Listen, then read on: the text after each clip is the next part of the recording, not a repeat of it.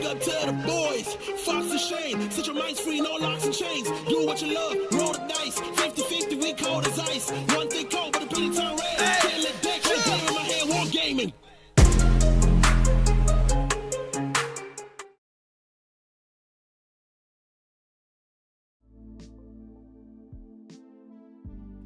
Now you can hear me. There we go. How are we all? Wow, there's so many people in here already.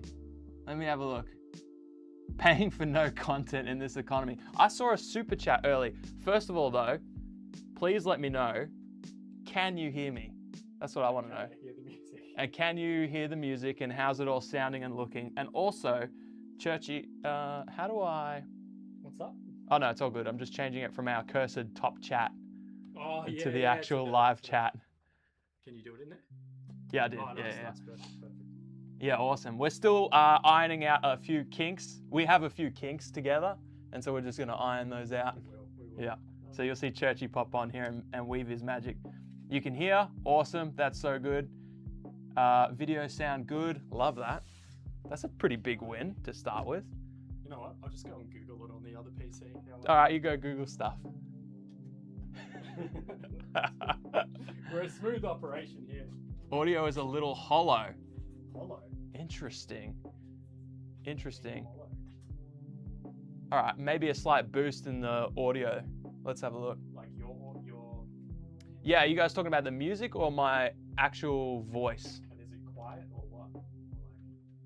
Fat Boy said, love your shirt, love your face. I love you, Fat Boy, just for that and for your existence. Okay. So we've got some lads in here. Let me pull it up. I don't want to miss anything. All right, so Brother Amos, thank you. You were early. Love that. Faruza jumped in there, but has said Brother Amos is cheating because they're trying to get rank one chat. What do you call that? The crowned king. You're trying to become the crowned king. Voice. Put some bass in your voice. Hey lads, here I am, basing my voice. Some bass in his voice? Yeah, I don't know. They said they need more sound. So something's going weird on the mic? Yeah, maybe. Let me have a look. Let's play with some things. I mean, it should be fine. Hello. Interesting. More bass in his voice. They just said it sounds a little hollow. Hollow. It's not coming through, like it's definitely coming through the Wireless Pro, right? It's not coming through. Yeah, I mean, it should be. That says Wireless Pro. Is it louder if I do this? Is it way loud? More cowbell. Trolling Tortoise, thank you for the super chat before I even got in here. I'm going to use that to buy a new microphone.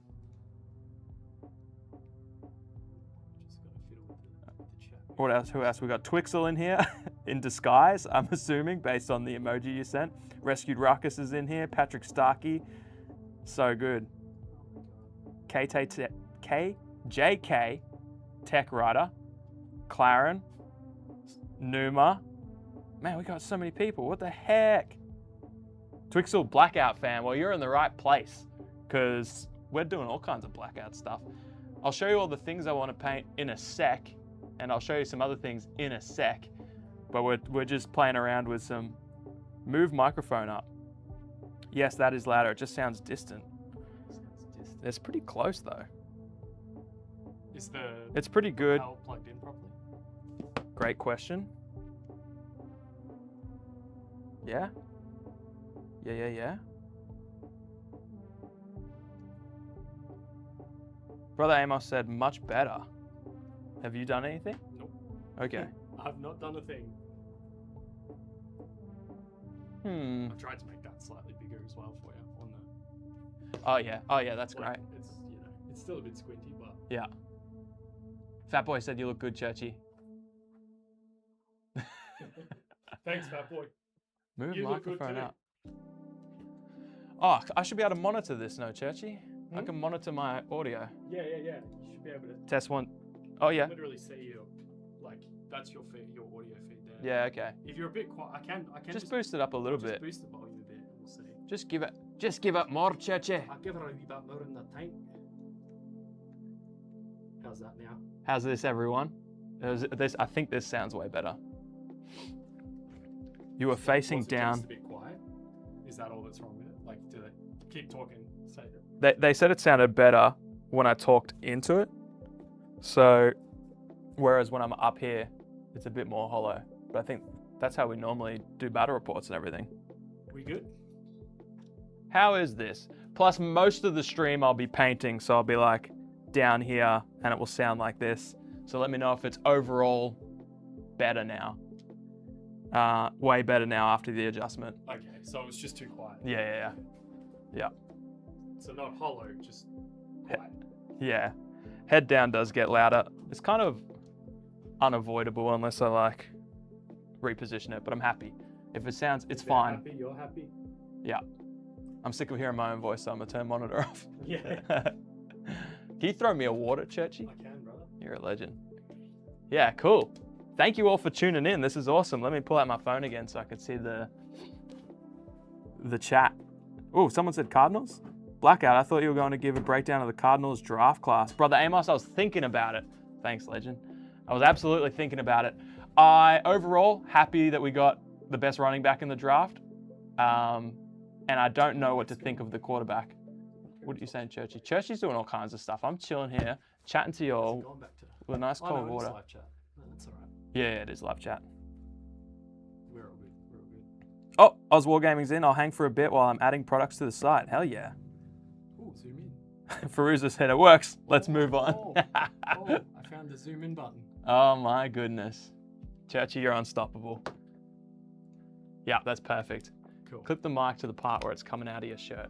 Sweet. That'd be under my chin. It's a delicate situation. If you have it too high up here, it gets blocked by my chin.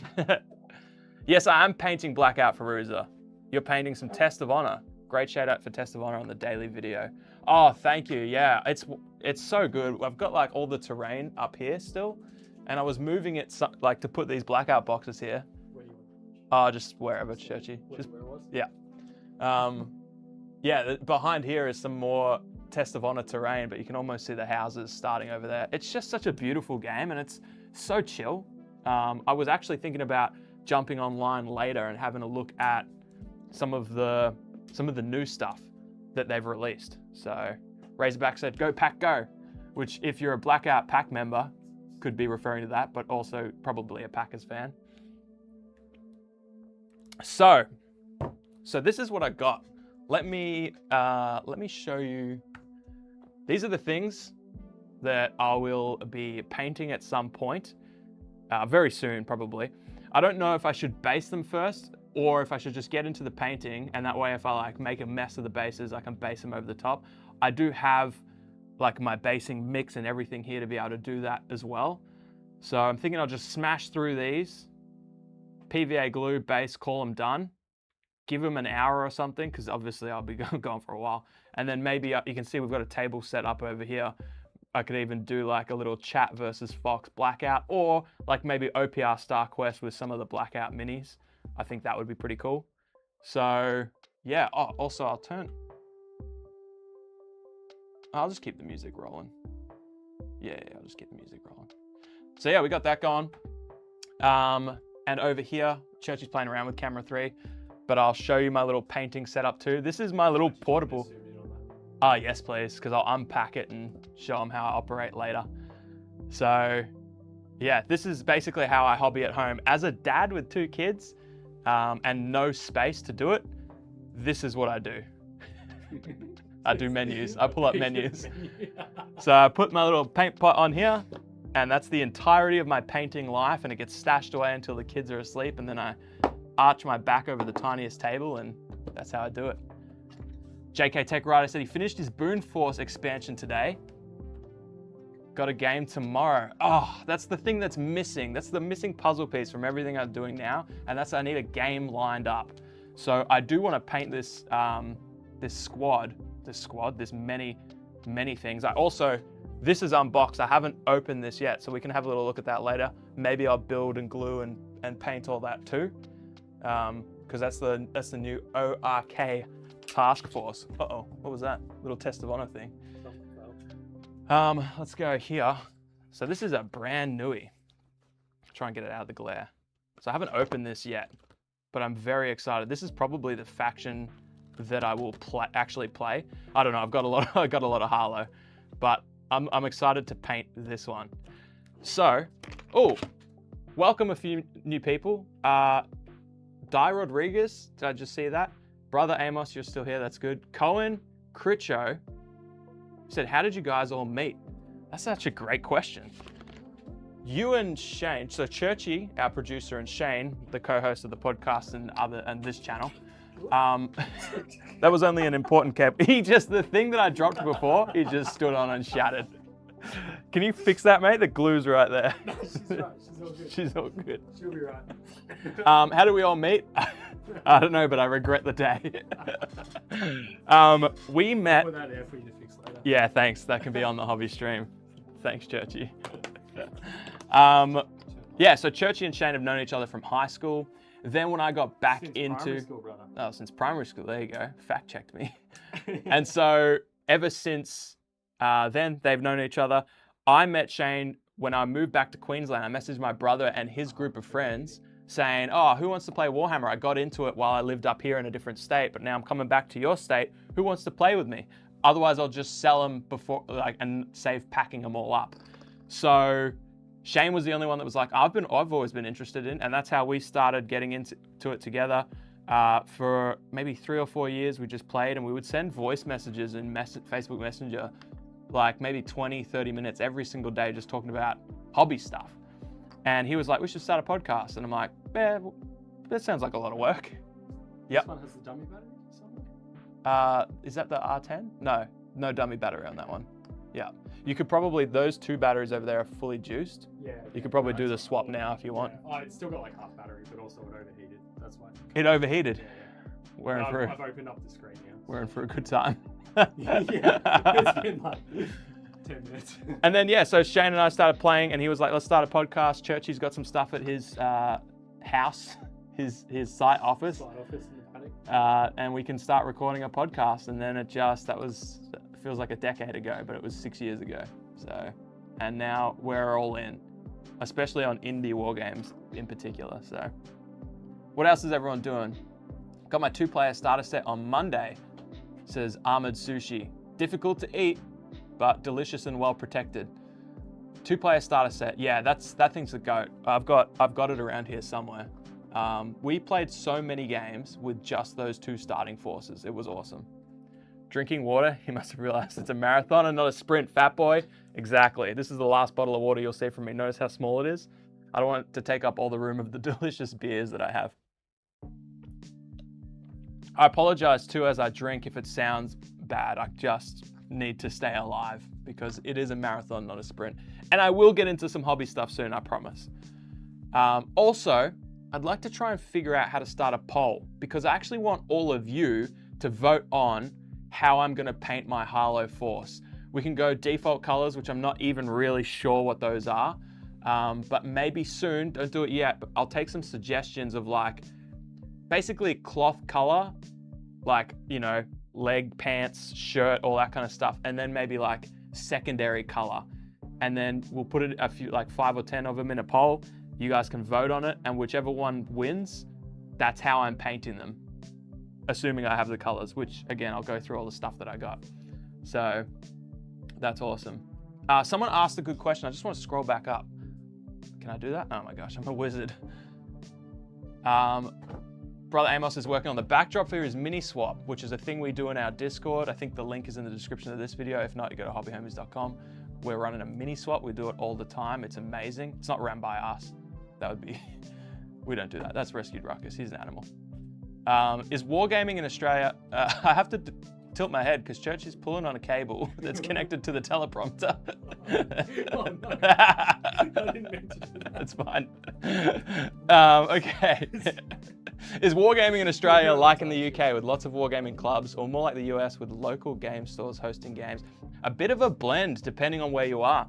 I would say down here in my particular area, which is not super regional, but not a mega city, we're about 40 minutes away from Melbourne, or Melbourne, as you guys say. Yeah, that's way better. It's upside down now.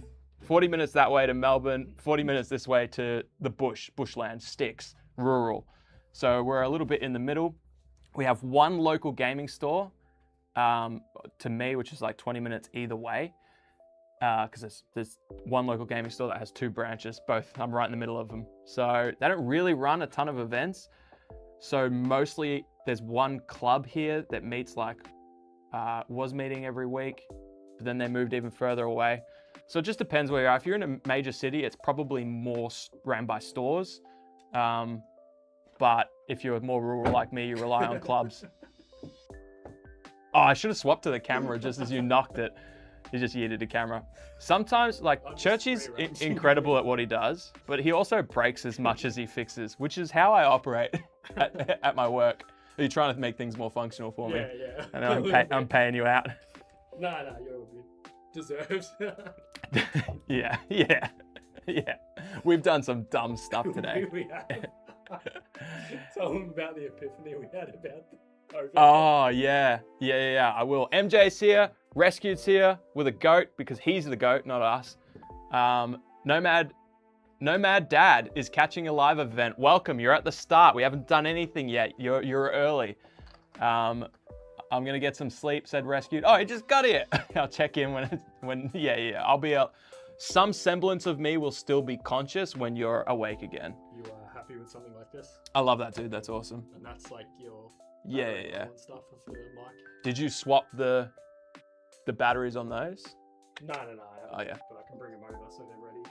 Well, they're fully charged. These might be They're fully half. charged? Yeah. So So this one's about to run out. yeah, let's juice them. Yeah. Brother. What's annoying is I ordered some. It doesn't matter. I ordered some tech stuff that was going to make today go a bit smoother with the cameras, but they're arriving today.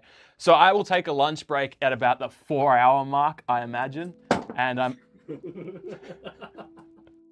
We're not going to make it to the 4-hour mark. That's all right. Churchy's going to leave soon, and we're going to be fine. Yeah. Anyway, on my lunch break, I'm going to go get food. I'm going to do a half-hour BRB at about 4-hour mark and go get, hopefully, those batteries so I don't have to worry about that. But we got so much. I'll show you what we got going on. So we got a camera here. We got the top down. This is the one where I'll be painting. I'll wear gloves so you don't have to stare at my cut up hands and half painted hands. We got camera 3, which will show my painting setup as I use it.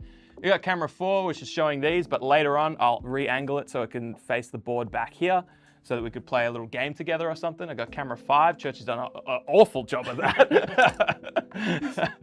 I don't even know which one that is. That's another shot. The one over there. Oh, okay. The one on the Joby. Oh, yeah. So that's a cinematic cam, believe it or not. It will be. It will, yeah, that's a roaming cam I can bring wherever.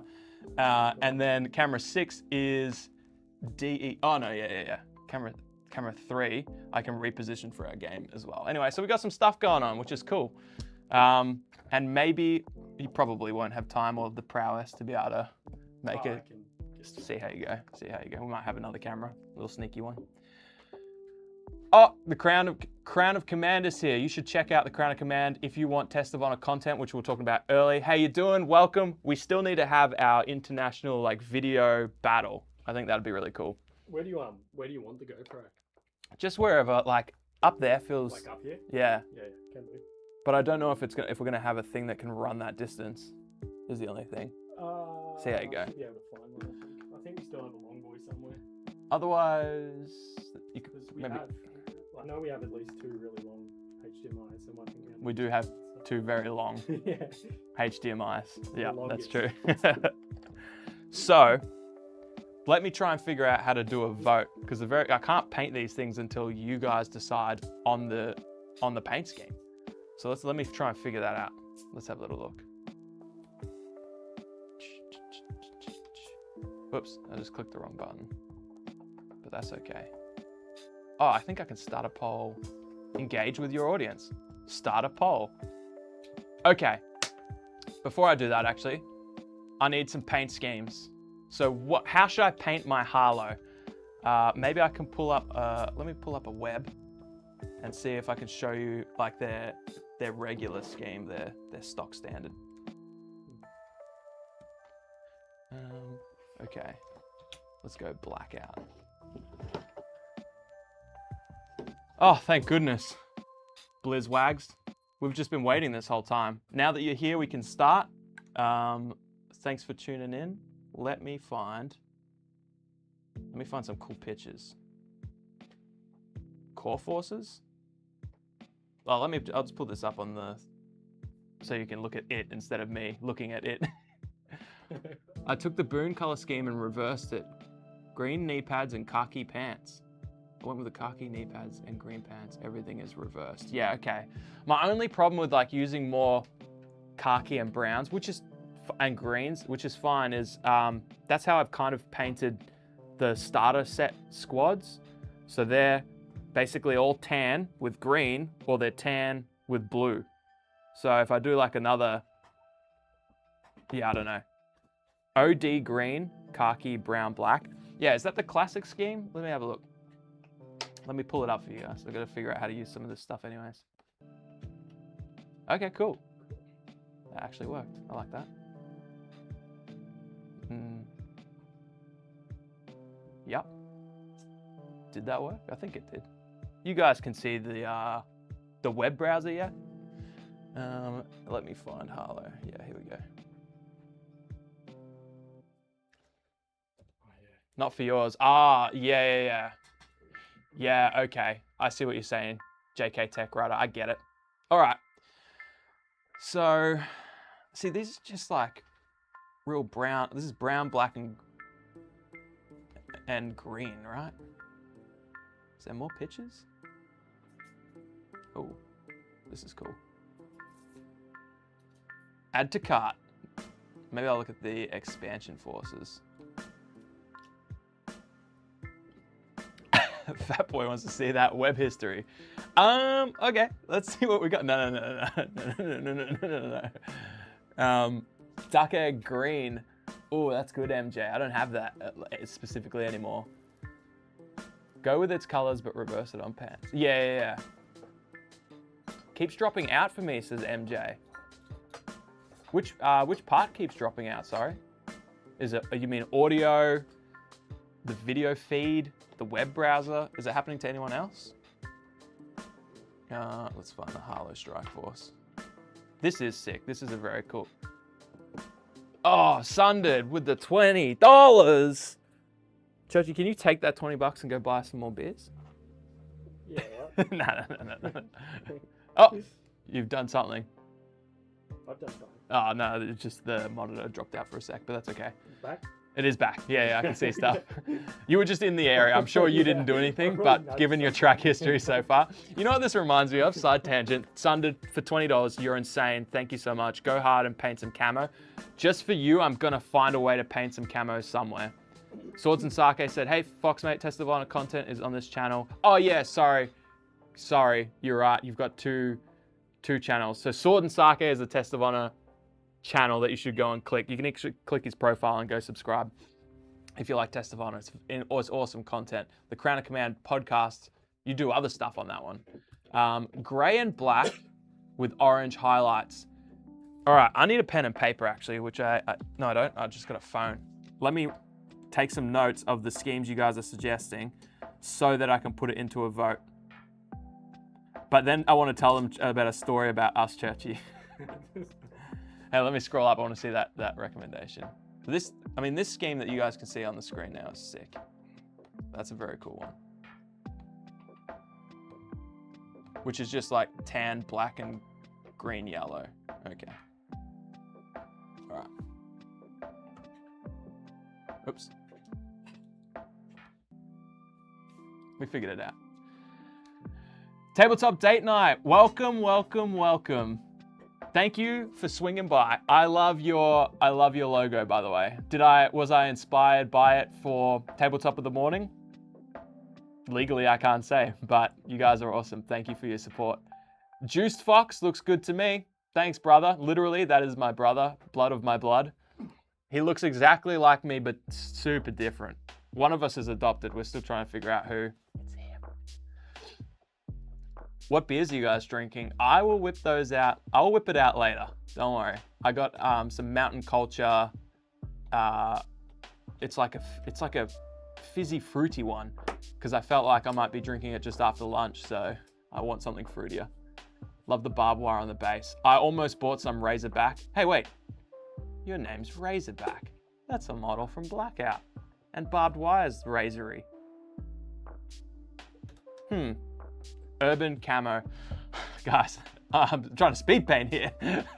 All right, I'll write it down anyway. Urban camo. I need to scroll back up to see some of the other suggestions. Let's have a look here. Gray and black with orange highlights. Yeah, I like that one. The problem is like gray and black with orange highlights. The problem is the ORK, which I know is pronounced orc, but every time I try to tell people about an orc box, obviously this isn't what they think of. But the ORK, they're very orange. Happy with that for the GoPro? Yeah, that's good. Can you angle it slightly so it picks up the fridge a bit more? Yeah, I like that. Yeah, that's cool. We got a shot of the room. That's awesome. Yeah. You can show them. Yeah, that's cool. There we go. Nice. Hell yeah. He did it. All right, so gray and black with orange, urban camo. Tabletop date night's gonna tell the lawyers to hold off. Just for now. Just for now. If I get big and make money, then come after me. Don't come after me now. What are you gonna win from me? A couple of, there's still some of this left. A couple of Monster energy drinks at best.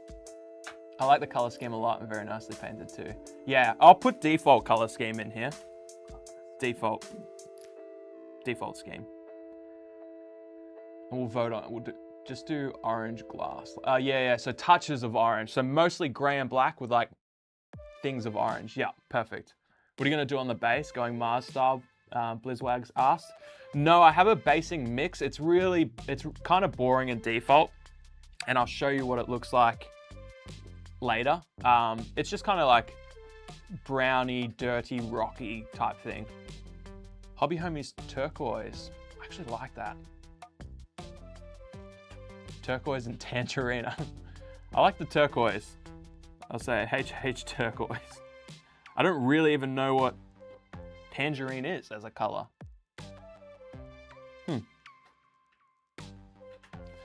Okay, cool. OD green cloth. Sorry, what's OD green? Is that a military thing? OD green. Is that just dark? Dark orange brown or medium brown pouches. Matte black weapons. Yeah, I'll do matte black weapons, black boots. So say green cloth, dark brown, medium brown. Green cloth, medium brown. Leathers. Dark green cloth. Medium brown. I like that too. Like that's kind of a little bit like Haq Islam from Infinity, but reversed almost. Yeah, I like that. Yeah, cool. All right. Olive drab. You know what I have? The only GW paint I have is Ogren camo. Actually, I should have the triad for these. So this might actually be perfect if we go, yeah, US olive drab. Look, I got Deathworld Forest, Nurgling green, and Ogren camo, which I believe are like GW's olive drab, I believe. So actually I can just do this, right? Get my phone out. It's these ones. So this might be okay. But I was hoping to speed paint. Oh, it's this, right? This is like a dark olive drab. Yeah, anyways. I don't know. I bought these. I mean, they're my only 3 GW paints currently, so I don't know how long I've had those. And I think they're unopened. It's because they're Kroot colors. I do have Pro Acryl. I probably have oh yeah, I do. What's this? Yellow green? Looks quite bright, but we'll figure that out. Oh yeah, there's some stuff in here. Faded green. Yeah, we got camo green. Interesting. Need some of those color scheme cards, yeah. Yeah, what have I got so far? All right, so we've got urban camo, which I'll think about what that looks like. Gray and black with touches of orange. So like probably gray fatigues, is that what you call them? Gray fatigues and like black armor, orange pops.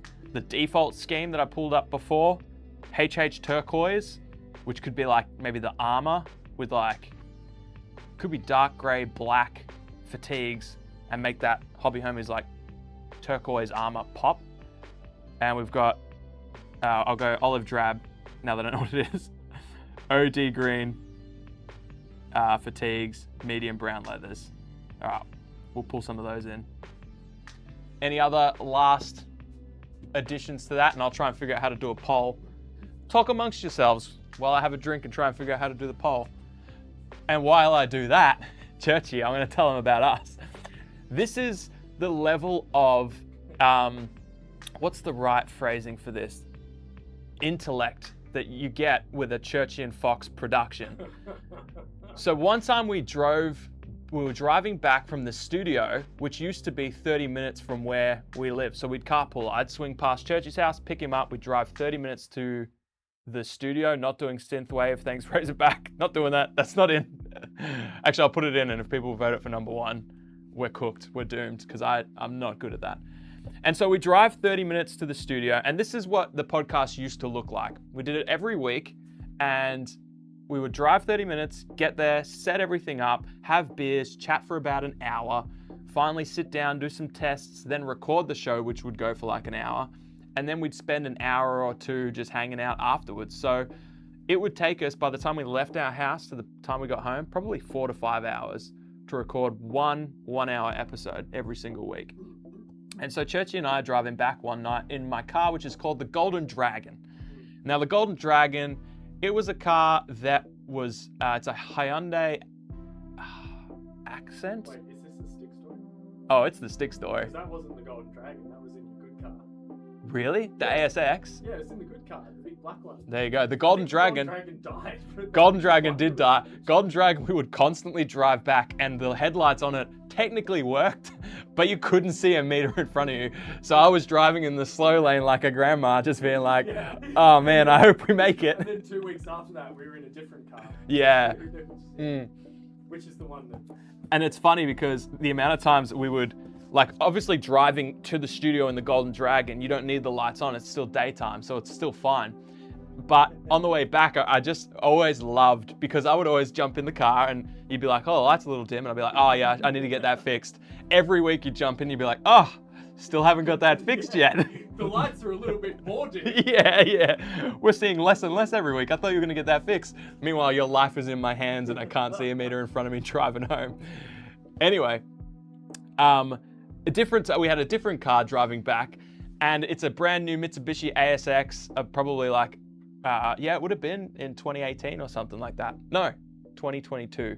Anyway, we're driving back and it starts making funny noises. And it makes funny noises as we get faster. And so we're like, it must be like a belt or something. Anyways, after a little while, we pull over and we get out, we pop the hood, and we're both standing there. And I remember we just had a moment where we're just like, I think I said to you, I have no idea what I'm looking for. And he said, me neither.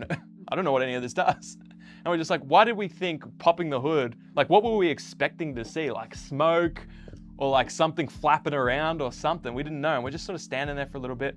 I think we just went, did we then close it, jump back in and drive a little bit and it was still making the sound? I think we had the realization, like you were just like, wait a minute. And then we looked at the window. Yeah. Wait a minute. And so we spent a long time and we're just thinking like, what is wrong with it? Is it gonna make it home? Like what's going on? And we look underneath the car and there's just a stick under there. And so we took out the stick and we drove home. But that's just like the level of in fact, that happened today when we were setting up for the show. We have a top-down camera that we use for battle reports. So you can see like the top-down version of the battle reports. And it's always only been one way. And so whenever we want to do like an unboxing or anything, we don't use it because the image is reversed. It's like facing the wrong way. Today I was like, I really need this shot. and I need it to be the right way. Like you need to be able to see as if you're over my shoulder, so I'm painting the minis. But alas, we have an overhead. And so I pressed the little thing and pulled it out and extended it and then turned it around. And it took, what, 2 minutes? Yeah, but also we didn't realize that we could extend. We didn't know we could do it until I got up there and I was like, I reckon this just goes. And so we're not blaming Shane for never telling us. We're blaming ourselves for never even thinking to do it. It's got like quite obvious like latches that you can adjust. So anyway. Sorry. JK Tech Writer said, if you're planning on using these in future videos, consider a bright color or two. That's a great point. We are pretty sharp, said Churchy. That's you. Yeah, that's a great point. Turquoise and black would be really cool. I agree, MJ, just because it will pop in battle reports. And we already use quite bright tables, like this one. Like this is quite a bright table. That's the wrong one. I'll go back to here, because camera 3 is overheating and shutting down, and camera 4 is just not even on. What about camera 6? The GoPro's still working? Oh yeah. Although you can't really see it too well. No, you can't, but I'll do it anyways. This table's quite a bright table anyways. What's going on with camera 4, Churchy? That one should be fine. I forgot to open the... It might have overheated. I forgot to open the... We'll find out. Is that why this one overheated? Because you didn't open this either? No. That is open. It's probably just taking a shit anyway. Blinding. Yeah, it is blinding. This one is very bright, but we can't actually adjust this one unless I turn off the purple light. But I can maybe fiddle. This is just so you can watch me if I go over to get a beer. You can keep tabs on me. Spazfrags here and used turquoise and grey on my Alpha Strike stuff and it looked great. Yeah. Oh. Crown of Commands in Australia. Come to the studio, play some Test of Honor. All right. Let me get this vote going. Let me try and figure out how to do that. Because we've got a couple color schemes. Start a poll. I think that's Church. I don't know what he's doing. Well, he's just doing. Get this going again, but maybe the batteries just didn't charge like they said they were. That one specifically said overheating. It's not even that hot in here. It's a great day. It's a banger of a day down here in Australia. It's midday, so it's 12:15. It's still full battery. And the sun's out. No yeah. idea why it's Add a question. Harlow paint scheme? Not sure why it's overheating. I mean, it didn't last time when we used it. So. Oh wait. The options are yes or no for the Harlow paint scheme. This one. Oh, add option. Okay. Now this one's working. All right, this might take me a sec. Let's go grey and black with orange. This one overheated too. But, oh well, the thing's open now, so. With orange. Maybe Churchy, maybe you could type this for me. Oh yeah. I suppose so. Well, I suppose I could do that. Oh yeah, I should set up a nice aesthetic shot on this too, eh? Yeah, you could. Grey, black with orange. We'll go default scheme. I don't know how this poll is going to go, so we may end up just picking based on general consensus.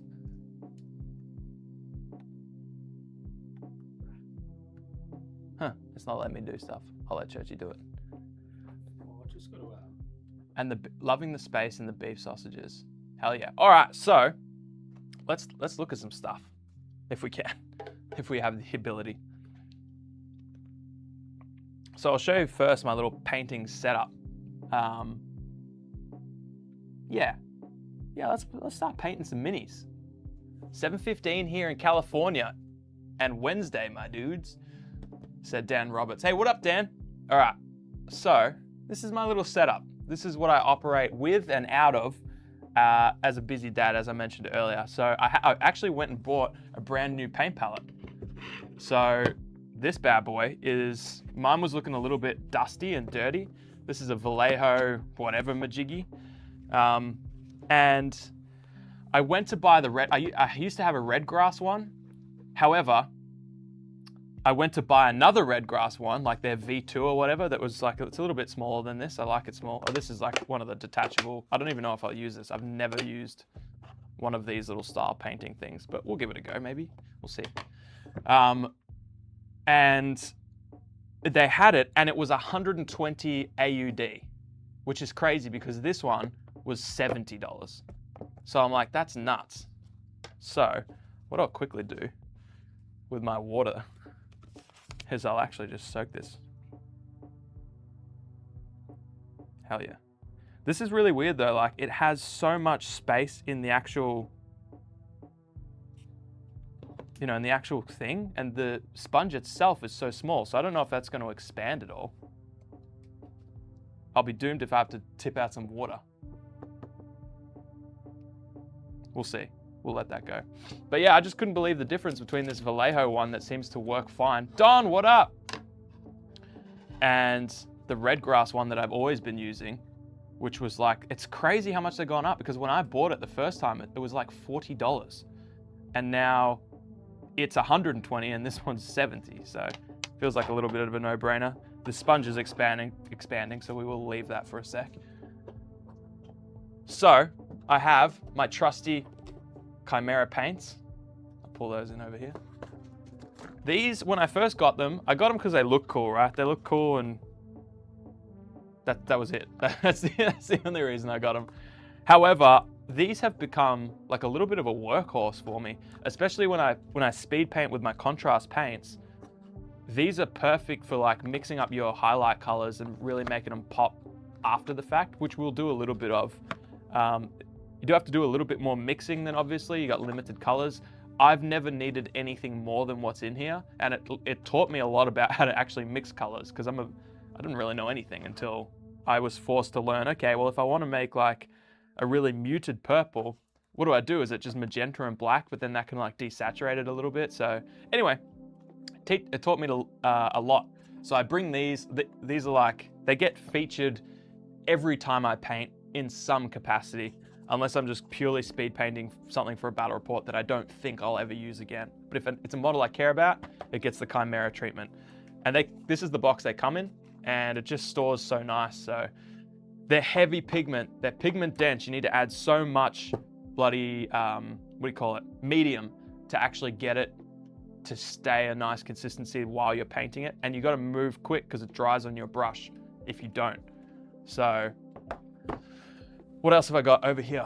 I have my paint brushes, which I'll show you in a sec. I've got this is like everyone's got this, right? This is a little bit blurry, but I don't know if we can do much with the shot. But this is like all my clips and everything. This is my building utensils.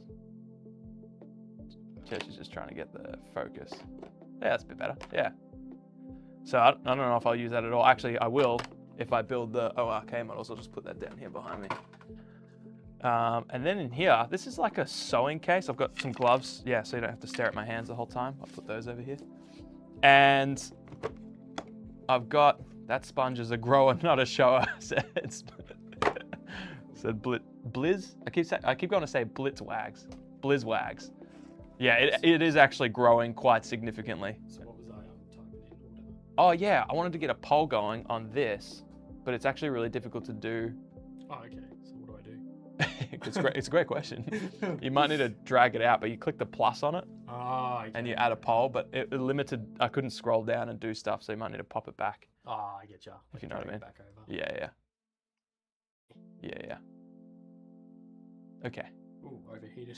Oh, that's all right. Yes. We have one faithful, trusty cam, Yeah. which is this one. So, yeah, I'll show you my brushes. Start a poll.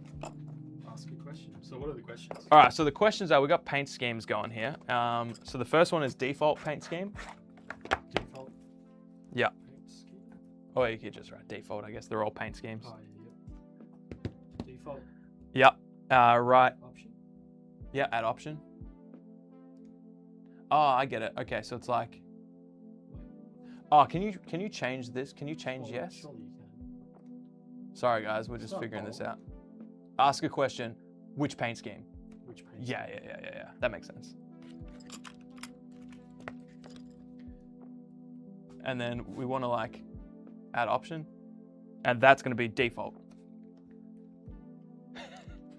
So all my brushes are broken toads.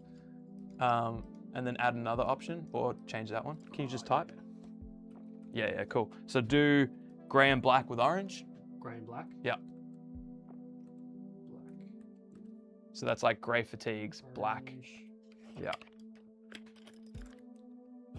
I'll leave them in here. But yeah, so I've only got broken what's the toads. next one? These ones. Oh yeah. So I've got these ones that still have the things on them. I don't use these. Like I haven't used, these were actually Shane's. And he was like, do you want them? I'm never gonna use them. And like these brushes are expensive brushes. But I have used these 3 for the last, my entire last 3 painting years. It's a broken toad size 0, size 2. And I think this green one is also a broken toad one, but I think it might be synthetic. It doesn't actually have any of the branding on it. I've used it that much, but it's just awesome. I got it in a pinch and I just used it once and I just never turned back. And so these 3 brushes are basically all I ever use. I guess it's, yeah, size 1, 2, and, 0, 2, and this is probably a 1. I think I can only do 4 options. Okay, that's all right. What do we got? Yeah. Swap out urban camo because I just don't even think I have the capabilities for OD green. Yeah. OD green cloth. So I'll pull those out and I'll pack these ones. This is size 1, size 2, and this says 3-0. So that's 3-0. So 3-0. It's not even 0, it's 3-0. It's basically 1 bristle. So these will replace my other ones if I ever chew through them. But I don't know, maybe I take care of my brushes or I get lucky because, yeah, I really don't chew through them. Okay. Look at this. This is expanded. Here's one I prepared earlier. I think it did oh, it's loading. It's loading. Oh, right. Yeah, So yeah. now I can drag this back out here. And I can catch up on the chat while this is still expanding. It's still going, but I don't know if you remember how small it was. Look how big it is. It just goes to show, doesn't it? Just goes to show. Parker Schuster asked, what am I painting today? This. Oh yeah, camera 4. Camera 4. Oh, yeah, right. This is what I plan on painting today. Churches without my arms. I'll be painting every single one of these miniatures over the next 10 hours, I think. Which I know I can do based on if I speed paint and how long it takes me to speed paint miniatures. However, I've also got to base them and I've got to chat and do it. We got a heap of other stuff that we got planned as well. Oh, yeah, did we? So the poll should be up there now. Yeah, cool. Let me just catch a little bit back up on the chat. Don's in the house.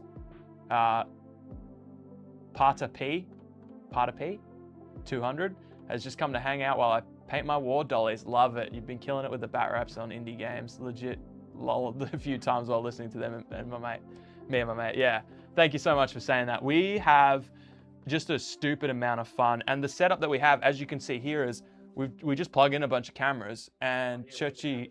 Didn't it? Oh yeah, that's all right. Are they back? Oh no, it's not back. It didn't magically come back. That's all right. We don't need that one right now. Which one is it? This one? Is it? Yeah. Oh yeah, it's that one. Yeah. We just plug in a bunch of cameras. Shane and I just have a few brews and play a game, and Churchy switches, which is I think the most organic way you could do a battle report. I don't know what it would look like if we just filmed and had to then edit. We just couldn't. We wouldn't be able to do that. So, Mail SV said, hey Fox, thanks for all the videos. Have a great night. Thanks, man. Thank you. Razorback loves broken toed brushes, but they aren't available anymore. Is that fact? Oh man, you've just ruined my day. I'm just gonna end the stream. Is that actually true? Or is that like a, oh my gosh. Dang. Okay. You should auction off Shane's old brushes, said Brother Amos. I might. I just, now that I know they're no longer available, they're probably gonna fetch a penny, but I also want to use them. So which force are you painting? I feel like that's critical. I'm painting Harlow, 2 boxes of Harlow, the ones you see behind me, force box and expansion, and 6 handlers, and the drone blacklists. So the handlers we can do individually. We can just paint those as we go, however however we feel. Whereas the main Harlow force is the ones you guys are voting on. K. O'Neill said, what? Not synthwave? No, thank you. I'm just not that good at painting. What is that terrain? Said Parker. That is the Infinity terrain. Actually, on it, you can kind of see this. Oh, Churchy set it up.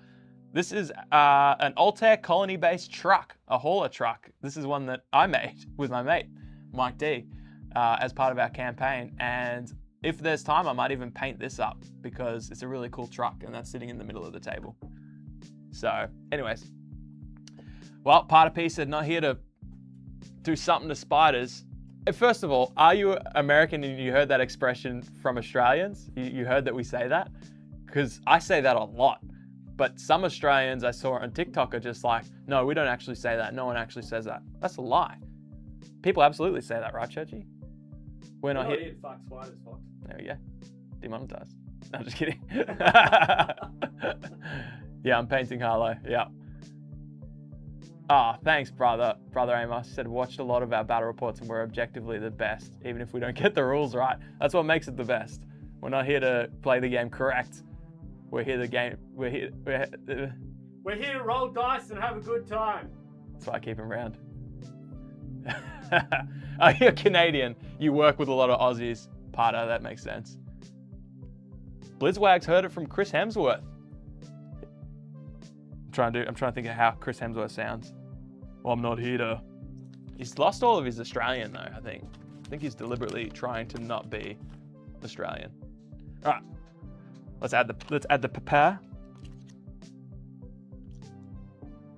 Okay, let's see what happens there. Hey Churchy, can you get me another water to drink? Thanks, mate. To drink half of it, but also to put it in my paint pot. This will be the trickiest thing for me. The thing I want to do most is talk to all of you. And painting, if I could finish these miniatures at the same time, hell yeah, that'd be amazing. But thanks, Churchy. But the toughest thing, if you talk in the chat, I will try and respond to everything. So, Crown of Command asked how our Kickstarter terrain went. Fantastic. It went amazing. We didn't expect it to do what it did. 450 people backed it. And 450 people got it delivered to them. And 450 people complained. No, that's a lie. In total, we had 12 things that we needed to fix, which was crazy because it's our first time ever doing this. And anyway, it went really well. We're stoked. We're absolutely stoked. In fact, we're going into the physical printing side of it now because we loved it so much. We've already started concepting up. Oh, $5. Thank you for all your great content and staying real. HH. Oh man, Crown of Command, thank you. That's amazing. I forgot about super chats. And then you guys come in here and just throw money at us and you're amazing. Thank you. That's awesome. Thank you. I live near a ski hill, so Aussies are a staple, said Parter. That's where we go. When we go to Canada, we're at the ski hills. That's where you'll find us. Is default color scheme basically World War II British Airborne? Jason Shuey, I'm gonna make you very disappointed. I don't know. I don't know much about anything. Like, clothes that people wore during World War II is beyond me. Default, I can bring it up for you again, actually. Let me make sure I'm on the right screen. Let me pull this up. Well, let's have a look at default again. Boom. Yeah, nice. You can't see that yet because there we go. That's the default scheme there. Obviously, now I want you to, that looks fantastic because it's really well executed. Mine will not look like this. But the idea is those tan fatigues, black, hard black armor with some brown, what is that? Some dark brown extra stuff, and then the green and yellow accents. So that's default. What if I just talked the whole time and never painted anything? That way you won't see how bad I am at painting. Oh, Churchy, $5. Thank you so much. No worries. Love your work. Keep it up, homie. I will keep it up for the next 9 hours. We're 1 hour into the stream and I haven't picked up a paintbrush. This was the goal. All right. So what one is that? If I click this poll, oh, HH turquoise and gray black with orange are so close. How much longer should I give it? 7 minutes ago, that's when we posted the poll. Let's give it another 3 minutes. Okay. Now I don't know how to go back to the live chat. There we go. Yeah. And this is for Harlow. For ORK, I want to paint them, for Orc, I want to paint them the default color scheme. If we get to, like, they're not built, I haven't even unboxed them yet. I might be missing miniatures, I've got no idea. So we can unbox that, have a little look later, which is something I wanted to do, is actually look at the cards, because I don't know much about like what actually makes them different from each other. So we'll look at some battle drills, we'll look at what makes factions different, all that kind of stuff. We'll go through the cards, we'll try and build a bit of a list. I really want to feature as much like mech and drone type things as I can. So we'll build a list for that. Anyway. And if I keep it up for longer than 3 hours, I will contact the doctor. Don't worry, Parter. All right, so let me get some stuff set up here. Let me pull some things out, giggity. And let me pour my nice fresh water into my Games Workshop. I bought this the first week I started painting, and I still have it. So it was probably overpriced. It was overpriced probably, but it does the job.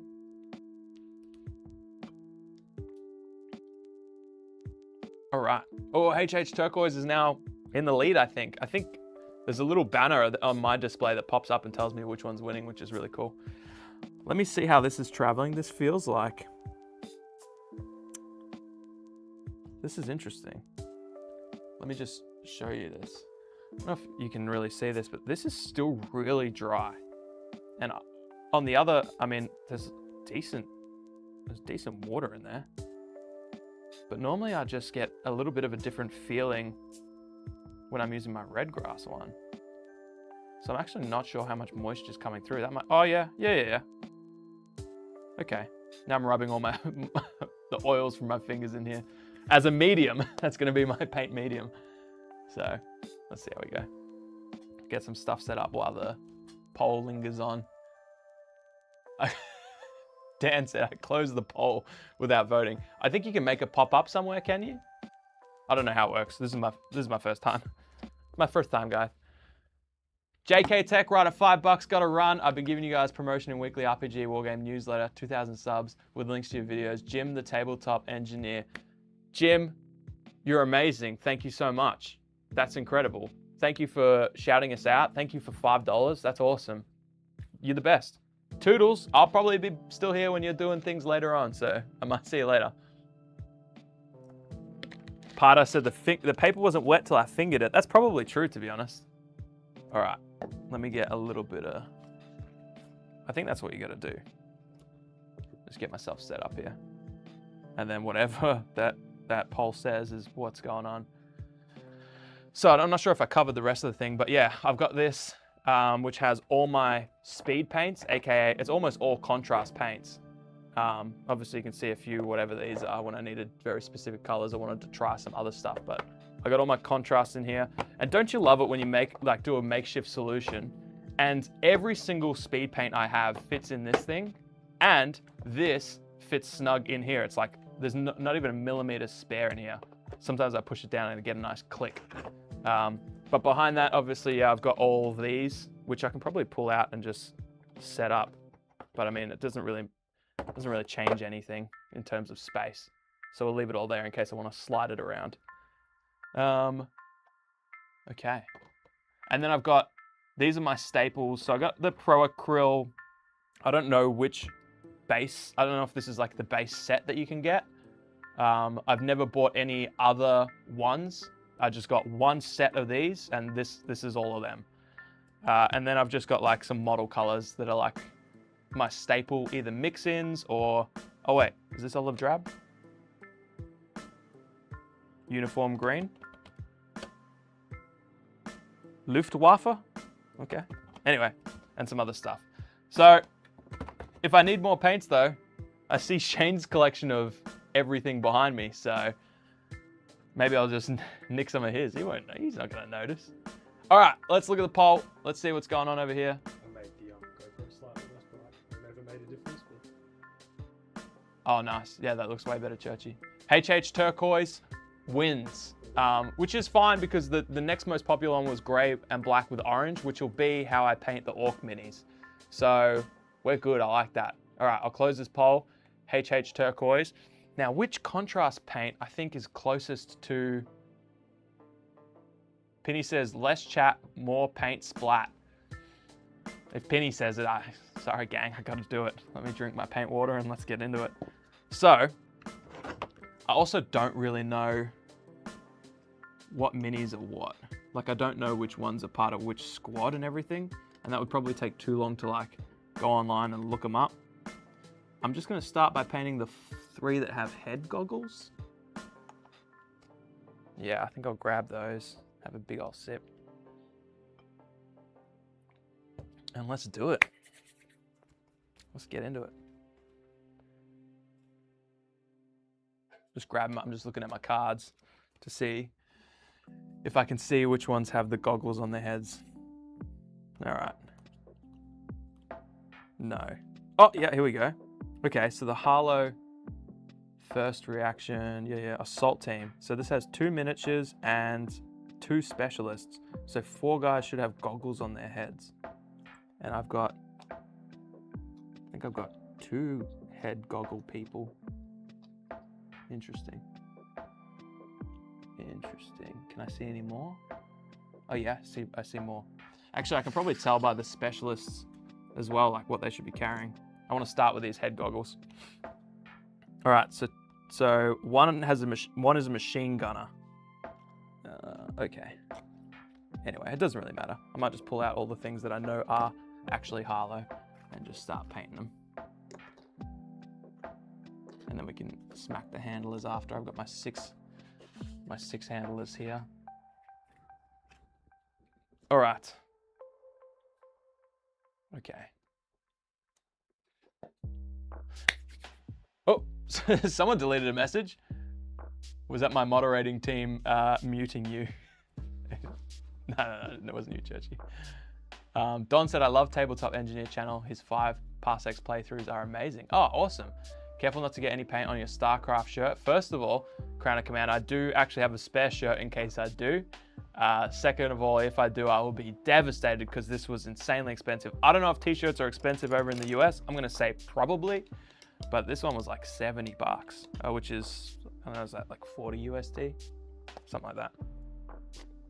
So this is what I'm doing right now. I don't know if y'all do this. We start the paint, get some water on there, pull it to a nice point.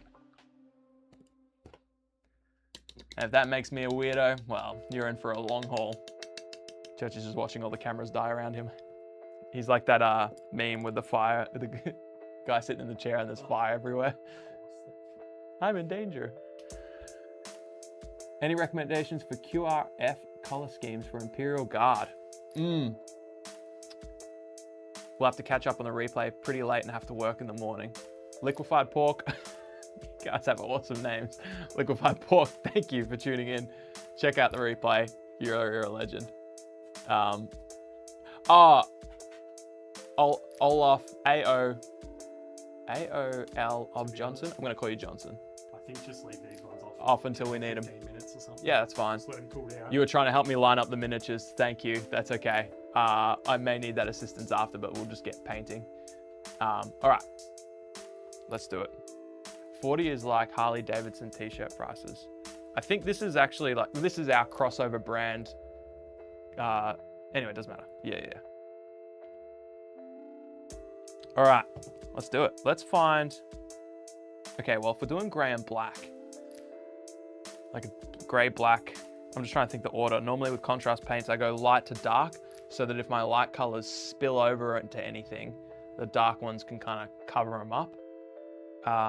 Let me try and find a nice turquoise. Athematic blue is a little bit light. There is Croxagore scales, but there's also Akellen green. Both of those would be pretty good, I reckon. So let me find my little vibrator. It is under here. And just tell me if this is too loud on the stream.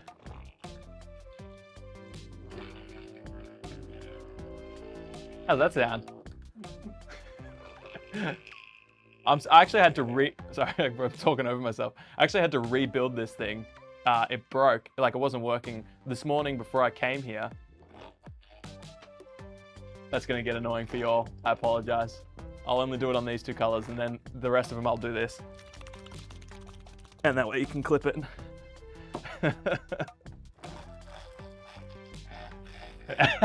Chumba said, bro. I don't know how loud it is. You guys hear that? Blizzwax almost can't hear it. Can I just do this for 10 minutes?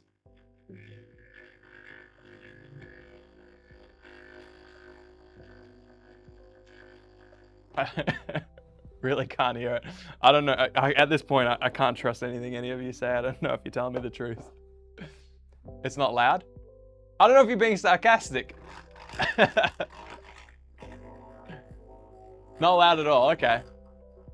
Are you sure? Are you sure? I feel like it's deafening for me. That's fine. It's fine. You listened? Okay. All right. You can hear it, but it's fine. Like it's not. Yeah. The music in your voice is louder anyway. Yeah. Cool. All right. Let's have a look at these colors. Let's try and pick one. I need your help when we're talking turquoise. I don't know. I just did that. I already did it. When we're talking turquoise, so the first one I got is Achelian green. I think it is. Yeah. Achelian green. I don't know. Games Workshop. All right.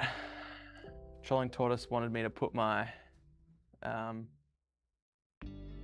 fingers in it. Interesting. All right, so let's go. I always thin them down a little bit. Let's have a look at this color. That looks pretty close. More blue than our thing. That looks pretty good. Okay. All right. And what's the other one? This is Croxigore Scales. Let's have a look. Just trying to figure out which is. See, this is more of a green, but I remember thinking last time it wasn't. Let's have a look at this. Let's compare the pair. Ooh, okay, that's HH, isn't it? That's HH colors. Probably hard to see with the glare. That's more of a green. Yeah. Okay. All right. What else do I need? I feel like once I lock in, I don't want to stop. I will put on these gloves just so you don't have to stare at my hands, because that's a thing. And then another thing I'm gonna do is I'm gonna, once we start painting, I'm gonna swap over to some different tunes. You don't have a 3D printed pot holder. I'm triggered now. You know what? Obviously I've spilled a nun oil because I'm a human and we've done that. But apart from that, I've never knocked over a pot. So I just haven't really felt the need, if that makes sense. Like, why would I want a pot handler? That's just extra work because I gotta take it out and then put it in the pot. So yeah, I don't know. Something else I want to do. Churchy, can you show me how to picture myself? I've forgotten. Ah, like yeah. Yeah. On the actual ATEM. Yes, please, sir. Or like, yeah, so that this shot has. Yeah, has you in the corner. Yeah. So on here, these are the macros. So you hit 1 to do the square that we usually like. Yeah. And then you can select DBE1 on here. Uh-huh. And then we set that to camera 1, which is these feeds up here. Uh-huh. Which is you. And then you just click on. Wow. There you are. I don't feel like I'm going to remember any of that. But it's all right, because all you need to remember, if you're not going to be changing that again, then you just remember if you want it off. Right, yep. If you want it on, you get on. Perfect. Love that. Yeah. Okay, cool. And you remember how to change the tunes and stuff?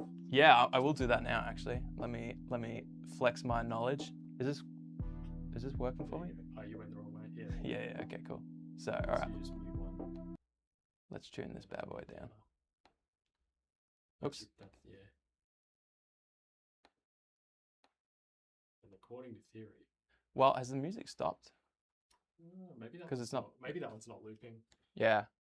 Bear with me for a sec, guys. All right. Have to just. You don't have to change the tunes. The creepy synthwave porn music is really setting the vibes. Good. But we could make that creepier. These have so much, Oh, yeah, because the sci-fi one wasn't looping. so much on them. There we go. Now it should be happening. Gosh. Sweet. I think you're Gucci, man. Let me find an easier one to start with so I can get my... Oh, thank you. Yeah. Yeah, awesome. Yeah, I'd forgotten to tick loop. Yeah. Sci-fi one. No dramas. Alrighty. You're all good if I take off then? Thank you, sir. Sweet. Churchy's out, everyone. Right. You could say bye, Churchy. He won't hear you, Say but... bye again. Bye. Oh, yeah, they can't see that unless I change to it. Bye. See you, everybody. Bye. Bye, everybody. I'll just watch from home and shit anyway. So if you have any issues, just Yeah. If we have tech issues here, and if I'm not responding, then I'm obviously not there. So just shoot me a message on Facebook or whatever. can do. Alright, dude. All right. Good luck with it all, and I'll see you soon. Toodles. Okay. Porn, synthwave, music, and vibrators. What kind of stream is this? I mean, what did you expect? Probably not this, actually, if you're new. All right, let me pull up. I just want to pull up. Yeah, cool. This is just for my viewing only. I'm just trying to figure out how they've done the armor. So I could do grey fatigues. I might start with that. Some grey fatigues. And then that'll help me map out what to do with the rest of it. Because there is just so much detail on these. It's crazy. Like, I'll show you, and just in case you haven't seen them yet, let me just figure this out. Which camera? Camera 5. All right. I can do this. I can do this. I have the ability. Like, look at how much stuff I'm dealing with there. I just wouldn't even know. So I think I'll start with the fatigues because that's going to help me map it out a little bit. All right, let's do it. Return that to normal. You can look at my hauler. Oh, what? It could just take off the thing? Oh my gosh, they've thought of everything. All right. Let's do it. It's a shame because I already grabbed out some little samples here of the colors, but that's okay. We'll see how well the wet palette keeps those usable later. Let me find my little gray. Okay, it's actually not much gray left. Does Shane have any gray? No, that's all right, I got a plan. I'm actually just gonna go Black Templar and thin it down to the nth degree. That's my plan. What do we think of that? Does thinned down black make a really good gray? Because at least then I can like highlight it back up to looking more like a gray. So it'd be mostly black and turquoise. I think that'll look good too. Is that what we voted on anyways? Doesn't matter. Okay, one more vibrate and then we're good to go, I promise. Churchy sent me a voice message. Should I listen to it? I don't know, he's pretty racist. We'll see what he says. He sent me 2 voice messages. All right, let's see what he says. Also, dude, I left your hard drive as well, because that... I can't listen to that, Churchy. Anyway, he's a wise man.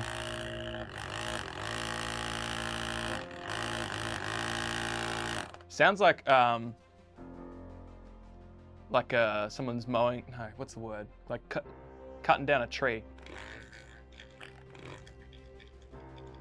Trolling tortoise. You want me to play it? We'll see what he says. All right.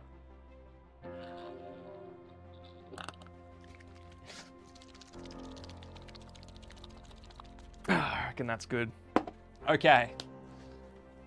Let's play the message. See what he says. See what tech advice he has for me. Also, dude, I left your hard drive as well, because that hard drive that I brought was your one. Okay. So, when you leave, just make sure you take that with you. When I leave in 10 hours. Okay. Yeah, we may need it again at some point. Probably. Okay.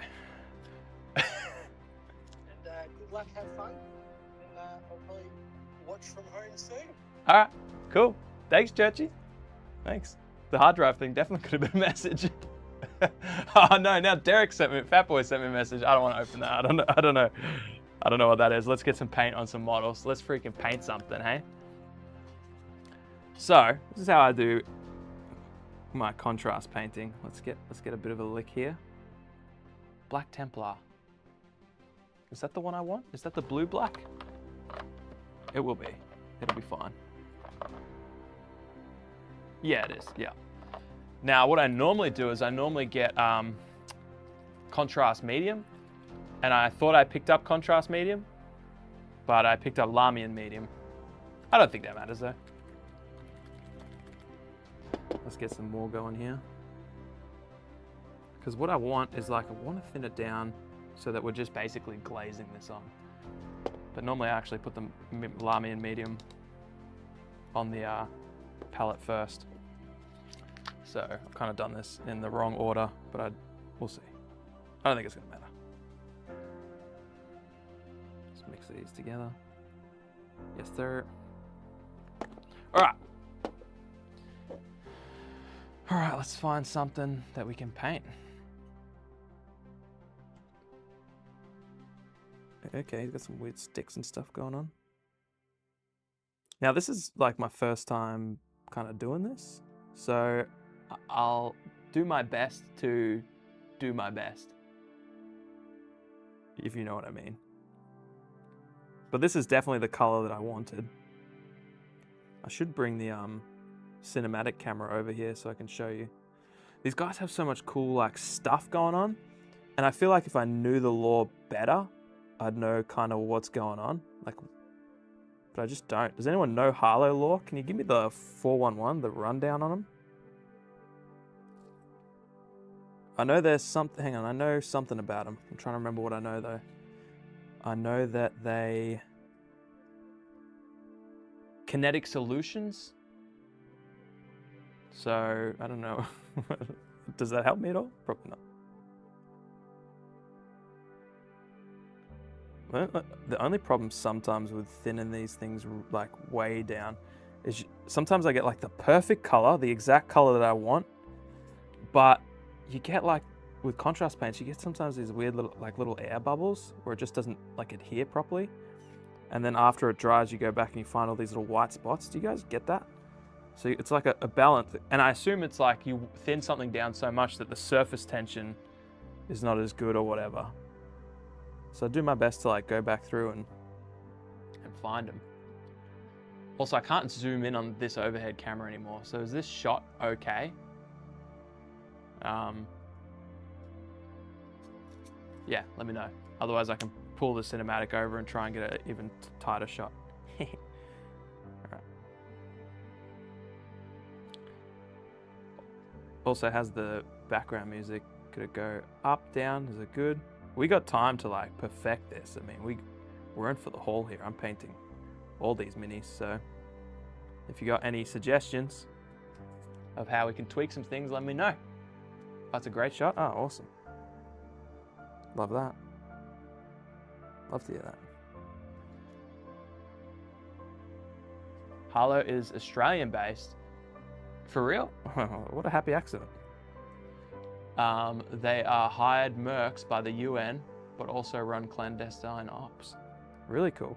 So what's the kinetic solutions thing? Is that an organization is that their, what is that? What am I trying to say? What is that? That's what I'm trying to say. What is that? I think Harlow are mercenaries that work for the UN. Hell yeah. Wish you could paint without having to use magnifiers.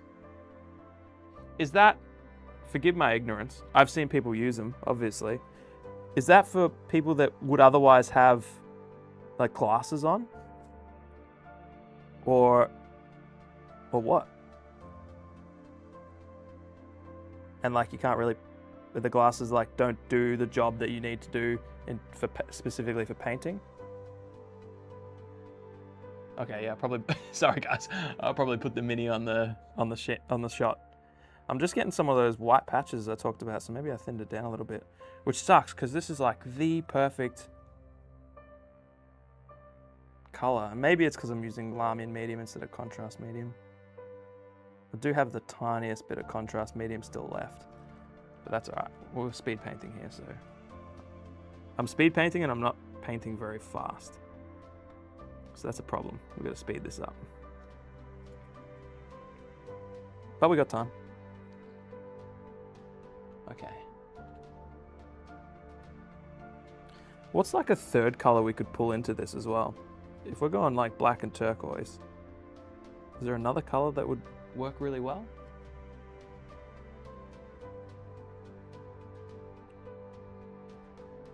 They solve problems with kinetics.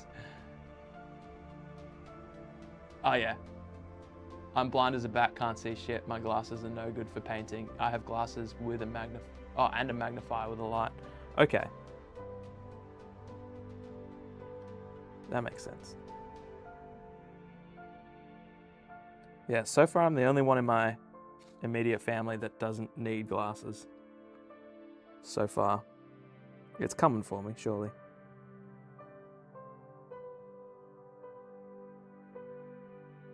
That little patch, I'd like that to be a different color, but that's okay. Those little patches I can just... Good thing about painting like most of the model in this black gray is that you can really just go over the top of it then with any other colors. If you want to pull out accents, you know, like with the Pro Acryl or the Chimeras, I could change it up. Oh, the guns too, they should be black. I'll use this end of my paint, which it didn't thin down, so maybe it's like a deeper black that will make more sense for the guns. No, it's basically the same.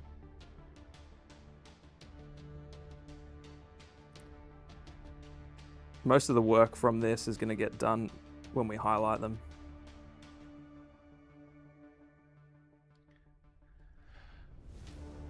Add some pink. Blue or blue, dark or light? Yeah. Liquefied pork eyes are straight garbage. Well, that makes sense if you're just a giant pile of liquefied pork. I mean, you don't even really have eyes, unless that's like the last thing you got left, but you know, you need all the supporting features like the brain mass and the optic nerves and... What day is it? Did you know, fun fact, these miniatures that I'm painting, I've got them all primed and ready for today, which is cool, that's smart, that's efficient. However, they weren't this morning. I woke up, I spent so long planning for everything else, absolutely everything else. All the cameras, all the equipment, where we'd run the shots, what other stuff I'd need. I bought food and drinks and beers and all kinds of other things. And I was like, okay, so I'm gonna line up the miniatures over here on this camera that's now dead, and I'll paint them and then I'll return them when they're, and I'm like, wait a minute, I can't prime them at the studio. So like, wasn't I supposed to do these already? Anyway, this morning I primed these. I glued them to their bases and primed them this morning. And for reference, I got here at 9 o'clock. I primed these at about 6 or 7 a.m. and then had to juggle that between getting the kids ready for their day. So yeah, anyways.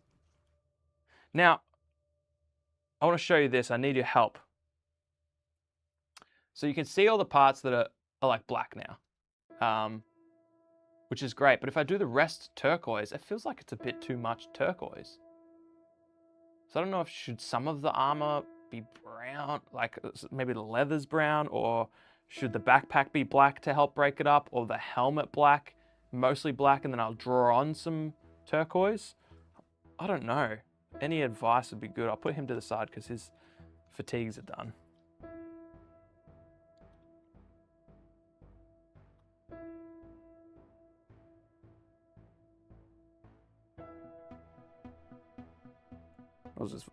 All the music that you hear is written and made by Churchy.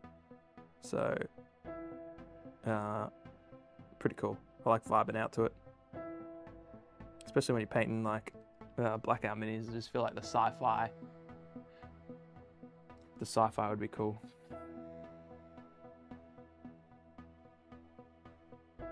Let me just finish this and I'll look at those tips. All right, so leathers, pulling out the leathers most definitely. Tan would look good. Yeah, okay. You've given me a lot to think about. That was my worst Sean Connery impersonation. I could do better. You've given me a lot to think about. No, I can't do better. I'm sorry. I can already hear Penny typing to pay me out. This guy looks like he has a cloth just kind of working around, like leaving gaps. And Google says burgundy and stone. Huh, probably Gemini. That sounds horrible. Actually, the burgundy is interesting. The turquoise and burgundy. Yeah? I can kind of see it.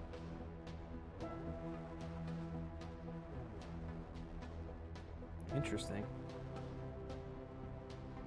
Maybe. I think I'll go through, pull out all these blacks, and then we can figure it out after that.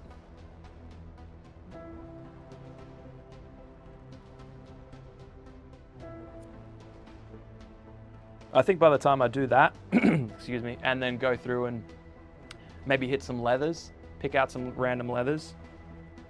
I feel like I want it to be really, that's why I have water.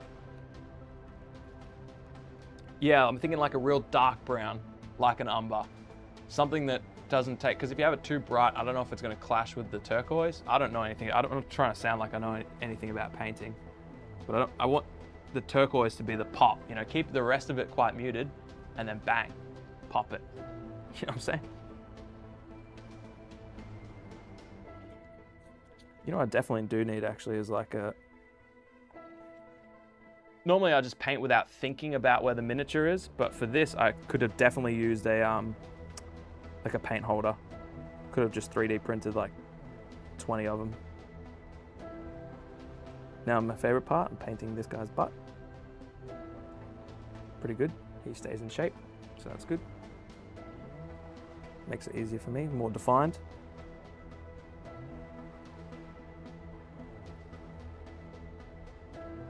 Some real cool poses on these. It's a big thing for me. Like I need the minis to have cool poses. There are so many companies where you get a miniature and you're just like, I've seen this exact pose 30 times on 30 different, whatever it is, you know? And they're just not, I need some dynamic poses sprinkled in, and some of these have incredible ones. Like this person's sliding over. I don't know the best place to see that, but that's just a really sick pose. Anyway, it's got some real cool, there's action poses here, which is awesome. I'm with Johnson, burnt orange with that turquoise. Yeah, like a deep burnt orange, like dark. I guess that's what burnt orange is. Like Griffhound orange, which is sort of like, yeah, okay, turquoise, yeah, maybe a Griffhound orange. We'll see. Maybe I'll just wash over the top of the Griffhound orange with like something to darken it or whatever. We'll figure it out. I've also got oils, so I brought those just in case I felt like they came out too bright, which is normally how I paint anyways. I kind of just go hard with the bright colors, and then because I can just mute it with the oils. So if I find that the oranges or whatever is too bright or too gaudy, I'll just grab the oils out and we'll just smack them. The blackout poses are sick, Sunded. Yeah, that you articulated it better than I could. Sunded said they're realistic, like they're interesting and realistic. They're not stupid, like over the top hero poses. They look like the kind of thing you would do in a battle.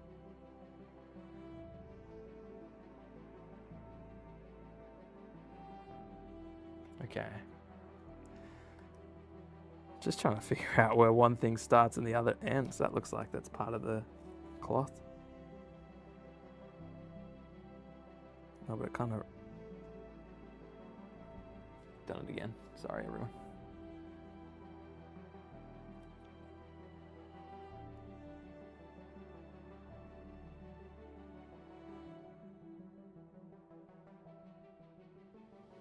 Bit more on the butt. Just needs a bit more shading, you know.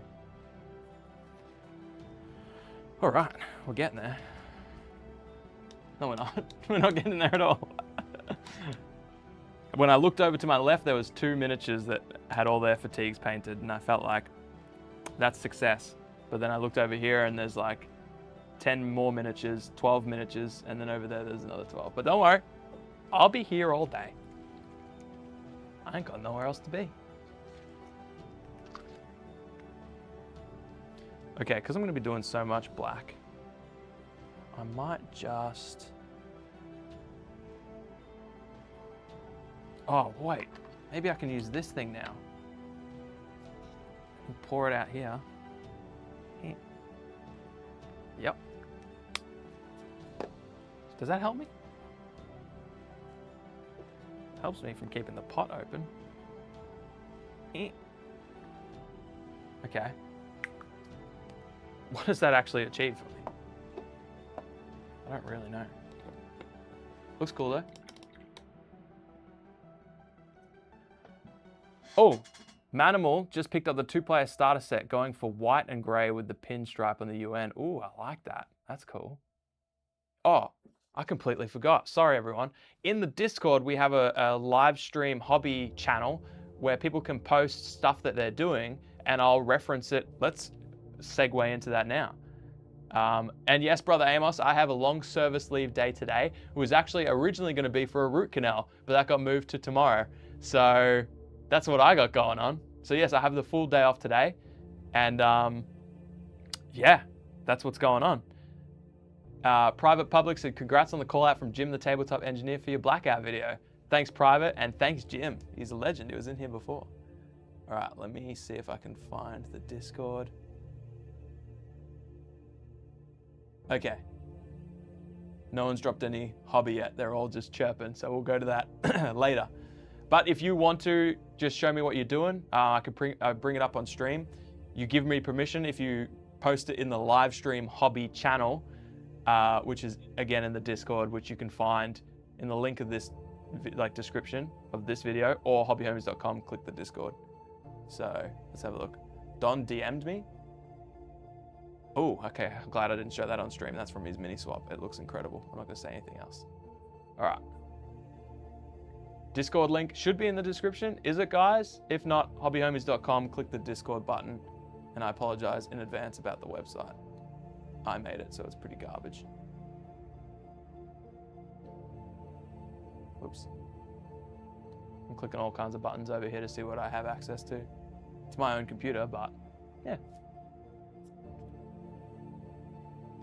Brother Amos, condolences for my root canal. Thank you.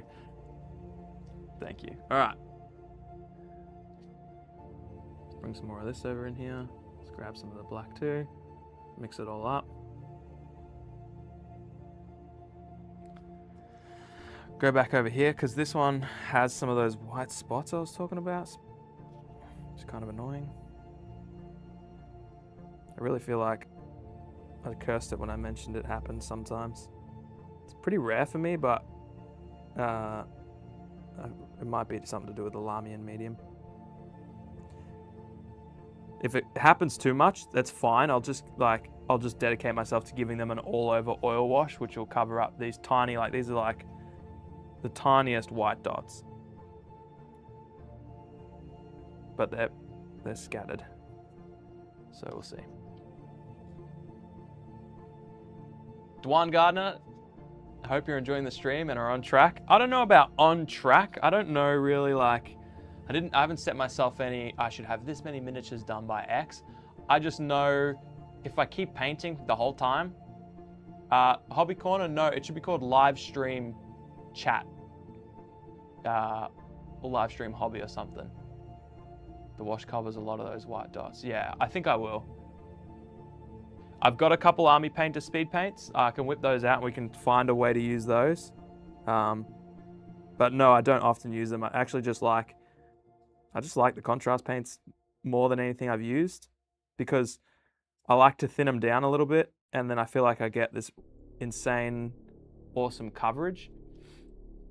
But, and I just have more control. Like I can thin them down a little bit or I can thin them down a lot. Whereas the other ones, I feel like already are quite thinned down. I don't know if that makes sense. Like other ranges that I've used, they kind of feel like they go on real nice because they are already so thinned down.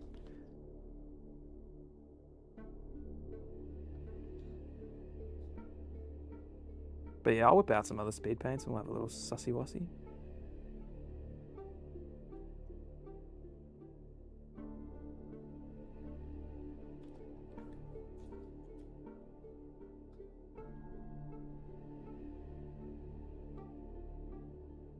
Boom, boom, boom, boom, boom, boom. Oops, that should be, oh well. Like when you're painting these, like I'm painting these things and I'm looking at all these little details and I'm like, oh, it would be really cool if this was like this or this was like that. But when you're painting a single miniature, it seems really important to get the right things, but when you think about them cohesively as a force, it's really not going to matter if a pouch that should probably, it makes more sense to be brown was just painted black, you know, or something that probably should be metal was painted turquoise. Like that stuff doesn't really matter.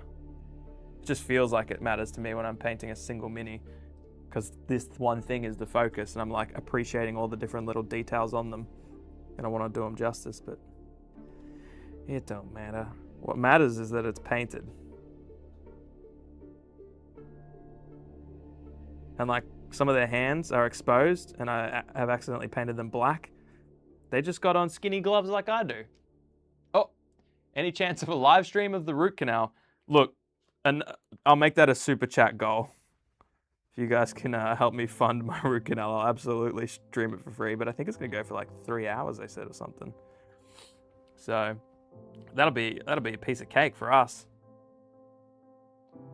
I'll just have to ask them, do you have the facilities if I come in and set up like 7 cameras? Because they will overheat, I promise you that. Maybe I'll post Abysmal airbrushing tomorrow in the Discord, said Manimal. Abysmal is my goal. If I can build myself up to Abysmal, I'll be a happy person.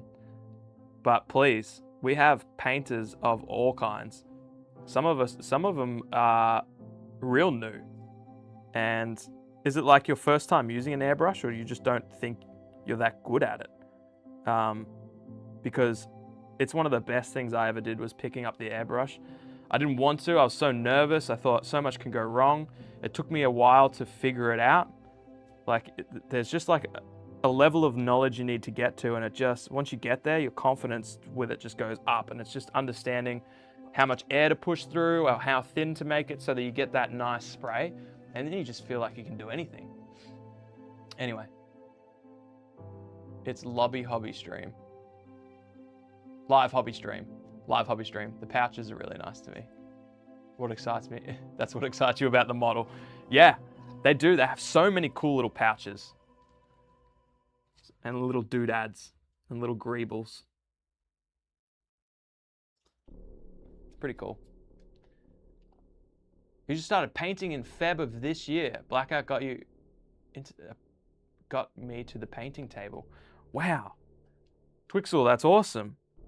So good. And you've gone to airbrush. You animal, that took me like years to build up to. It's just like the rest of painting, you know, especially if you do the classic acrylic painting where it's like paint your base color and then layer it up. Like that takes a bit before you understand, or how much do I need to thin down my bases to get good coverage?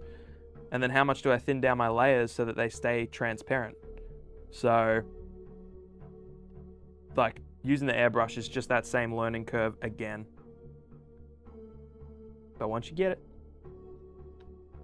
I would have probably, I have a rule where it's like, if I can airbrush the mini, I will. Like if it makes sense to do it.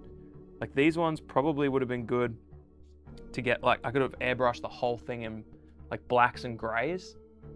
And maybe even dry brushed the whole thing for the highlights of the grays and then gone back in and painted with actual pro acryl paints the turquoise parts.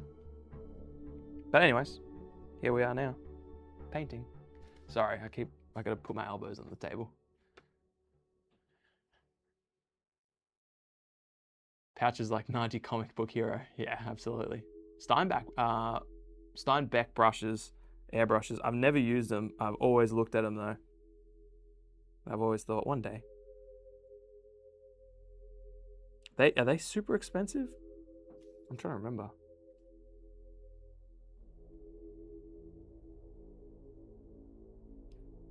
going to be painting a lot of butts today, which is okay.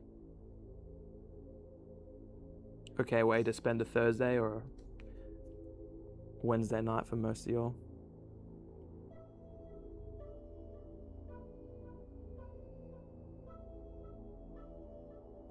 Boom, boom, boom. The important thing for me is like I never paint in these really long stints. Like I'll paint like 300 Canadian. Yep, that is expensive. 5,000 Australian dollars. Yeah, okay. So it's like a Warhammer Battle Force then. Yeah, I don't paint in these big stints. So what I need to make sure I do is take breaks, set goals and take breaks. So I don't know what a good goal is, but we'll figure something out. This is my 4th guy I'm painting the fatigues on. I'll finish the 5th guy, and then I'll just take a quick 2-minute break to go inside and grab my drinks and bring them out here to the fridge. But I have a little BRB screen, so you'll know. Yeah, I am in Australia. Oh, there you go. CAD is almost equal to AUS. Oh wait, that's a sad face for you. Stay hydrated. Well, that's another thing. I've been smashing waters, but it is actually pretty warm in here. And I think it's because we got, I don't know how many lights and, you know, I mean, this. It's because we got all this stuff. There's a lot of stuff in here. You can't even see the lights because they're above it, but there's 1, 2, 3, 4, 5, 6, 7, 8, 9. 9 hanging lights. So, whoops, let's go there. And then let's press the magic button. Hell yeah. I'm such a wizard. I don't even need Churchy anymore. That's a lie, Churchy. If you've tuned in and you're listening, I absolutely need you. Please come back. But yeah, it's hot, so I do need a drink. But if I drink too much, I'm going to spend more time out there than in here. You know what I'm saying?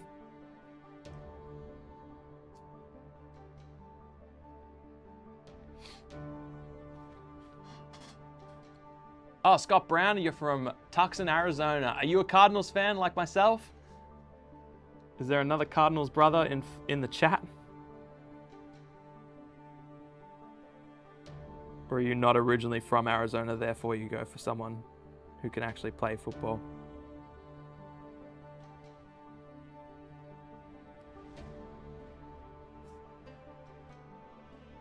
Yeah, Numa, facts. Canada and Australia, they've almost just felt like the same country for so long. So many people over here that, I'm sorry, they sound like they have an American accent, and then you get used to it and you go, oh, that sounds Canadian. And then so many Aussie friends are just like, oh yeah, I went over last year, or they work on the slopes or whatever. So many student exchanges as well. I just feel like we are blending into one country, which is fine because we just fit the vibe. We're the same vibe. Although you guys are a little bit more apologetic than us, if you know what I mean.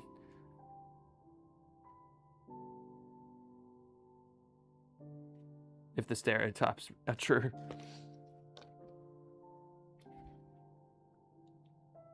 Oh, face hurt. You should come over and play Blackout. It's only a plane ride. It's not too far. Offside Kiko wants to get the gloves off me. How much would you have to donate? Like way less than you would think. But then I'll probably put them back on for the rest of the people.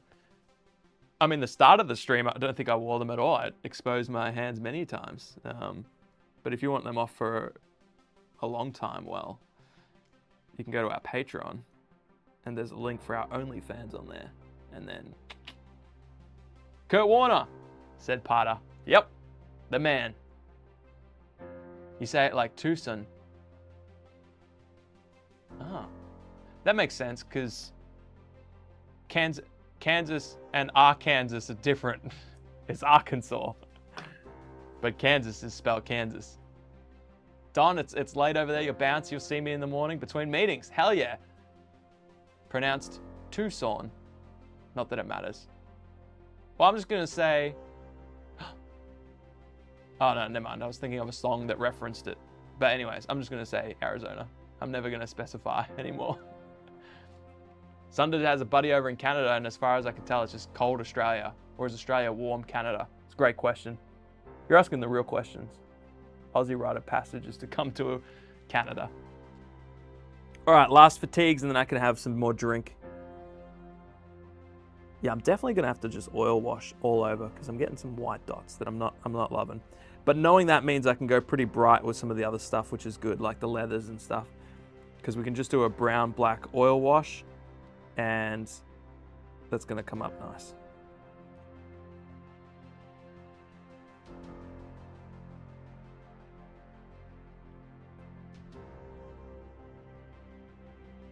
This is like it's just atmosphere. I feel like I should be doing more than just painting when listening to this song. I feel like we should be in a control room or something where it's like, wait a minute, if we reroute the Plaxeter, maybe Jimmy can make it. Whoa, wait. If he does that, and I do this other thing, I think we might have a chance. Should we try it? It's a big risk. Yeah, but we have each other. And what point of life is something about not taking risks? Sorry everyone. That's my internal monologue when I'm painting.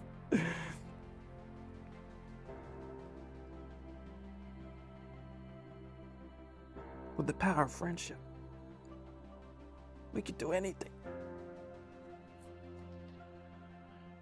Oh, Scott Brown just received a starter box because I was watching you guys play. Ah, so good. Scott, you legend. I hope you love it. I know you'll love it as much as we do, if that's possible. Because, man, I played a lot of war games, and this one just hit different, you know? I think I've always just been like, I would prefer to play a game in an hour, you know, in 45 minutes to an hour, but I just don't think it's possible to do that and get the tactical satisfaction of playing like a full game. But then when I played this, it ticked those two boxes. Like Shatterpoint, Star Wars Shatterpoint is my favorite game, as everyone knows, but the only downside is that it takes me 2.5 or 3 hours to play it. And mostly because I play infrequently, I have to relearn the rules and stuff, but it is just a longer game, and you can really get caught in some, like, there's no turn limit. So you can really get caught in some actual slog matches because it's got like a tug of war point system. It's like your opponent scores 3, then you score 2, then they score 2, then you score 3, and it has some ways of mitigating that, but yeah, you can just get caught in these real long games. And so I get the same kind of like gameplay satisfaction playing this. It's quick, it's deadly, it looks cool. It's obviously not Star Wars, and that's whatever, but the fact that you can actually play, I could play one game of Shatterpoint or like 3 of these, 3 games of Blackout, 3 complete games of proper match play Blackout, and I just think that's so cool.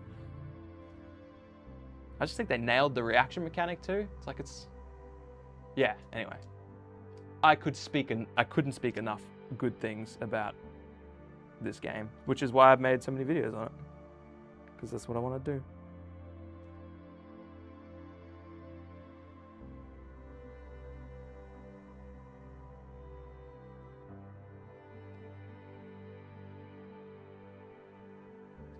Okay.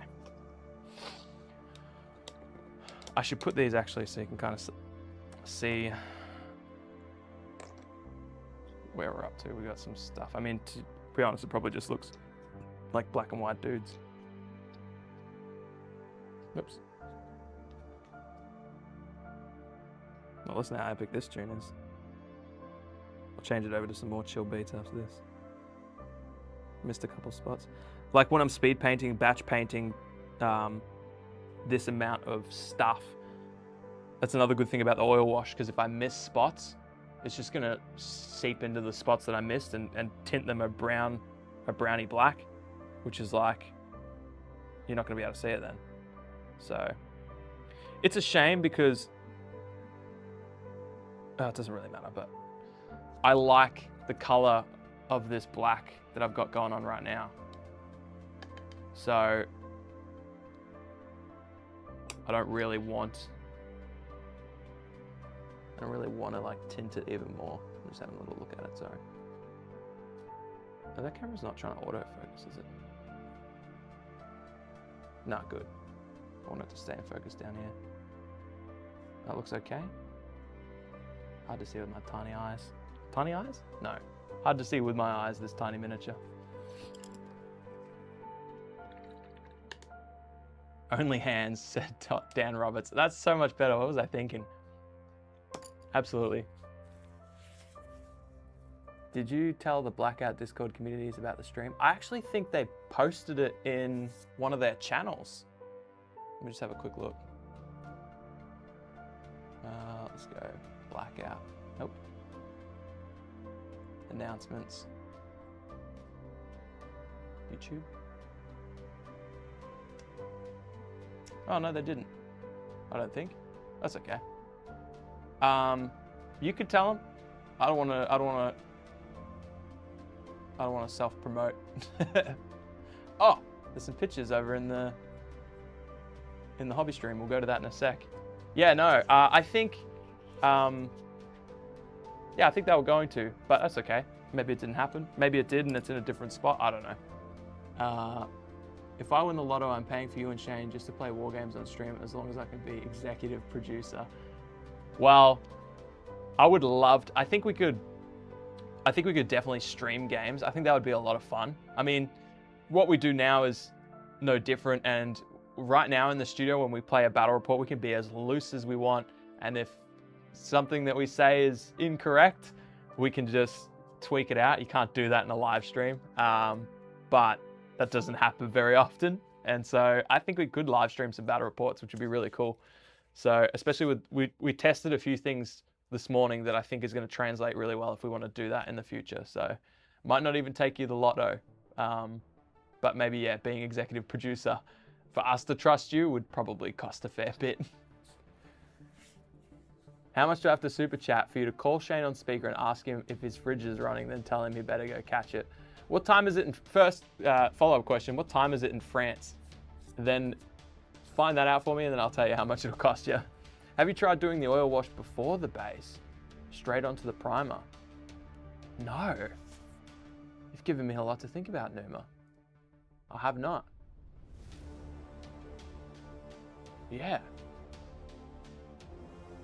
And Johnson, yeah, no, they were going to. If they didn't do it, it's just because they forgot. Yeah. I don't know if they did. It would probably take me too long to figure it out. Let's quickly, before I take a break and just go get another drink, let's go over to the live stream hobby. Let's see if I have the ability to do this. Got a lot of different screens going on. Web? Okay, so that's that one. It's probably the one called Discord, eh? Churchy's thought of everything. If he's watching his screen, he's like, it's the one called Discord, you idiot. Anyways, what do we got here? So Kevin O'Neill, my Unit 9 Blackout proxies base code's now grabbing lunch. Let me pull this open. This looks sick. I love the orange and yellow. Hell yeah. Yeah, see, this is what I needed, some paint handles. Oh, hello there. Very cool, Kevin. Well done. Big sauce. Terrain and some in-country minis. Hell yeah. Nice wash on this one. Oh, I like that little robot thing. That's very cool. Very cool. Man, this metal, this like rusted metal, scratched up metal. This is perfect. This is freaking perfect. I love that. That's amazing. Oh yeah, nice little color palette here. I probably need that. Removing some mold lines off these old Cyberpunk minis. Oh, not old. I added that. I don't know why. Mold sounds like old, I guess.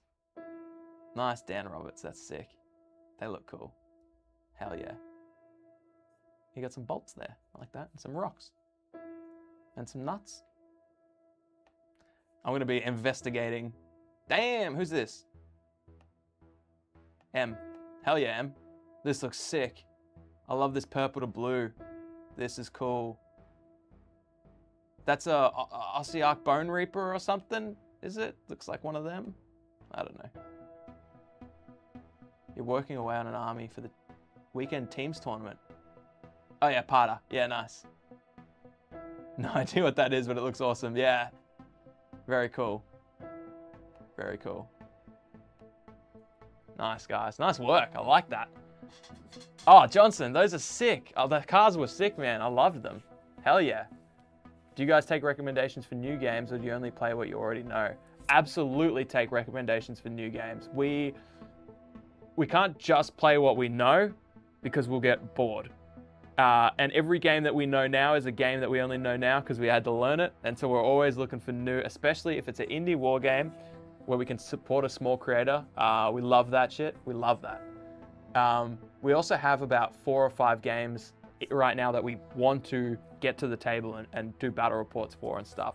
So by all means, throw out recommendations for sure. We'll write them down and we'll note them, and we'll usually buy the rulebook, flick through it, and just see how much onboarding there is with the rules, because that's a big thing for us. We're busy people and we got so many different things going on.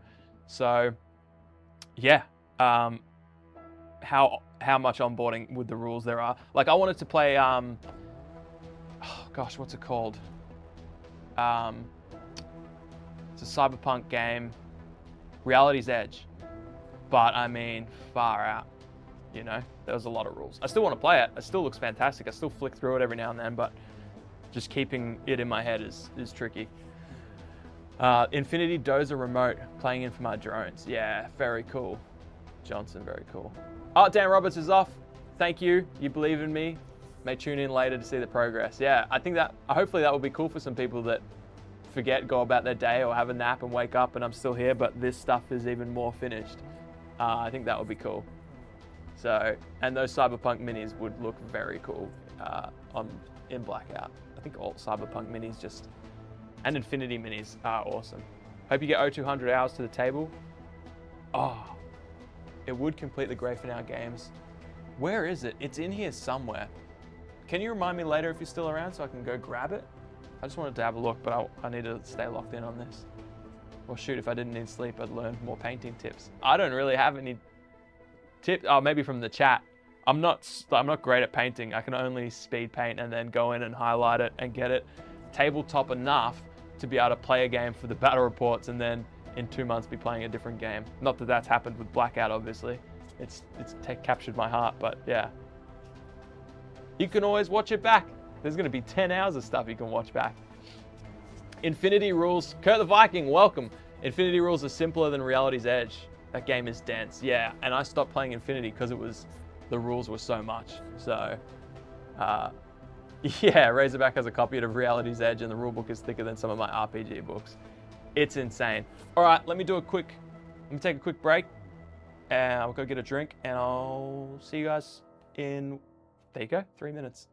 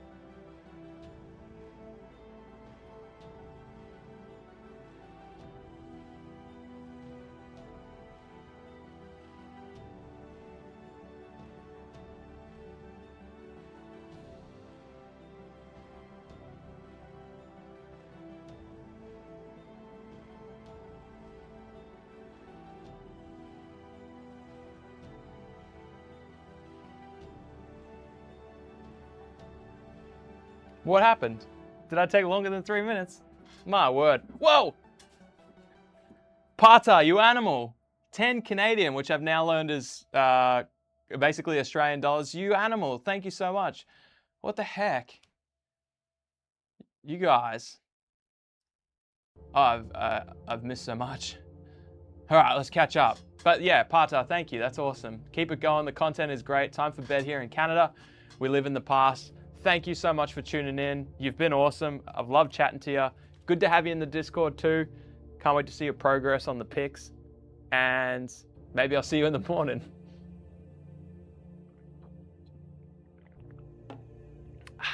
That's just a sample of my guzzling power. Okay. All right. Let's see what's been going on here. I would love to see more full spectrum dominance. You guys sparked my interest in that game. I just moved all the cards earlier and I was like, gosh, we really got to play this again. I love how like compact it is too. We can make some really cool, fun tables. Quick flood the chat with some of the most effed up things you could think of. Will you make it to ArcFest this weekend? Hey, welcome to Design Ministries. I don't know. I'm trying. I'm going to try. It really depends on how tomorrow goes and what I'm doing with the kids and everything. But I'd love to go. I would really love to go. There's going to be some awesome people there. Oh, what up? It's fragged. If so, I'm going to try and show you a game of double tap. I would love to play frag double tap, man. I would love to. I'll bring my double tap minis as well. I've painted 3 of them and the others are primed, so that's something. No feet chat yet. Or have we moved on to chest hair? This is the least revealing top I own. We gotta change that. Don't worry, I got another. I should have bought my robe.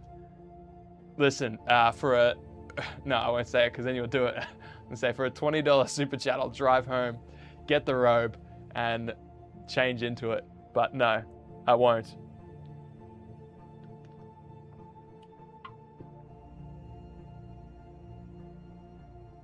Okay. Planet Shark is a skirmish wargame, adorable, silly, fast, and has free rules, STLs, or paper minis. Interesting. I better write some stuff down because I want to check out some things. Here we go. Here's a little table I got. Let me just write that down so maybe if I get to it, I'll check that out later. Planet Shark.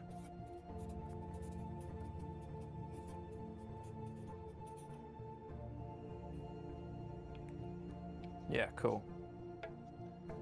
Hell yeah. Oh, yeah. Johnson, you're talking about, yeah, and This Is Not a Test, which is a game made by the same person who made Reality's Edge, who I'm... Oh, no. Oh, no. 2 $20 donations. All right, listen, on my lunch break, I will go home and get the robe. I will go home and get the robe. Far out. You guys. Wow. That's the most demand for anything I've ever seen as far as my content goes. Kurt and Trolling Tortoise at the exact same time. That's nuts. You guys. The Drunken Archer's here. Howdy. Hey, drive on down to the studio. I've got a table set up for us. I'm painting these miniatures. We can play some Blackout. I'll see you in an hour. Good to have you. I do want to check out This Is Not a Test, Johnson. It looks sick. I assure you that you won't regret it. Hell yeah. Sunded said $20, that's rookie numbers. For you, who throws money at me all the time, you legend. Getting steamy here in the chat. It does. I'm not going to lie to you, it does. It's getting steamy in here too. All right. This stream should end with a Tabletop of the Morning episode. You know what's funny? It might almost have to because, so there's, did I release? Oh yeah, so I'm releasing one. I'm trying to figure out how time works. I think I have to record one basically whilst here for it to come out in time. So yeah, we might. That might be a fun finish to it because I can go chill over in one of the chairs. We've still got the podcast chairs over there. The cuck chairs, we got 2 of them. Twice the cucking power. A cuckoo, we call that. A cuck 2. That's all right, drunken. I'm here for the next 8 hours, so whenever. All right. Shall we paint some more minis? Let's try and do the fatigues on another 5. I think I need some more light. Hang on, let me just try and adjust this. Oh, it's just not staying there. Just not staying there. That's all right. We'll figure it out. So I mentioned it earlier how I just felt like,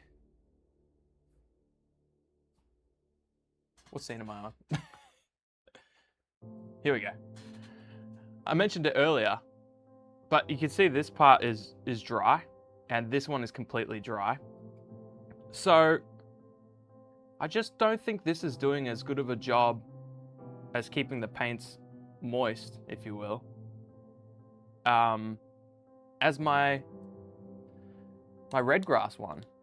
I mean, I'm still not going to spend $120 on a red grass one, but this is almost a bit more like a dry palette. No, not a dry palette. That's an exaggeration, but it feels halfway between the what's it called? Red. I already said it. Anyway, everlasting wet palette. Halfway between that, which keeps the paints so moist that sometimes when you go back, they're too watered down, which is honestly still preferred over being dry, you know? Anyway, there's some jokes there, but yeah, this is a bit of a product review because it's the first time I've used this. So yeah, it's doing an okay job, I guess. Yeah. Still really can't get over all of you. Just every time we do a stream, it's like the forgotten thing is like that you can do super chats, and then you guys drop a few of them, and it's just like, because most of you guys are already patrons. You've already given us money. You're just giving us more money, and it's, I don't know, it's awesome. It means you care, and that's cool. Not that the people not giving money, anyway, it doesn't matter. It doesn't matter. You know what I mean.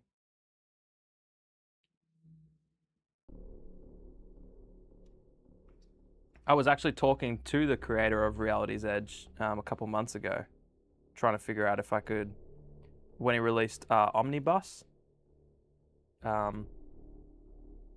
was just sort of talking to him about like, you know, how can we work together, do some content. I'd be curious to do some content and stuff, like catch me up, like what games have you made? What games are the new ones? What kind of stuff would you like to see content for? All that kind of stuff. Just the standard conversation we have with creators.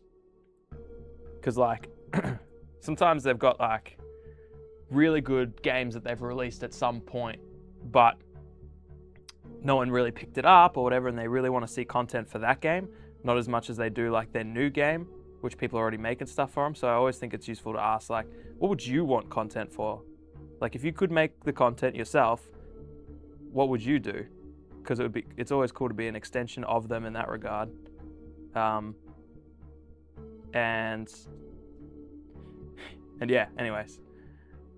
Then I got into some of the rule books and I was like, well, this is going to take me a bit more than I thought. But he seems like an absolute legend. I forget his name. It's initials or something. It's got a lot of initials. Maybe more than the normal person.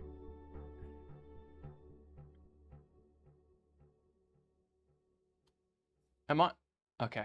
I keep forgetting. Oh my goodness. Every time I look up, there's a big old colored message, Razorback, more robe money. At this point, I could buy myself a new robe, get an Amazon Express delivered to the studio, and we'd have it by the end of the show, probably. You guys are crazy. Thank you so much. Oh, I can't even hear the music. Oh, why can't I hear the music? I had sappy music while I talked about how much you guys cared about me. That's crazy. Should we swap it over to some other chill tunes? We'll just keep it going for a little bit. Joey Maguire. Is that who I spoke to? I mean, it must have been.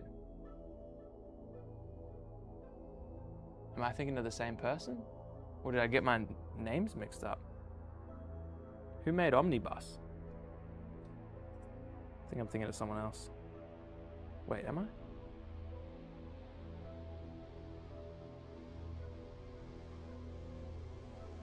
It could be. I'm pretty dumb overall. On a scale of like 1 to 10, 10 being like the most dumb person you could meet, I have moments where I feel like I'm a pretty strong 6. Maybe even an 8. Because as we know, 7's a cop out. Like, do you ever just do something where you're just like, wow, that's so dumb? Like, and you're like, if someone else did this, I would be so annoyed at them, especially if they're like a coworker or whatever. Because the thing that you just did, like, that doesn't make sense for a human to do that. You guys feel like that? Oh my goodness, what the heck?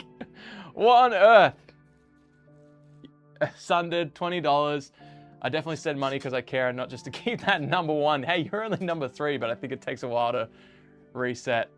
Trolling is number 1, I think. I accept my number 2. Maybe it's updated differently for you guys. You're all my number 1s. Are you kidding me? What on earth? I can't do it. Stop it. Please, stop it. It's not even about me anymore. You guys just want to be number 1. Ah, thank you. That's sick. I feel like cracking a beer just for that, but it's too early. Like, not early in the day. I live by a rule where it's okay to drink a beer if the sun's out. But it's just too early in the stream. Could you imagine if I started now with, so 2 o'clock, probably another 8 hours or whatever. No, I can't do that. No. Plus I have to drive home now to get a robe. So.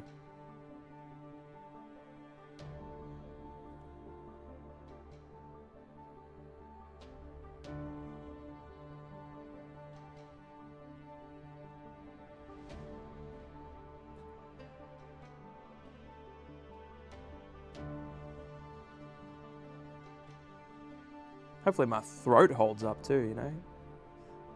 You gotta talk. You gotta talk to all of y'all. A bidding war, said Razorback. Cypher's Edge miniature game when every time I think about Reality's Edge, I go to say Cypher's Edge, which is the game I really want to see. I think that'd be so sick, because then you could just like listen to the lore while you paint up your Cypher's Edge. Go check out Cypher's Edge on Spotify if you don't know what it is. It's a Australian made, which is great, because then you get the Aussie accent experience. Cyberpunk audio story series.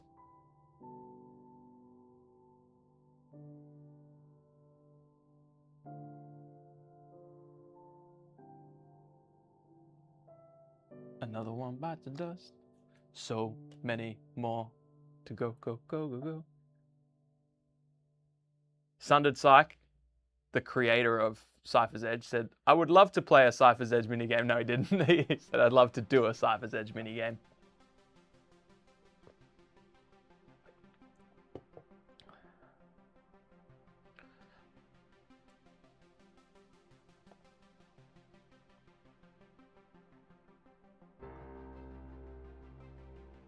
Is this that same inspirational track?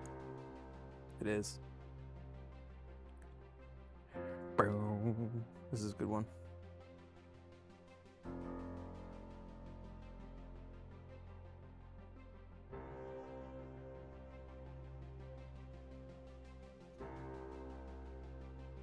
More butts.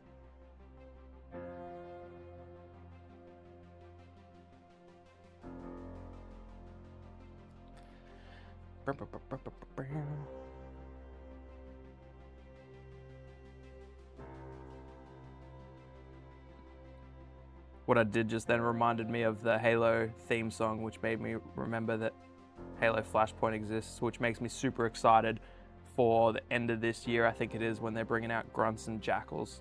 And I'll be honest, I'll be playing that a lot.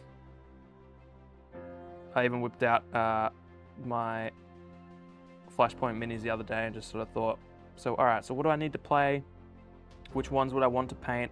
What would I want my thing to look like? But then I remembered I only got 4 elites because I got like the Spartan edition, which came with 4 elites. And you only need 4 elites to play as elites. So I was like, oh, cool. I just got to paint 4 models. And then I can like, you know, go to my local store or club or whatever and maybe play a couple games. Just keep the game like fresh in my head so that when the Jackals and grunts come out, I'm good to go. That was the whole reason I played Shatterpoint initially. It's like, I just got to keep this game fresh in my head so when Jin Urso is released, then I can play. All right, I've just realized I missed a bunch of the chat. If I miss any, I'm sorry. And people are going to join in later and I'm going to miss their chats or whatever, I apologize. Brother Amos said all his accents are pretty good, hell yeah. For Cypher's Edge? Absolutely. What are your thoughts on priming? Like, what is your reasoning behind priming the Mini? As opposed to not priming it, I don't know. I've heard people just slap paint on the Mini. I like, for me personally, these ones are primed in such a way that they're actually like, it's like a zenithal. So it actually does all the shadows for me, which really just helps me think about where I want the shadows to be as I'm painting them. But obviously this is a bit of a slap chop technique I'm using where all the contrast is already done. So all the blacks and shadows are in the right spots, all the highlights are on the top. So when I really thin down these contrast paints, those contrasts come through underneath the paint. So when I paint you'll see it mostly on the turquoise, is like the shading gets done already. And contrast paints already shade, so it just turns the contrast up a heap. And then, obviously, if I'm using contrast paints, I need a lighter coat underneath for the paint to go over. Because if you try and paint contrast paints on a dark, like grey, unpainted miniature, I don't even know if it would adhere properly. But if it was just black, you wouldn't even see it. So for me, someone that speed paints with contrast paints, priming's a no-brainer. Turn the synthwave porn music back on. Let's have a look here.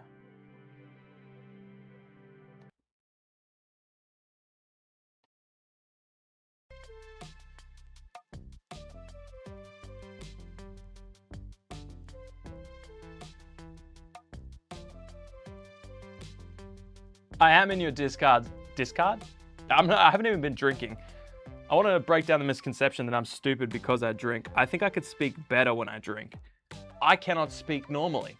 Yes, I am in your Discord, Sundered Psyche, which is the Cypher's Edge Discord.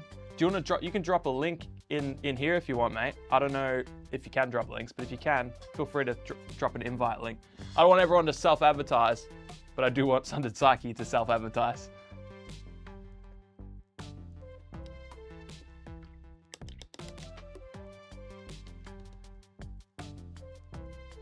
Yeah, exactly what Kurt the Viking said. I should have just read it out loud instead of reading it in my own quiet mind, but he agreed with me, so therefore I agree with him. It's both because better adhesion and undershading is why we would prime minis. Drunken Archer says, what is the chosen color scheme for my Harlow Force? Oh, I'm excited. So it's what you see on the palette here, basically. It's going to be mostly black, like all the fatigues are going to be black, like this real dark black gray. Then I'm going to go in and pick out some leathers with like a real dark brown.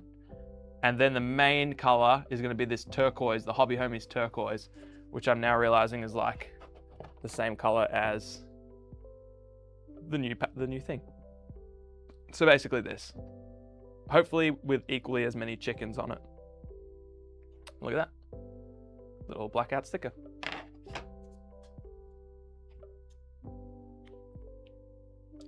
Yeah, this is drying so quick. Either I got the paper the wrong way around. Maybe it's like one of those, it's like when you do a membrane to seal like a concrete floor or something. It's got like a positive and negative side and it pushes the moisture back through one way. Maybe it's like that, or maybe it just definitely feels like the type of paper is thicker, more thick than, anyway, whatever reason, it's drying out. It could also just be, it's warm in here. Maybe it's that, I don't know. I just have never noticed it to this degree before when using my other palette.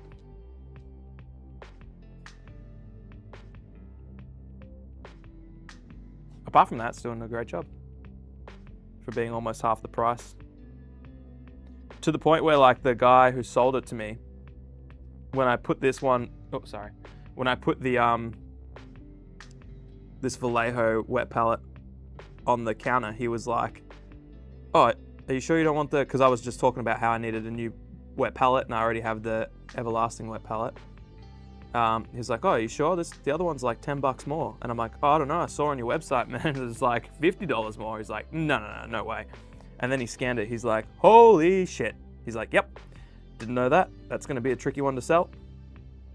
So it's one of those things where if that is the price point, like, what are you actually getting for that extra $50?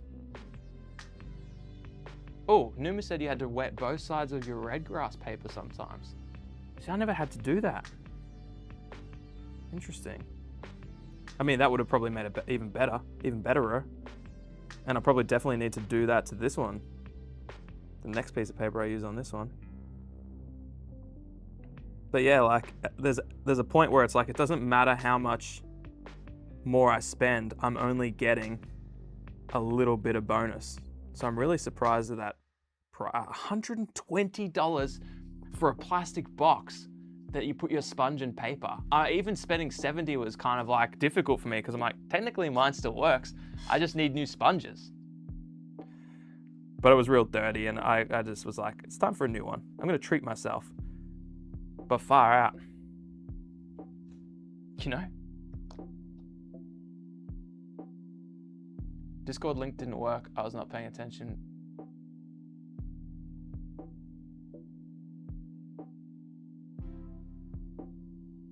Are you saying what is Cypher's Edge? Audiobook.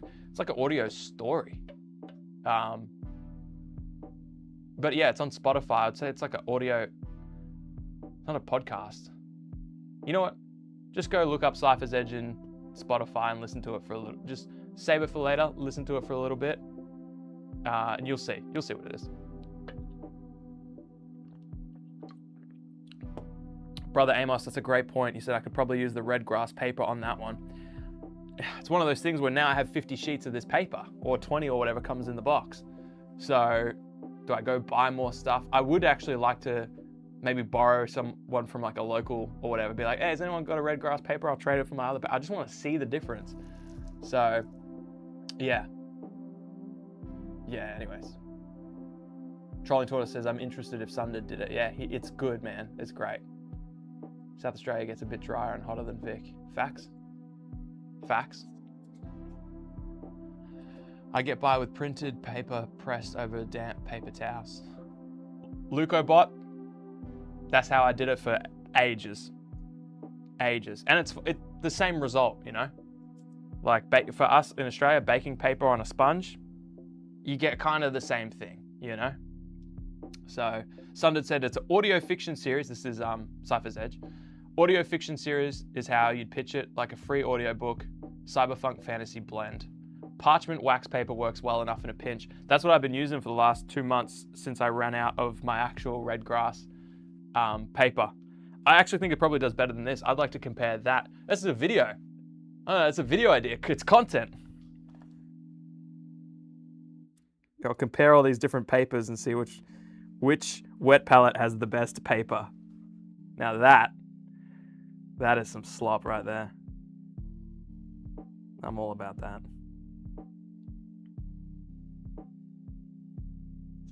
Hey everyone, by the way, thanks for tuning in and just like hanging out. Hopefully you're getting some hobby done. I know it's all different times all over the world.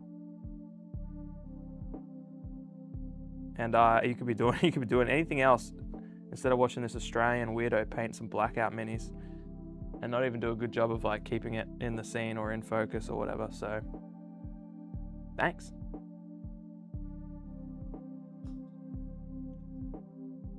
I like that we're going to get these done, right? We're going to get them done and then we're going to use them in battle reports. And you could be like, hey, you know that time, you know those minis he's using?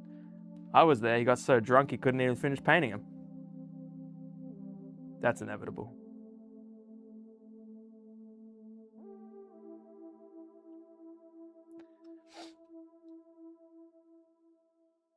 Numa just realized that I put my red grass wet palette away. Still wet last time I used it about 2 years ago. Hey, it's still good. Paint. You could probably still use that paint. Hey, you can't call yourself everlasting if you don't last forever, you know what I'm saying? Like, change the name of your shit if you can't handle it. I don't call myself Entertaining Fox.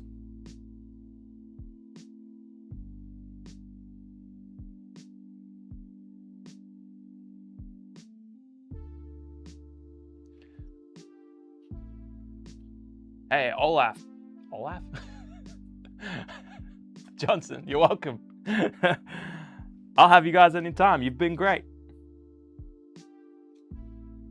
Let me just compare like the water, just watering it down with water versus the Lamian medium.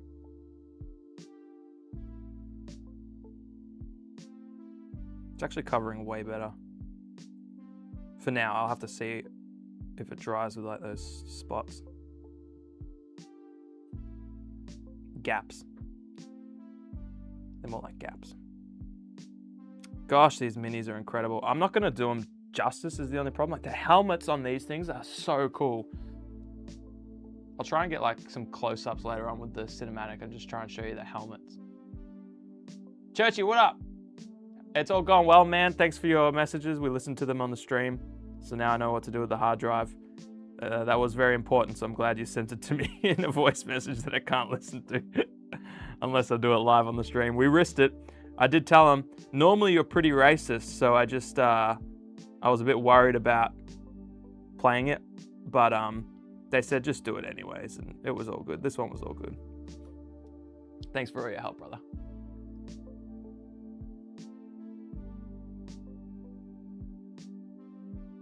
Rodriguez asked, wait, you are not the guy of Tabletop of the Morning? I am him. I do many things. And in fact, it sounds like you might see the robe later on by popular demand and by people paying me to go get it. But yeah, that's me, man. Every single morning you can tune in with a coffee and get some tabletop news. It's actually so fun. I've loved it. I've absolutely loved it. Didn't really know, sorry if I keep dry. You see the head? I'm painting the head over here. Yeah, Tabletop of the Morning has been a lot of fun. A lot of bloody fun.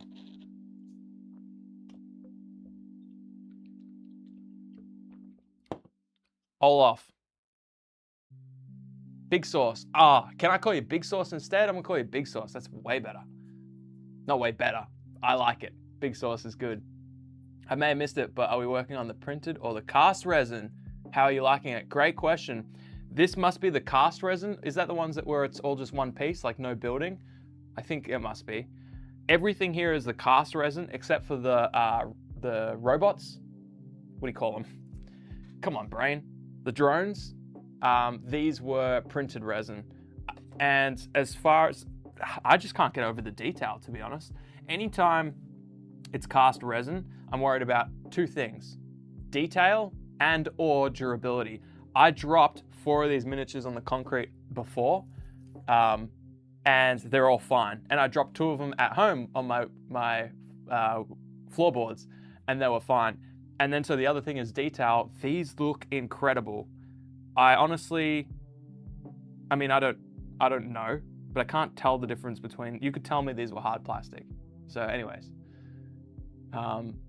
Fox said that you guys were going to join him in a robe for Tabletop of the Morning. Looking forward to it. I did not, Kurt. I didn't say that. I love your concept of the channel. I started following you since your OPR videos. Thanks, Rodriguez. Yeah, it's cool. I've always wanted for myself as a consumer. So much happens. I think I said this in one of the latest videos, the 1,000 subscriber one. But I've always wanted, I just made something that I wanted to exist. And I wanted it for ages. I pulled up messages from 2022 where I'm like talking about starting Tabletop of the Morning. And 4 years passed, I'm like, well, it still doesn't exist. And I got a bit of time and some equipment at home. So let's give it a go. And people have responded really well. Like, people love it, which is honestly, like, I don't know. I never know what to expect when I do something like a stream. I told Churchy I would have to get used to talking to myself for when no one's in here. And now y'all are here. Like, I never know what to expect. So the response for it has been insane. People love it. It's cool. There's so much news too. You wouldn't believe it. Which I knew because leading up to it, something that I did was every day I would write, as if I had the channel already, I would write for 30 days. I made sure I could release a video every day. Like I would write down a topic that I would talk about. And so after 30 days, there was definitely enough for the 30 days, but then there was 10 topics I hadn't talked about. So I was like, okay, there's definitely enough news to do this. I may miss a video. I'm just trying, I can't remember how times work, but I may miss a video just because I'm here instead. I did have one pre-recorded, but it was so hot off the press that the developers didn't want me to talk about it. So I may miss one day because I'm here doing this. So anyway, that's what that is.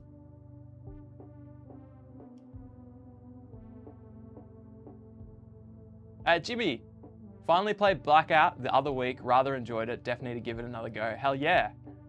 How long did your first game take you? Did you play with like one group or two groups? Like, tell me more about the game. I'm curious. To be honest, I didn't believe 3D... Big Sauce. To be honest, I didn't believe that 3D printed resin until Blackout Minis. Yeah, top tier products. Like, actually, really cool. Drunken Archer said printed is the one-piece resin. Okay, so I got one-piece resin. Yeah, I've also got the starter. It doesn't matter whether, all their products are awesome. Whether it's the starter and I think I had to build the ones from the starter set, or it's the single piece one, it's all been phenomenal. The only miniature I picked up where I thought the details lacked a little bit was like, I'll show you guys later. It was just on the little, what are they called? Gull drones? But that was just like, it kind of just looked like they just didn't think anything needed to be on the back of this particular part, which, you know, arguably it doesn't. That's a design choice. So it's not even like the quality of the sculpt. The actual sculpts for these minis are phenomenal.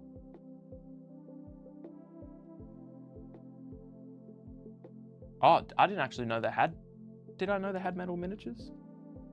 I actually don't even know what my orc ones are. Maybe we can, I'll finish the black fatigues on all of the Harlow stuff, and then I might just quickly move it aside and we can look at some of the orc minis. Unbox them. What am I doing? I've had a brain fade. Actually just sort of trying to get used to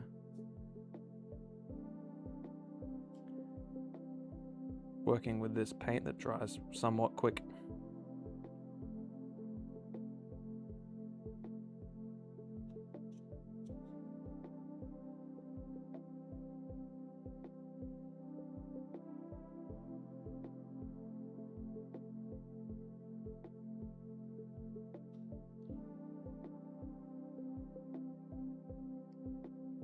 Oh, Claren said, can you share any insights on the stencils for Altair Colony? What type of patterns, users, etc.? I've pretty much been printing non-stop for the last 2 weeks. I'm excited to use it for all the games. Oh, thank you. I've got the, because you might not have been here before, I've got the truck here, which I hope to paint at some point. The stencils, okay, so the way the stencils are working, was sort of designed a new system where it's hard to explain. Let me think. So basically you got a little panel. I'll try and show you with my hands. But the stencils are coming along and they should be out very, very soon. But let me just finish this and I'll show you with my hands how the stencils work, because I can't articulate it because I'm not a smart man. These helmets would be really cool if they were like mostly black. I almost feel like mostly black with the visor and some other bits on them being turquoise, but I just think I want to see what they look like fully turquoise with touches of black as well. So I'll leave them to last.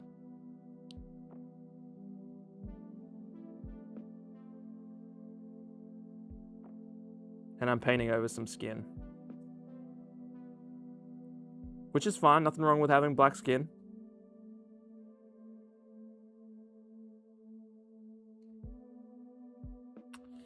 Yep.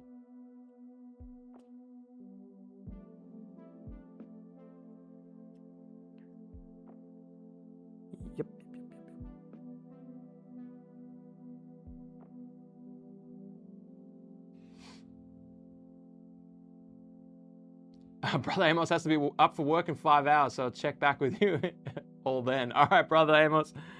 Have a good sleep, however minimal of it you will have. Thank you for tuning in and hanging out whilst you actually should be sleeping. Appreciate that. That's awesome. Make one of the people black. I think Harlow is South African. I have never met a black South African, but that's a very common thing in Australia. But I will make one of them black. Well, they all got helmets on. So I'll have to... I'll be honest, I don't even know how to paint black skin. I usually, only because like, I don't know if there's a contrast paint for it, you know? Like, if it's called Gilliman Flesh, I know that's a flesh color, and if I put that on skin tone, then it's gonna look like a skin tone, but... yeah. But I'd love to figure it out. Try and do it well. That's my fear, is that I wouldn't do it well, and that would be worse than not doing it.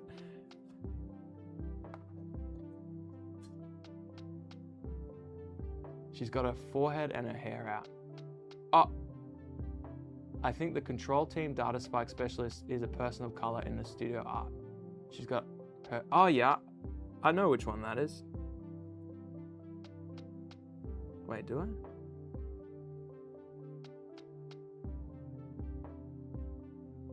I'm just looking. I didn't put her over as a, no. I'll look closer. I'll find her. She's in here.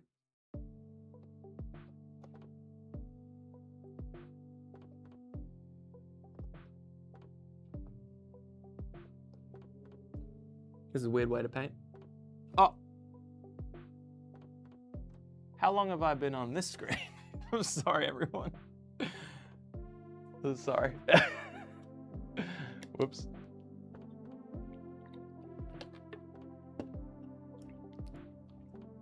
Jimmy, you run a club in Victoria, so hopefully you can get a few more people into the game.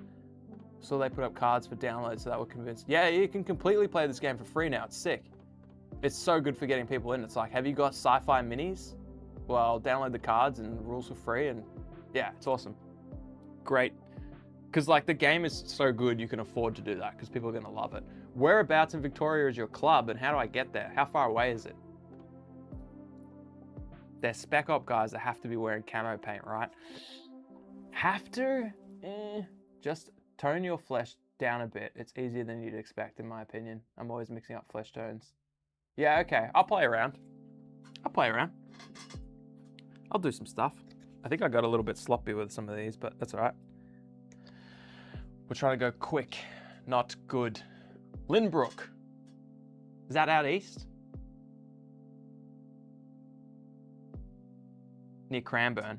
Bit of a hike, but achievable.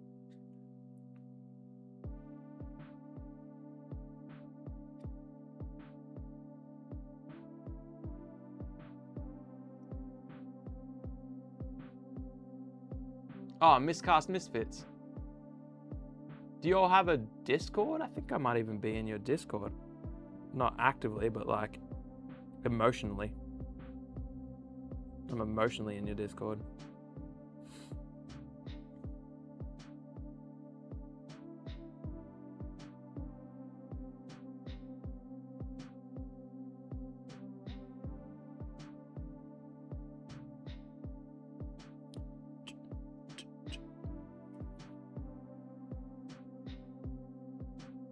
You know what I was thinking about the other day? I was thinking, I wonder if you all are the same. How do you guys feel about like when a game that you're playing or have gets discontinued, right? Because obviously you could still keep playing the game, you know?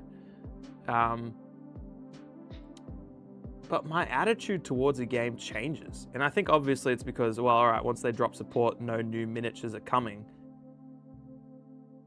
But like, I was thinking about this because they made the Shatterpoint announcement that people thought, oh, it means they're putting the game out to pasture, and maybe they are a little bit, but they're still releasing stuff and still doing stuff for it. It's just not getting the main attention.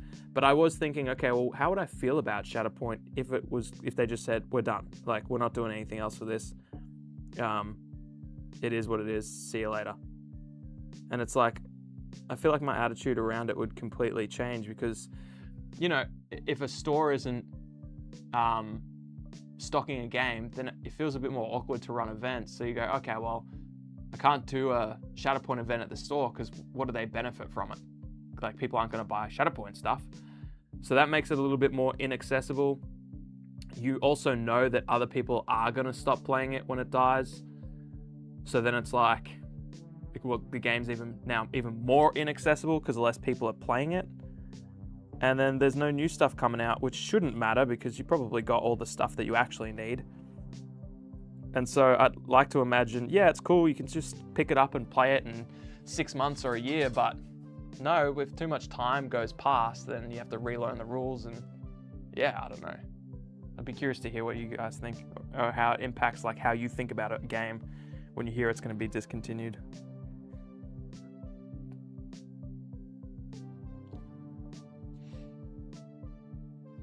Yeah, Big Source, you're right. It does become a community project, and some games are so good that they can survive that, you know?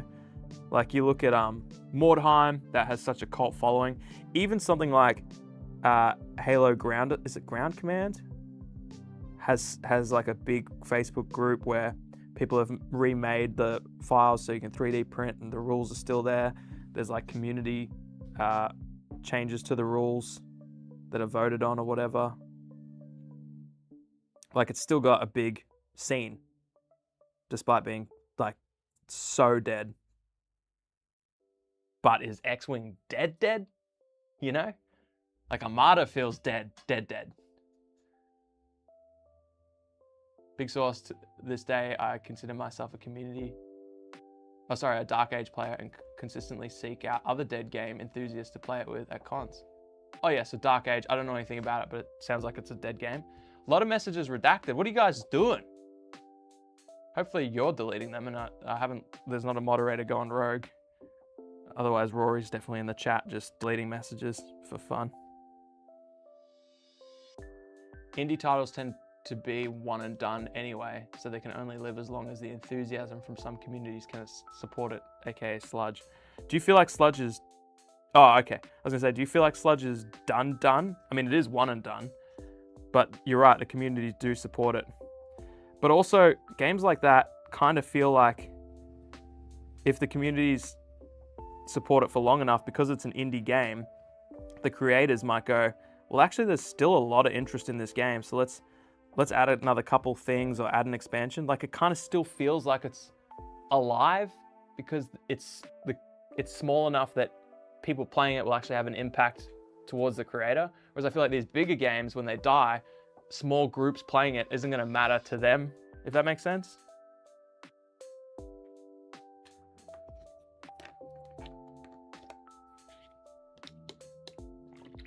You know what I want to do, actually? You guys made me think about it earlier. I'll stay on this chat, but segue. I want to do a drop test with the UN pilot free model that I got and just see how much we can put these miniatures through this one piece resin. So I'll definitely do that as a short little video. Jimmy said, if it's a recent game, I tend to drop it, though we've all started playing heaps of old games these days as 3D printing is great. The Dead War Game Society podcast has an amazing bunch of discussions on those games. That's interesting. I'd love to check that out.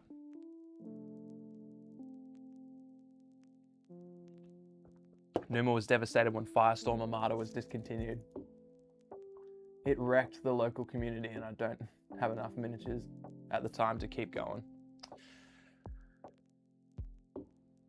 That's a great point Jimmy makes. As long as the game doesn't have custom dice, like bespoke pieces, and things like that, then it tends to get played or come back. Sunded said, it's odd because I play Snarling Badger games and they are a single book game and it's not like my love for them is gone, but X-Wing is unsupported. I lost interest despite it, being playable really, and probably still having a bigger scene. You could probably find way bigger X-Wing scenes than any Snarling Badger games, just based on the IPs or whatever. Relic Blade from the Sludge Creator seems to have a big following too. Interesting. Relic Blade. Did I see that before? Like an actual paper printed one? Yeah, I knew Kurt the Viking, you would say something about Sludge. It's purely kit bash for you. Yeah, fair enough. You said as much as you love Sean's sculpts, it's more feasible that way. That makes sense.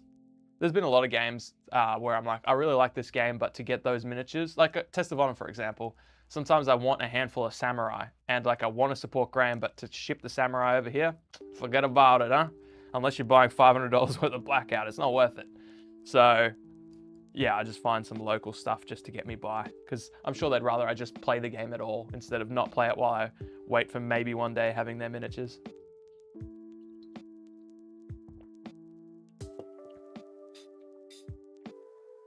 Lots of props for Relic Blade.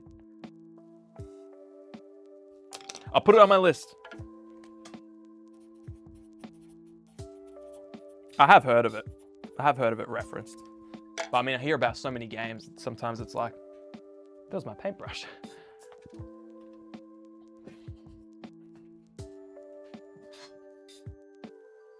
Just wanted to taste it, make sure it was still real. Aeon Smog, good morning. Good morning. Where is it? Where are you? Where are you? Germany? I'm guessing. Choppy Bits, I'm surprised to go through your video history and not see any Relic Blade. Yeah, it sounds like it's right up our alley.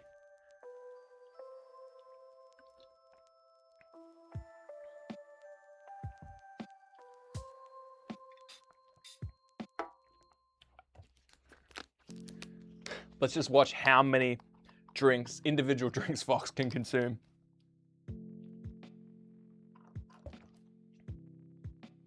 All right, okay, all right. You guys have talked enough about Relic Blade. I'll put a little star next to it. We will. What did I say I was going to do when we finish painting the fatigues on these? Open the ORK. Maybe we can look at Relic Blade quickly first, just to get a little, just have a little look at it. All right, we'll do that in about 10 minutes once I've done these. Can someone do me a favor? Harlow has these things called Springboks, like mech dudes, chappies. Can someone post it in the Discord, in the live hobby chat, and I'll go look now. I just want to know what they're supposed to look like painted, because I don't really know, like, they don't have typical fatigues. They look like they're all metal. So if someone could do that for me, that'd be sweet, but if not, oh gee. Aeon Smog is just migraine with a cool handle. That makes sense. I was not close then. Good morning, migraine. Good to have you. Oh, Pika stencils. Sorry, Clarence, sorry. So the stencils are, do I have any? Yeah, here we go. So basically, this is a Altec colony base structure, and this is our modularity. I can't get enough. So we got thick clips in case you don't want to actually remove stuff often, and I put the thick clips in these. So this is actually going to be pretty hard to get off. There we go. I printed it in very cool stuff. Anyway, so the stencil works like this. It's basically a panel like this, completely flat, none of these holes, and in the middle it's got a box cut out of it. And basically with like a little lip on the side of the box. And then the stencils themselves are little squares that click into that box so that you could cover, say you wanted to, I'll just put this on my dry palette. So you would cover this and you would have your stencil there, and you can kind of know based on where you're holding it how it's going to line up. But most importantly, it means what we saw with other stencils was that there were these big sheets of multiple stencils on them, and you would just have to tape over the ones you didn't want to use so that you didn't accidentally spray through those. Whereas with this, you're only printing this tiny thing here, this tiny box of the exact stencil or stencils that you want. So they're going to be all the numbers that you need, like the military numbers, 0 to 1. There's some symbols like up arrows, down arrows. There's hazard stripes that you can just repeat over and over again. There's some words like Armory, Hab 01, labs 1 to 5 or something, different words, and a blank one so that you can also make your own. So it's a little bit of an open source kind of system. The community will make a bunch of cool ones, I assume, based on what they've done for other stuff. And so, yeah, that's how the stencils will work. And it's cool. We think it's actually a pretty unique thing where you just, ooh, chompy bits. Hang on, let me answer that in a sec. We think it's cool that you don't have to print a full thing of stencils. You can just print the exact ones that you want and make your own, and they click in nicely. And then you've got the little shield of the panel itself to protect from overspray. We love it. We've texted it. Texted it? Yeah, we texted it. It didn't text us back because it's an inanimate object, but we're really proud of it. We love it. So yeah, one thing we can't really get right, and we're probably just not even gonna bother because it's not worth it, is like clicking the thing in so that it stays. Because you can push it through from the back, that's cool, but just the clicking to make it consistent. Trolling Tortoise, $10, gotta go to bed. I'll watch the rest tomorrow. Godspeed. Also, one last FU to Sunded before I go. Trolling Tortoise, you're amazing. Thank you so much. And someone asked about the walkway wrap. Chompy Bits. While I have you, I backed Altair. I'm having issues connecting the walkway wrap with the included connectors. Any tips? Hard to... Can you do me a favor? Can you find us on Instagram, Astrolight Studios? I'll type it in here. And can you just send me pictures of what you mean? Because if there's any issues you're having, we'll fix it. Astrolight Studios. If you don't have Instagram, email hobbyhomies@gmail.com. Your pictures. I'm just trying to think of the best way for you to, because pictures are going to help me visualize what you're talking about. Because it's possible that it's an issue for others and no one's just tried the walkway wrap, but I've got the walkway wrap working at home in my shed. So it could just be like, who knows? We found all kinds of things doing this, so who knows?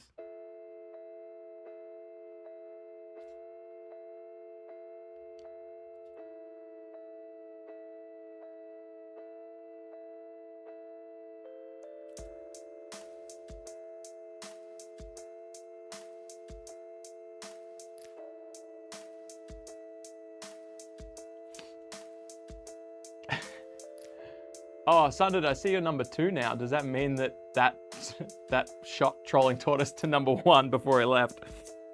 Now you got to stay in here and chat for you to get the number 1 spot back. But I love the bidding war that you guys have undergone just to get the number 1 spot that has benefited me financially. I'm all about that.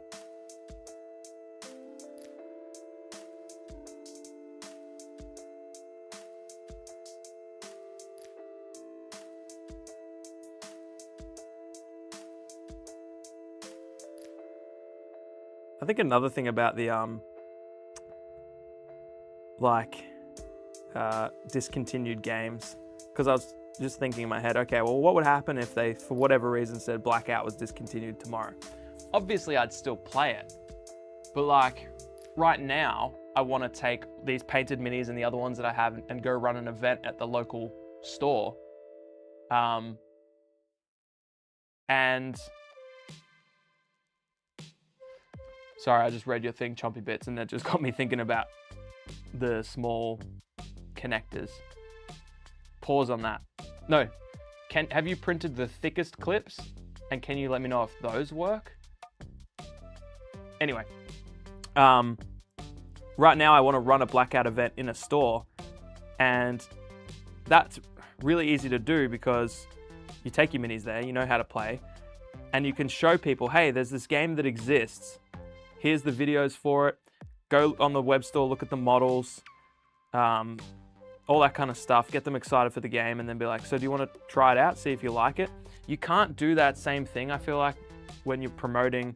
I feel like they're way more interested, probably 100 times more interested to get into a game that they know if they go there and play it, then they can also go and buy the official miniatures and continue to play it and also more stuff's coming out. You know, it's just easy to get new people into the game.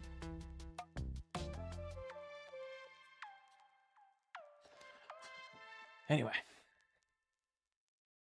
Fox gonna have his house paid off at this rate. I'll have something paid off. I'd be curious to buy. I should buy a new robe, new dressing gown, we call it here. It's a gown that dresses us. I'm surprised we call it a dressing gown, despite everything else being like abbreviated or shortened or something like that.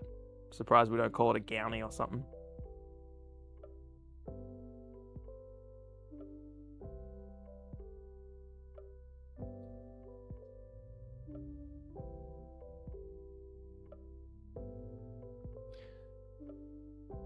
I want to try Kill Wager, Blackout's dead predecessor. Kill Wager is a blast, a bit tricky to read through the rules, but I still try to get it on the table every now and then. Yeah. Yeah, I think it depends with how mini agnostic the new player is and how much your local shop stocks 3D printed stuff, yeah. I think, I don't know, in my experience, I found new players to be very, what's the opposite of being mini agnostic? Mini truest, purist? I feel like new players to games probably, and maybe it's just because you've already got so much to think about, you kind of just want to support something that you want to buy official minis. People want to buy official minis. It's really interesting. Even if you say, oh, we have official minis, they're 3D STLs, I feel like that's great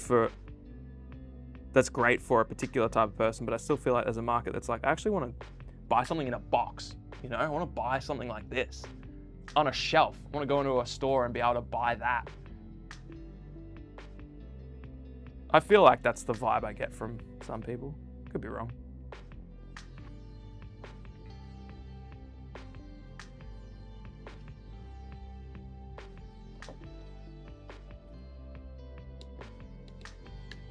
Miniatures orthodox, that's good. That's good.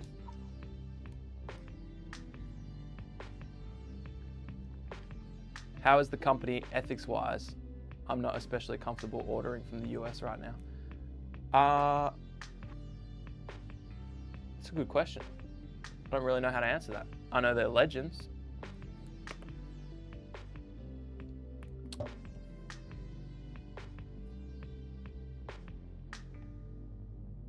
Oh, let me pull up the Discord. Nope. What am I doing here? Hang on, just let me get my bearings. There we go. Yeah. Okay, all right, we got some stuff to look at here. Oh, Big Sauce. Is this all your painted blackout stuff? My goodness. Hell yeah, I love the backgrounds. Oh yeah, whoa, go back. My goodness. Hell yeah, dude, these look phenomenal. I love the camo. I love the tall grass too. Love all of that. Heck yes, man. Big Sauce, that's insane. Those are beautiful. You're correct, D.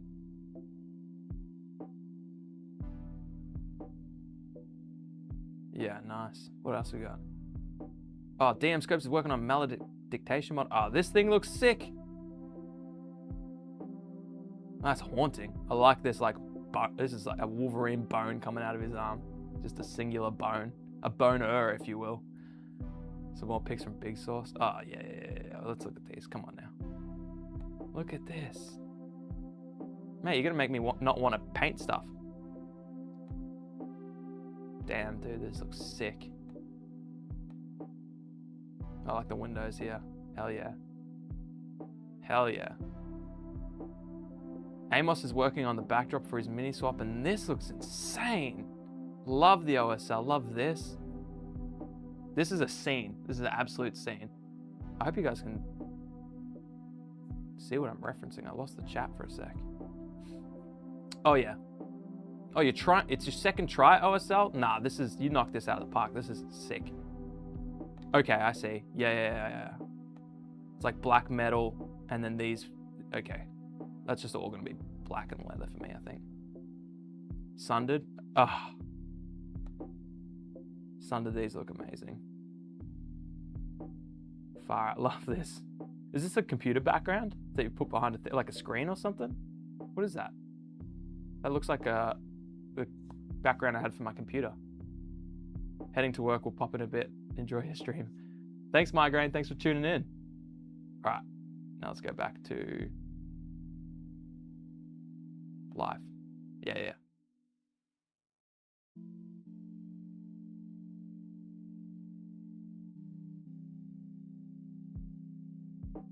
The chappy bots do wear clothes.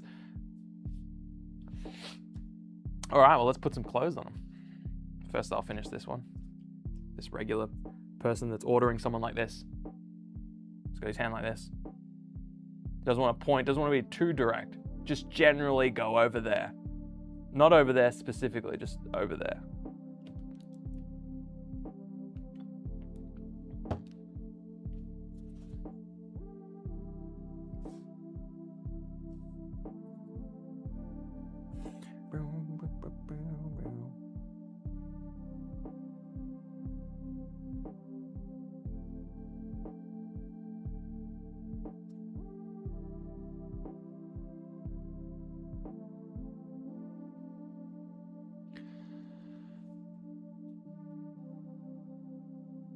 More butts.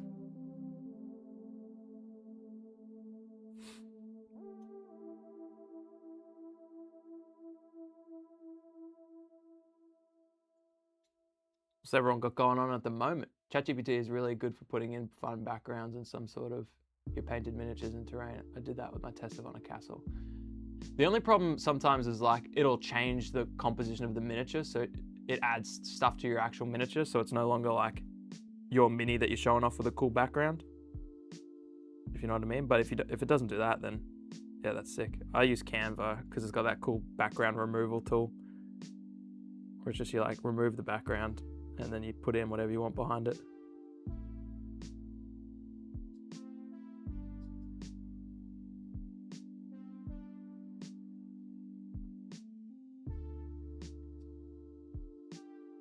Chompy Bits, you legend, 10 bucks, thank you. What the heck? Thank you. Now I have to provide you more one-on-one support. Or maybe you just printed a thick clip and it worked and you're thanking me. Thank you, that's awesome. 10 bucks. In this economy, it goes a long way, thank you.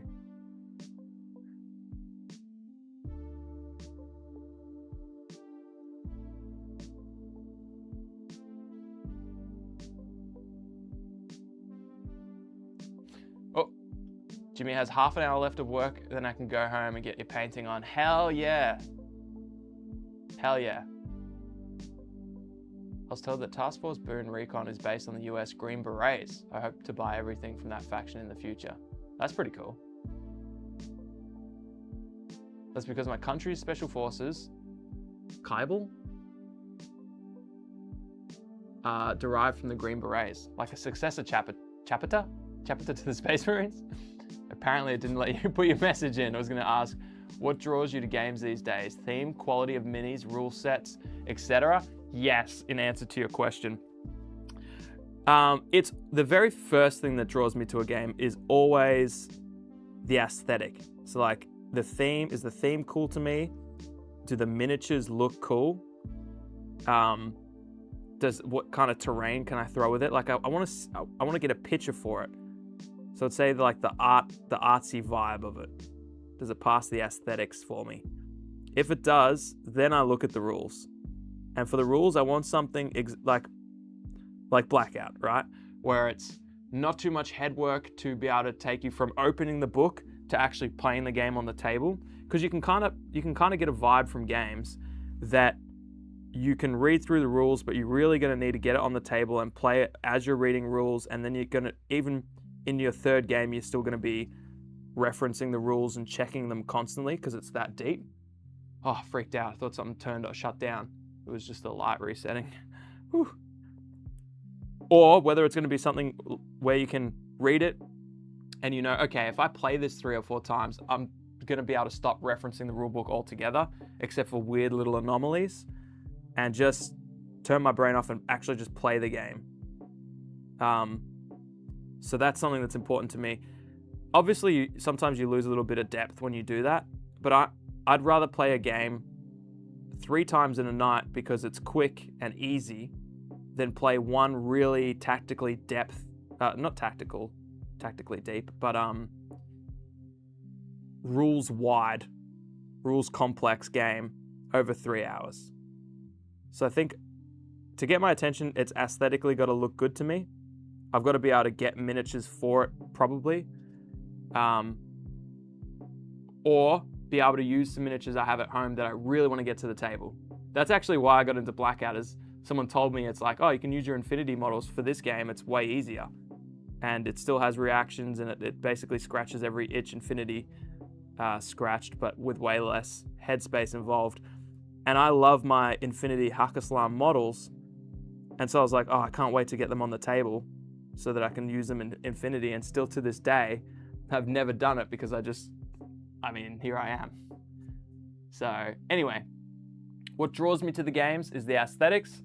What makes me take the next step is if the rules are light enough that I can play the game quickly. Even if the rules are simple, but the game itself is still going to take me 3 hours, I'm not interested. Because I don't have 3 hours. Most of my games look like I put the kids to bed at 7. I can maybe leave my house at 7:15, 7:30 to go to a club and play a game. Just get everything set up, and then I start playing at 8 p.m. I don't want to, after I've worked all day and done all that,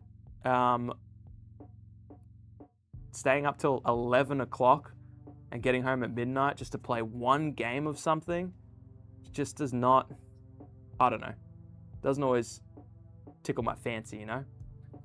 Whereas if I can go there and I can play 2 games of BLKOUT in 2 hours and be home by 10:30, my goodness, sign me up for that.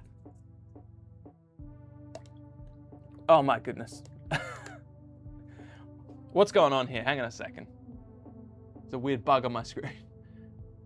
The Drunken Archer's out. Have a great stream. Hoping to be back later on. Thank you. For me, wargaming is about the visual spectacle and immersion. Yeah, that's what I'm trying to articulate. Yeah. Chompy Bits with $40. Thank you. On that, here's more to get you some Relic Blade on the channel. I think you'd really like it and help support a game designer I like. You know what, just for that, I'm only 2, let me finish my Springboks, I think they're called. And then we'll go look at some Relic Blade. I'll just pull it up on the website and just check it out because I don't know anything about it and I would love to. Everyone seems to love it. So now remind me, sorry, so much has happened. Is Relic Blade made by the Sludge people? Is that what you guys were saying before? Anyway, let me finish while you tell me that.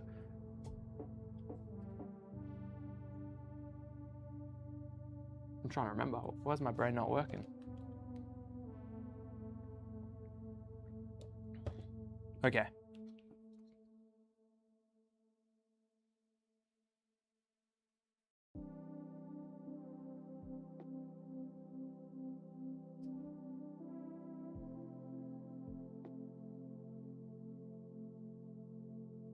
Just trying to plan out how I'm going to paint this Springbok. That's why I'm just rotating it here. Indeed it is. Yeah. Sludge guy. Mostly one dude. Metal King Studio. Okay. All right. Let's smack out this. This is going to be a bit because I'm going to mostly paint this black. Wow. Okay.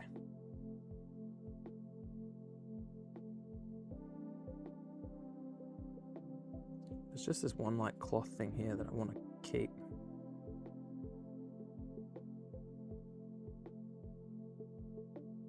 On this thing at the back too.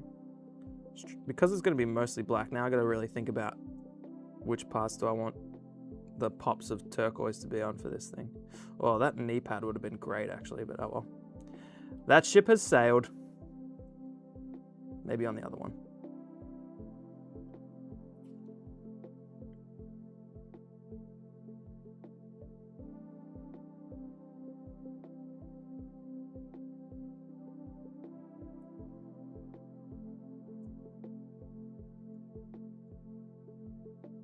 Sean, start our Metal King studio.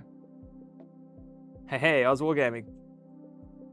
They're coming along slowly. Once we get the turquoise and the leathers on them, these things are they'll be coming to life. And then they'll just have that little haunting, unfinished feeling. Even after I do some highlights on them. Actually, I might base them first so that we can get rid of that haunted, unfinished feeling. We'll base them, then we might do something else for a bit. And then once the basing is dry, which will be tricky because I'm using PVA, I don't know how long that's going to take, but it's pretty warm. I'll dab it on thin. I'll show you how I base my minis. What I like about the way I base the minis is I basically slap PVA on their base, and then I dump them in this mix, and their feet and everything kind of get a little bit dusty, which is great. Just in the process of like doing the things. Dumping them in a box with like lots of rocks and dirt. And then once that's dry, we'll go back in and highlight them. And at some point, we'll give them that oil wash. I don't know when. You could oil wash them right at the end, or after probably before we base them actually, so that the oil, but then we need to put the PVA down, the oil might not be dry. There's a lot to think about.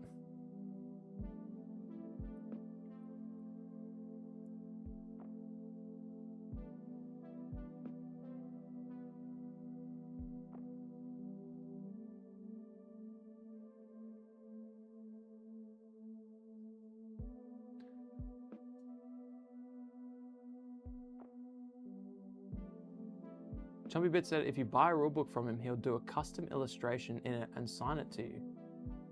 Really? That feels like so much work. For him, like. So he does that to everyone that buys a book? Like a physical book? Is it because it's like really expensive to make or something? Or is it just because he can just chalk up an illustration so quick, he just scribbles something freaking awesome in at the back and signs it? Damn, that's sick. What a legend. I'll go to this this camera for a sec so you can see. This purple light here, if we just wait for a second, I think it's overheating. We can see it strobe out like it's trying to communicate with us. Maybe it's because I'm painting these springboks and it's like trying to have a conversation. There it is, look. I don't know. Is that a useful screen for you all? No, I don't think so. There we go.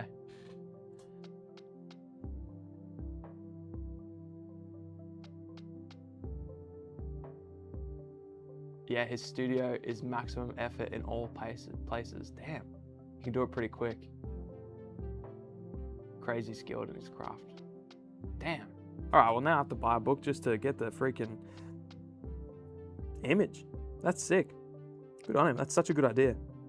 Especially if you can, you know those people that can whip out like really good art real quick.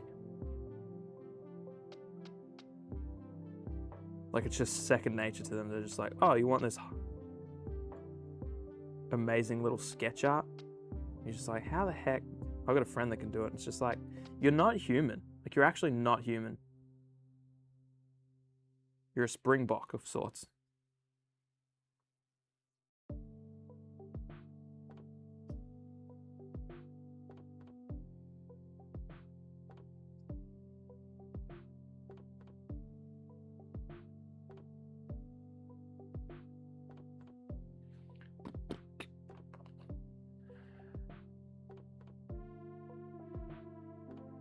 Oh, I'm very excited to check out Relic Blade now with all your chatter. Well, already with all your chatter. Sounds sick. I've definitely heard of it. The name is so familiar to me. I might even look at it and be like, oh, yeah. Or I might be pleasantly surprised.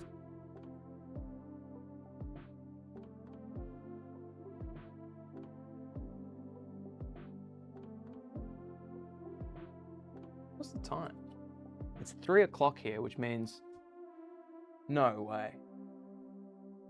Does it tell you guys how long the stream's been going? Have we been going for 4.5 hours? 3 o'clock. No, 3.5 hours. Oh. Oh. Okay.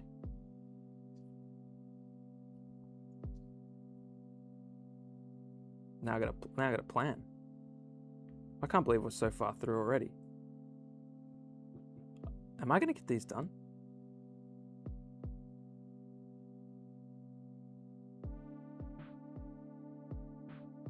Or are we just gonna have to do a part 2? I'd love to cancel my root canal and come in tomorrow and do it all again. Goodbye from Chicago, says Chompy Bits. Just want to say that I appreciate your channel. Love the friendly hangout vibe of it. Thank you, Chompy Bits. Sorry that you're tuning out before we get to look at Relic Blade, but you'll be able to watch it from in the next, I'm just finishing the last Springbok, so we'll check it out after this, so you'll know where to tune in if you want to watch it back, but yeah.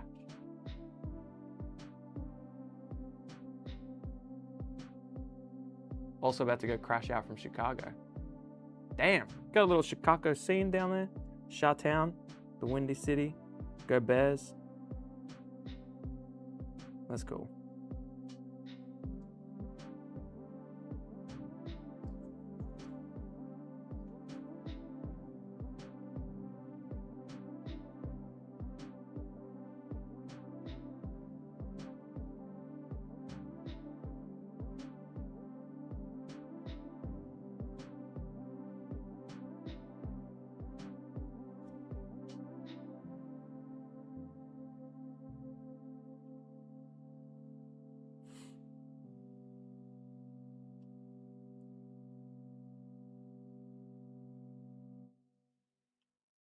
All right.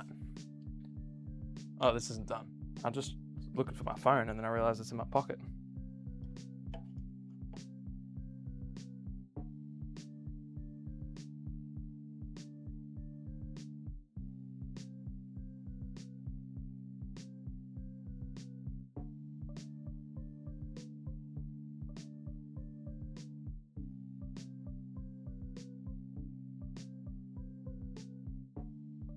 Okay.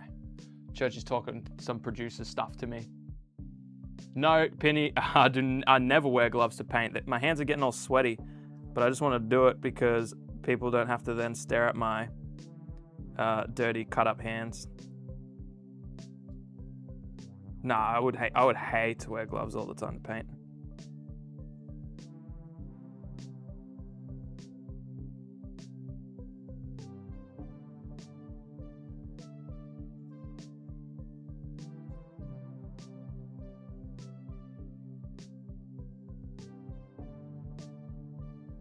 What are you doing today, Penny?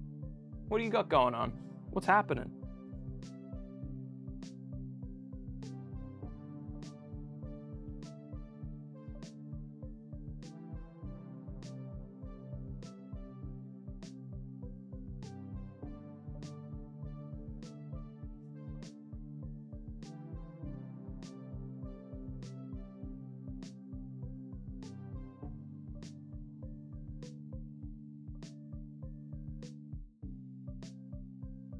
I think I'll leave their helmets turquoise, that'd be sick.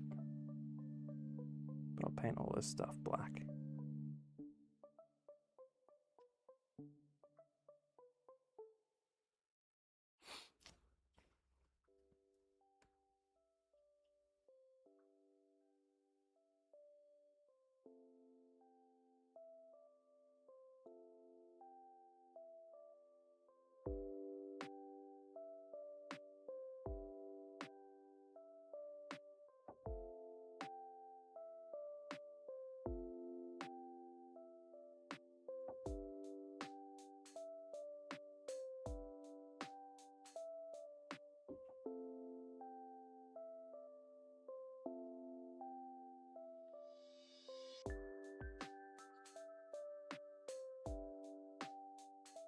Okay.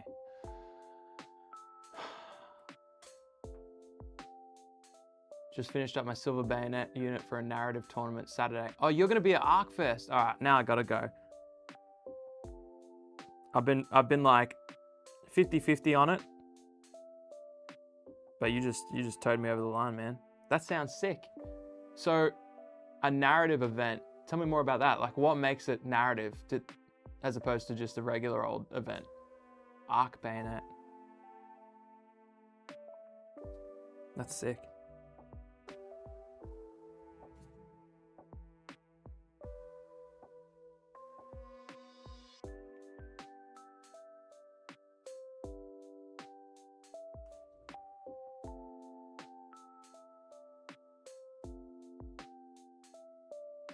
All right, there we go.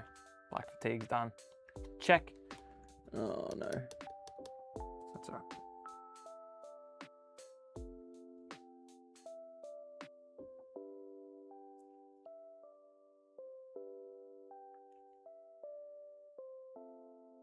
I planned on playing Infinity at Arc, but I was lazy and didn't end up buying a ticket or getting your shit together. I've never been to Arc, but like I didn't honestly realize it was so big that it would have like Silver Bayonet narrative events and full Infinity tournaments.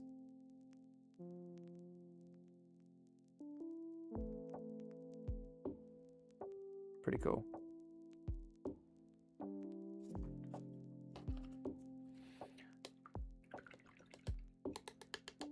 Not taking sweaty lists. Do they police that? Like I've played in or I've seen 40k lore events where it's like they have rules for how you build your list. Do they have to worry about that in Silver Bayonet, or are people pretty chill? So it's kind of just like you'll know if someone brings a sweaty list, and so therefore no one's going to do it. Like I wonder if they have any rules to police it, or if just it's self-policed. All right, stage 1 of these miniatures is done. So what I'm gonna do is take a quick break, chow down a bite. I might just take a 15-minute break, chow down a bite of food, grab another drink, come back, and then we'll look at, what's it called? Relic Blade. I do it now, but I just wanna fix a tech thing that Churchy's told me about. So I'll do that before we look at Relic Blade. So gloves are off. 15 minutes. Are you sponsored by BLKOUT? Nah, not at all. The opposite. I've paid hundreds of dollars to play this game. Not at all sponsored by BLKOUT or affiliated with them. They're legends. But no, this is not a sponsored BLKOUT stream. This is just a dude who really loves it, has a bunch of miniatures he needs to paint for it. And we do a live show every month on this channel. Me and my co-host will normally do a show, but he's in France. So that's a pretty good reason not to be here and not to be able to do it. 0200 box, I'll write that down too. I'll go find that as well. So yeah, instead of that live show for this month, I thought I'd do a big painting extravaganza. I thought, how long will it take me to paint all these miniatures? I did my speed painting math in my head and I said, wow, that's about 8 to 10 hours. So I thought, well, if I'm gonna sit down and paint for 8 to 10 hours, let's make it a stream. What I forgot is that there's very little painting when I'm busy chatting to all of you, which again is what I would prefer to do. So I probably only will get Harlow squad done. I don't know. We've still got 6 hours. Anything could happen. So no, not sponsored by BLKOUT. Penny says no rules for it, just self-policed. Yeah, nice. That's all you should need. If you've got a good community, which I imagine Silver Bayonet has an awesome, chill community, that's all you would need. Oh, more points. Hell yeah. More points for more creative lists. That's great. Let's throw my water down here. Love you, Shane. I'll pass it on. He may see it. I love him too. He's having the time of his life.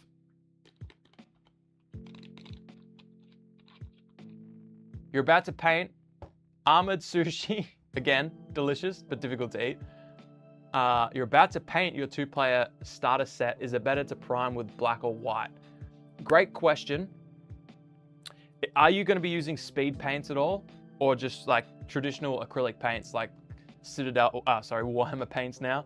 Or Pro Acryl or something like that? Like what are you painting with? Because if you're going to be using speed paints, prime with white, or I would say prime with black first and then do a top down. Look up Zenithal priming or Zenithal spray. Yeah, I would do a zenithal if you're going to do contrast paints. So you could do a quick YouTube search on that. That's how I primed these. If you're going to be painting with just regular acrylic paints, black is fine. People prefer that sometimes. I would still do a zenithal prime, which I would look up what that means, because it's basically, this is your model, you prime it black everywhere in the shadows and everywhere, so everywhere is black, and then with the white paint you spray like top down and then on like 45-degree angles so that the paint doesn't get in the shadows, so they stay black, but it highlights them enough so that they look like, oh yeah, good one, Fox, so that they look like this. You can sort of see it's like darker in these recesses and underneath, and it creates that shadowing. I would do that even if you're going over it with proper acrylic paints, because it just helps you think about, as you're painting, where the light is, if that makes sense. If you had $1 million for advertising, which games would you support and how much? Oh, I want to come back with that question. That's good. I mean, right now I would say, no, that's a good question.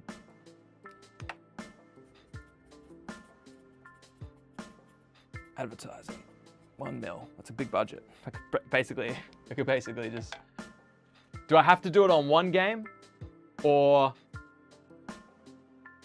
you're gonna spread it across many games? Because then, man, I could just give a budget, 100,000 for 70 games. No, my maths is obviously garbage. Yeah, interesting. I like that question. I'll come back to that after the break. No worries, Amatsushi. Hopefully it helps. While I take a break, go watch, if you want, go watch like a zenithal priming video, because you might get a better visual of how it works. Multiple games. Okay, Rodriguez, I like it. All right. Let me click some buttons.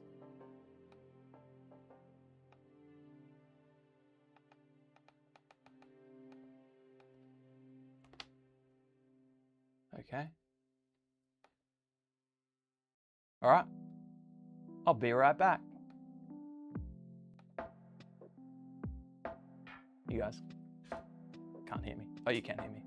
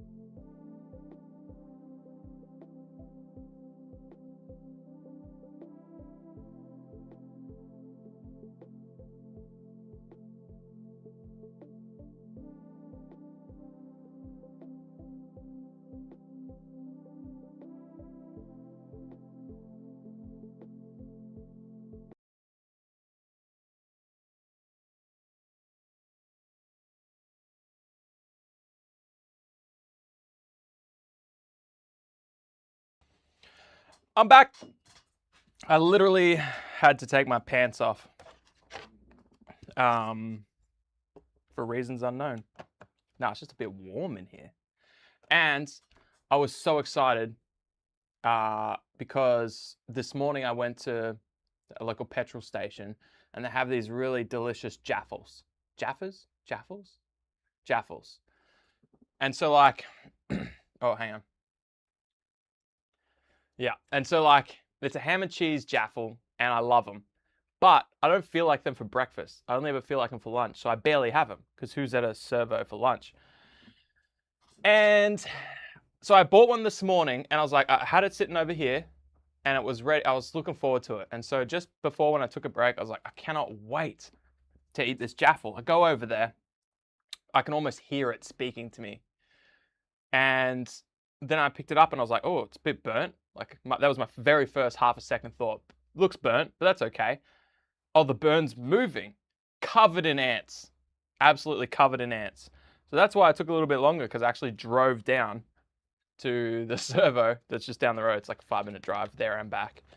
And got myself just like a burger out of the Baie Marie. And it was horrible. The burger was horrible, but I am fed. And that's the goal. But it's just disappointing because I was excited for the jaffle. All of that to say, we're back. We're absolutely back. And we've got a little Pepsi Max as a treat. So, before we get into Relic Blade, you asked the question. You actually asked two questions. The first was if I had $1 million that I could use to support any company, how would I do it? It could be multiple companies. And another question was top 3 games if you're stuck on a desert island.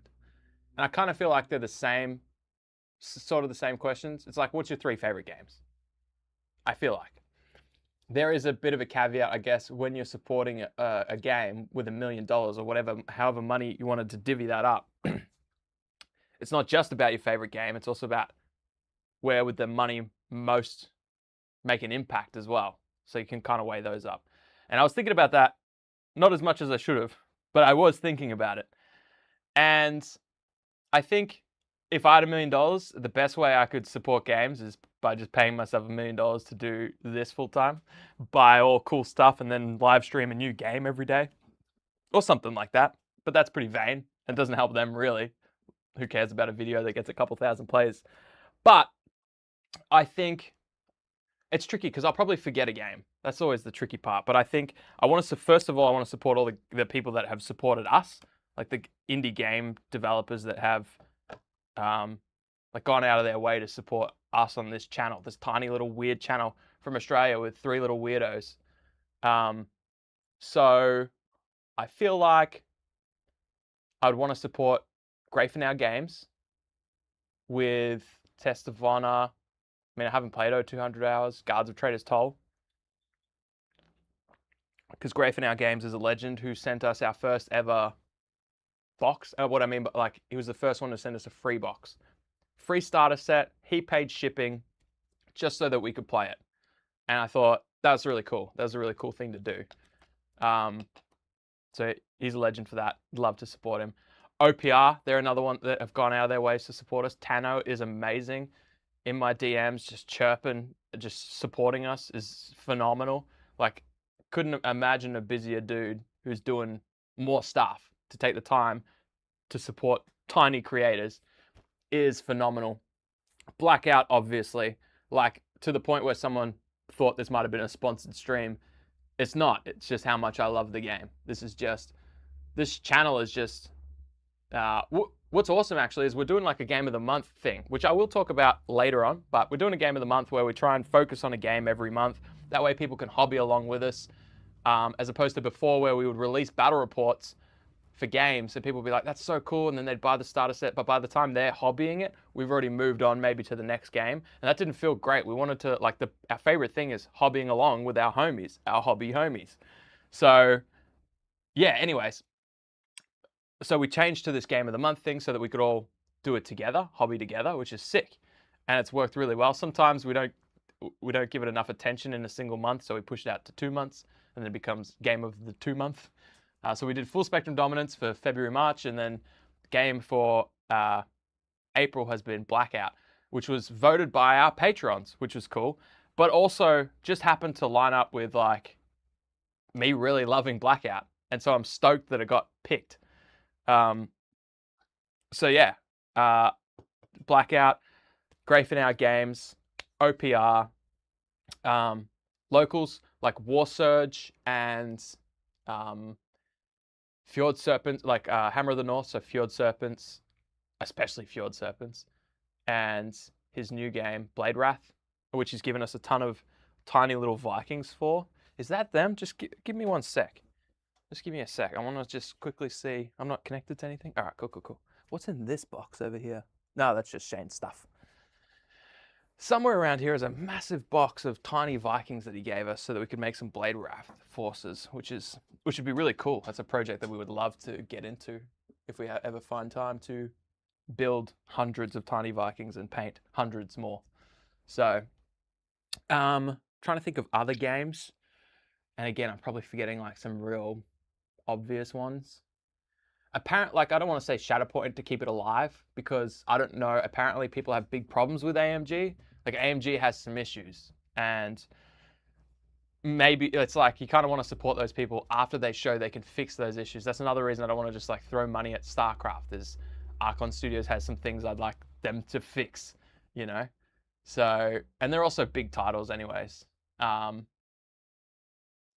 don't really play it, but I would love to. And again, it's Mantic. Bingle said, "Can't believe my YouTube decided not to notify me about this." YouTube is great at doing that. It just has a blender of things that it just decides, yeah, I know you should get notified of this thing that you've like clicked notify me about, but also I'm not feeling it today. Trying to think of other games. As I think of them, I'll say them. But yeah, if I had $1 million, I don't know how I'd divvy up that $1 million for those people.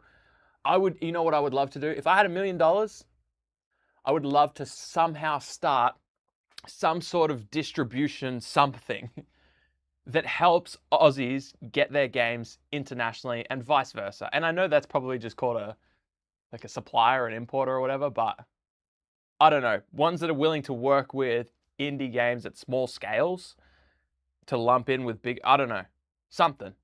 I know like Let's Play Games and Aetherworks do that, but I think that's contract based. I would just want to do it based on helping out people. I don't know. All right. Let me find Relic Blade. Let's look this thing up. Oh, quickly. I just want to thank our patrons. Hopefully that's coming up. I don't know what I'm doing. These are the legendary homies. These are all the people that support us every single month, whether we're doing cool stuff or not. They just want to back us. Yeah. And so I wanted to make sure their names are here because we've got the legendaries, we've got the goats. And like literally without these people, we say it all the time. It's like, oh, without these people, we couldn't do what we do. And that has never been more true. Like, these people pay to keep this channel alive because a lot goes into it. A lot of money goes into it. And it's so amazing that we can, like, the systems that we've got now, it just feels like we're just getting started. And yeah, anyways, feels like we're just getting started. There's so many cool things we want to do and can do. And if we ever do those things, all the success of this channel is entirely because of these people. So thank you, homies. You're amazing. I love you long time. You're the absolute best things. You're the best things. You're the best humans. Rodriguez, you said your choice of games and search for methods are interesting. Thank you. I am nothing if not interesting in an interesting way. How would you, I'm curious how you would choose your games. Like, how would you choose where to send your money? All right, I can do this. I can figure out how to find Relic Blade. I know I can. Relic Blade. Bear with me. I'll make sure I pull up the right thing.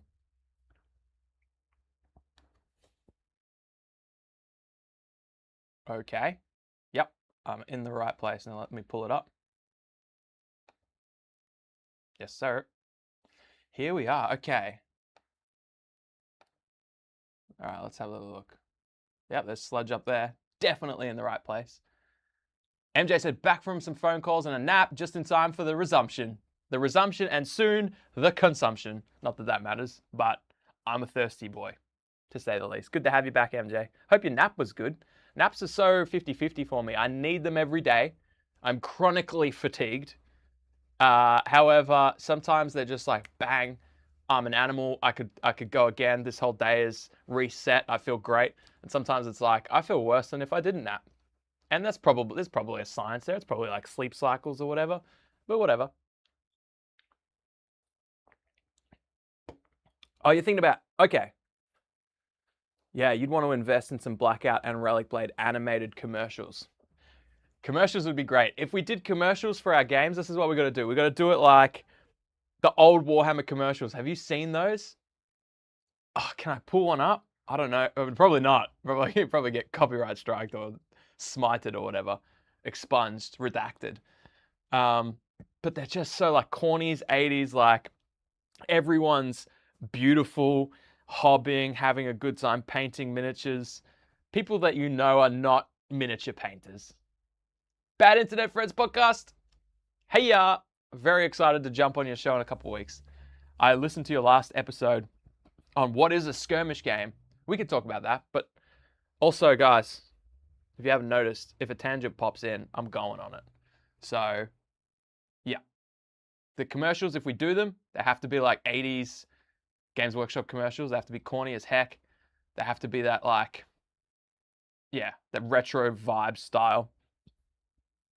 Looks like I missed the Lord Chompy Bits. You did? You did miss the Lord Chompy Bits. I think Chompy Bits will be back. I think Chompy Bits is a mainstay. Live action commercial like Call of Duty.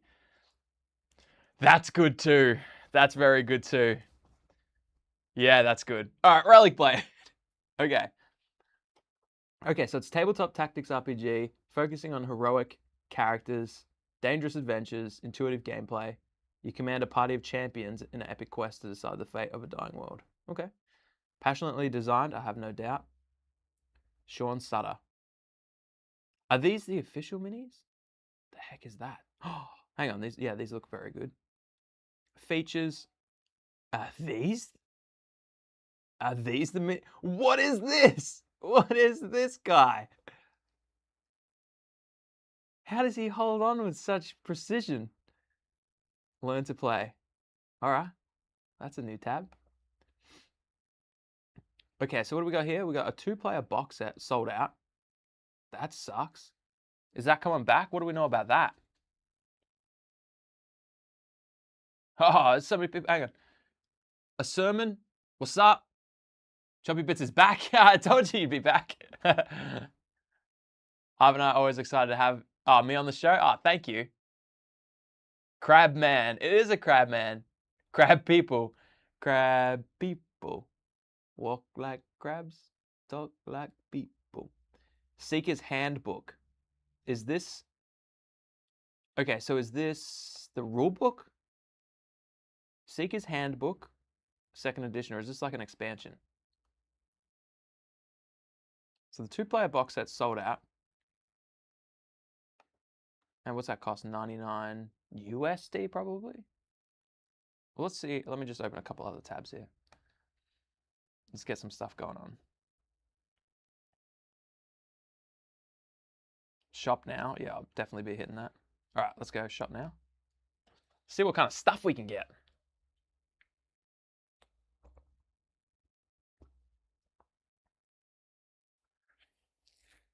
Oh, Sean did a live stream of his sculpting process, and it's amazing to see him work. Wow. He's due for a major restock this next month. Game of the month next month. Relic Blade. I don't want to say anything like that. It's not confirmed. Let's wait to see when StarCraft is coming. Okay. Okay, so these are the factions. These are the things you can get, right? So I can get Battle Pigs. Yeah, I love this art. I love this art. This is sick. I would never play battle pigs, but battle pigs are like orcs to me. I would never play them, but I do want them to exist, and I want to play against them, and I want to see them in store, like on tables and stuff. I don't want to be the battle pigs, but I want someone else to be the battle pigs. You know what I'm saying? Since you're looking at war games, look for Planet Shark. Did you already ask me that? Because that way I've got Planet Shark written, or was that someone else? Either way, it's on my list. Planet Shark's coming up next. So what's your secret to being so sexy? Bet you have to fend off the ladies, huh? That's not true. That is not true at all. I've never had to fend off anyone. I would have to work very hard to get someone's attention. Luckily, I'm married and I can just give up on having anyone's attention. Thank you for your kind words. Now, this is what I want. Bone and Darkness. Hell yeah. Okay, let's see.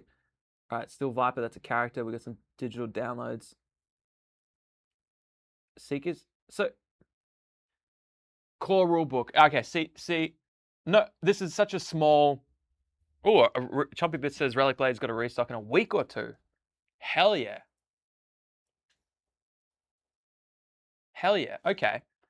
This is such a small gripe, but on the previous page where it says the Seeker's Handbook, for a new person like me, it's like, is that the rule book? Probably if I clicked on the other thing, it would have explained it, but I like this. I like on this page, it has in brackets, core rulebook, so I just know. Book only. I wonder how much this costs to get to Australia. Imagine it auto-populates my credit card details. Vogelands is a campaign expansion. Hell yeah. Okay. So this 2-player box. All right, hang on. I'm getting ahead of myself. Oh, a solo co-op adventure book. Okay, that's cool. Oh, that reminds me of another game that I would support. Is the name came and it went. Torch and Shield. Dwarven mining. Dwarven delving. Okay. Some character packs here. Yeah, I was just about to say, what I would love is, I don't know if they know how to build this into the website, but I would love, 2 words for you, Fox. Battle Pigs, says MJ. MJ, I don't know if you heard, but I just went on a rant about how I don't want battle pigs. I want them to exist. I want people to play them. I don't want to play them. Also, the main faction are a little more abstract. Oh, you can mix light. Oh, the factions are a little more abstract. You can mix light and dark characters. I think personally we should have been able to mix from the start of time, but that's just me. Oh, Axanax, you had an attractive lady flirting with you at a shop a few months back, and your coworker said he was surprised. Like you're not some sort of... Yeah, exactly. Like you're not some sort of sexy beast. What the heck? If someone said to me, I'm surprised that person flirted with you, I would just be insulted. Like, why not?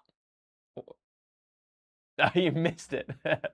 MJ missed it. Torch and Shield does look cool. And it's from Australia.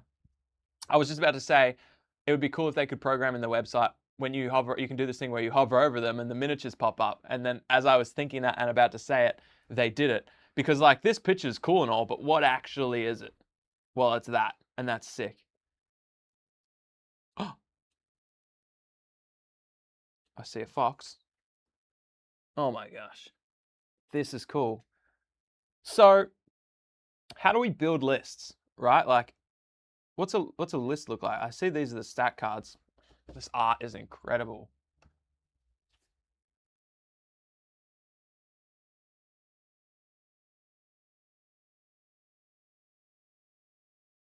Oh wow, there's so much stuff. How long has this been out? I definitely have heard about it. Like the Relic Blade name is so familiar to me, but I cannot believe. Oh, Crude Hounds. The cards are cool. I like these things. These little snappy jaws. Those are the old school Crude Hounds for me. Damn. Yeah, this thing is cool. All the stuff is sold out, but you said there's a big restock, so I guess. I do like this too. Only 2 available. That's cool. Okay, all right. Got to check this out. Got a couple glimpses of the models from here, and they look sweet. Just like Blackout, 1 card per model, and each side has the same name, same number of cards. Oh, okay. Then you upgrade them with skills and gear. So how many, like in a game, how many models will you have? Little Narlocs? Because like there's some bigger forces. Like this looks like a bigger force. Obviously, then these little packs.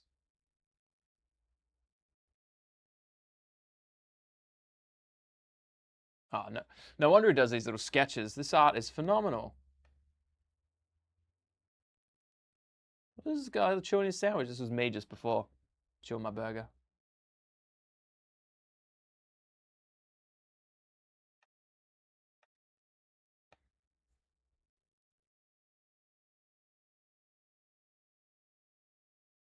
Migraine, we have not talked about how great the sister game Cursebreaker is. And it's like Blackout, my wallet. Yeah.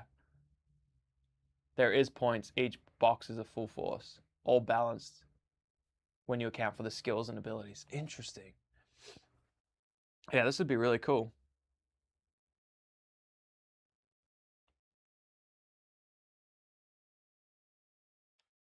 Damn.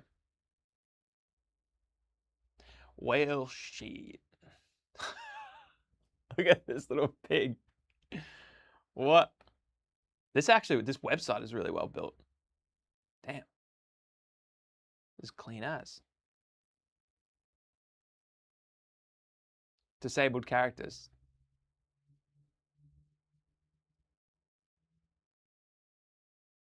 Okay. Start playing right now, if you say so. Oh, the paper minis look great too. Wow. That's awesome. Behold. This is Churchy. This is a Churchy character right here. Well, I'm in love. So it's about 5 to 10 dudes. You reckon? Battle Pig is 14 points. Triad dude. Yeah, okay. 4 to 7. Yeah, great. Love that. Okay. Let's find out how much it costs to get to...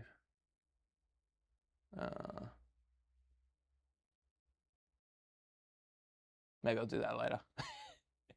Because I know I'm going to click a button that's going to like take me through, log me in as shop, and then be like, oh, is this still your credit card security code?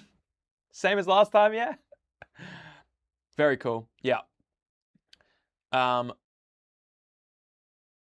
just need to look more into it, right? Because I need to figure out how I want to build,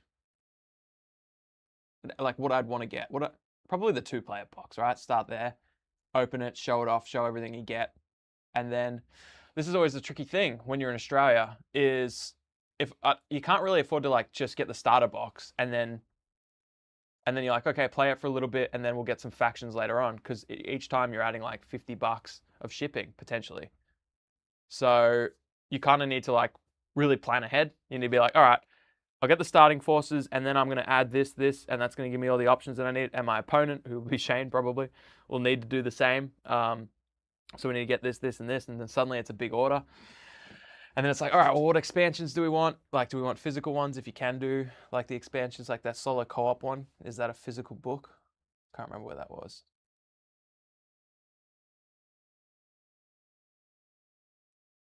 Because my biggest fear is like, all right, I'll just go through and I go, all right, these things here, these look cool. So I'll add those to cart. And then I'll get this 2-player starter set and a couple of little characters. And then I go to build a list and it's like, oh, you can't use that with that. So this, you can't even really run in a list because you don't have the, you know what I mean? So I got to do more research, but I like it. First impressions, this game's a winner. I'll keep this tab open so we can peruse later on as well. But Migraine said, you said there's a sister game? How do I know? It doesn't have a tab. Is it like out? How does that work? Tell me about Curse Breaker, I think you said. So, very cool. Does anyone know how long this game has been out? And what is that notification that I've got? Sorry, guys. I'm trying to be a YouTuber. Okay. Okay.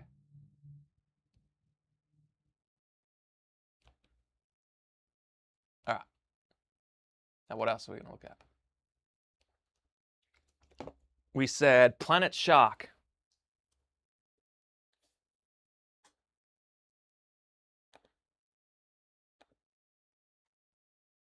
Nope.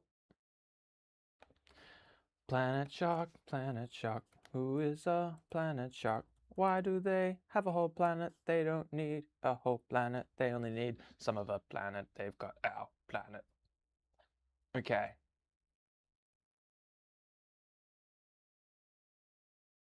Just trying to find the right one. At least 5 years. It's been out for a while. Okay. PvP party game. Chat's moving quick. Hold up. Hold up. There was a Kickstarter a while back. Weird that it's not on the page. This Curse Breaker. Yeah, okay. Yeah. And Relic Blade's been out at least 5 years. It looks like a really established game. It's a PvP party game. Curse Breaker, you are a wizard and customize your spell book. Sounds familiar. Sometimes it feels like Relic Blade has always existed. Apparently it has. Maybe as long as 10. Oh, okay. You want the links? Yeah. Yeah, give me the links. If they don't work in the chat, put them in the Discord, which I'll jump back into because I just realized we haven't checked that in a bit. One box and one or two other dudes. Upgrade cards provide versatility. You can buy PDFs of them. Okay. Sean's been at it a while, to be honest. Planet Shark. To the tune of Baby Shark. Planet Shark. Do, do, do, do, do, do. Planet Shark. Do, do, do, do, do. Started in 2015. That's a decade ago. Is Planet Shark by Tiger Miniatures? Looks like it. All right, let me pull this up for you.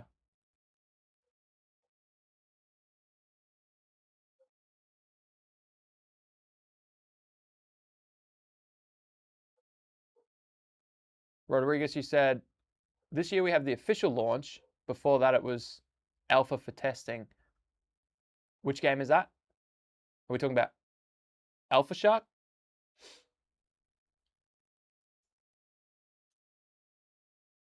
Ah, Curse Breaker's under the Relic Blade. Let's check out Alpha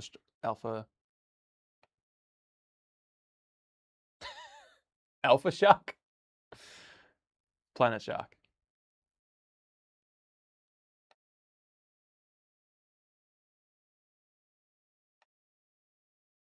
Okay, I figured it out. I figured out how to click buttons. Okay, it was a Kickstarter. Let's spank that. Oh, this art is cool too. Planet Shark rulebook. Okay. Where did Planet Shark come from? It all started when our lead sculptor spotted a hilarious drawing on Pinterest. That is the appropriate way to start a game.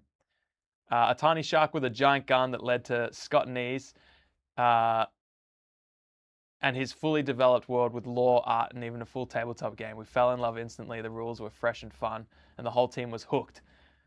This is sick. Oh!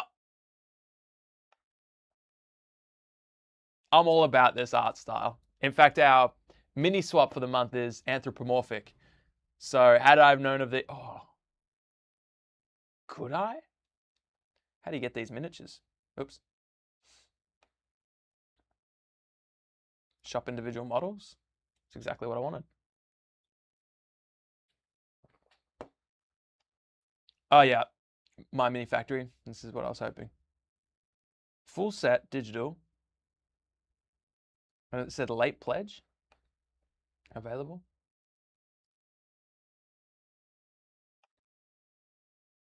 I'm going on a goose chase now. All right, Planet Shark, all in pledges, Master Raccoon said. Yes, I am fulfilling all rewards, thank you. Hell yeah. Oh, look at him.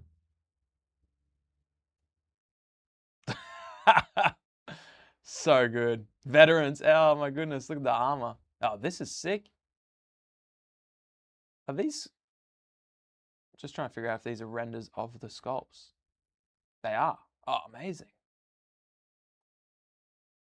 Wow.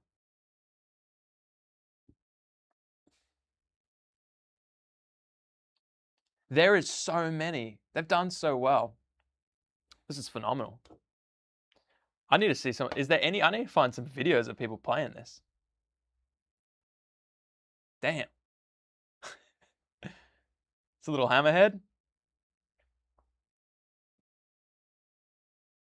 Wow. These are cool. So it made, what, $80,000? So I unlocked the burger mech. This is sick. Chainsaw mech. Stealth sharks. Roleplay sharks. Oh, yeah. Cowboy sharks. Delicious sharks. I like this one.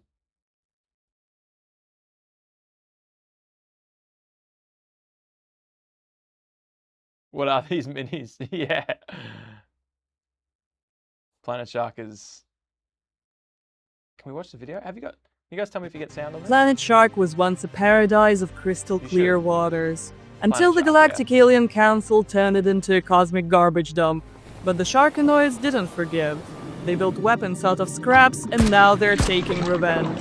For honor, for glory, for the ocean. So good. I'll pause for it. Good night. Good night, Axe Annex. Planet Shark is a drop your tabletop phone. skirmish I'll be game here where when you shark wake up. shivers fight for dominance on the battlefield. Simple rules, wild setting, and tons of fun. Very loud. Oh, Each sorry, time guys. you activate the shark, Let me pull it down. Hang on. and use actions to move, attack, interact with the Compared to me. objective, or Okay. take a leap of faith into the chasm. This video is great.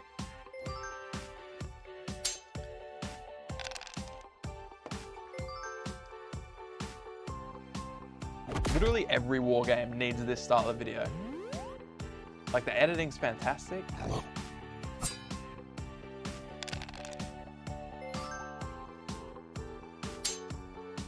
This would have taken so much work.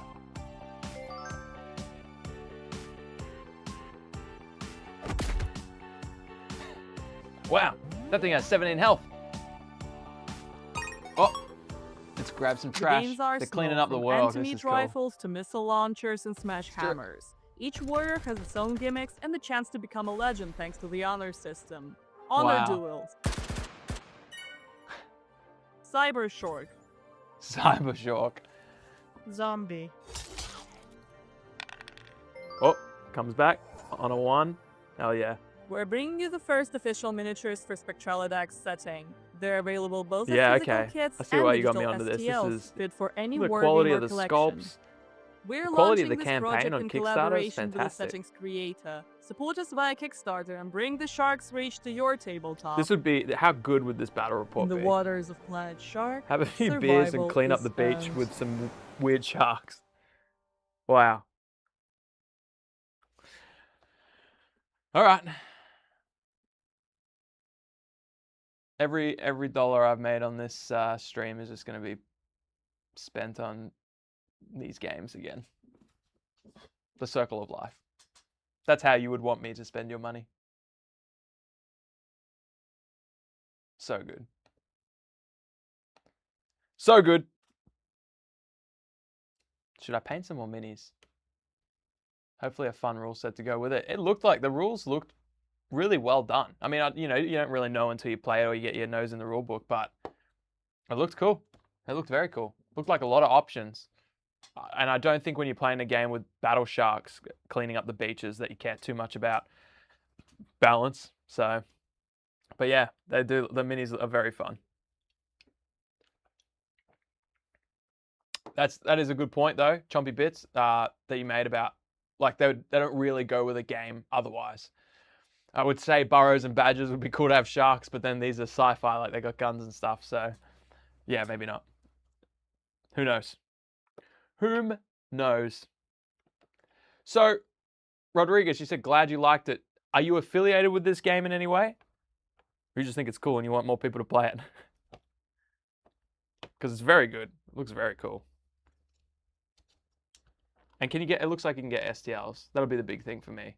Because like if you're going to invest in a game where you can't use the miniatures for anything else, I think it is important to have STLs. Because like, obviously you don't want to ship over, pay all this money, paint all these minis for this specific game, play it a couple times, and then it falls into the rotation and maybe you pick it up for 6 months. All of that's fine. But obviously it's better if that's STLs because that's just, you can bang those out, slap chop them, get it to the table. Then if you love it, you can go even harder. You're just a fan, Rodriguez? Yeah, it's sick. Have you played it yet? Have people... I didn't even see if you could get physical miniatures. Like, printed for you, which I'll just do myself, I guess. Anyway, I think we need to keep painting, else I'm never going to get these done. So let me just check some admin. Okay. I did want to get the 0200 hours box. I had a little look for it before, but I didn't think about behind this curtain. Give me a sec. I mean, you can still hear me, so. I just don't know where. It's Shane's game. He was a proofreader for it. His name is in the rules. He's credited in the rules. So he might sleep with it under his pillow or something. I don't know. Probably. Yeah, I can't see it. I'll be in here for a while, so if I do find it, I'll let you know. I'll let you know. Behind this guy? What's behind door number 7? Nope. Nope. All right. Much progress since 10 a.m. All of these minis, all of these here, you can't really see them. There's a couple more, have black on them. And so now I'm going to go put on some turquoise. No. First I'll do the leathers. I was thinking about this earlier. I'm going to do leathers first and then smack turquoise on the rest of it. And then I'm going to oil wash them. And then I'm going to base them. Yeah. Anything is miniature agnostic if you believe in yourself. That is facts.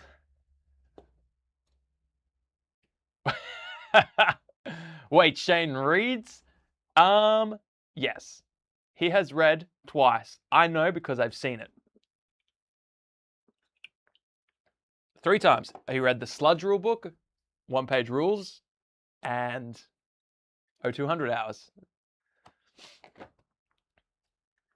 Oh.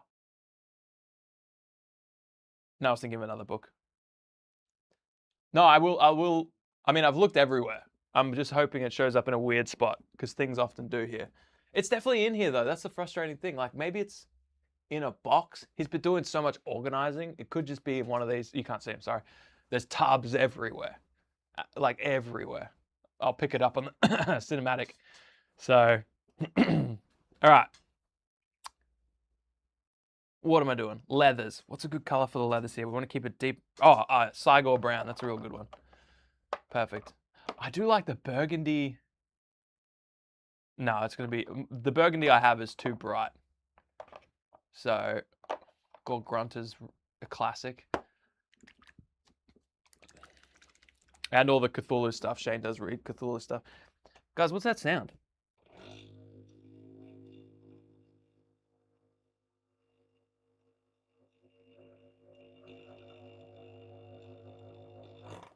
I can't hear anything.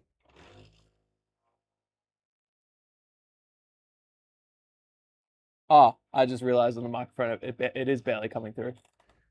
Which is wild because it's so loud to me. That's my vibrating paint mixer. All right. We got some brown. I'll use a little bit of this.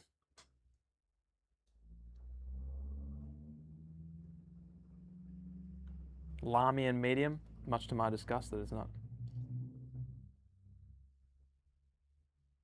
Yeah, that's a good color right there. For some leather, I reckon. Pretty good. Put your pants on. No, it's too hot.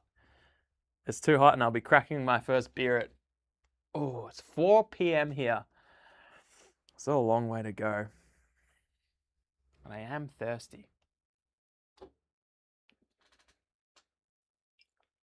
Numa said that was louder than this morning, which is funny because that time I put it underneath the table. Maybe because I was leaning towards it. I don't know. Who knows? Who knows? This can be leather.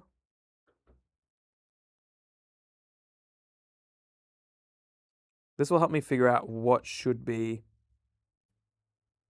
the turquoise. Because I'll paint everything that should be leather. I can be pretty fast and loose with it.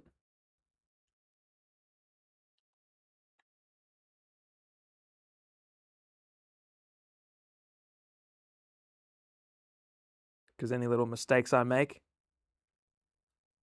are going to pale in comparison to the mistakes I'll make later. But also, the oil washes will cover all. They are forgiving. I think this little thing, what is this? It's like some sort of jetpack on his butt. I don't know what this is. But I'm going to make that green. Maybe this vest can be brown?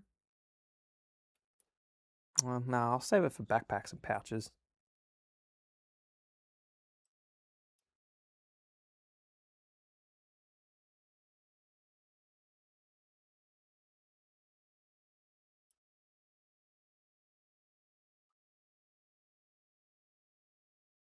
And straps.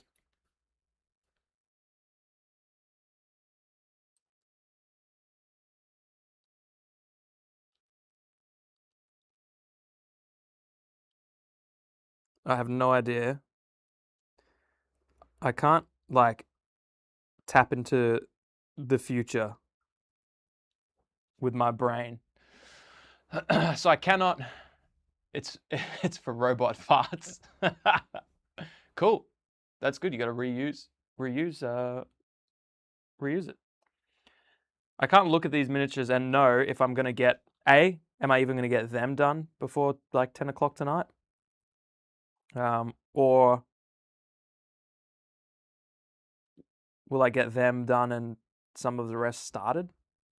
I was going to look at the ORK models, the Orc models, but I might do that after I've done all the leathers. We'll break it up. We'll do all the leathers, and then we'll look at the Orc minis, the new blackout ones, and then we'll come back in and do all the turquoise.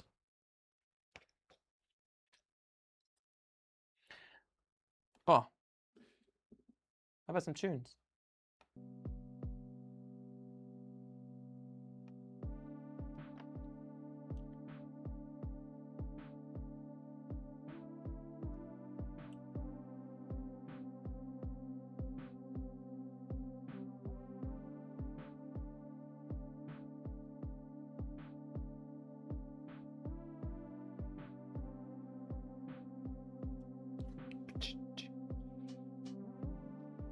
Chumpy Bits, still the king. Numero uno.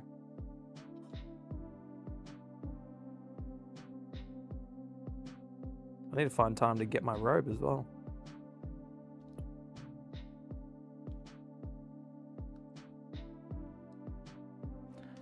Far out, these minis are sick.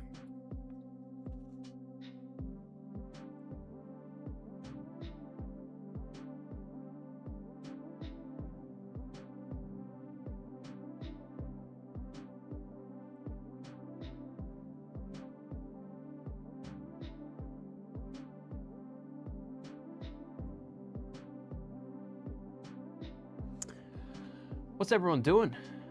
What's everyone else up to now?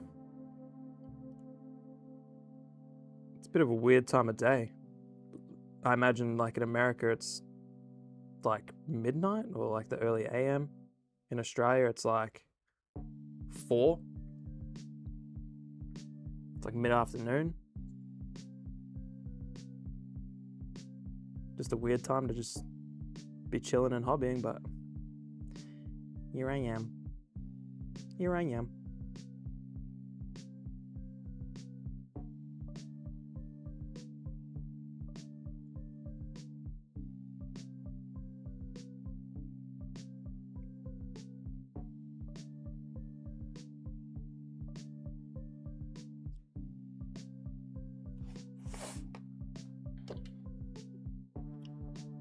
Numa just got home from work. Nice. Oh, nice. Cohen just finished work as well. And Taz, just browsing Steam. Dangerous. Churchy playing Crimson Desert. And Arvid Konstag. I feel like I need to say that. Arvid Konstag is leaving for work.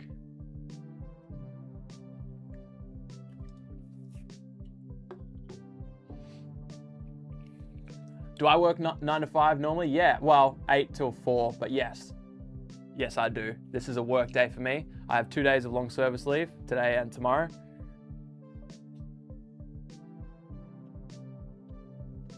So, which means I've been in my job for over 7 years. 10 years, actually. 10 years in a couple months.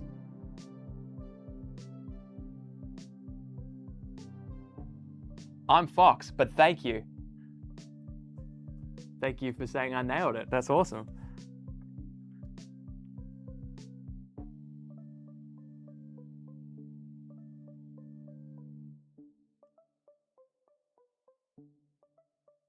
See, this one doesn't have like much leather on, but I don't want to be, oh, okay. This whole brown thing can be leather. It's like a little cloak or something, little cape or something.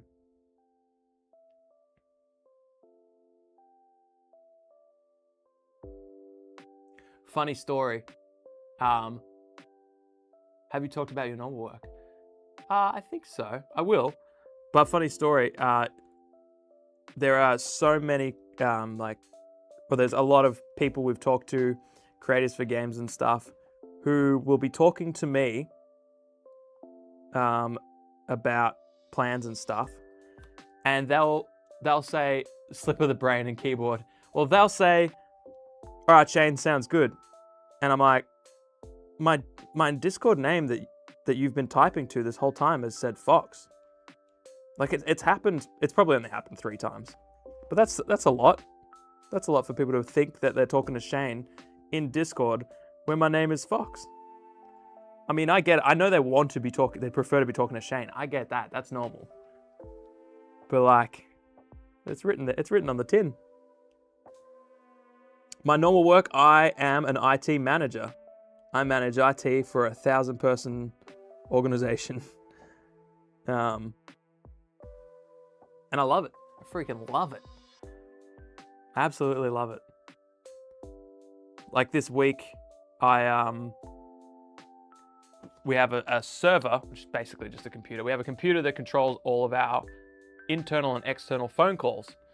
And it's almost 20 years old. And one of the hard drives in it has started to fail. So I can't actually access it. Like the database in it has died. And so the phones and everything still work, but I can't log into it to make any changes whatsoever. And it's no longer supported. Like the company that originally made it doesn't even make it anymore. It's not that they don't make that model, it's that they don't make any. So it's not like I can get a replacement for it. So now I've just been trying to fix that.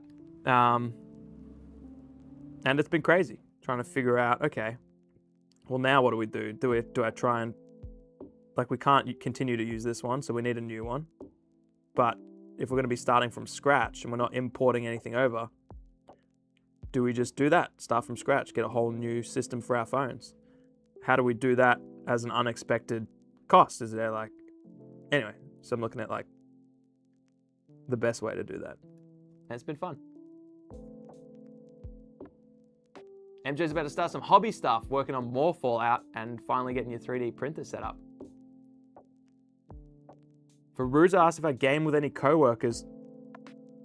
I'd say historically no, except for we have a small tribe of Shatterpoint players. It's actually a funny story. Like I went to a local Shatterpoint tournament, not knowing anyone that went there. And when I went there, I saw someone who I was like, I'm pretty sure that's one of the teachers at my school, like at my work. So I was like, hey man. He's like, oh. And then we're like, oh my God, co-worker that plays the same game as us and is at the same tournament. And then we played each other in the second round and it was awesome. So, so I play with him every now and then. He actually runs a Shatterpoint league, which I was in but had to pull out of just because like It's just very difficult for me to commit to stuff because I do have so much going on. Like I couldn't get a game in the month that we launched our Kickstarter. For obvious reasons, that was a lot of stuff. So I had to pull out of that. But yeah, but until then, until he came along a couple years ago, never even talked about it. I think there's still people that would be like, "Oh, you do that? That's weird."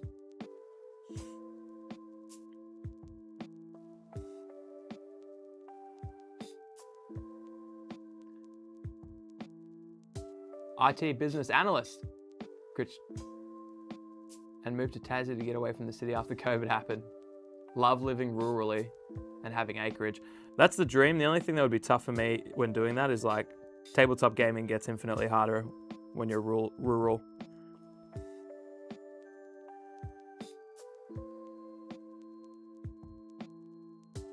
But I would love that. Having acreage. Just being out in the sticks. Having some quiet. Having land. Tough. Talk to me about that. Know what I'm saying? I think these are going to come up okay.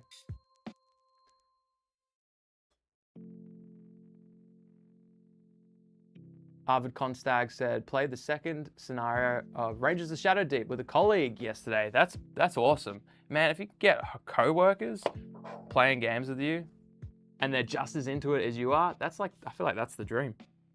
That's sick. That's up there with like getting family members, like brothers and sisters and wives and partners and whatever. That would be pretty sick, I imagine.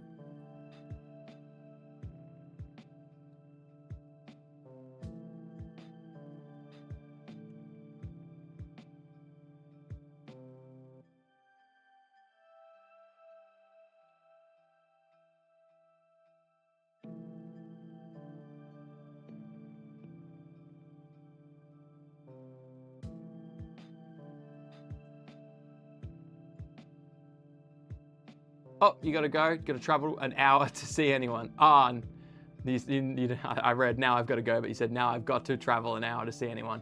That's another thing about rural.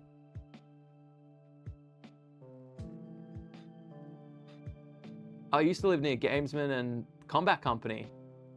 Combat Company is awesome. Are people in IT more inclined to wargaming, or is it generational thing where a lot of 30 to 40s work? Yeah, it's a great question. I reckon IT people probably, because they're nerds, right? We're nerds.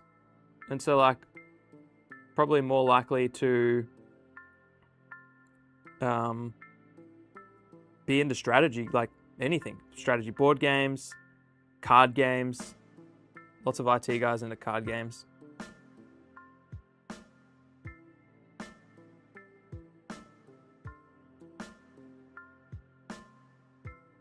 I think there's probably a ton of niches that drag people into wargaming.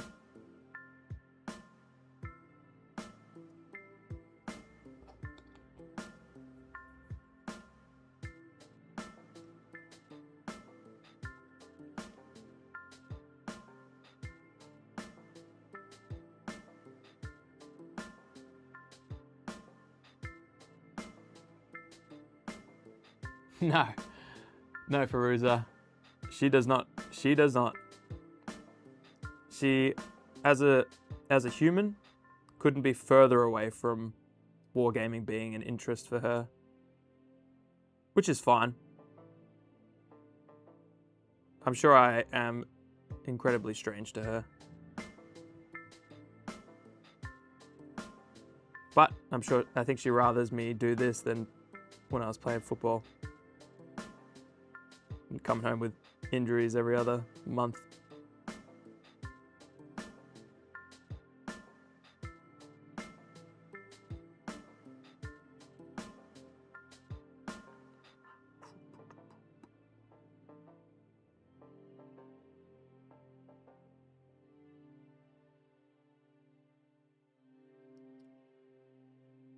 Okay. We're getting somewhere.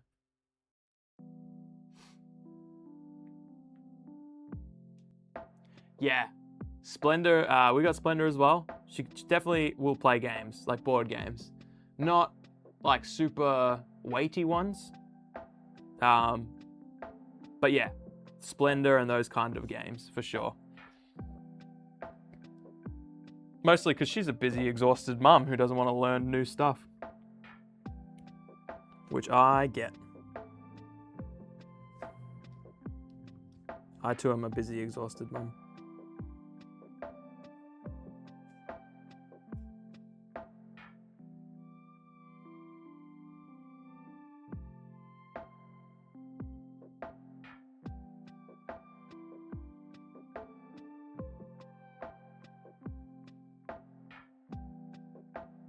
I thought you'd be keen on Wingspan. Nope. Turns out that my affinity for birds is mine and mine alone.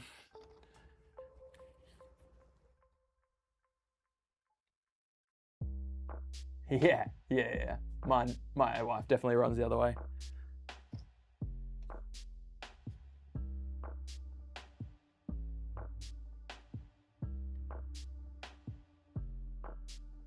Feruza, you said you didn't play when you first met her. You pulled the ultimate con on her.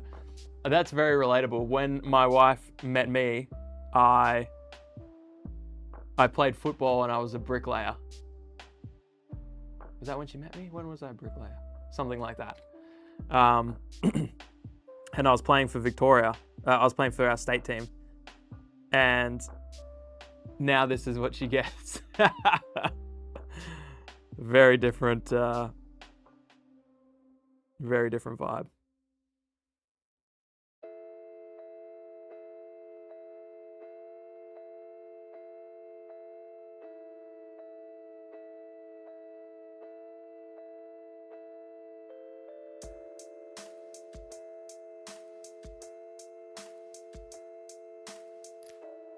Oops, it's been a bit messy here, but I think it'll be okay.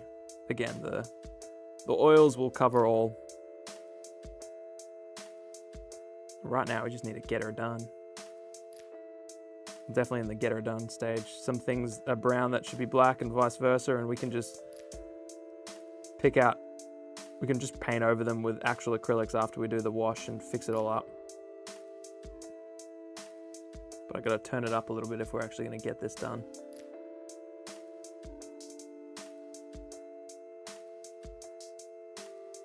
Turn the speed up, not the quality, unfortunately. I guess their butt vacuums, or whatever we call them, are just all going to be turquoise because I don't really know what they are or what colors would suit it. We'll figure it out. Is this an open paint pot next to my thing that I keep waving my hand over and making anyone nervous? No?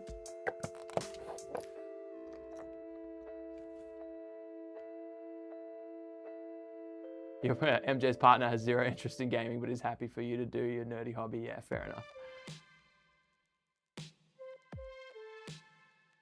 Oh, your girl who has no interest in wargaming adored playing Relic Blade. There you go. Chompy Bits, you are correct. Washes and oils, forgive all sins. And you can't see it, but I have made many sins.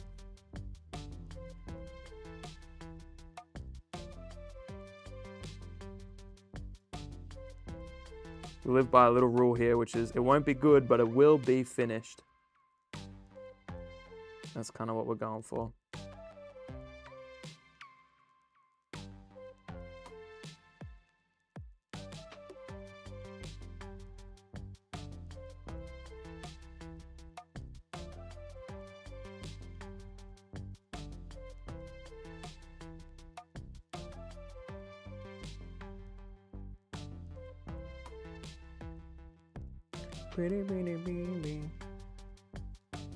Y'all are going to be sick of the tunes by the end of this. You're going to know Old Churchy's mix like the back of your hand.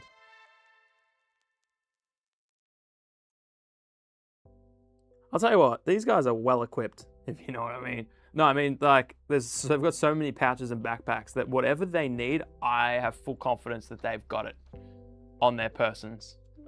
They're the kind of people that are like, gosh, does anyone have some wet wipes? And like, oh yeah, just in my bag or my back pocket or whatever.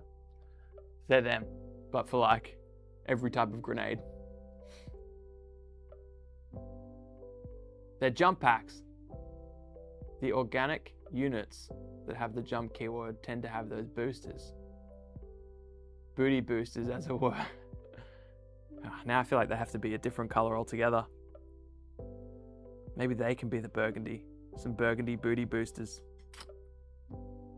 Are you using contrast paint on a wet palette? I rarely do that because I feel like it spreads all over the place, but maybe your climate is less runny than mine. I always do contrast on my wet palette, yeah. And it must be just that because I've never had them run everywhere. Even on the other palette that I was talking about that allows so much more moisture through than this one. I like it because I can thin it down and get the right, I mean, same as normal paint, I guess. And first of all, I'm not going to hand out painting tips to you, mate.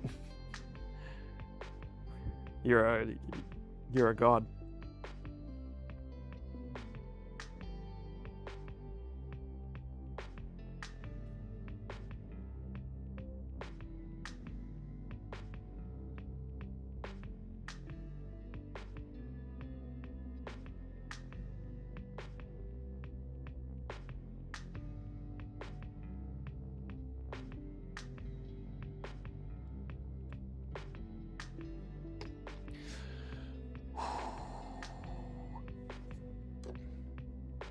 They're brown for a reason, the booty boosters. I should have just made them all brown. I got the brown paints out now, but leather booty boosters probably don't work. I probably should have just done them all black. They could be that same. We'll do them the turquoise and we'll see what happens. Penny hates having the runs, you and me both, buddy. That's why we don't use wet palettes with our contrast paints. Nothing worse than the runs.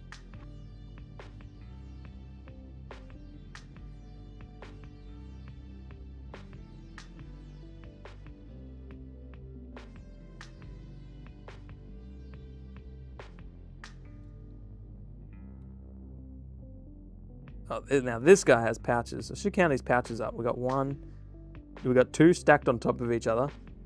So that's 2, 3. Find the rest as we go around. He doesn't have a backpack, he just has 2 pouches stacked on top of each other. He just wanted them a little bit more compartmentalized. And then there's another one under here. We got 4.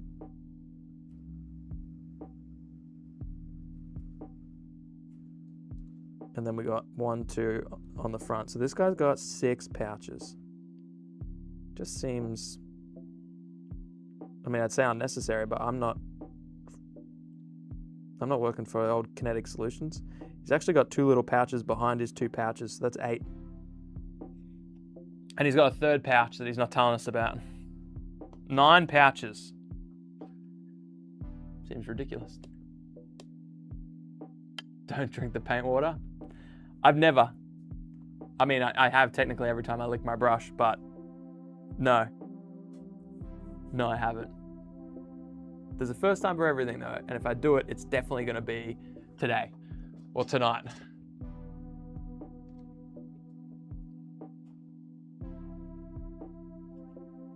Someone's pinging me?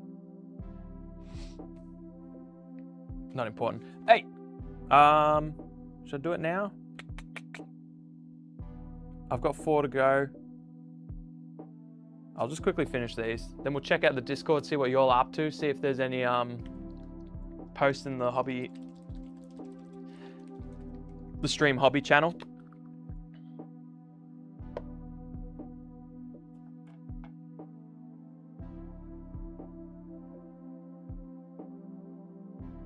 Okay.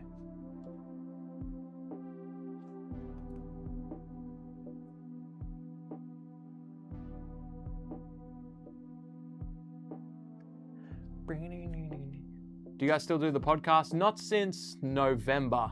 And we were going to keep it going with monthly live shows, but we just instead moved those across to this channel as well. So the monthly live shows are basically a podcast episode where we just catch up and talk about game of the month. And it is basically a beers and banter style podcast episode, but we do it on this channel now just to keep all of our content in one place. We do have plans. It's not over, is what I'll say. It's not over. it's just paused. That's the way we see that podcast channel. So, but I do have a podcast episode coming up with Bad Internet Friends. So that is in, I think it's May 14 or something. But I don't know if that's my time or their time, which I should probably confirm. So that would be cool to talk to Axanax and Nordic Weasel.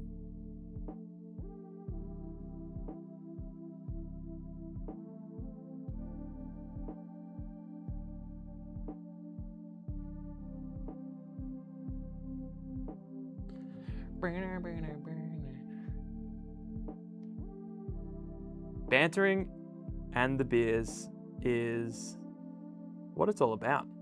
Unless you don't drink, in which case it's just the bantering.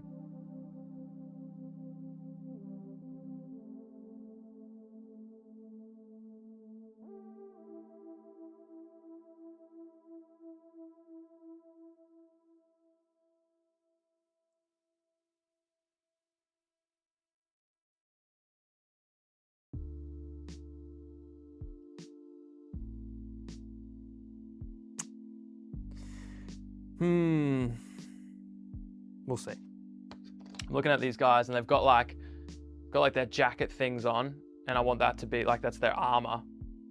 And I want that to be like the turquoise. But then they've got like the straps around the side underneath that, which I haven't painted brown or black, so that will also be turquoise. And it's like the armor and then the straps underneath it are the same color.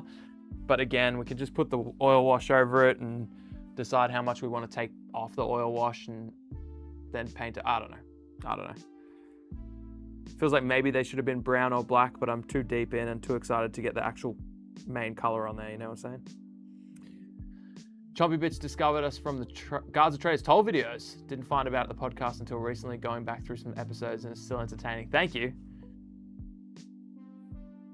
I mean, I imagine for the people that have watched hundreds of our episodes, you could almost find a topic and you would know exactly what Fox and Shane would say about it.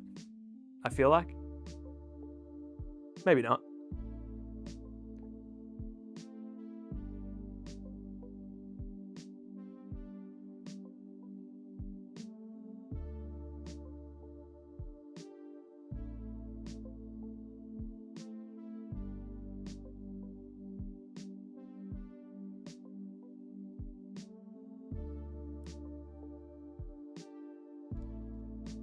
We're almost there. No, we're not. I literally... Migraine said, "This is my main game now?" Question mark. Yeah. Me and my favorite game of all time. Test of Honor, Shatterpoint, Blackout. What else has there been? Fjord Serpents. They're great games, and at the time, I just don't have any way of explaining how I feel about the game without saying that. That's how I feel at that moment.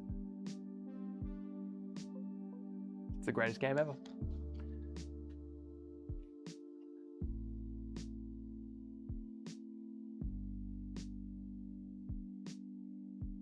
Raptor Scream says, the minis with the straps, the sticks, the gats. That's these ones. These have got all of those things.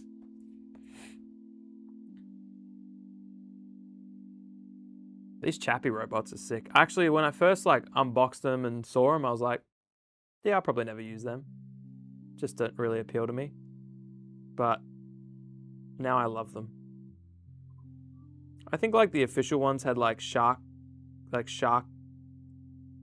bomber shark kind of vibe, painted on its helmet. And I was like, I mean, they did a really good job of painting it, but I was like, that's not for me. But that's obviously not what the miniature is. It's whatever I want it to be. And it looks very cool. Especially if I'm going for I want to make a list that's as mechanized as possible. I mean, you gotta have them.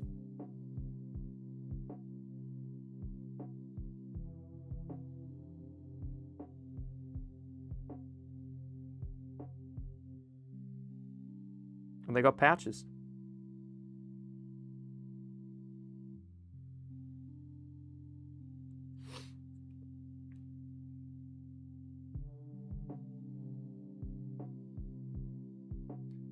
Oh, I've actually played Malifaux. Critcho was asking if I'd tried it, and I think he thinks that I would enjoy it if I like tight skirmishes. I played it. I thought it was good. I enjoyed it, but not enough for it to win out over other games. You know, I've actually got some of the miniatures. This like doctor guy and his big robot. A couple other little things. Using a deck of cards instead of dice was a really cool mechanic. Yeah, some people love it, some people hate it. It's really, it's a divisive mechanic.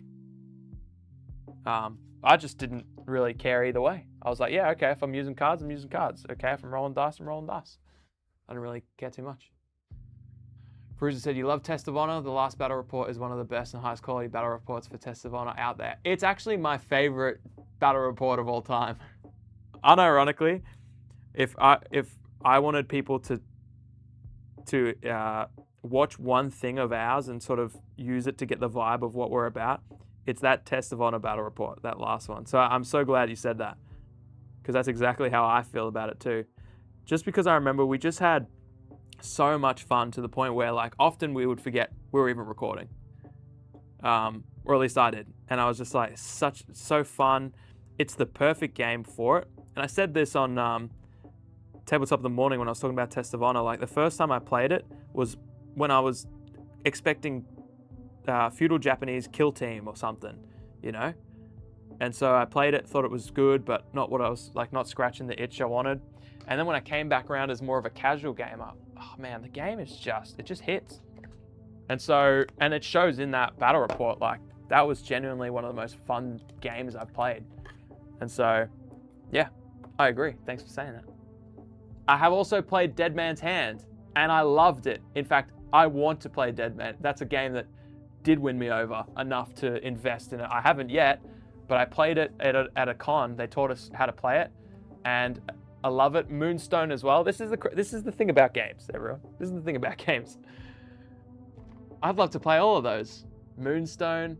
I'd love to do more Test of Honor battle reports and also Guards of Trader's Toll. I'd love to get into, just say, Dead Man's Hand, and I wouldn't not play Malifaux if someone offered.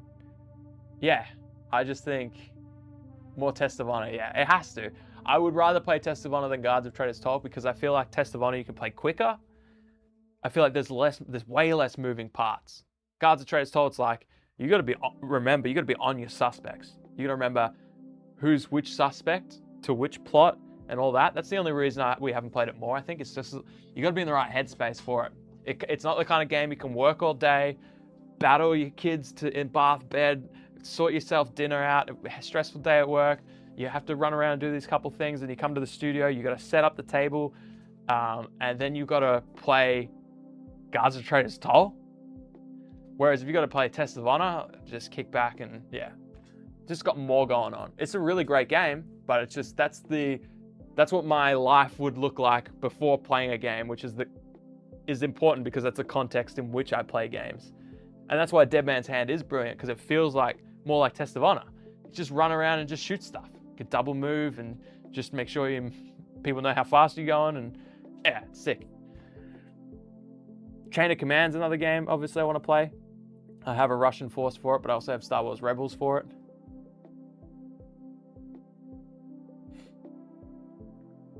Oh, that's a good question, Rodriguez. In my experience, have I come across a war game that was so awful and boring that I said, damn, I'd rather play 40k 7th edition? Look, I have, and I'm gonna say what it is, but I want you to understand this is just me personally, okay? Because I know people love this game, and I'm not saying it's not a fantastic game, but I was the most bored out of my brain when I played Blood Bowl. I'm sorry. And if you love Blood Bowl, I get it. I get why people love it. I get that objectively it's a very good game. For me personally, you've probably got games, you play Blood Bowl, you probably got games that you find boring as hell that I love. And so that's okay. But Blood Bowl is the game where I'm like, I would rather play anything else. Anything else. 10th edition I played once and I was like, it's still Warhammer. But you're right, I would rather play 7th edition Warhammer, but that's the edition I got into, so. There's actually up there for the additions for me. Pure nostalgia reasons. What'd they say I was going to do after leathers? Oh, the hobby. Yeah, let's look at the Discord.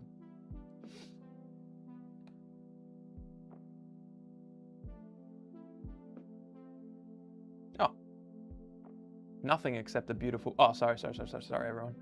You cannot see this because I have not put it up. There you go. Just this. This beautiful scene by Armin. And I don't know, is this something that Armin painted? Because this looks like something out of a hobby magazine. This is insane. Imagine playing, this is like the dream, right? Like when you think of playing Tests of Honor, you could imagine this. These roads, by the way, are fantastic. Are they printed? Yeah, they're sitting a layer up. These look like printed cobble roads. They are. There you go. There's the print lines. They look great. They look great. If you're doing some hobby at the moment, no matter what you're up to, just take a snap, drop it in here. I'll come back to this in a sec. Let me know too in the chat if you drop something in the Discord you want me to see. Like, oh, I'm just working on this, put it in the Discord so we can go across and look at it. That'd be sick. Migraine said, I feel you, Blood Bowl 7s is the only one I can stand. Yeah, Blood Bowl 7 seems to be like, it's like taken over a little bit. Most people that play Blood Bowl now just want to play Blood Bowl 7s.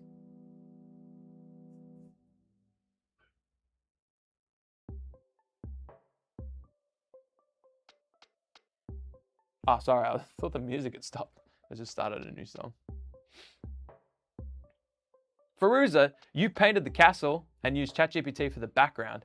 So, oh, okay, I thought that background was like a piece of art, like that you had hanging behind it. Yeah, cool. So did you paint the walls and everything? Like wall and the cobblestones and everything? It looked phenomenal, mate. Phenomenal. Oh, that's cool. Feruza, for some reason, I thought this was your first jump in, but you're Armin from the Discord, so you've been in for a while. Yeah, that's cool. That's cool. I like that. I like that. Okay. This is what I'm going to do now.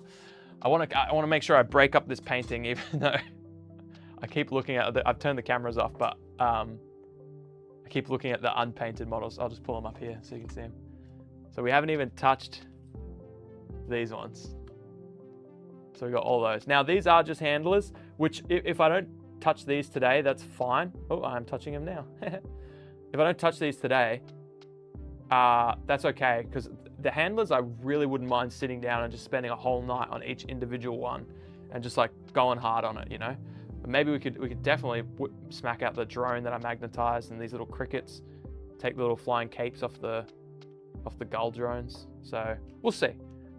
The drones and stuff will be easy to smack out, which means we will have, oh yeah, I just remembered something else. Sorry. Printable scenery, cobblestone roads, great for medieval and samurai games. Yeah, they're fantastic. Awesome.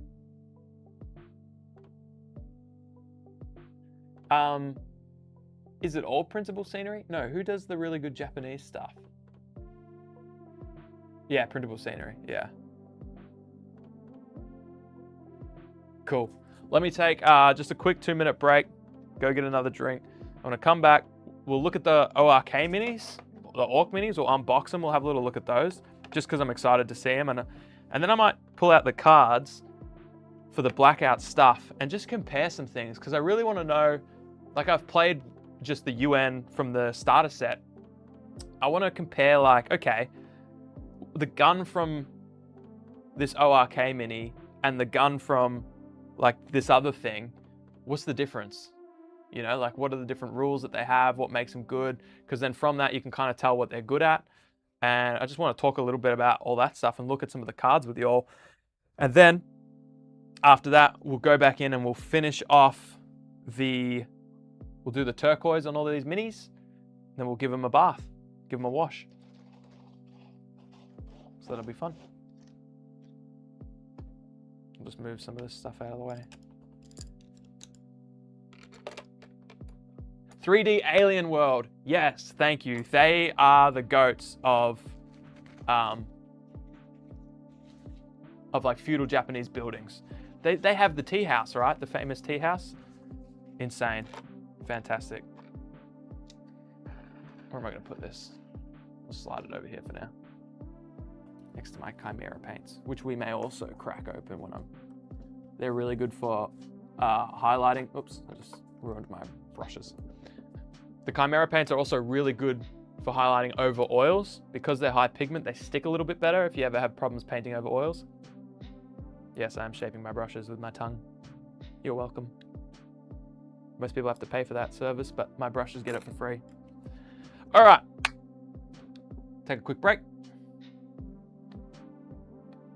Not as long as last time, I promise. What do you reckon?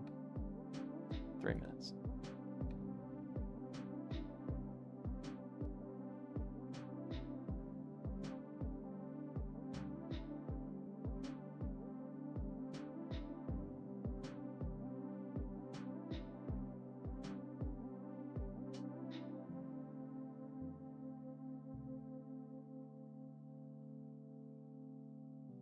Good morning from Germany, Chronic.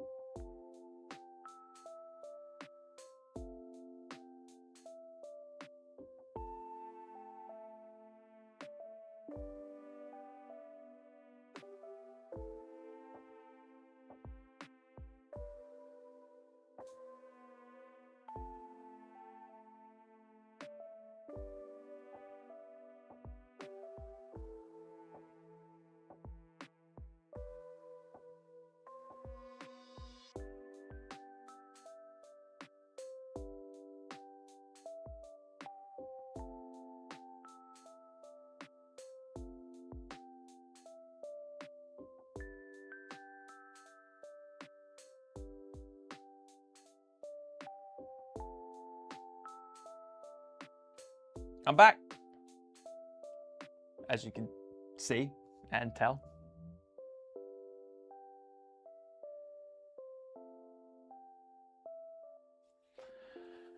Ah. Yeah, it is Big Brother vibes, isn't it? It's fun. I was like, oh, I can just see what I'm doing. All right. Where was I? That's right. Good morning from Germany. Chronic, good morning. Willst du ein Bier? Ja. Ja. Ich spreche schlecht Deutsch. This is a beauty. It's a mountain culture juice trip.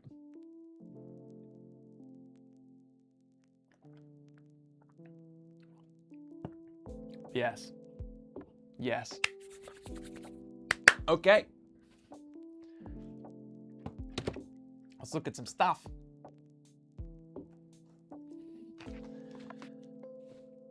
So this only came out a couple weeks ago, which is sick. And this is again, if you don't know your, oh, you do love beer, yeah, okay, excellent. You can see I'm back without pants, just the way you like it. You're in the right place. After a few of these, the rest of them will probably be gone.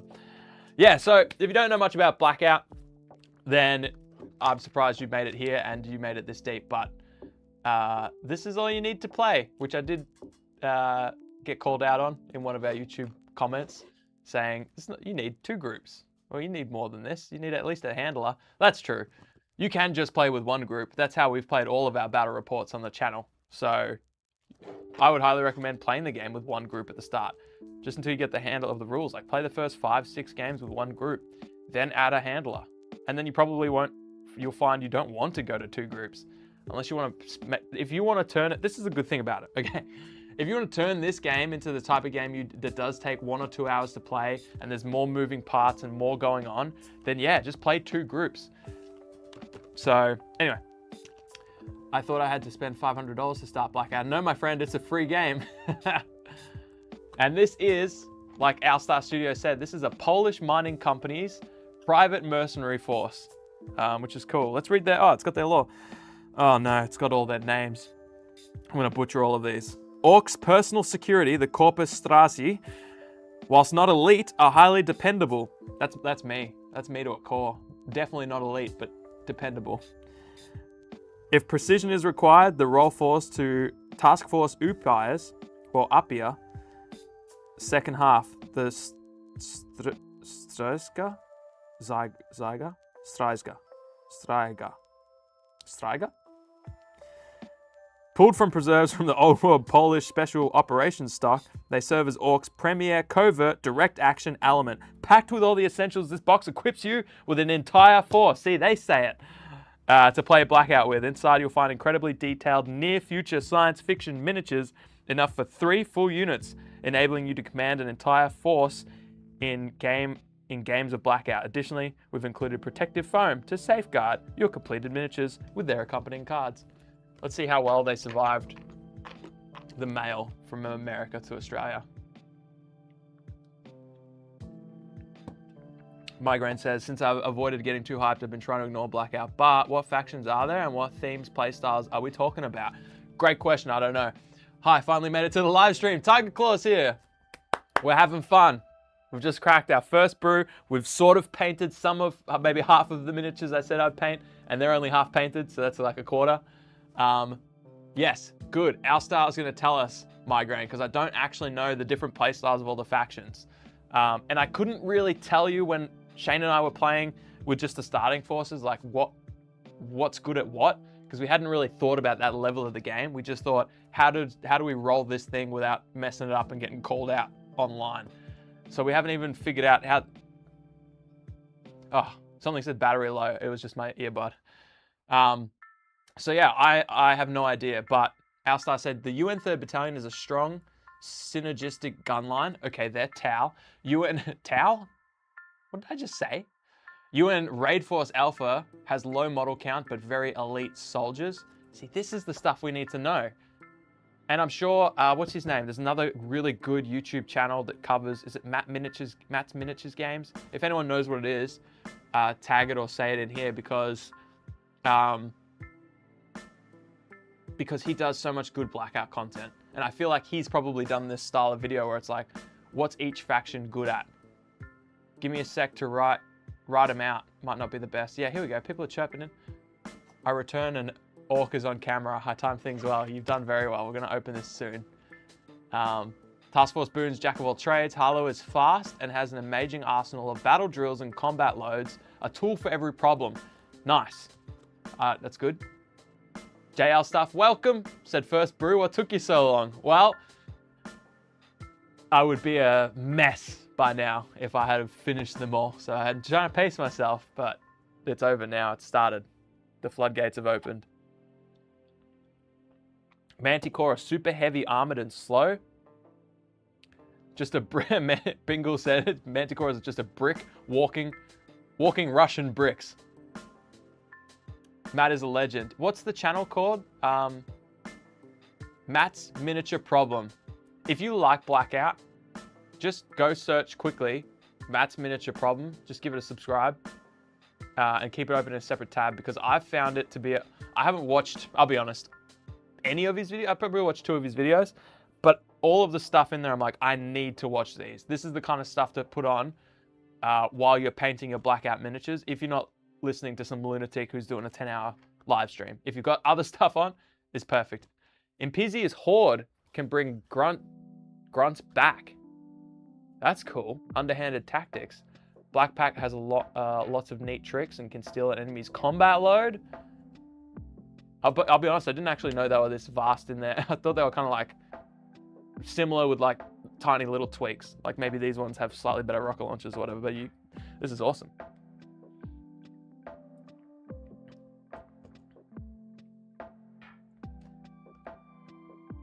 You guys are doing such a great job. Yeah, Numa Manticore sounds awesome. Let's look at Orc.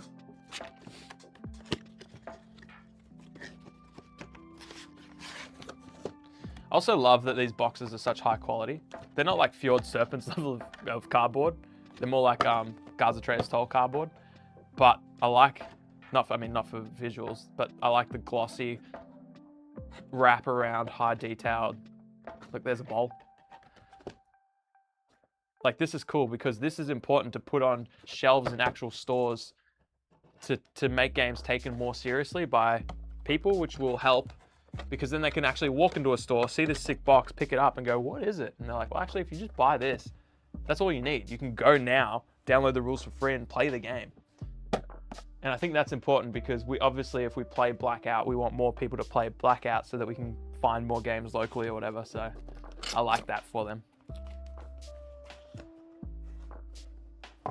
Chronix invited me to Germany and train you with our beer. First of all, if you think I can't smack a Weiss beer, you've got another thing coming. I'll be back.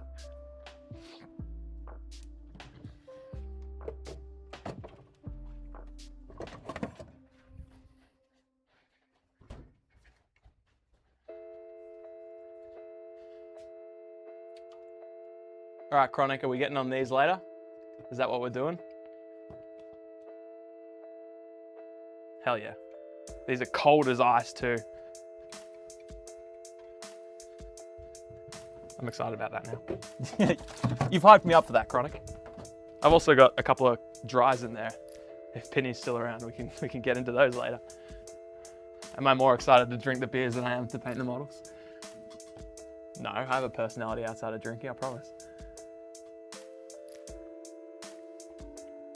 Why are they called Orc, do we know? Yeah, can someone tell us? I know it's probably a Polish thing, right, I assume? Orc is an assassin force in my honest opinion. Oh, sorry, I thought that was going to be a Polish word that I was about to butcher, but you were just saying they're an assassin force. That's how they read. Like, that's how all of the, like, they say, oh, if you need a job done, they'll finish you off, which is what we need. They hold terribly and the assault hunters are your assassins. Oh, hold territory, yeah.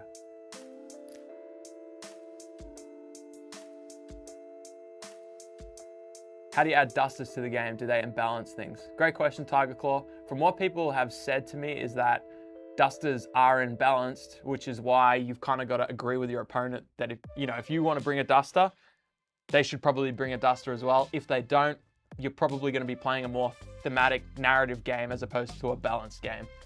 And I love that orc is a UN mispronunciation that got adopted. That's hilarious. Orc or assassins. Well, let's look. So we got the little card. I don't know if you can see that. Born out of necessity, Task Force Upire or Upire is Orc's wartime structure for destabilize the ball. At its core is the Corpus Strasi Guard Corps. Oh, okay, that's the Guard Corps, an all-volunteer force that handles Orc's day-to-day security, holding ground, like you said, through discipline and numbers. When presence isn't enough, Task Force Upire deploys the Stryska. I'm not even going to try anymore. Stryska? I can't say it. The Z is before the Y. Anyway, to conduct reconnaissance, targeted raids, and eliminate high-value threats that the Guard Corps can only contain. Okay. So it's exactly as you said. It's what it says on the box. Lay down suppression while Stryska move in. Yeah, eviscerate. Okay. Oh no. The battle drills even have names I can't read, but that's okay. Targeting suit. Sorry, guys. I haven't even started drinking, really. Targeted suite. Targeting suite. During this activation, up to 2 models in this unit add a bonus 6 inches to non-armory weapon ranges. Okay. But that's a battle drill, so that takes up one of your 3 CP command points, control points, sorry. So if you're going to be using that, it gives 2 models in 1 unit, extra 6 inches, which is massive.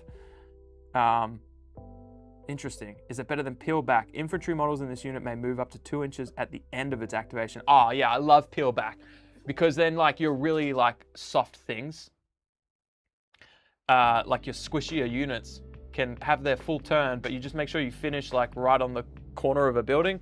You shoot, you do your thing, and then pop back in. I know obviously they'll get to react, but it's just a nice little like reposition. I think it's, I haven't used it obviously, but I think that's a really strong mechanic. Match play allows for a player to spend all their control points to replace a non-duster with a duster. Oh yeah, sorry, I didn't really explain how to bring one. Yeah, that's good. Judging by how it looks at the camera, I don't know if the reason you can't read it well is because you illiterate. It's because you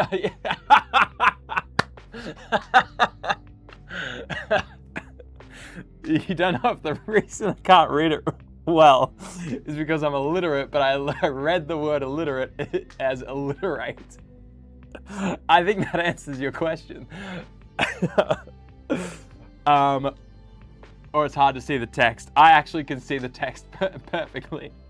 I'm not, like, on a normal day-to-day day. I'm super normal, I promise. I would say peel back. I would say, yeah, peel back is stronger than lean out, because whilst lean out always gives you cover if they do shoot at the token, peel back could mean you don't get targeted at all. Now, where lean out is better. Oh my gosh, Feruza. Thanks, Fox, for keeping me company while I was doing a work shift. Good luck with the rest of the stream. Keep making awesome content. Signing off, Armin. Thank you so much, Armin. You're an absolute legend. You've been a legend in the Discord for a very long time. Thanks for $20, man. Thank you. That's insane. Can I like that? Can I give that a little thump? Hell yeah. Thank you. You're awesome. Yeah, you're awesome. That's awesome. Yeah, I've lost my trail of thought. You're the best. I'm gonna DM you. You're the best. Yeah, if you peel back, you might be out of line of sight and not targetable even after shooting, but it's at the end of your activation. So if you did say move up with the intention of shooting someone and then peeling back so that you weren't targetable, when you shoot at them, they'll obviously get the reaction where they can shoot back at you. in a shoot off, or as a, what's the other one? What's the other reaction? Where they can just shoot you anyway. Yeah, even if you're not targeting them, they can still shoot at you. Sorry, I forgot about the two shooting reactions and what they're called. So, whereas leaning out, you can actually do the lean out move without targeting the Overwatch, but you can get reacted against who you're shooting at. So basically what I'm saying is, peel back leaves you open for more reactions, but at the end of your turn, you're going to be untargetable. So the opponent's probably going to have to put themselves out of position to shoot you. That's what I'm thinking. I don't know. I'm pretty dumb. I don't think about this stuff when I'm playing a game. Don't worry too much about your pronunciation. We can't pronounce it either. Thank you, Drunken Archer.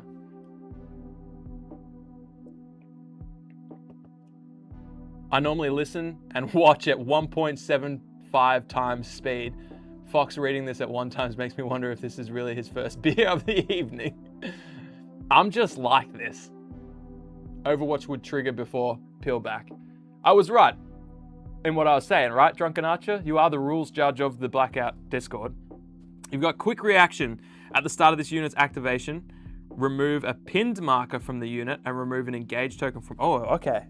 At the start of a unit's activation, if one of them was pinned, you get rid of that pinned marker from the unit and remove an engaged token from one model in that unit. Yeah, that's nice too. That's really nice. Okay, the force rule. This is the main thing. Models in the Orc task force, sorry, umpire may move up to 2 inches after their activation if they have a ready token. If you replace a unit with the something blacklist unit, they gain access to the Orc battle drills. Oh, okay. Okay, cool. So that's a secondary thing. Yeah, great. So they can move up to 2 inches after their activation if they have a ready token. So that they get a free peel back if they have a ready token. That's pretty cool.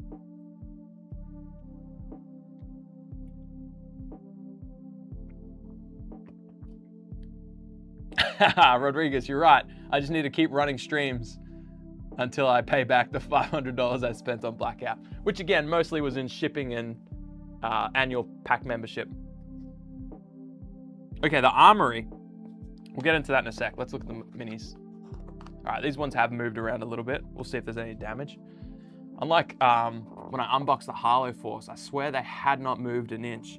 Only because you see how these like group together? This tells me they've moved around, whereas the Harlow ones were just like, they were just like that. And I was like, I feel like they haven't moved at all. Okay. Let's have a little look here. These feel, I'm looking at these. These would have been way easier to paint. Oh, sorry, I'm probably not letting much light in. I'm blocking it a little bit. Hopefully that's okay to see, but I mean, I want to compare this to like, I know I'm trying to find just like a normal, like this guy. Look how much more stuff he has going on. Like even the pants on this has like different seams and pockets and stuff, and this one's just flat. So yeah, these would have been way easier to paint. They just look less detailed, and it's probably intentional. It's probably like the type of unit they are or whatever. But these look way less detailed.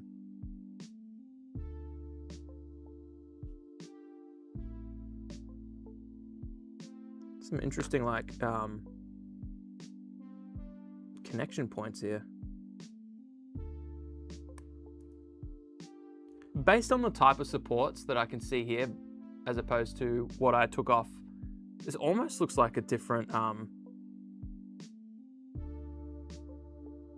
don't know how to explain it. Batch or production method or something. The resin just looks a little bit, less detailed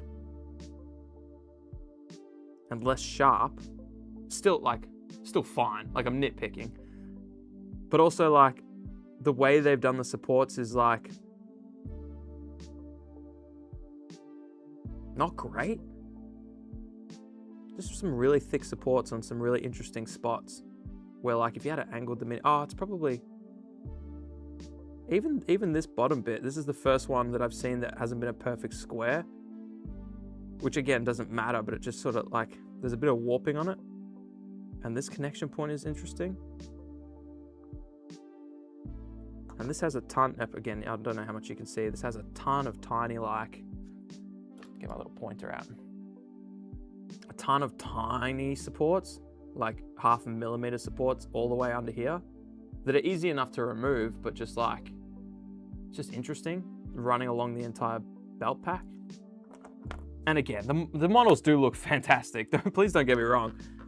I'm just opening these and just talking through the things that I notice. This miniature looks incredible. This one looks fantastic. See, this one's what? Yeah, I don't know. I don't know if you can see this. How clear this is, how crisp this is versus this one. I don't know if that's coming through on the camera. It's really hard to tell for me. It's not that it's just a different color. It's like actually, I'm just trying to look at the camera. Anyway, this miniature, just overall, top to bottom, looks far more crisp than this one. Anyway, I don't need to lock in on that. I can move on. These miniatures are sick. Let's get the cards out and see. Like, okay, so these ones, these are obviously like, you can tell they're lighter infantry. Just because they've got less clothes on, so like me. Got smaller guns, lighter on their feet. And these look like a bit chunkier. So I'm expecting, I don't really know, but I'm expecting these are the ones you said were better at like holding territory. And these are probably, those are two different, these are probably the other two units. Let's see if it splits out like that. That'd be cool. Sorry for my weird ramble about just like the tiniest minute detail. As someone who does, I don't do resin printing like professionally, but I do resin print, and I just always try and dial it in. So I'm just interested to see when like I see big differences like that, if you know what I mean.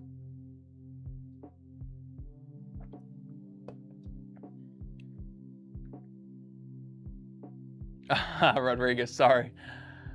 One of these cameras is 4K, but I don't think we're definitely not streaming in 4K. I think we got too many cameras going on. Is that right, Churchy? So we're probably not helping on our end. You know what is 4K? Warhammer? Okay, let's have a look here. Oh, my card's a little bent. No. I mean, I know I could just do this and it's gonna be perfectly straight, but it did get bent. Low tech. Yeah, that's what it feels like. I bet. All right, so what are this? This comes with 2 models. Okay, and no specialist. And they have Hunter SMG. So that's probably them. Oh, wait. Hang on, let's see what else we got here. Oh, sorry, these are, yeah, you can see these. I'll bring them out of the glare. There we go. All right, cool. They might be a bit blurry, but I can't really adjust. I apologize. I'll bring them up a little bit closer for you. So heavy SMG. Well, that's definitely the one you're going to be carrying with 2 hands.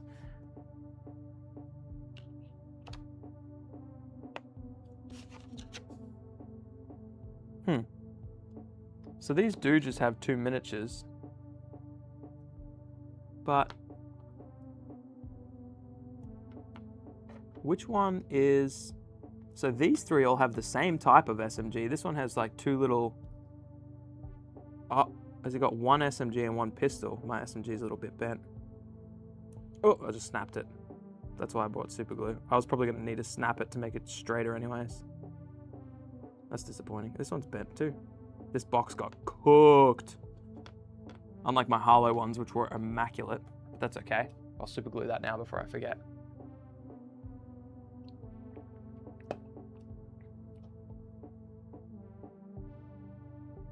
I'm trying to figure out how do I know? All right, you've got a thing over your face. So do you. Oh, they all do. Oh, wait. Say it on the box.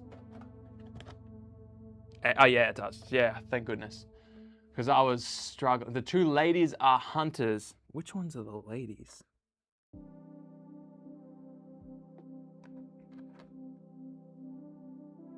I think it's those two. So the two assaulters are A. So we got the one pointing with gun down. Yep. And running one. Oh, those are the two. Oh, wait. Those are assaulters. See, I thought those were ladies. A hairdryer is your friend when the task is to bend. K. O'Neill, that's actually fantastic. The pistol SMG combo is the other slicer model. Yeah, these two, right? They're the hunters. The one I snapped and the one that I didn't snap. Yeah, cool. Okay. Oh, yeah, the ladies have like little... Oh, wait, they're not ladies. Doesn't matter. Okay? I'm just trying to figure it out. The assaulters have the little things on the back of their helmets to make them better at assaulting, as opposed to a peppering. You're welcome. I'm here all night. The cloaks. Oh, yep. Nice. Hunters, cloaks, assaulters, salt shakers on the back of their helmets. We got it. Where's my super glue? It's in the thing that I said I would need at some point. I'm not going to build these or remove their mold lines or anything, but I just do want to super glue that little thing. Oh no.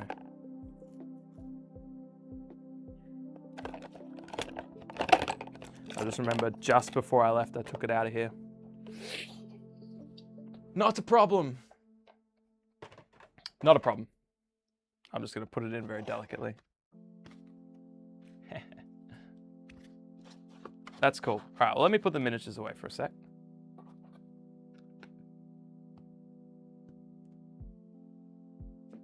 Because I have no... I bought them just in case... I mean, obviously to talk about them, to look at them, because I haven't seen them yet. But also in my head, I was like, oh, if I paint all the other miniatures, I've got these. Idiot. Absolute idiot. I just wanted to look at the cards and kind of get a vibe of like how things function differently to others.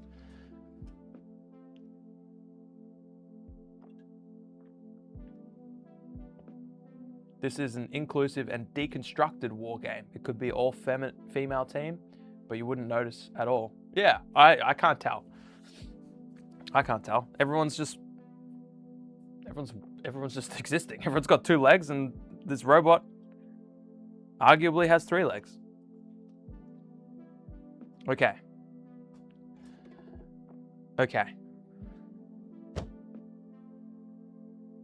My Harlow cards. Do you guys know where I put those? In this big stack here. So I want to take out 3 Harlow units and just try and compare these, all right? All right, let's go the Springboks. Engineers with the AT launcher.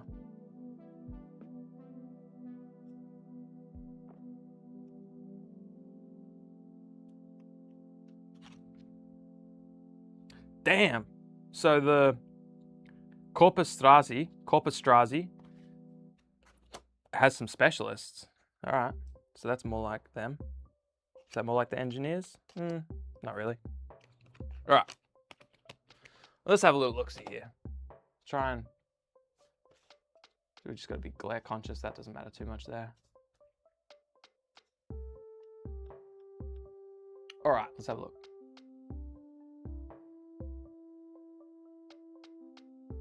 INX has a very similar feel to Blackout as they both had the same lead rules writer. It's aiming for fast-paced, high lethality system. So they're, in terms of games, would you play both? If that type of game suits you? Like, what scratch does INX itch that you don't get from Blackout? Oh, you said, while similar, there is more than enough difference in mechanics so it doesn't feel like a reskin to... Yeah. But it's like, for me, I always think, all right, if I've got a game that, like, does this thing, I'll just play that game, you know? But yeah, I'd be curious to know what things you think, like, separate them for you in your head enough to make it like, oh, I play INX to get this out of it, and I play Blackout to get this out of it, if that makes sense. It's historical, okay? Okay, so like, let me grab this.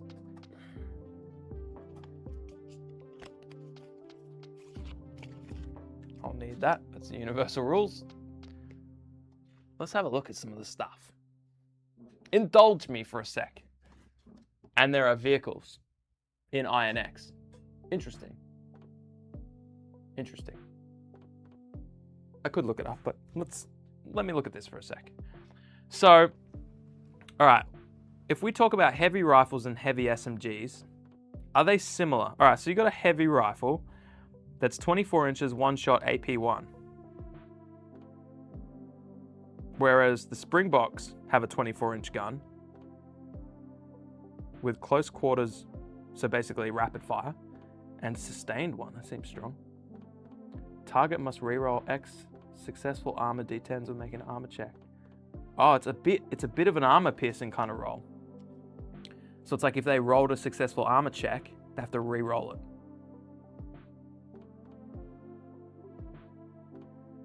Interesting.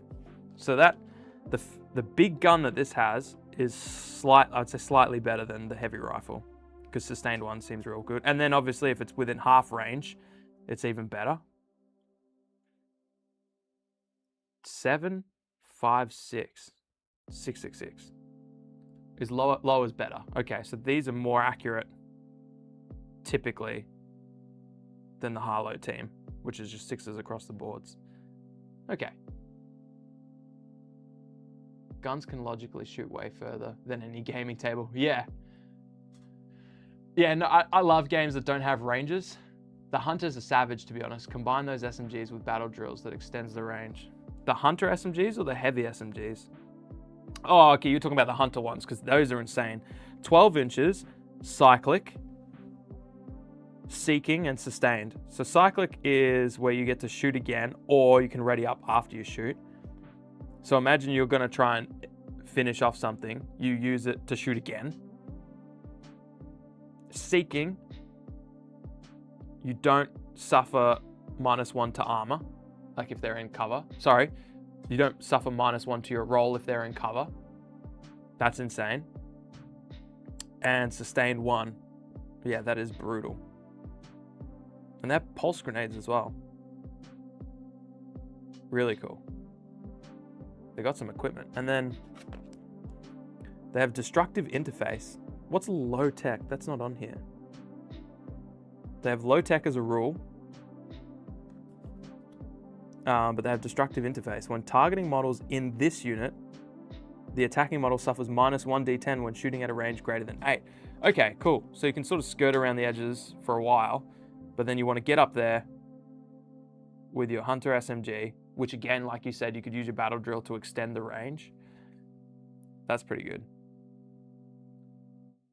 Even the heavy SMG is similar, like 16 inches, AP1, and cyclic. Obviously doesn't have seeking and sustained. Yeah, okay. Jump 4 though, hell yeah. Flash armor, once per round when a model in this unit targets a model within 8 inches and line of sight, the targeted model gains an engage token. This applies before reactions are declared. Oh, that's huge.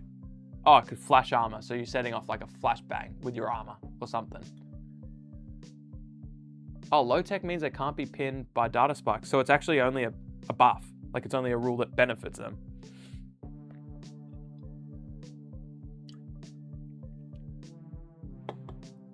Very cool.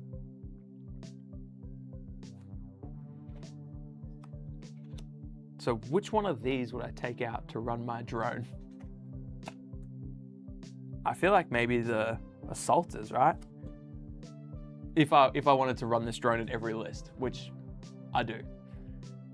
I feel like this would be okay. Anyway, I'll find out on battle reports coming to a channel near you.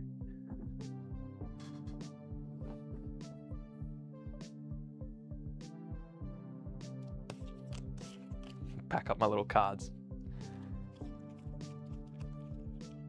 My wife's gonna be looking at me like I'll have all these laid out over the bed later, being like, so when would you take this one?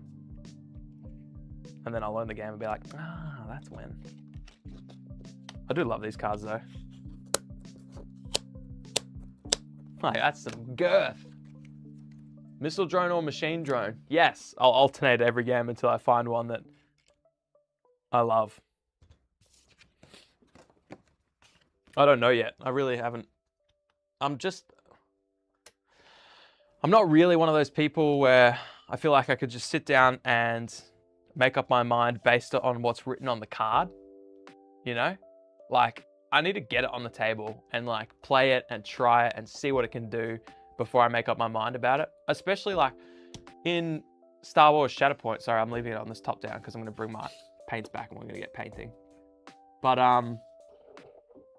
there were just some like models in Star Wars Shatterpoint that people said were garbage based on like how much they cost or whatever. And then I was like, oh, I don't care. I'm going to run them anyway because I like these characters. I think they're cool. And they were really good. And like, yeah, maybe it's like min-maxing and I'm not playing in a real tournament, but I'd play against people that were actually trying to build lists that were competitive and good. And this model or these models would do really well. And I'm just like, sometimes I feel like people get so lost in what's written on the cards that they just don't actually put it on the table and see that there's more dimensions going on. And I know sometimes you can just tell based on whatever, but anyway, I got to get it to the table and play it. Uber Snug said, hey, viewer from all the way in Scotland. Hello. Had my eye on the game for a good while and have been close to buying multiple times, but that postage cost stings. I feel ya. I absolutely feel ya. I got nothing. Yeah, it does. Have you played it yet? Like, have you downloaded the rules for free, downloaded some cards for free, and used some other miniatures you already have? Because I feel like that's a great thing to do while you wait to decide if you actually want to throw a lot more coins than Americans have to throw at it. You need to see them in action to see what works. I agree, Rodriguez, I agree. The models alone almost made me want to take the plunge. Like, I thought they were really cool. But I also looked at them and I thought, I could probably like find something similar, like Unit 9 models or whatever. It was the models looking so cool and how much hype it got, like how many people were speaking positively about the game, to the point where like so many people say positive things about games in our Discord because everyone's always talking about games and games that they like, and there's so many good games. But Blackout just kept returning. Like, I think the first time it was mentioned was like a year before I got into it, and it just kept popping back up. And usually when a game gets spoken of constantly and frequently, if that makes sense, like consistently and frequently, it's worth checking out because it doesn't get that kind of buzz if people are playing it a couple times and putting it on the shelf. So yeah, anyways, that's what drew me to Blackout. That's what made me take the plunge. But also, I was looking at playing it miniature agnostic, but they sent us the starter box and that helped a lot. We just paid postage. So that was wise of them to do because now I'm all in. So yeah, price in Australia is not bad if you get it from a local reseller. That's true. It's just the limited supply that they do have. Like when you go on the Blackout website, you can buy whatever you want. Whereas local supplier, I was looking and no one had both boxes of Harlow.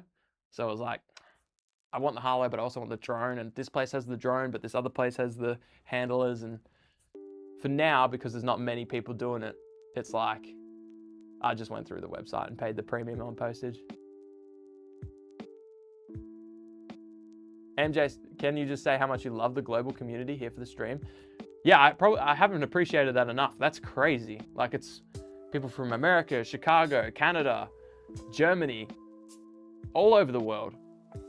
And the Australians are just knocking off work now. It's 5:30 here now, so the local Aussies are knocking off right now.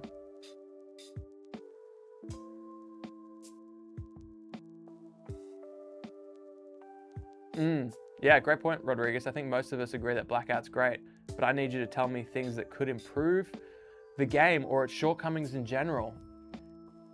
That's a great point. Let me ponder on that. Let me think of if I have any.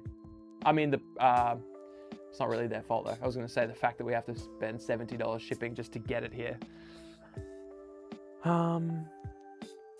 Uber Snuggy asked, does anyone use the Unit 9? I know sci-fi models with blackout. I think Oz Wargaming does. Chris Lowe in the chat. Someone else asked about it before. That is a go-to for a lot of people. And Papiscals as well. Blackout is literally bad weeds never die. Yeah. And K O'Neill's using Unit 9. Let me get another drink and then let's paint some models. What would I change about Blackout? Maybe I haven't played it enough to figure that out yet. I think like there's a few, I would say, administrative things. Like, there would be nice if there was a bit more of a user guide on their website to what expansions actually do what, as opposed to sort of like loose interpretations. Like the description doesn't really tell you exactly what you get. Like, why would you need this PDF? That's what someone playing the game, is there hidden rules in this PDF? Or you say it contains rules for handlers. Is there some special paragraph of rules that you really need to understand, or like a page of rules for handlers? Or are you just saying that there's some unit cards for handlers? You know, stuff like that. That's a bit blurry for me when I was a newer person to the game. I'm trying to figure out, like, where do I start, you know? That's one thing, I'd say administratively. And also it's like, you can play with one group, most people play with two groups, but match play is one group and one handler, which you can find in the supplemental rules. Like, and I don't know how you do a better job of that. I don't know how a new person rocking up to the website, how you communicate to them. This is what you need, when really all you need is the free rules in one box. But like, yeah, I don't know.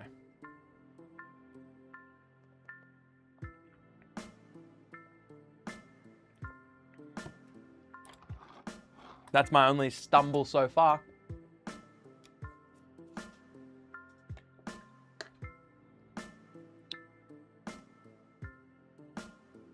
All right.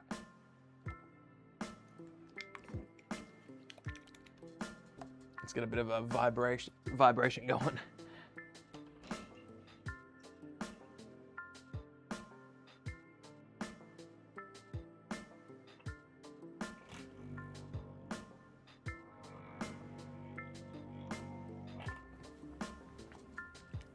We're about to redo the rulebook to make things entering the game a lot easier. Yeah, and that's another thing. I don't think it's something that's unknown to them.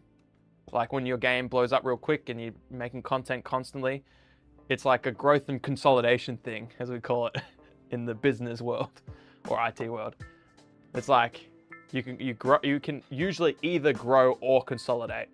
So it's like you have these times where you grow, you make expansions and PDF and new core boxes and stuff. And as you're growing, you can like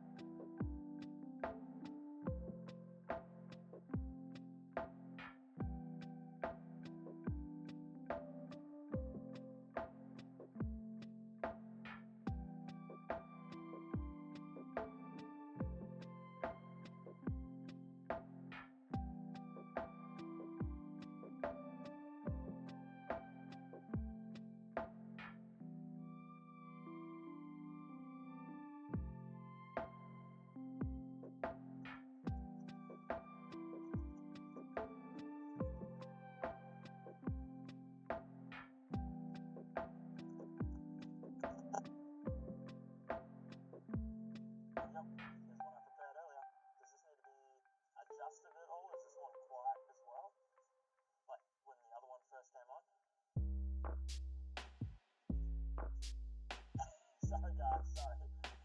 Yeah, my mic died. Is it too quiet now? It looks a little bit quiet.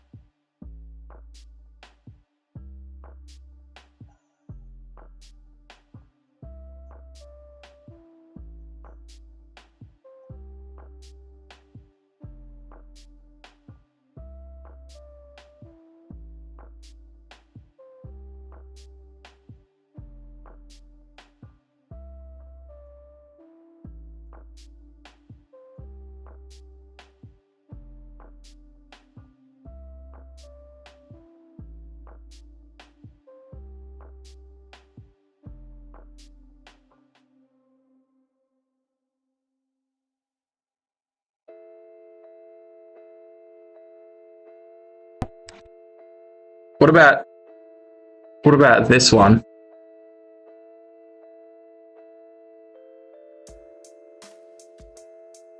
Yep.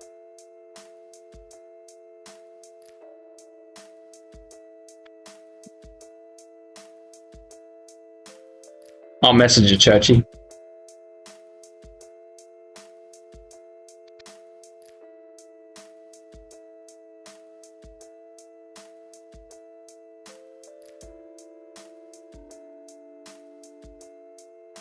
Oh, you guys can hear me now. Much louder than it was before. I'm a loud boy now. How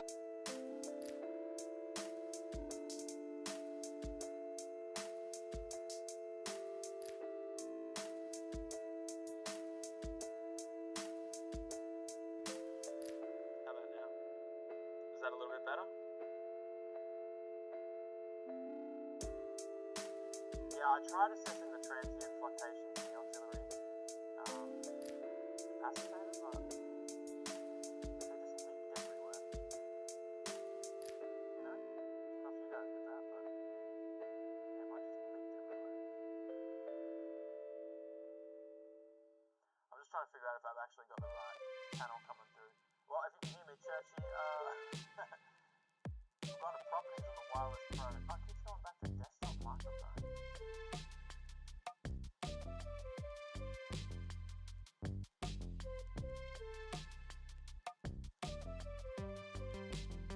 Alright, hang on.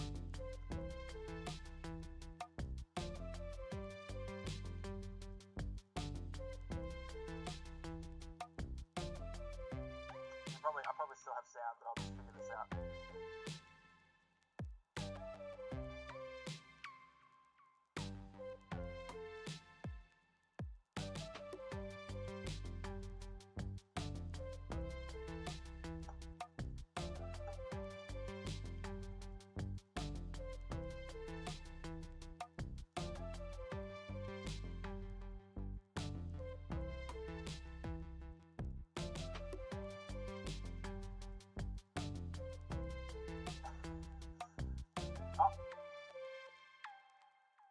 Still too low.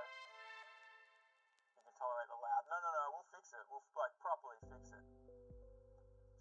I just need to click the right buttons. Is all.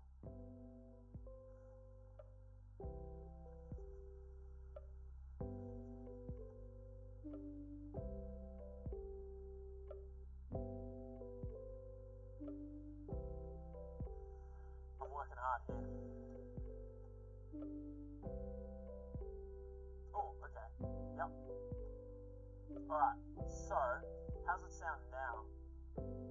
Does it sound too loud or too small? Hit me with it.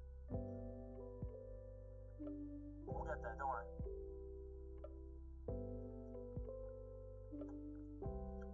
I do suck on, I could suck on the microphone.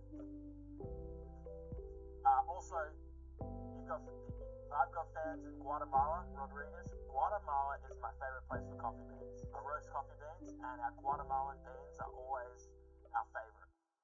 So I don't know if that helps, but it's bad.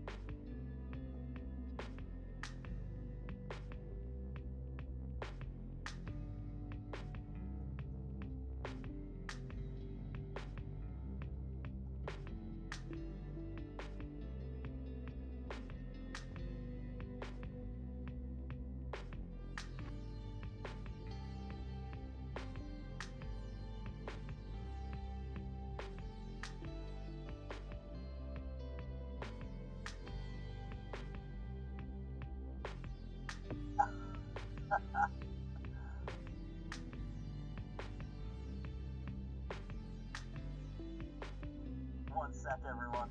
I'll figure this out. Hang on. I'll figure this out. I can do it.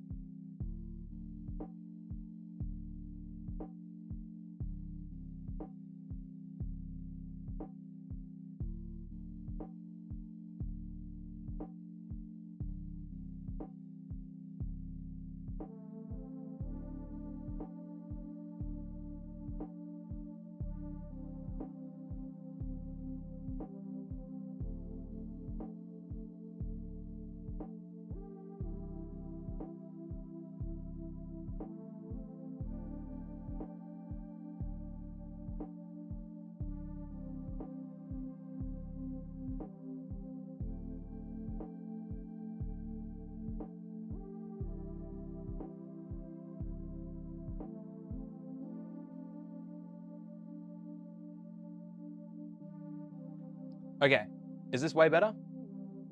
Did I fix it?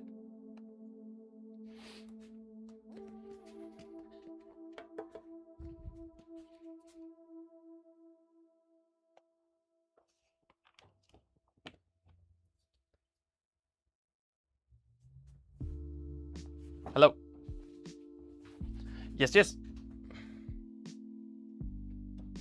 Fixed. Churchy, it's the second microphone. Number 2, if it's connected as the only microphone source, this actually happened when I was live streaming exclusively to the patrons, hobbyhomies.com, click the Patreon. number 2 just acts like weird when number 1's not also connected. So anyway, I went back to the number 1, which is dead, and just plugged it into charge. So a bit of a weird one, but yeah, I do work in IT. I troubleshooted, now it's fixed, so I'm not actually gonna look into the root cause. Sorry for that, everyone. You didn't deserve what I monitored the audio that you were hearing, and you didn't deserve that. You deserve better than that. Speaking of, you deserve better than that too, but yeah, well. You don't tune in to Hobby Homie's 10-hour live stream for the... Why do you tune in? I turned it off and on again twice. The only thing I wasn't going to do is restart the computer. Not going to do that. Okay. We're back. We're going to paint some stuff. We've got our color here. Now this color is a little bit... Let me just give it one more shake.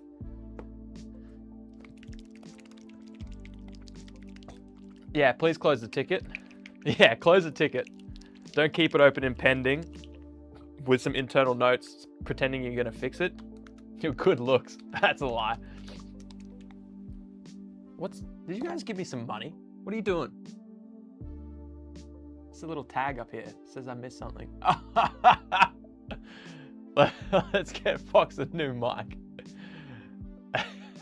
14. How many people are in here? That's something I never even looked at. 14 people liked that. Who's in here? I don't know how to, I'll be honest, I don't know how to check. Damn. Oh, and then JL stuff with $8. Technical difficulties, please stand by. Yo, thank you guys so much for standing by.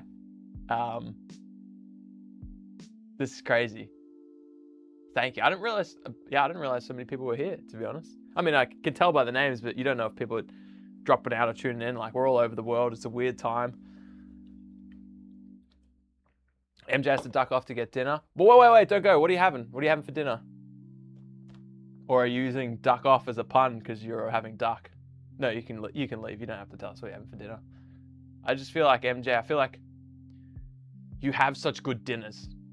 And maybe it's because I see all the pictures of you eating out and stuff. And so in my head, you've just got 20, 24, 26. So many people. You had 40 viewers before the mic went out. Fair enough. I can't even remember what I was saying. I was talking about homemade pizza. You see? Of course. Enjoy, MJ. I'll see you after. That's awesome. Wow. Well, I mean, awesome. Hello, everyone. Hello. Hello there. Hello there. Hello there. I don't know how he says it. Hello there. Yeah, he's more upbeat. Hello there. Hello there. We'll get there. We'll practice. Thank you, Guatemala. Thank you, Guatemala, once again. Not just for your beans, but for your kind souls that you produce. Are you guys like me? If like a color on your palette dries out a little bit, you'll just put the paint of that same color over the color so as to not take up valuable real estate. Juice Fox, welcome back to you and to me. What are you doing, bro? Just drive down the road and come hang out. I could you can hang out in the chair and I'll see you on this cam. You can go sit over there. Churchy, come back, come chill. You can go sit there.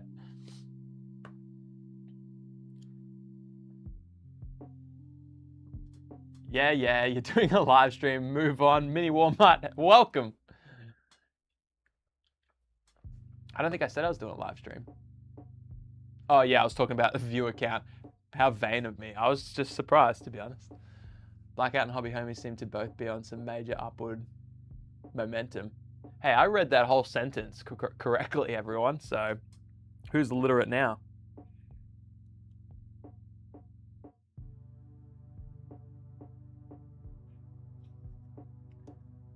We've definitely made the right choice with this color scheme.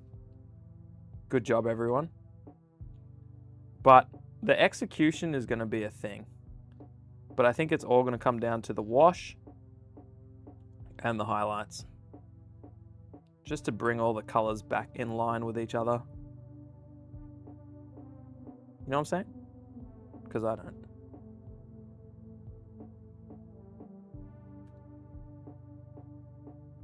And sorry, Churchy, you probably DM'd me on Messenger, but when my mic cut out, everyone, normally I'll just go to Messenger and Churchy will probably be talking me through what to do, or at least trying to. But at that exact time, because I'm meta verified for my account, in order to run Astrolight Studios ads, I think it was, I can't remember, but it has this thing where once a month it completely locks you out of all your devices and you have to do like a proper verification to be able to get back in, like on everything. And so it did that to me as I was trying to use it just then, basically when my mic cut out. Are they linked? Maybe. So I was there without Churchy's help and without Facebook Messenger. So that happened. Excellent timing.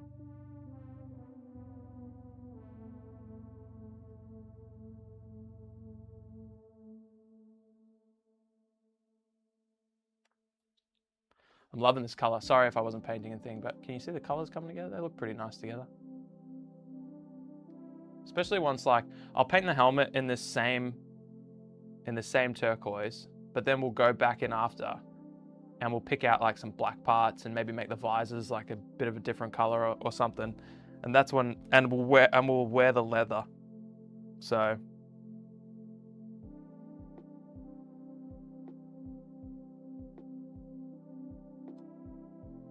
it's gonna come up pretty good, I think. Mini Walmart says, I've been watching on and off, gotta go to bed, almost 1 a.m. here in Arizona. My Basinonians, love you and leave you. Get after it, I will. Yeah, send you a message on Facebook and Discord. That was my next go-to. I was like, he'll probably message me on Discord. You're right behind Mutt, almost 3 here in Greater Windy Wasteland. Yeah, same here in California. 1 a.m. is kind of when I gotta sign off. Carry on, Fox. Thanks, Dan. You're the best. You've made lots of progress. Yeah, it's getting there. We will finish these. But at least the Harlow Force, by the end of the night, these are gonna be finished, highlighted, based, oil washed. I can feel it. That's a lie. There's a lot of beers ahead of me. But thank you for tuning in. You're the best. Can't wait to see them when you're all done. Will you post pics when you're done? Absolutely. I'll throw them on the Discord and I'll put them on our Instagram. And orange visor, done, Dan. That's perfect. Yeah, I'll post pics of these. I'll put them in the Blackout Discord as well. I'll spam them everywhere. Why paint things if you're not going to show them to your nerd friends, you know? Like, why? Like, actually, why do it? For the satisfaction? 0 chance. For the joy? Sorry, it sounds stupid even saying it.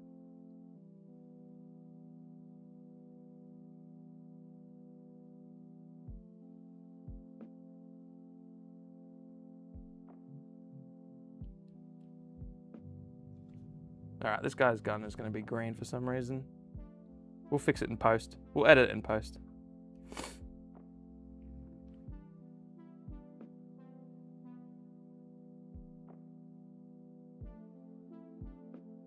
Whoops, I forgot my gloves. Oh boy. I feel like you guys have given me enough money that you can see me at my worst. Because if you don't deserve me at my best, you know? Or something. This is looking okay. Even for me. Better the paint job, the better they seem to play for you. Well, I'm cooked then. Good night. Happy hobbying. It will be that. There will be much happy hobbying.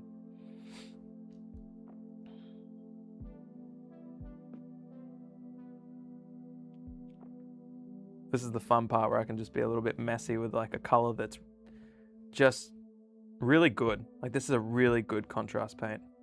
Like it just looks, it's dark where it needs to be dark. It's light where it needs to be light. It's a good color.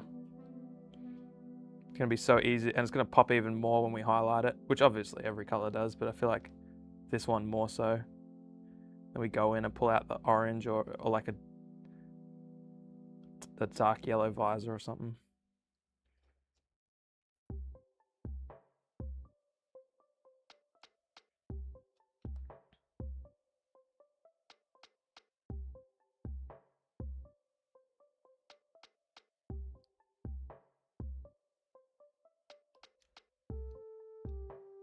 Yeah. Good tunes, Churchy. You nailed this one. This is a banger.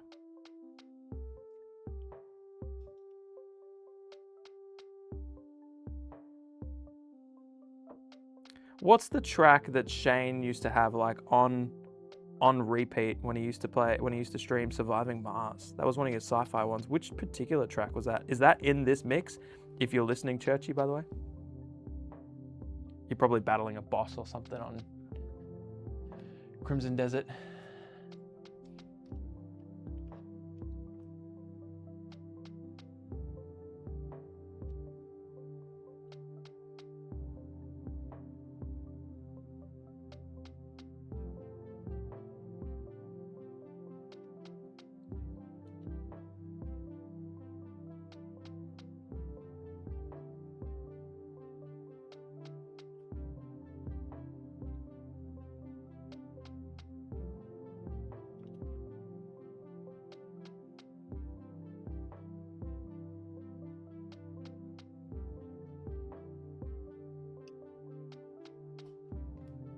I'm starting to definitely think some of these turquoise parts should have been other colors, but that's okay. Again, we can just paint over it.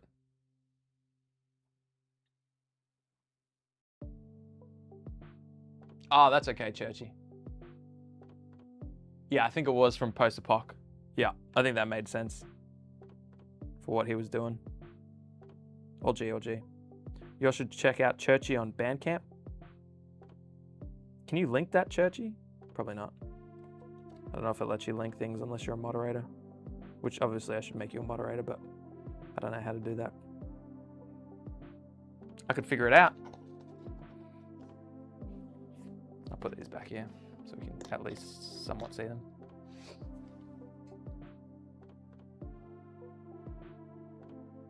Thanks. Getting there. I'll show you what I mean. Like, oh, I'll pull out the cinematic cam and get some close-ups, and you'll see like which things should have been probably different colors. But I think that's okay. I think overall, like, yeah, again, we'll just wash them, paint over things that we feel like should be black or whatever. We'll get a full picture after the wash does its thing. It's a start. It's a start. Doubt it, but I can send my links, then you can do it. Yeah, can you send it on Messenger now?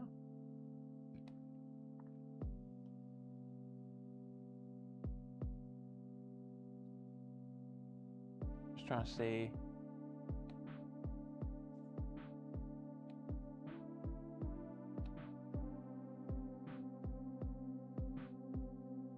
Probably Discord, I guess. Yeah, do it on Discord. Please, sir. YouTube channel and Bandcamp, pretty please.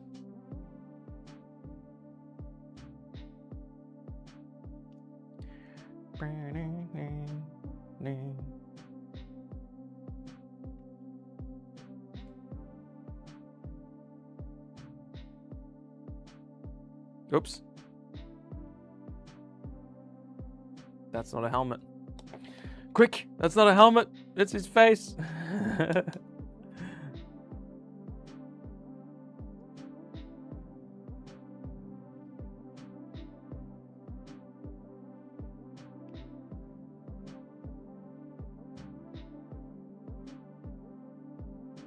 Need to whip out the eraser here.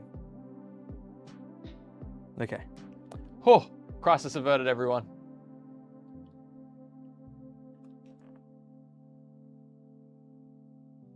We'll come back to him.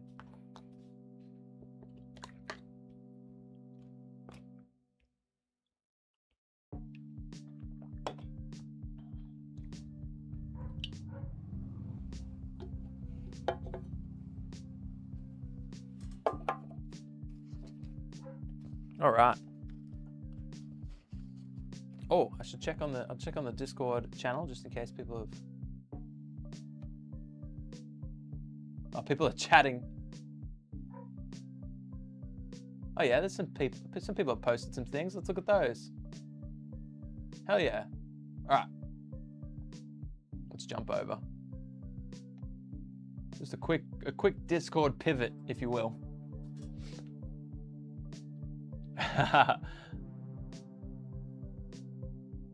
Oh, thanks, Churchy. They are starting to come together for sure. All right, let's have a look.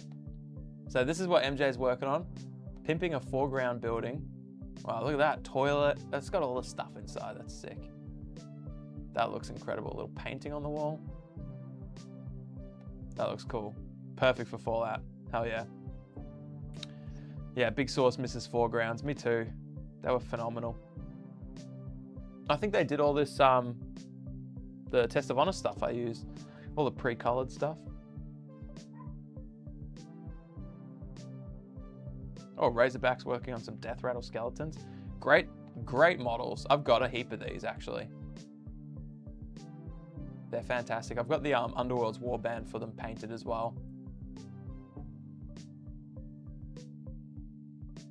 Oh, this is sick, Big Sauce. This is a great collection.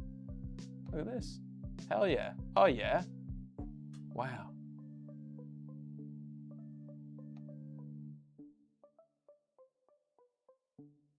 Very cool. Oh, MJ's showing off the Fallout models, mutants. Yeah, hell yeah. MJ's been smashing Fallout stuff. She's killing it. I'm jealous of their games. Dan R, what the heck? He's gone, but look at this. What the heck?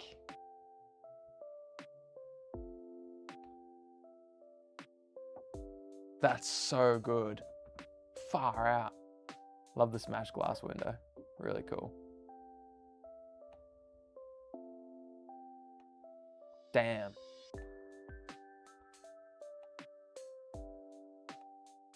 Dan R, that's nuts. Oh shit, this bus is massive, yeah. Oh, playable interior, little sleeping bag. It's funny, that's always where I imagined I would find myself in a post-apocalyptic, like a post-apocalyptic environment, like a bus where you can lock the door and lie down and be invisible. That's not a word. Invisible. Yeah, y'all are killing it. Oh, nice. That looks sick, MJ. Hell yeah. Initial wasses. I'm gonna give up. Kevin, this looks sick. Oh yeah, hell yeah. Hell yeah.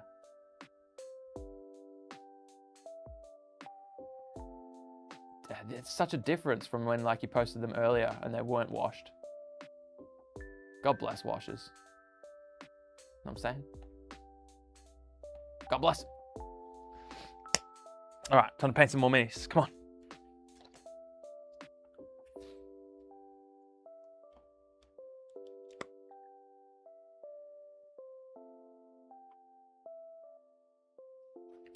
This lid, funnily enough, won't stay open, which is the only good thing about a GW pot.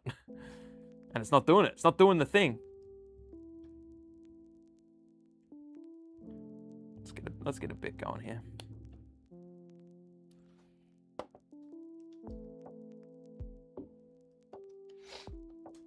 And now, I'll be more careful not to paint people's heads teal, because they probably wouldn't like that very much.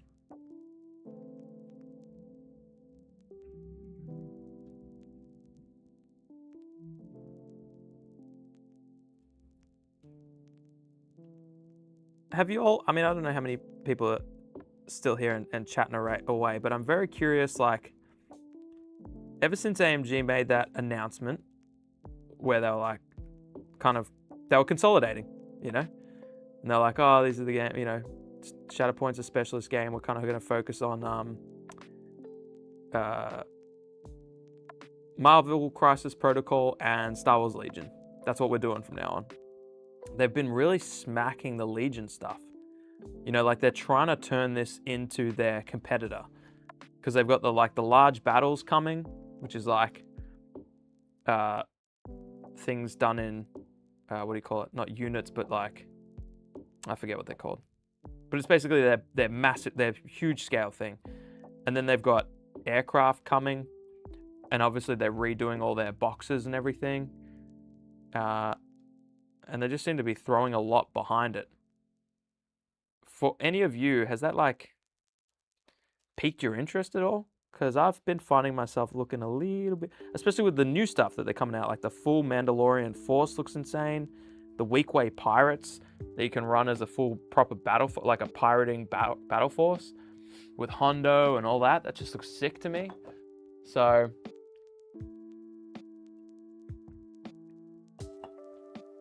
I've just been looking a little bit more at it, you know? Nothing serious. Just having a little bit of a look-see. A little Bo Peep, if you will. I don't know if other people have been doing the same thing.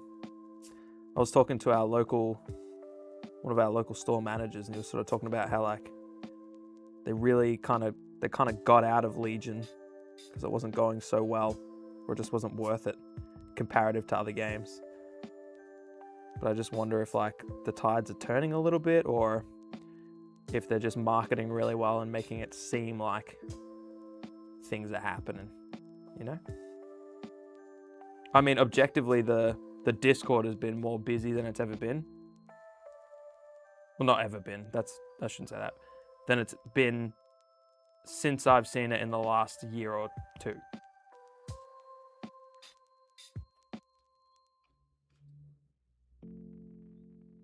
You know me, though. For those who don't, I'm a big Star Wars guy. In our local group, everyone has been panic buying Shatterpoint. That's a good problem. Most people panic sell. Like in my experience, there's been a little bit of panic selling where people are like, game's dead, I better move my things now before people realize the game's dead and I can't get the same price for these. And it's like, man, you ain't a real one. You don't panic sell Shatterpoint. Come on now. Panic buying's good. It's like, there's going to be a big boost to sales, and then they're going to be like, oh, it's not going to make a difference, but they're going to be like, well, we should keep this on a little longer. I mean, they've already shown what they're releasing through 2027, so it's not like it's going anywhere soon. Maybe 2028 it'll be gone, who knows.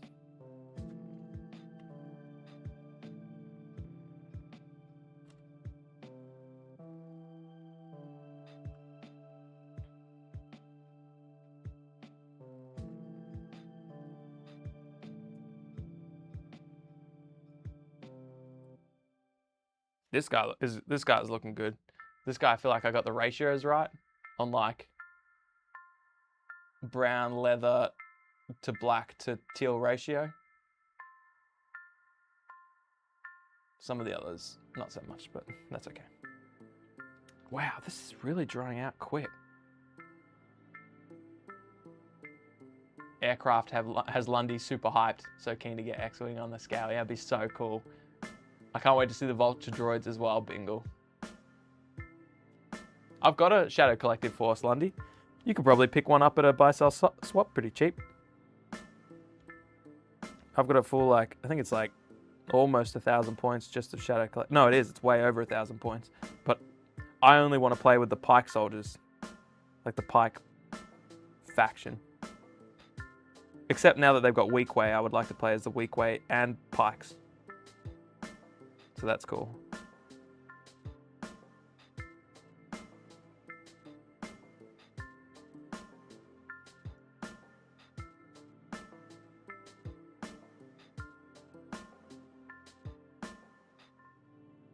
This guy looks cool.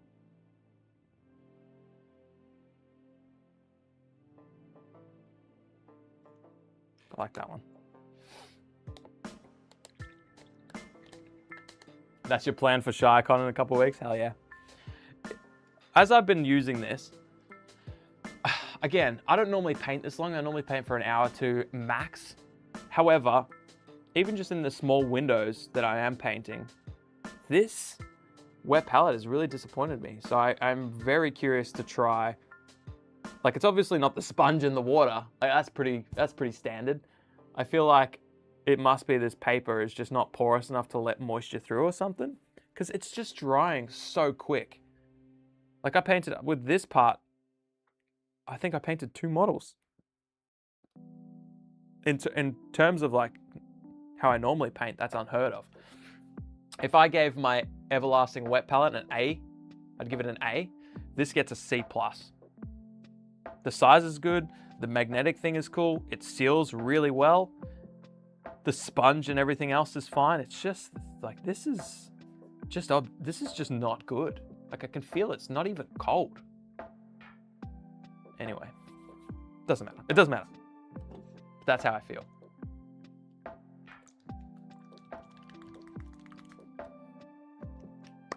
I'm just surprised as all. Oh my God, Churchy, sorry, I forgot to post your things.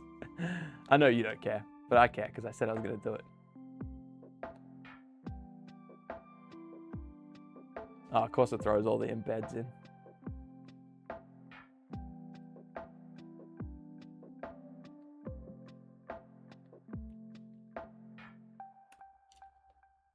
Hell yeah. So there you can go watch Churchy play all his video games, including Crimson Desert, which I've been watching a lot of.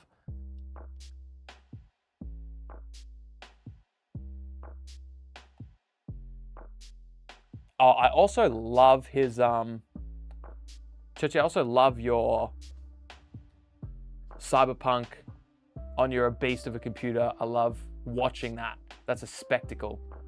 That's really good too. Rodriguez, you are calling it a day. It's 2 a.m. there in Guatemala. It was a fun stream. Oh, thank you so much. It was good having you. It was awesome. You provided a lot of good questions and drove a lot of conversation. I appreciate you. You're a legend. When will I do another? This has been awesome. This has been a lot of fun. There are so many things I had planned for this stream that I just don't think we're going to get to. Like I wanted to do a StarQuest battle report with these minis painted, but at this point now I'm just trying to think about how to get them finished before the stream ends. So I don't know, there's a lot left on the table. I hope to do another one very soon. Even if it's not like a big 10-hour one, just a little 3 hours where we compact everything fun into one, maybe just paint 2 models, you know? Yeah, I hope to do another one soon. I don't know when, but I will spam it everywhere in the community tabs on all of the YouTubes we have, in the announcements. The Discord's the best way because I'll spam it in the announcements channels as I have today. But yeah, I hope to do another one. This was a lot of fun. This is a lot of fun. Did they link correctly? I'm not sure if it only linked to the top one, Churchy. Sorry. So this is Churchy's music YouTube channel, but his Bandcamp should be here as well. He's got other tunes. It's not just these chill tracks that we're listening to today.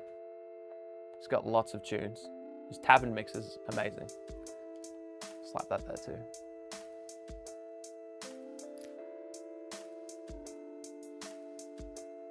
Okay, back to the task at hand.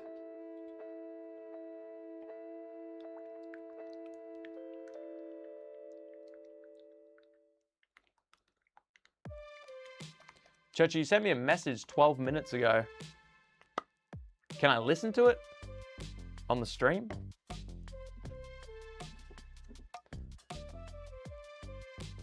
Yes, please tell me next time where you would invest $1 million. That I want to know. That's great. That's a reason to start a stream entirely, just to hear your thoughts on that.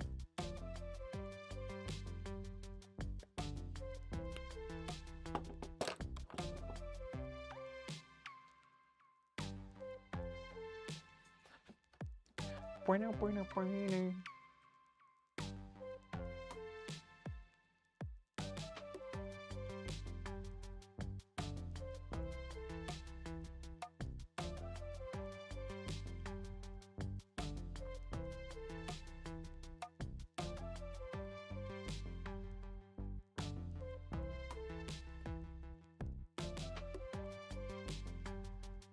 This is why I always work my way up from least forgiving to most forgiving parts of the process. Like, least forgiving parts is doing the black. Because if you paint the black over a spot where you don't want it to be, I mean, what do? Can you paint back over it or something? Because the other colors are going to show the black coming underneath, like coming through underneath. So, and then the tans, the dark brown is very similar. So the most forgiving parts of this model is the teal, or the turquoise, or whatever you call it, the Hobby Homies color. Then the oil wash and the basing. And I've left all of those till last. And I've done that because I'm drinking 7% hazy IPAs. So in about 3 of those, we need to be oil painting, oil washing specifically. Because if we're not, we're going to have some disastrous results. I don't know what highlighting is going to look like for us, gang. I just don't know. I just don't know if we have the competency. But, Struth, we're going to give it a go. I'll tell you that much for free. This is such a great color. I don't know if I'm doing a good job, but this is such a nice color. This Croxigore Scales. First of all, fuck you, Games Workshop, and your shitty names. I know it's thematic or whatever. But like, imagine trying to tell someone what this is. But kudos to the quality of your contrast paints. I do love them over other things.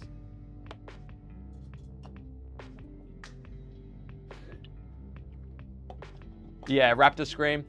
I normally hold the bases for a few reasons. Because I only paint for a couple of hours, and I'm usually only painting a handful of miniatures, and I'm reasonably dexterous, so it doesn't phase me. In this instance, I absolutely should have painted a bunch of, 3D printed a bunch of painting handles. Shane probably has some. If he's got a painting handle right over here, we're gonna use it. Because I am finding it over time. Oh Jesus, I forgot I was plugged in. Slightly taxing.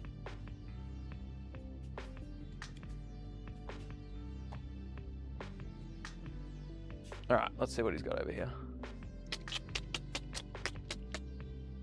Jesus, he's got so much cool shit. No painting handles though. They'll be inside on his painting desk. Dang it. That's all right. Oh! He's got a Mr. Super Clear Matte Varnish. That's my favorite varnish. What a beast. I'll be using it. Jesus, smacking cans everywhere. I will clean up after myself. But yes, you're right. Use that one from Games Workshop. I don't think I have a Games Workshop paint handle. I think I got like one of the other brands. If only one of your Patreons... sorry, that's such a good point. Sundered Psyche has designed a painting handle that you can get for... If you sign up to our $5 Patreon tier, you get a bunch of 3D files, including Don's incredible like Halo Flashpoint terrain, but also the incredible painting handle that Sundered has made. So, and that's the one I think of when I think of 3D printing one en masse, so I can do like 10 models. I would use Sundered's. So if you want one for $5, you can join our Patreon, then cancel straight away. And then, but when you're an active patron, you can join, cancel straight away, and for the full month you can still access the files. So normally I used to use just cork because I have 20 pieces of cork. So I just put blue tack, like Lundy said, blue tack on old GW pot works. But I have been thinking about 3D printing Sundered's things for a while. And so I should have done it for this. So anyways, not that anyone might need one, but if you do, that's where you get it. Way easy to have a hand touching the hand. Yeah, great point about precision. Not really my, what do you call it? Strength, priority, care. I'm not precise, but you're right. When I'm sitting down painting, I should probably try them more. I've never thought, gosh, I wish I had a painting handle, but maybe it is one of those things. But I have tried them before and I'm just like, what's the point? But maybe I need to like try a good one. Maybe I'll print out some from Sundered and actually give it a go. Maybe it will just be like, oh, I'll never go back now that I've tried it. I just actually never think about the fact that I'm holding a miniature. Like it's, you know what I mean? Like I've never thought, I don't know how to articulate what I'm saying. I'm not aware that I'm doing it.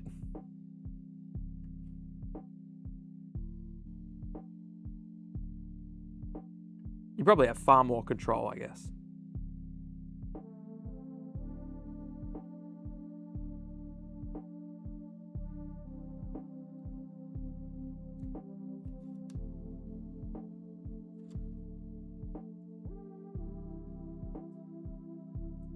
This guy's a cool mini too.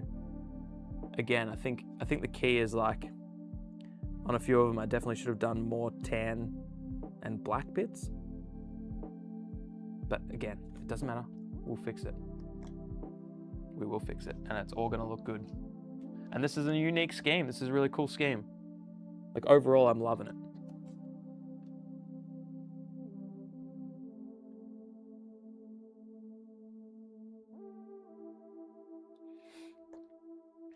A little bit patchy, but that's okay. Fingers cramped for 10 minutes of holding a base. I guess I'm just used to gripping tiny things. I don't know what to tell you.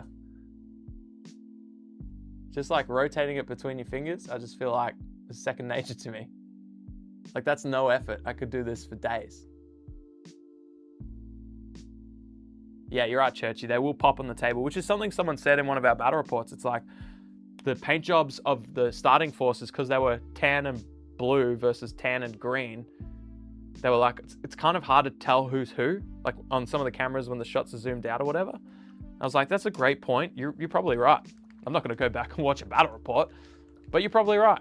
So these ones will not have that issue. Neither will the ORK ones that'll be Gryph-hound Orange, which is one of my favorite contrast paints of all time. Almost, I want to grab one of the, in case you haven't seen it, I'll show you Gryph-hound Orange, maybe on the cloak of this handler. Although cloak, maybe on the helmet. So I'll grab one of these and I'll paint Gryph-hound Orange on, because you'll get a vibe for how the ORK models will look. Orc models, sorry. Somewhere out there, Peter's yelling at me.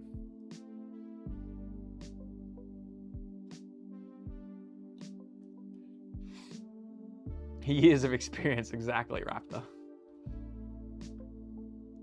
You don't have anyone to play any type of tabletop games with, but I do have some Space Marines, Tau, and printed stuff that I kind of want to paint. For Space Marines, I like the Tomb Keeper's paint job, bone armor. I agree. Like, I don't know anything about them, but I think bone armor is very cool. And I think you should paint them.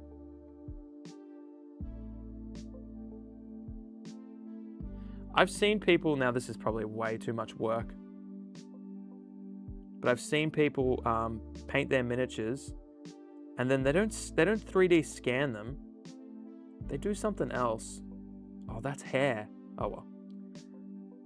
But somehow they get them into Tabletop Simulator without scanning them. I don't know if it's like a AI thing now or something. But they basically like take the Tabletop Simulator models and upload their paint schemes, like the models that they painted. People love it because they paint their miniatures. Well, I mean, I've only seen like one video on it or something, but it sounds like something you can do. Don't know if that's something you could do, especially when like you haven't got anyone to play tabletop games with. That sucks. Again, that's the one thing preventing me from like moving rural.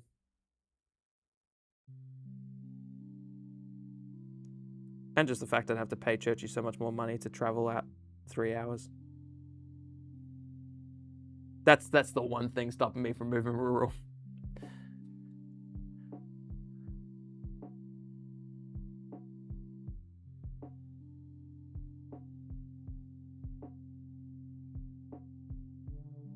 Couple more live streams though. Be able to afford 2 Churchies.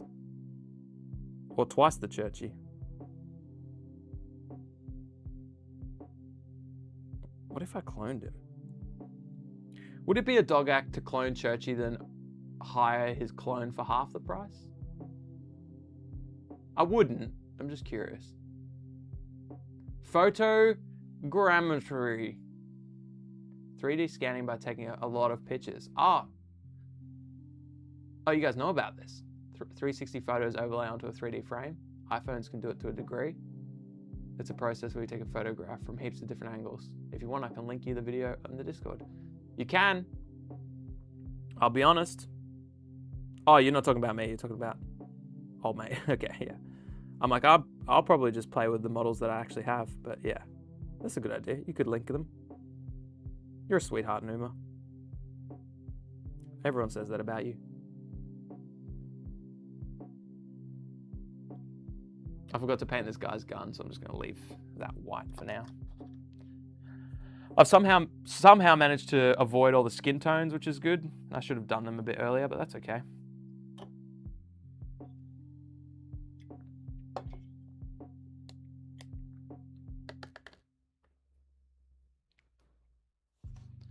Sunders said, move over to WA and live rural with me. Then we can game together while being in the middle of nowhere. When you send me a Snapchat of your property and your house, Sundered, that's exactly the dream I have. If I were to live rural, I want exactly what you got. That's what I want. And if someone said you can have that for free, but you can never play tabletop games again, I would obviously say no, but I would think a long time about it. Joshi said you should look at Gaussian splats if you like photogrammetry. That sounds disgusting. Gaussian splats. I mean, for me, I'll skip. That's a skip from me, but you guys, up to y'all. I'll be back. Just gotta go get another drink.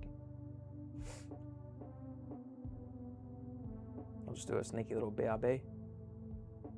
It's gonna say 3 minutes, but it's probably gonna be 2 minutes and 45, so inaccurate.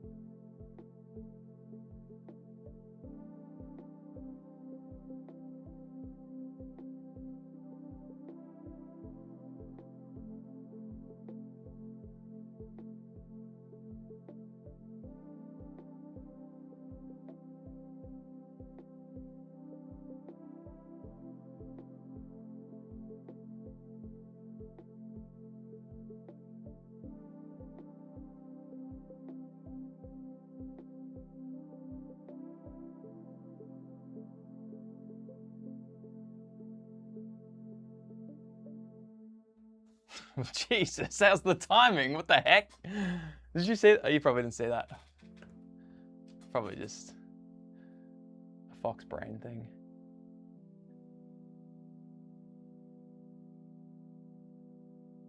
Did you guys have a party without me? Is that what happened? Come on now.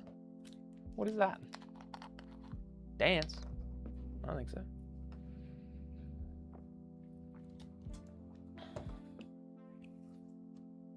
All right. Got a lot of stuff going here.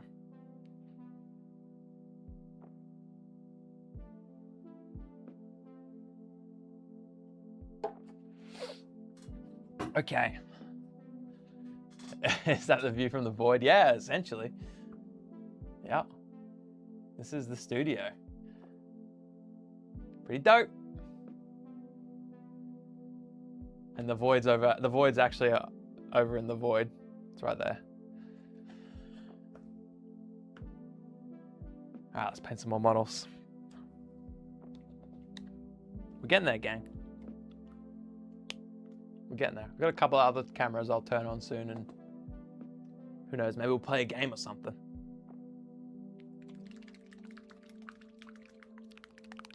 Sounds good.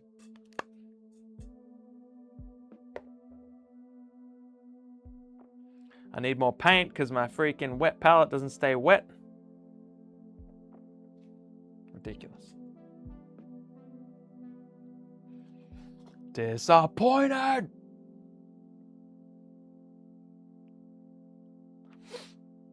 Okay.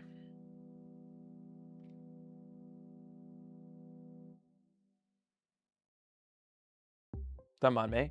I'm sure this is what you tuned in for. Look at me blankly stare at a screen on my phone. All right, let's go.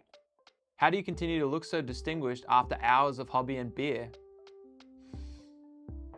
A lot of people have been complimenting me on my looks, and I'm not gonna lie, it's been a confidence booster for me today, and I respect it. In answer to your question, I haven't had enough beers. I think that's the secret. And you notice I'm drinking water right now? I'm very aware that if I don't be careful, I won't make it till whenever I said I would stop. That was an adorable little bug on my... Can you guys see this? Look at this thing. Can you see it? You can. Look at it. Uh-oh. Uh-oh. Hang on, I need to rescue it. Oh no, it's good. All right, hang on. Oh, I can fly. That doesn't need me at all. Never mind.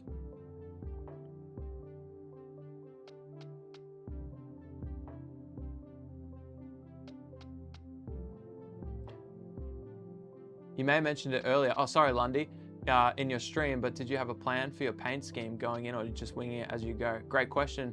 The homies voted on this scheme. So, was it? Sorry, I might be remembering wrong. I can't remember if it was MJ or Fat Boy's idea to go with the Hobby Homies teal. And so there were a few ideas, and we voted on them in a poll, and whichever one won was going to get painted. And the Hobby Homies won. So yeah, I didn't pick at all, which was good. Left me from, well, I wouldn't have had analysis paralysis. I would have just done something boring like paint. It's not boring. Paint the default Harlow scheme, which is like lots of tans, browns, and greens, which arguably is exactly what this is, but we've gone darker. You know, we've gone black gray instead of tan, and we've gone dark brown instead of lighter browns. So yeah, thank goodness it just prevented analysis paralysis. Although it probably took me longer to figure out how to do a poll and take the votes than it did to just paralyze myself with paint schemes. I don't often make it up as I go. I just don't think I can, to be honest. I went through 4 to 5 different baking papers to find the one that works. JL stuff, that's interesting. I've never even, because the Everlasting one was so good, I never even thought about parchment papers being different. It's only until, and then when I ran out of that, I just grabbed some from my kitchen, just some parchment paper, some baking paper, we call it here. and smacked that on, and I used that for the last couple of months. Now that I've bought this one, which is a better size, and I like everything else going on, when I put this paper on, I thought this paper feels way too thick, but anyway, whatever. It's designed for this task. And it's only since using it that I've realized, okay, the paper actually matters a lot. Popping in to say hi, I wish I was hobbying. Croker, thank you so much. You're a legend. Thanks for the $2. That's awesome. I'm gonna use that. JL uses the AK interactive wet palette paper. Oh, Churchy's grabbing dinner. Churchy, where are you going for dinner? Are you going out for dinner? You're probably gone. He's probably gone. Sometimes he comes out to this town. I was like, bro, just swing by. Bring your dinner. Come say hey. Grab me a bite.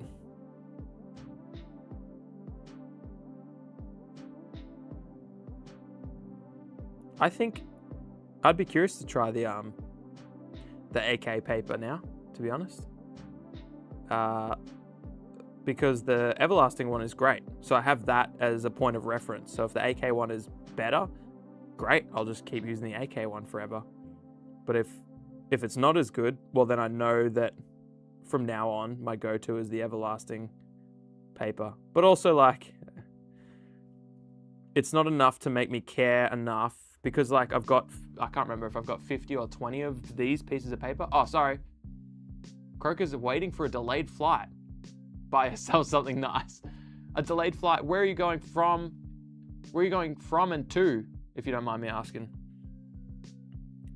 My wife is a travel agent, and from her I have caught the travel bug, which includes caring if some people are just flying domestically? Come on. Domestically or not. I just like to hear where people are going and coming and going. Tell me if you're coming or if you're going.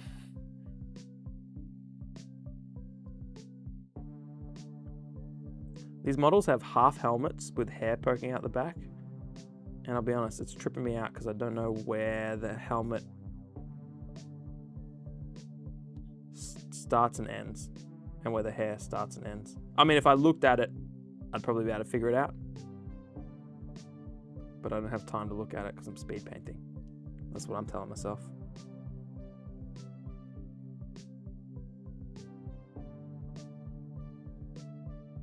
We're not display painting here. That is for certain.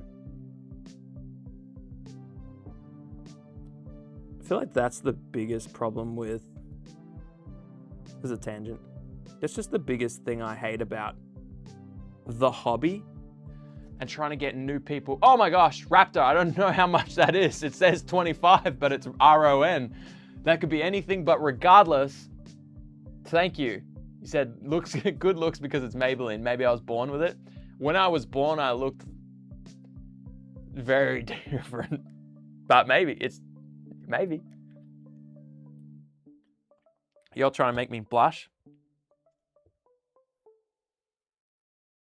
You know, I once witnessed a conversation. It was at a party, and the people weren't drunk enough for this conversation to happen. But this is when I lived in Queensland, and I worked with just like people from magazines, just absolute magazines. Oh, my earbud died, and the music's coming through the desktop. Sorry, that tripped me out. 8 AUD for some reason. I thought it would be more. 8 AUD is massive. It doesn't have to be more. That's awesome. Jennifer, hey, how you doing? I was gonna ask if you were having homemade pizzas with Jennifer and to say hi to her if you were. I need to switch over hello, Jennifer. Hope you've had a good night. Hopefully MJ doesn't have this on speaker, so you've had to listen to my hideous voice for the last however long. The worst part about the hobby is what I was gonna say. When people are trying to get into it, they're exposed to the paint jobs of popular YouTubers. And there's always one thing that they never, and I'm generalizing obviously, there's always one thing that they never specify, and that's how long it took. You know, so you go on and you look at, I don't know who they are anymore. I don't watch any YouTubers because I'm so famous. I just got $8 in a currency I've never seen before. So that's how famous I am. So never mind. Now Jennifer thinks I'm a dick. But let's say Squidma or Miniac or someone, they do these incredible, or even Marco Frazzoni, although he's pretty upfront, Ninjon, all those guys, right? They paint, I mean, they might not, some of them might be better at it, but you know, they paint these incredible things and they show you how they paint and they make them feel achievable. And they are, but what they don't tell you is that it's achievable to paint that one miniature. It's just gonna take you 40 hours. And you go, oh, that feels like Romanian Ron. That sounds like a character. Hello, I'm Romanian Ron. Sorry, that was Russian. That's horrible. I don't know Romanian. I'll try better. Yeah, anyways, you know what I mean? Like, I remember that was a problem for me. I was like, oh, I can't wait to paint that. And I was like, I just can't get, he's talking about glazing. How many times did he do this? Because when I glaze it with the exact same way that he did, this is going to take me like 20 coats. Yeah, that's how long it took them. They left that part out because you can't show that. They don't say that. So yeah, I don't know. I just find that almost a trap for new people to think that they can achieve that with their schedule, which might only be 5 hours of painting a week, you know? So anyway, what was the point of this rant? I don't know. Somehow we need to fix that. We need to let people know. You can achieve all the things that you see these great painters achieve, but you might not even want to when you know how long it takes them.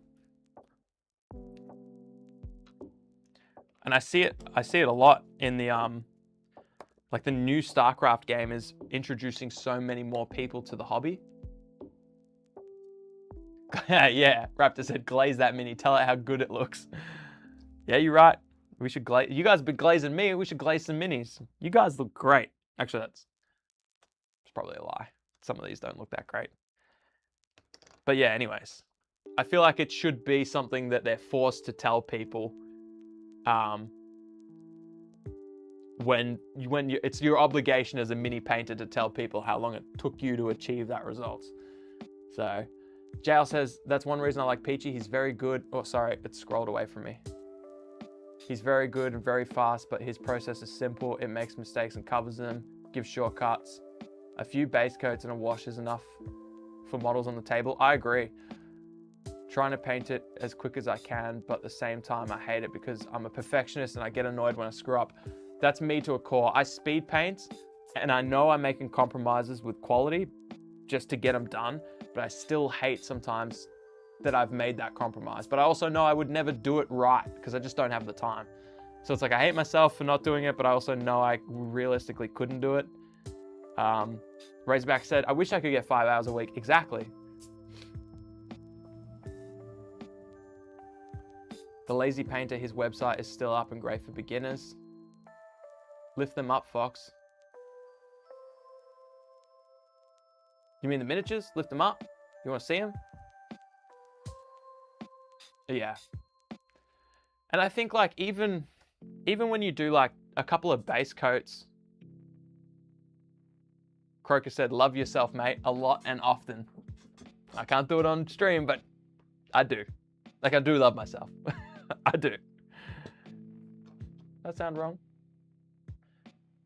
Yeah, but even like, some people don't know that even a couple of nice even base coats and a wash and then just like one highlight for one miniature could take you 4 hours, you know? So, yeah, I don't know. Oh, the positive talking you meant by lifting themselves. You guys can do it. Be what you want to be. I wish I could show you. There's a video of my son when I was doing tabletop in the morning and sitting in my chair. He actually sat and watched me record 2 or 3 of them one morning to like stage them out because they weren't like news, they weren't like pressing, like current news things. And afterwards he's like, can I have a go? And I was like, all right, bud. He's 5. He sat in the chair, I mic'd him up and I recorded it. And he goes, what did he say? It was priceless. He was like, we can do whatever we want to do. We can play in our sand pits and be who you always are. And it was just like, and he's like, subscribe to this new channel. And I was like, ah. Yeah, it was good. It was really good. It was very good. I was going to post on the Patreon, but I got a weird thing about posting your own, like your 5-year-old kids or whatever. Not because there's weirdos online. There's not in our Discord. But he doesn't fully understand that. I wouldn't want to do that to him, you know what I mean? But it was adorable. And best believe I show every person I can on my actual phone. What's the point of this story?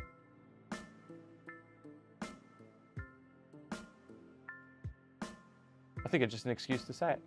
Faces, bases, and shields for sure. MJ, I will say you are the queen of this, because your miniatures that you paint up, you can tell. You go for like wherever your eyes go first, that's where you put the effort. And I've noticed that on so many of your miniatures. There was like a game you did civilians for. Maybe they were like Roman civilians or something. Remind me. But that was like such a example of, it was such a good example of that, because I think someone had said something and you were like faces and bases.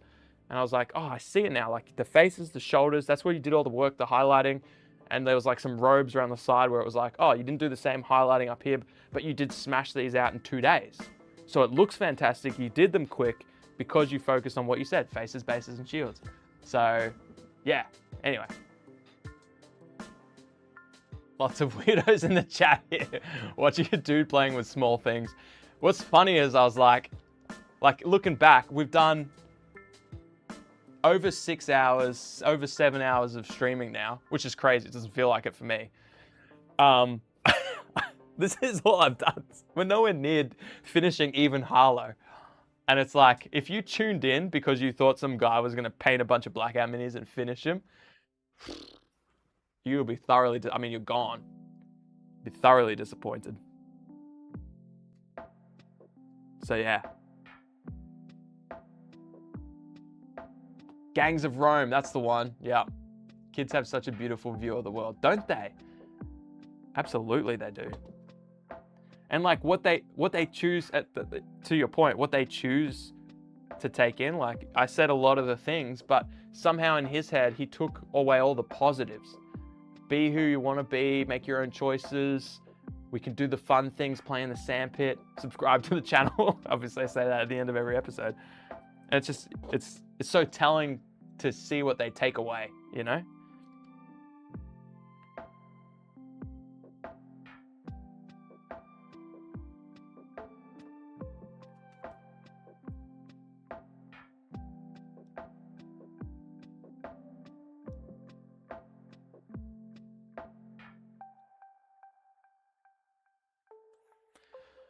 Hopefully you guys can't hear the, I'll just turn it off for a sec.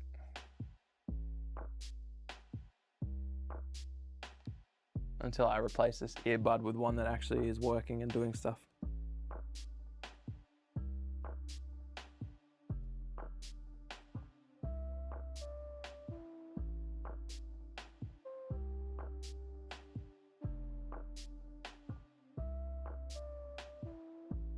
Oh, this mini looks cool too.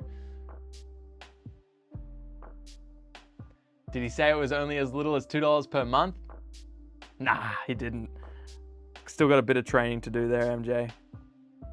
It was only his first one. We'll get there. How long did it take Shane to say tabletop podcast? We can get Lincoln to say for as little as $2 a month. That feels like a good segue. So we got a Patreon, most of you know, because that's why you're here. But if you like the show and support me enough to actually tune in for a massive stream like this, so many of you are patrons, and you don't have to be, by the way. I don't want to ever make, yeah, you don't have to be. You literally don't have to be. It's just being here, chirping along, being in the Discord, being active in the Discord, liking stuff. All of that is just way more than we could have ever expected. But I want to use this opportunity to thank the Patreon members. So I'm going to bring them up. Does this button do it? No, strengthen your passcode. Something went wrong. Let's close that. There we go. We got some homies here. I want to just put these people on the screen and thank them. They're legendary homies because I mentioned it earlier. and I'll mention it again, and I'll mention it 1,000 times, because we couldn't do the show without them. That's not like a corny, I mean, it is a corny ass thing to say, but it's true. It's actually true. Without these people that you see on your screen, we literally couldn't do it without them. Sorry, hang on, I'll get rid of this. Because they actually give us money every single month to do what we do, which is battle reports and other videos and other kinds of things, as often as we can. But we actually couldn't do it at all without them, because they pay us so that we can pay to, because it actually costs us money to do the things. And so these people give us the money so that we can keep doing the things. And y'all are crazy for it. And it's amazing. And thank you so much. Especially Legendary Homies giving us $20 freaking a month. Like, that's more than Netflix or Spotify or Google shenanigans. I don't know. You choose to put your money to, it just means a lot. And you know, we were doing podcasts and videos and all these kinds of stuff, and we've paired it back, and you guys are still supporting us, and it's awesome. It's so awesome. So again, thank you so much. You're the best humans ever. And again, you don't have to be a Patreon. This is just me thanking the people that put their hard-earned money behind what we're doing. So yeah, I just want to say that because you are the best humans on earth, and there would actually be no Hobby Homies. So if we didn't have those people that I just showed you on the screen, there'd be Tabletop of the Morning. That would exist still, but this, battle reports for your favorite games, yeah, that would cease to exist. Or it'd be like a once a month thing. Just 3D print some money instead of Raptor Screams. You know what? You're right. Everyone cancel your Patreon. We don't need you anymore. We have 3D printers. That's such a great point. I don't know why I ever thought about that. Anyway, Croker, safe flight. Oh, you're heading to Brizzy. Hell yeah, Bris Vegas. We couldn't hear the music? Oh, yeah, keep it on. Yeah. It's still on, right? K. O'Neill said, time for me to join the Patreon. You don't have to. You don't have to. Like, just being tuned in for a live stream, it helps a lot. Anything, like commenting on videos, liking videos, sharing them with your mates, all that stuff helps. But like, our goal isn't to make content, which is what the money helps us do. Our goal is to keep building this community of you. Like, look how awesome the people in this chat are. That's the exact same vibe as our Discord. That's what we're trying to build. The content helps bring all the people in. But if you do subscribe to the Patreon, K. O'Neill, thank you. You don't have to, but thank you if you do. Your name will be on the thing next time. Sunded said, wait, I don't need to give you money. Sorry, Sunded, I didn't know you were here. Yeah, actually, like, this live stream just cuts out if Sunded just cancels his Patreon subscription.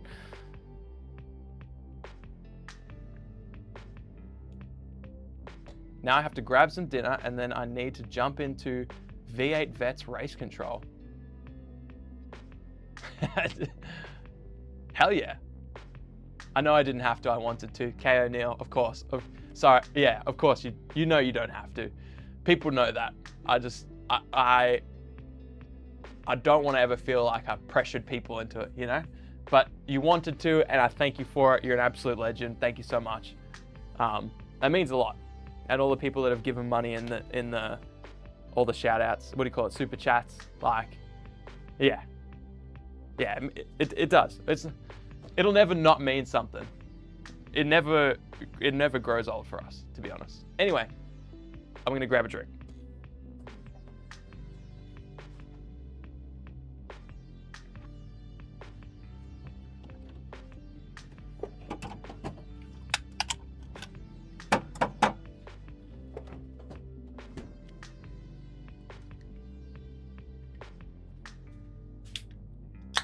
Yes, sir.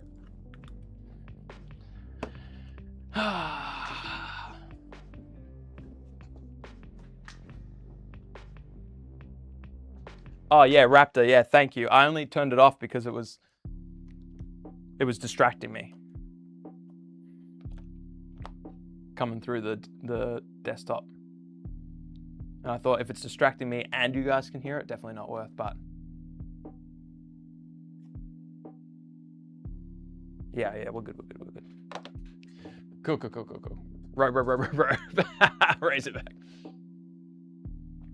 Because of I wanted to go home and get it at lunch, but because of the fact that my lunch was covered in ants, well, I was gonna eat my lunch while I drove home, grabbed the rope, came back, but my lunch was covered in ants, so I had to detour and actually grab lunch. I didn't want to be gone longer than like 15 minutes.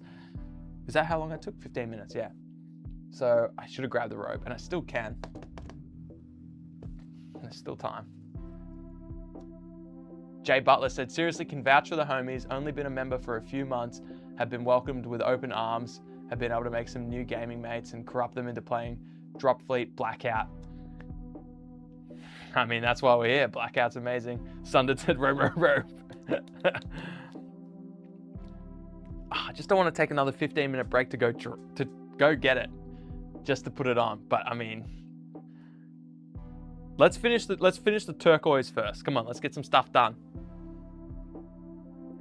I feel like we're 4 minis away from getting that done. Quickly put some skin tones on, give them a wash, clean them up a little bit. They'll look infinitely better. We will feel like we've made some progress, and by we, I mean me. And we could talk about robes.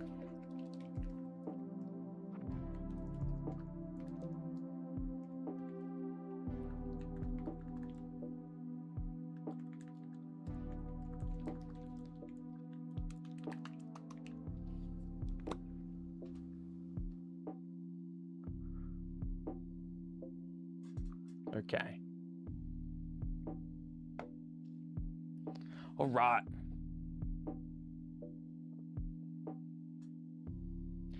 Churchy, are you still here? I just have a singular tech question.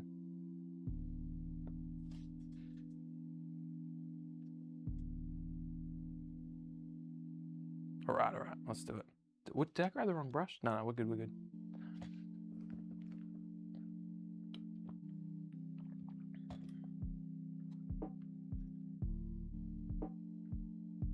MJ, it is a great community. It's the best. It's introduced me to all my favorite games. It's so good. It's like sometimes it's cool to go to a Discord where everyone's playing the same game that you like, but the common interest there is that specific game. I feel like the difference between our Discord and a few others is that the interest is kind of just like building each other up in their hobby and just enjoying the other games people are playing as well. If that makes sense, it's kind of like a bit more of a selfless space, because it just feels like there's so many people like myself who's just interested to hear what other people are doing. How do these games play? What do you like about them? Why'd you choose to paint it like that? Is that part of the story? Like, you just got this interest in tabletop wargaming that extends beyond particular games. It just feels like we've nabbed all those people. And they all passed, and inherently, because of that, they passed the vibe check.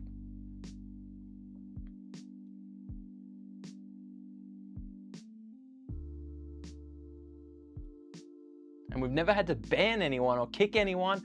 I was in a Discord the other day where they had to, like, I watched them, not kick, but like temporarily ban 2 people. And it's like, we've never had to do that once. You've had to do it twice while I've been here. It's like, and it's one of those ones where it's like, they're there for the game. So you don't really, there's no like,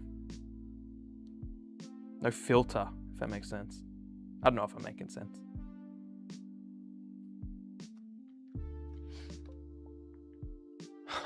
Numa, what the heck?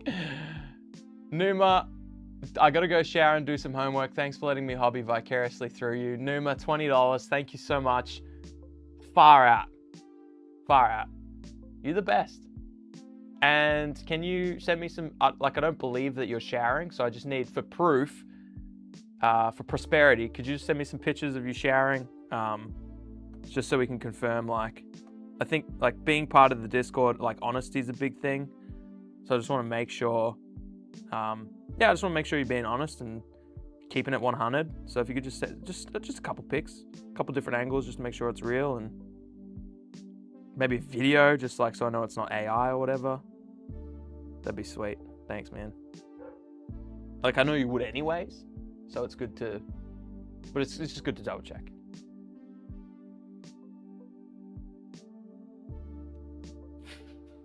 You know what I just did? I went, it smells like beer in here. I forgot I cracked this. Foggy said, I'm an old man. I had lots of money. Oh, hello. And then I met Fox. Oh, my bad. Fox hypnotized me into spending a fortune on hobby. He seems harmless, but don't listen to him. I'm homeless now, begging on the streets. Yeah, but you've got so many cool painted models on the streets alongside you, so you don't have to like, you don't have to like go without. You can play all these games. MJ said a familiar tale there, Foggy. Y'all. Rescued's here. Yo, what up? I am still going. In fact, I've barely achieved anything. Would you believe it? So we're going to be going for a while longer.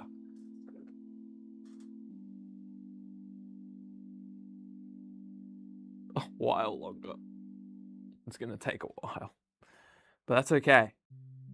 Because at the end of it, we're going to have a fully painted Harlow Force. Based and everything. Right, MJ? All right.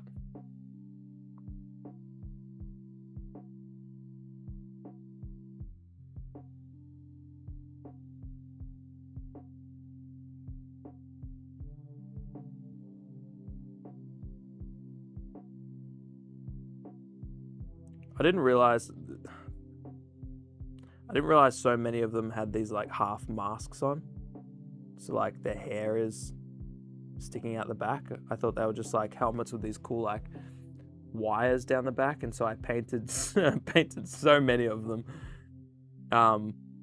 Their hair is the same color as their helmet because I thought it was all. Oh, maybe it is. No, see, no, they've got a bit of a. Some of them have like a half helmet to their face, and then their nose to like the top of their head is exposed, but then there's more helmet. So yeah, I don't know. I might have cooked a few. That's all right. They'll all look good on the table.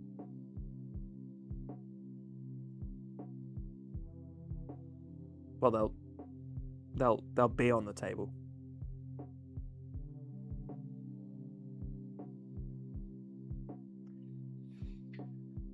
Rescue's making a coffee and maybe be awake in about 15, feels.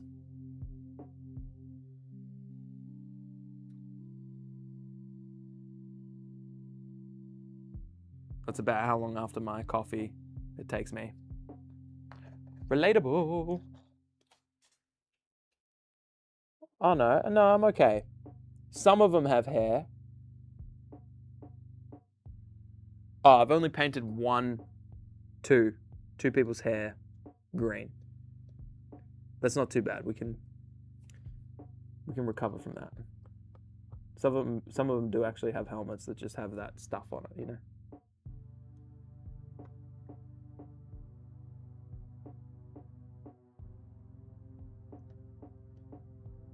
Okay.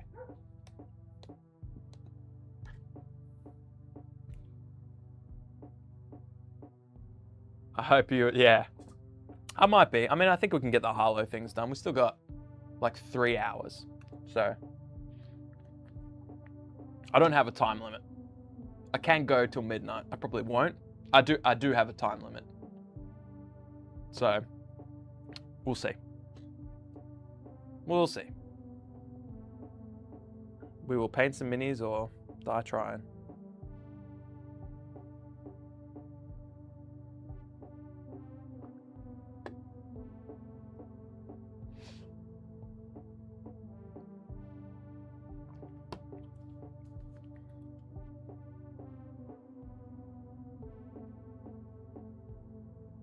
Sorry, I keep looking at my phone. It's actually the only way.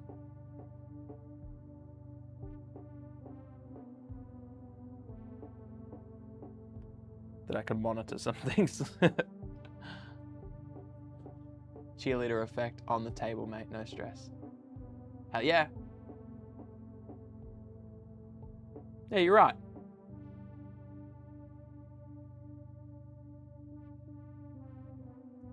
We'll get there, gang. And if we don't, tune in tomorrow.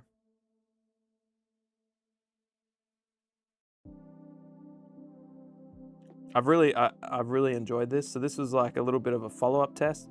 I streamed on Patreon once with the intention of streaming for like 1 to 2 hours.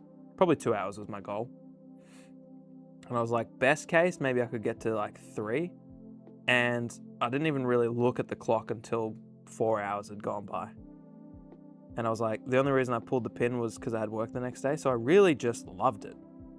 It's just like hobbying, right? But it's just hobbying with people around you, you know? But I didn't have people I could do that with. So the stream felt like that.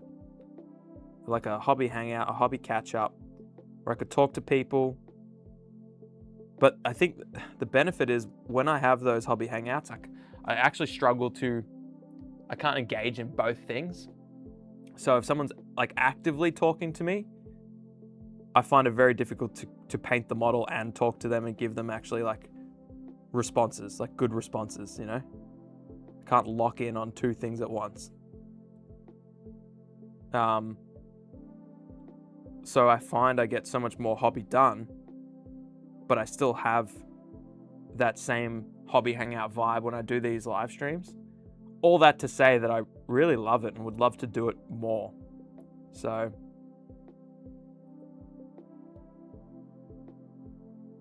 yeah, we'll do this some more because it's been a lot of fun and it's confirmed. Like this has been easy. I didn't know. Like 10 hours is a long time. That's what, 2 hours and 20 minutes away. I'll go longer than that. So this has been fun, and I will absolutely do this more. And I won't do the whole 10-hour thing more, but it's like 4 or 5 hours, a couple of weeks every month would be pretty sweet. Anyway, we'll figure out what it looks like, and then I actually get stuff done. It's like forced hobby time. But as you can see, I need to have like a big 10-hour window even to get like, I don't know how much actual hobby time I've done, you know, because we've been like going on tangents and looking at other stuff, which is how I hobby at home anyways. Like I'll set myself these tiny little goals, like let's do all the satchels on these guys, and then I'll watch a video, I'll watch some football highlights or something. I'll watch something. Or I'll go check out this game or whatever. And then it's like, all right, back to the next thing. Because I feel like I could just paint longer sessions when I break it up like that. And so this has just been an extension of that. It's been great being able to tune in and out all day. I love sharing hobby. Oh, thank you. Critcho, yeah, I love this. Ah, thank you. Yeah, this has been fun.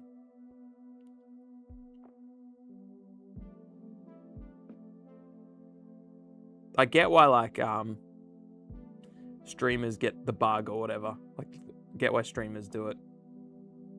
I mean, for most of them, that's video games, right? So it's like you get to play video games and talk to people. That would be a lot of fun. But this just feels like it's on another level of fun. Mostly because it's like video games or whatever for me, but I get why they do it. If it's even half as fun as this.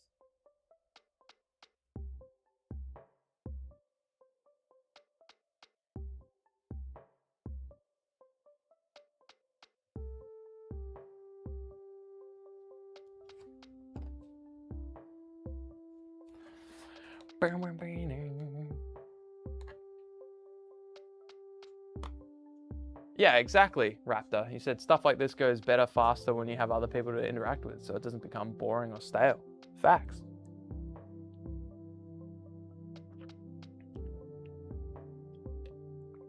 That is dad hobby mode rescued. This is how you, hobby with young kids. I mean, I have to hobby when they're unconscious because it's impossible otherwise. Oh, I just got a notification. Kevin, you became a Patreon. Thank you. You're a legend. That's amazing. Y'all are nutty. Y'all are nutty. All right, let's get a skin tone happening. There's Grifftown Orange. We'll talk about that in a sec. I'm just gonna pull out the first skin tone I find. Skeleton Horde, maybe if we played too many video games. Dark Oath. I do love Dark Oath. This is looking a little bit... Oh, no, it's all right. Let's do it. Hell yeah. Did I tell you guys? I think I already did. Right, I mean, maybe I said it 8 hours ago or whatever. I actually had to... This vortex, this paint vortex. This thing. This wasn't... Oh, sorry. Better here. Idiot. This is basically what it was doing earlier today. And I remember the guy, I was given this. He was like, oh, yeah. This must have been maybe a year ago. The guy I work with who plays Shatterpoint with me. He was like, yeah, sometimes it fails. You just got to open it up, rescrew. That's all I heard. Because I remember thinking, look, if that ever happens, I'm throwing it in the bin. Like, I don't want to have to do all that. But then this morning, I went to mix a couple paints before I came here because I didn't want to do it on the show. I wanted to mix up the paints I thought I might use, which wouldn't have worked anyways, beforehand. So anyways, long story short, I did have to unscrew this, pull everything and this blue thing, pull it all out through, rescrew something back in and reconstruct it. And I felt like I was an engineer. I felt like I was a tech person, which I guess I am, but this was electronics. And now when I didn't know it was going to work until I first used it here. And it's been the GOAT. Apart from the noise, it's been the GOAT. So anyway, don't know what brand this is. Wouldn't recommend it because I think there's more powerful ones. But this, for free, 10 out of 10. And you only have to reconstruct it once every 6 months. So that's good.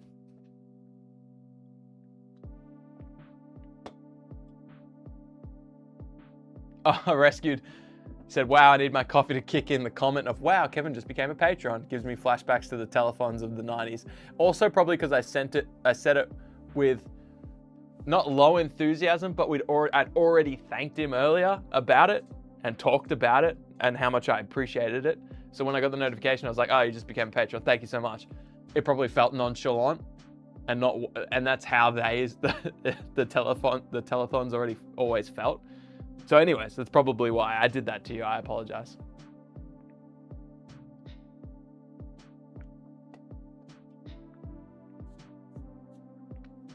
Oh, Raptor. Yeah, that'll work. Hell yeah. You got a Chinese one, but the biggest issue is the cable. It already disconnects from the back, from the jack. It already disconnected from the jack. Oh, so it's not a plug-in cable. The cable actually popped out of the jack. So you're just going to solder the wires directly into it. They should have been soldered already. So was it just not done and the cable just popped out? Anyways, I'm curious. Skin tones. Then we'll do some hair. We'll do that last gun. And then we're going to bathe them. Ooh, maybe we should base them first. What do you think? My concern about bathing them with oils. Oh, it's a plug-in cable. Okay, I see what you're saying. If we bathe them in oils and the oil gets on the base, I don't think the PVA is going to work on the base as well for when we base them. So what I'm thinking is maybe we should base them first, but then we have to wait for the PVA to dry. But we can do some other stuff while we can find other stuff to do while that happens. So we'll wait for the PVA and the base to dry. And then when we wash them, if some of the wash goes into the base, it's like a lot of rocky, earthy tones. The wash will just seep into that and probably look a little bit nice. Maybe? I don't know. What do y'all think? Should we base them first so that the PVA actually works and adheres to the base? Or should we oil wash it first so that we get the gratification of seeing them washed, but then risk not being able to base them tonight maybe? I don't know. Curious to hear what y'all think.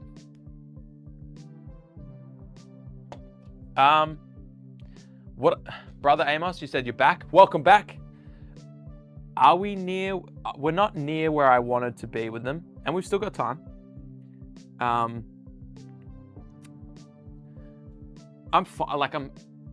I'd prefer oil should be the last thing, surely. It would take ages to dry. Yeah. Yeah.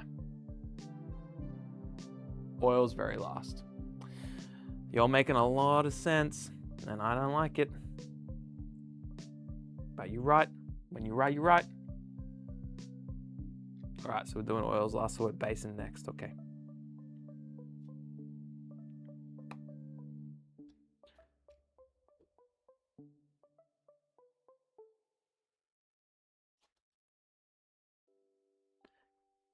We're almost done tabletop standard.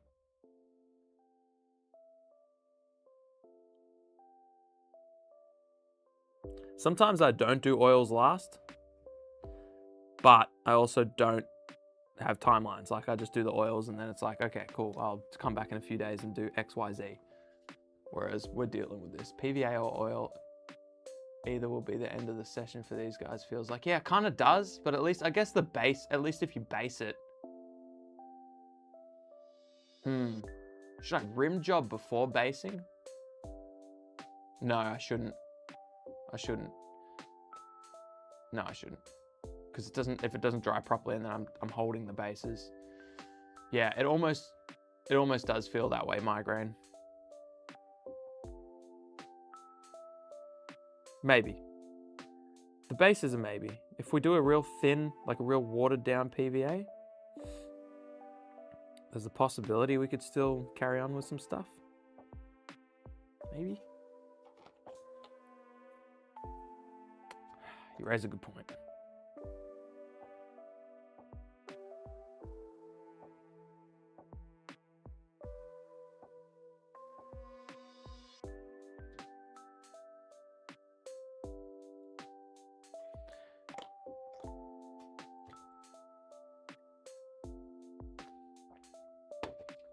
You're right, rim job is the last kiss. What I was thinking is if we did rim job first and then based them, they would look very complete. Like they would look nice and done. But we can't rim job after we do the base because the PVA would still be getting, we might hit the edge of the PVA with the brush or whatever. So, I don't know.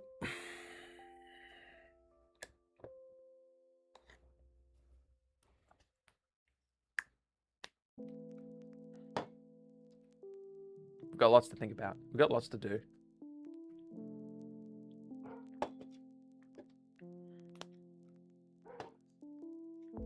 How's this still going?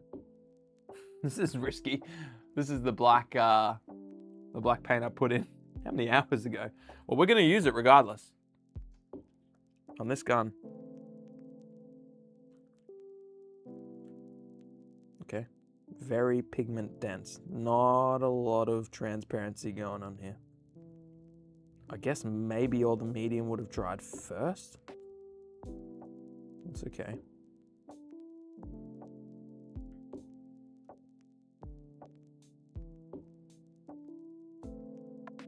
Good coverage.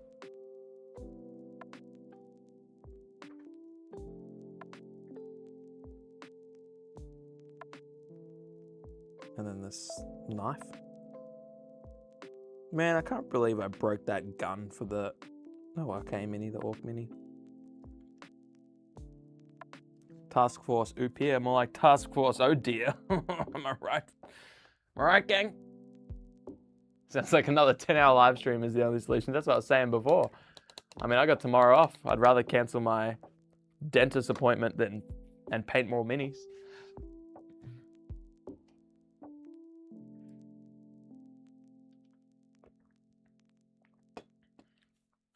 Oh, Critcho. The rim job is the best part. It's the chef's kiss. It's the Poseidon's kiss combined into one beautiful kiss. Rescue search. Sharpies now make creative markers with brush tips, and the black one is the best thing for rimming your minis. Damn. I mean, if I had to hazard a guess, I would have said that Rescued is the... Rescued? Ruh-roh. Rescued is the rim god. So that doesn't surprise me that you have that kind of arcane knowledge.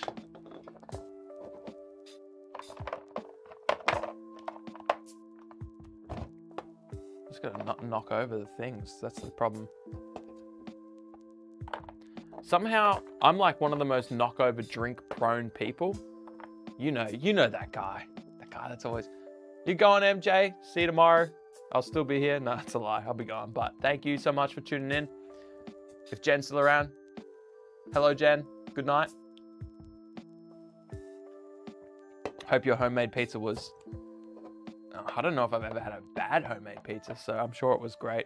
And I'm sure yours was far more exotic than mine. I reckon you had prosciutto. Oh, but for a dinner? Maybe not. Maybe just like a chicken meat lovers kind of thing.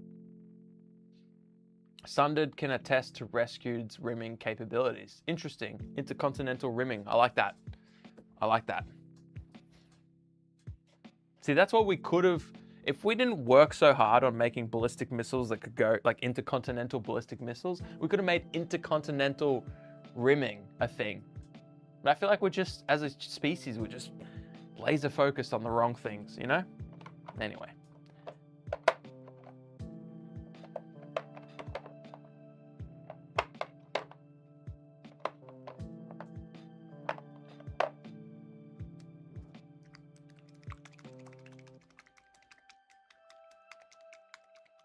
Oh, you're here for a while.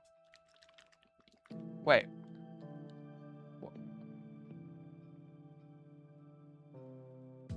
Oh, you said see you tomorrow. I can't remember what I said, but I thought you were saying goodbye. I said, yeah. I know what you mean. I know what you mean. I said something that suggested I would be here for a while. What was it? Prosciutto was on there. Hell yeah, nailed it. Good enough. A lot of people say like prosciutto on rocket is the go-to. I strongly disagree. I don't think rocket should be anywhere near prosciutto.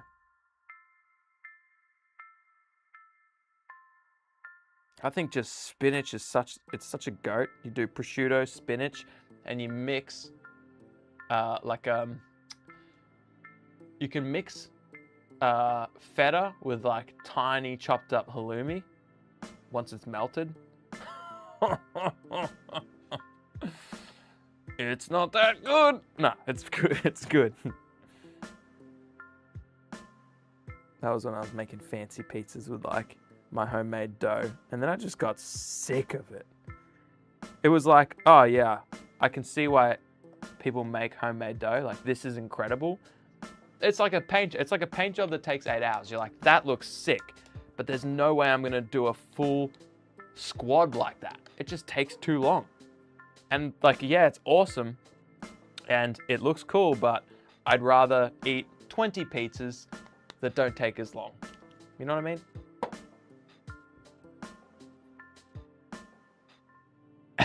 Uber Snug went away for an hour and came back to a conversation about intercontinental rimming. This is still a hobby stream. It's a hobby homie stream, my friend. That is expected.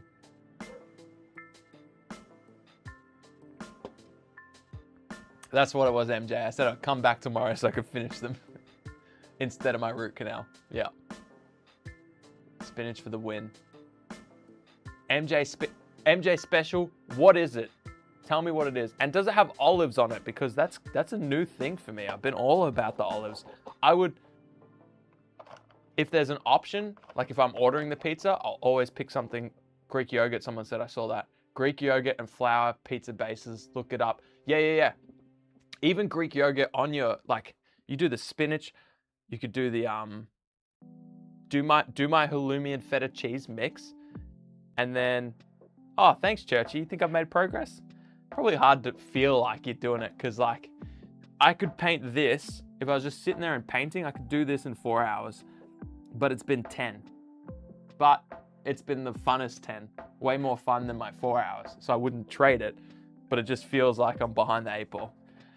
But yeah, with Greek yogurt, now I'm not a big fan of eating lamb, but a lamb pizza with Greek yogurt, anyway. Don't get me started, but I want to know what the MJ special is, because I bet it's infinitely better than anything. Yeah, the empty beer cans. These are delicious, by the way. I'm just discovering olives as something that I enjoy. It actually started here at the studio. Churchy can probably attest to this. Shane would always get like the town and country special. A few times it came with anchovies, even though he asked for the pizzas without them. And that kind of threw us off. But I guess I'd just kind of like, I reckon I'd had it, the first time I had them, I just had a couple of beers and I was just so hungry. And I just lost my inhibitions. And I just grabbed a pizza and I ate it. And I was like, hang on, the olives are hitting different.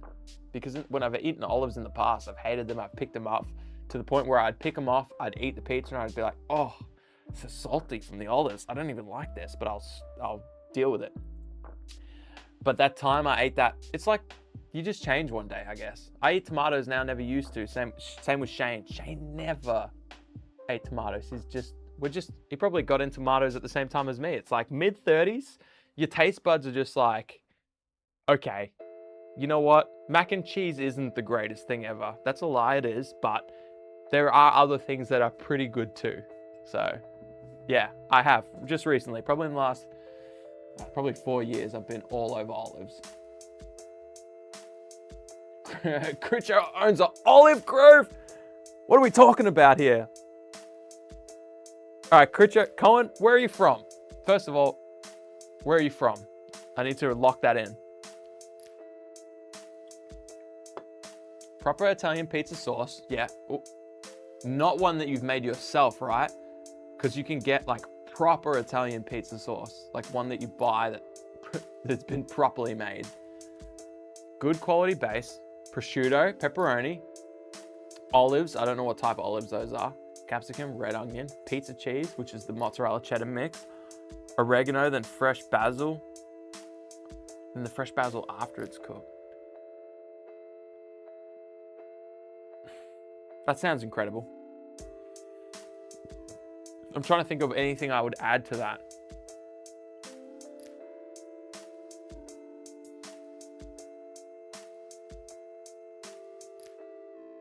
Nah, you nailed it. That's awesome. 2,000 trees in Tassie. Can we buy olives from you? Can I eat olives from your olive grove on the next live stream? Oh yeah, sorry, Sunded. I know you were saying you could make it out of Greek yogurt and flour, which I didn't really understand, but I was also talking about Greek yogurt on the pizza. So 250 grams of Greek yogurt and 300 grams of flour. Knead them together, leave them to rise in the fridge for a couple of hours. That sounds real easy. I traded corporate lifestyle for agriculture and haven't looked back. City boy moved to the farm.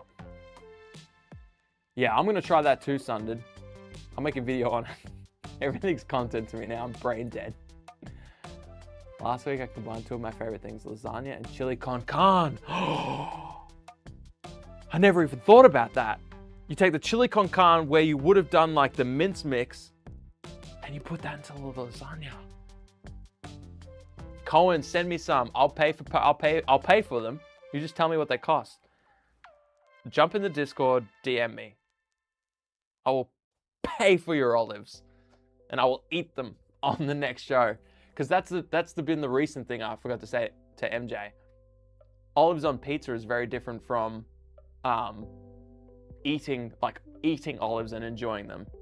It's been in the last 6 months to a year that I've eaten olives and enjoyed them. The non sequitur between rimming and pizzas is whiplash. Welcome to the brain. I'll check recipe with wife and snap you. Yeah, snap me now. I'll play it on the show. Please be wearing the normal amount of minimal clothes that we wear between our snap exchanges, Sundered, which is just us shirtless, basically, in the backyards. Yours is just bigger than mine. The backyards, I think.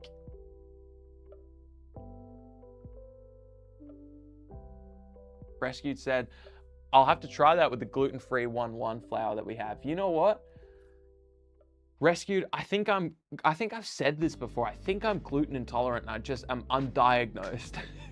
Cause like, I'm so tired all the time, but I was telling Churchy earlier, I'm never tired. So I'm tired all the time.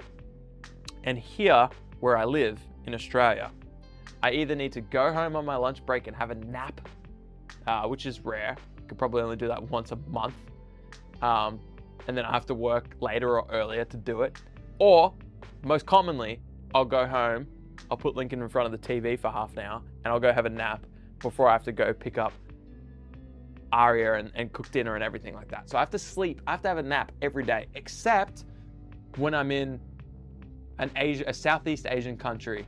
When I've been to Malaysia, Singapore especially, Bali, Thailand, Vietnam, any of those countries that I've been to, it doesn't exist. Like, I'm not tired like I am here.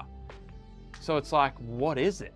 And then I was kind of epiphany when I was talking to Churchy, where I was like, I don't know, maybe it's gluten. Maybe it's like they just don't have, I could be wrong, but it just feels like maybe when they cook stuff, they don't have gluten. And I don't even know what gluten is, but they don't have it maybe. And that's why I'm not tired there. Otherwise, it has to be holiday. Maybe it's stress. I'm not a stressed person. So it doesn't, but maybe, I don't know. Anyways, what was the point of the story? Sundered. Is getting worried. Yeah, the chat is getting worried about a relationship now. It's pretty normal. I think I Snapchat most people without my shirt on. Not everyone does it back. Mediterranean lamb pizza with yogurt or tzatziki. Tzatziki. You know what? Have you swapped out? I accidentally did this, and it was okay.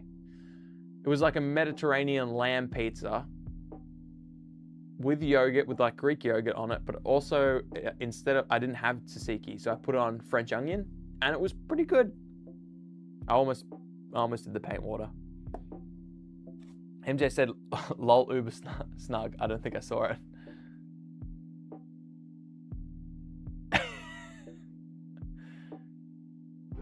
Hang on, Rescue said, my 5-year-old has a gluten sensitivity. I'm not convinced it's gluten, to be honest, but I wonder if it's more of an issue with that's a word I can't say, used in American grain product. Yeah. Could be food map intolerance. JL, what is that? Can we diagnose me? Can we fix me for a second? Because imagine if I had energy. It's probably God's cruel joke. Having pizza for lunch at work.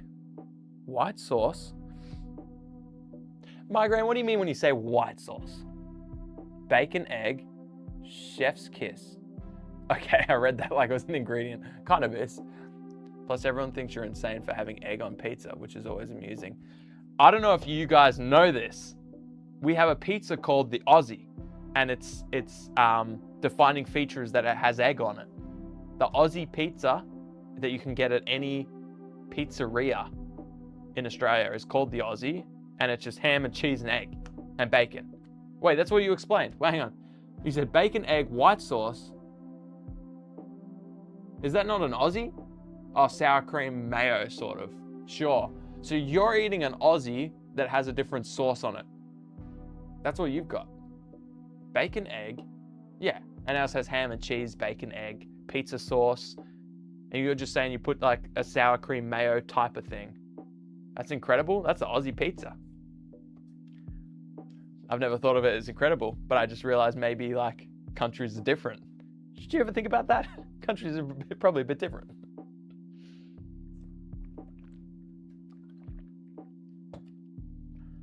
Something else I wanted to do was show you Griffhound Orange, but I think most people know what it looks like. But let's find an excuse to do it anyways. Because I just think when you thin this bad boy down, let me vibrate it for a sec. Oh, I unplugged the vibrator and threw it on the ground.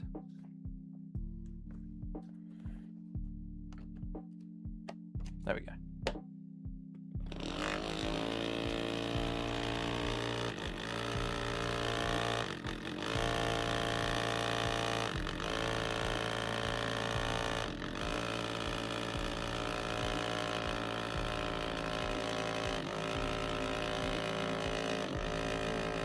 Oh, Dead Trap said, dude, cool color palette. Thanks. The homies voted on it.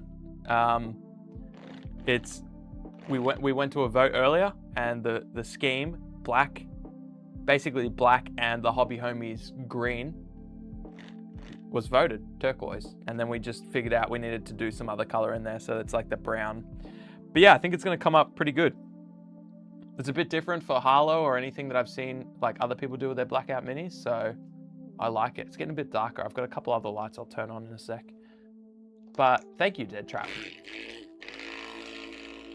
Razorback, you said we've gone this long without talking about Hawaiian pizza. It's just so controversial. And this is the thing I like about Hobby Homies, right?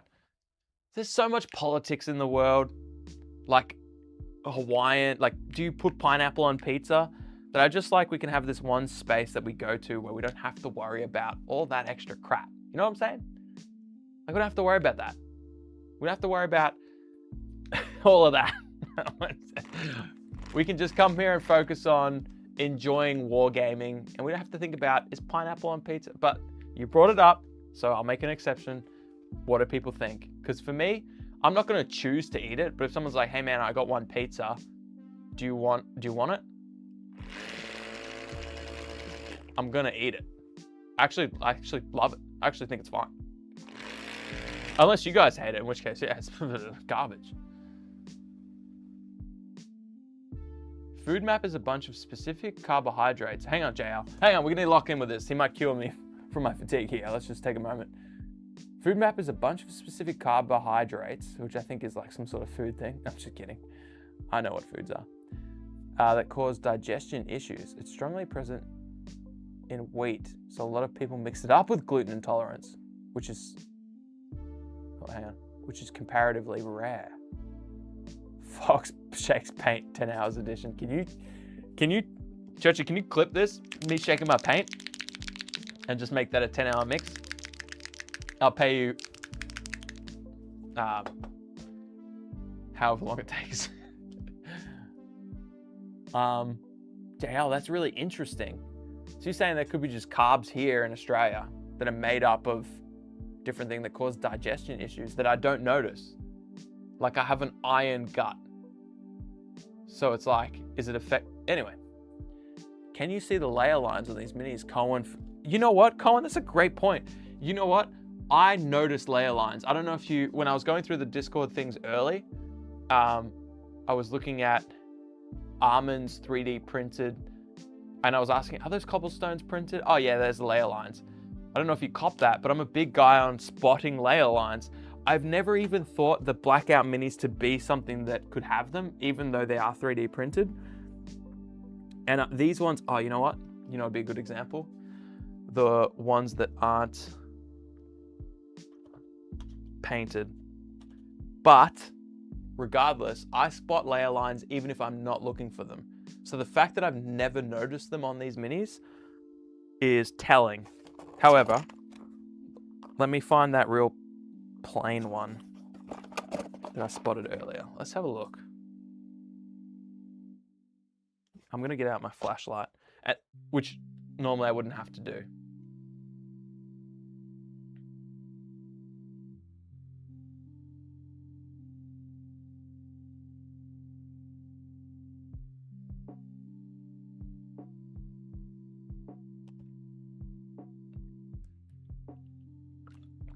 It doesn't normally take me this long to whip out my flashlight, but I was doing other stuff.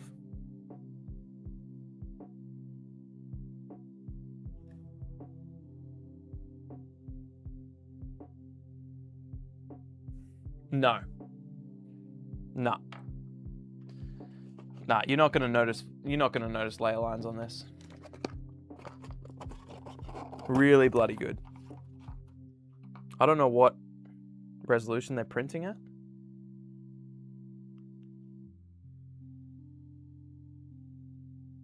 Wow. No. Are these? No, they're not. They are 3D printed. They got the supports on them. I'm looking for them, and I'll be honest, this just looks like cast resin. This is really good.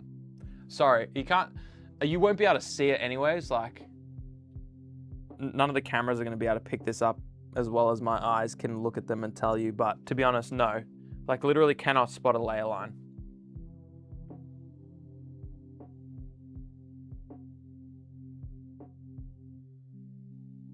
No. These are as good as you're gonna get. In terms of like having a 3D printed model without the layer lines, that honestly I have no idea how they do that, to be honest. Because like I print minis and I print them on the highest resolution. I'll let it go for 15 hours if it means I'm gonna get good resolution, and I can still spot the layer lines I put on. So they're very clever. I think this is by Death Ray Designs, and I know they're veterans at it. So they're probably very good at like how to angle the model, which looks like they're doing top down, which is the way to reduce visible layer lines, which is why they have weird supports that I mentioned earlier. However, they're as good as it's gonna get.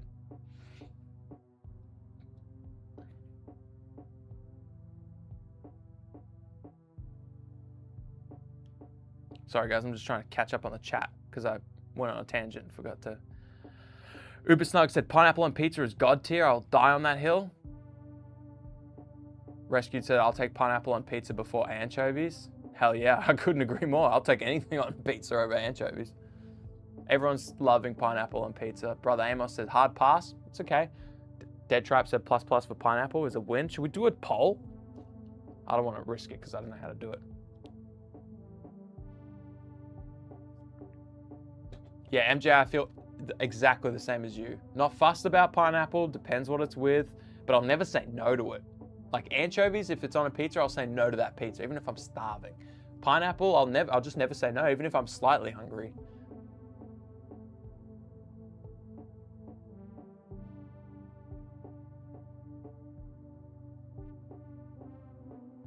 Churchy, I don't know what you said. You make a tabletop of the morning video on live stream tonight and I'll clip it and upload. Do we have one coming out tonight?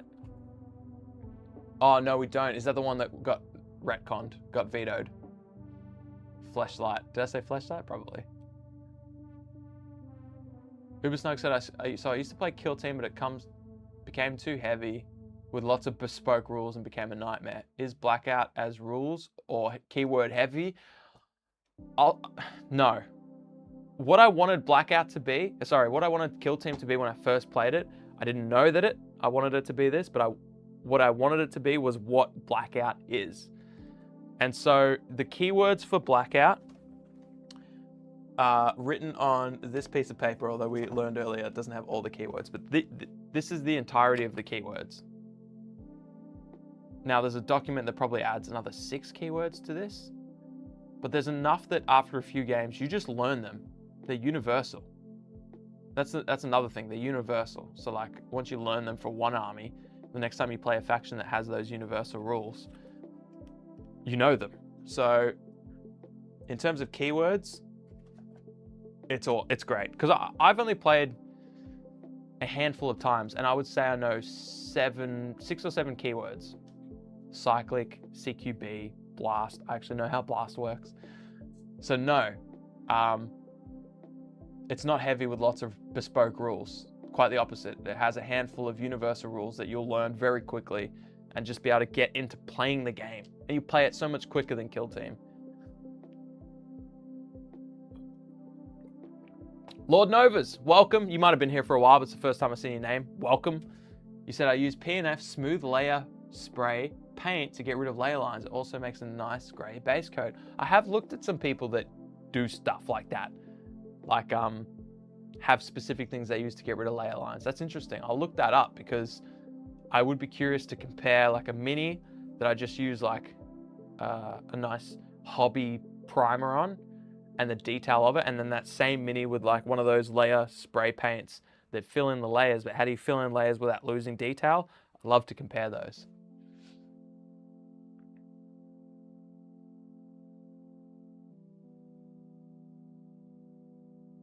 Gotta have tiny fish on pizza, said Sunded. Yeah. So no vid tonight. Oh, so you reckon I should make a tabletop of the morning now? And edit and upload before 9 o'clock. Yeah, I mean, I like it. We could all make a tabletop of the morning episode together. That would be fun. Let me think about that. Let me ponder on that. But I don't have my robe.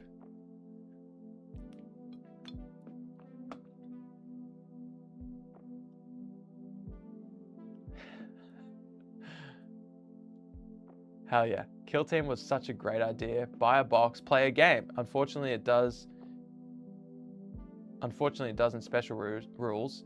I'd argue more complex than Infinity. Blackout is pretty much buy a box, play the team. Yeah.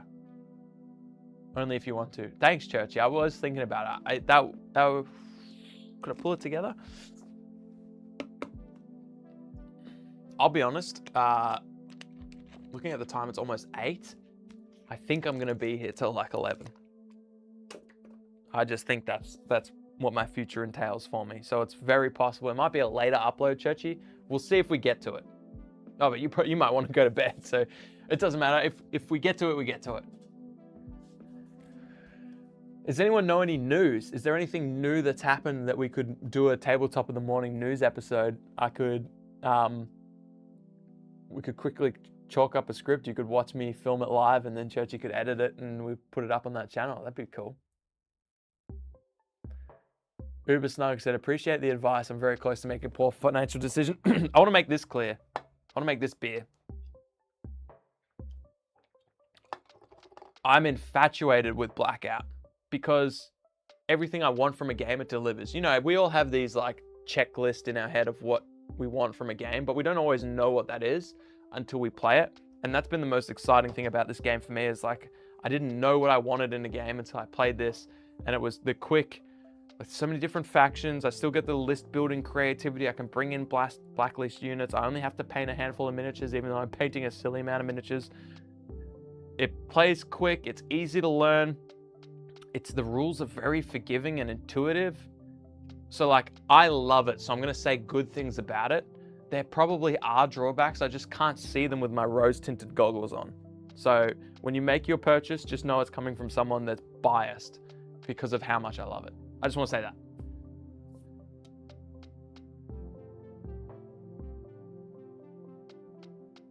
Well, if you can do live editing, show what you talk about on screen. Hang on, let me read this. Well, you can do live editing, show what you're talking about on screen. Yeah. And if you're streaming for a bit, I can just screen record it, then upload it. Yeah.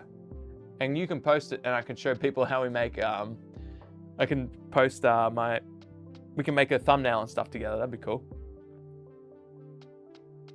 K. O'Neill said, having said that, I like the Kill Team box sets. Yeah, hell yeah, me too. OPR rebalance. No, I mean, yes, but I want to do an actual sit down, think about it, write stuff out video for that.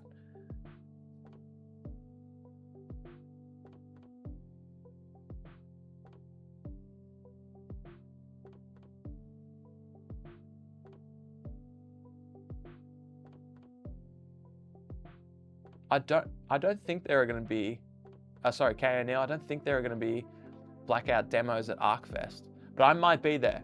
So if you see me, I can verbally give you a demo. Once I found out Piney's going to be there, signed, sealed, and delivered.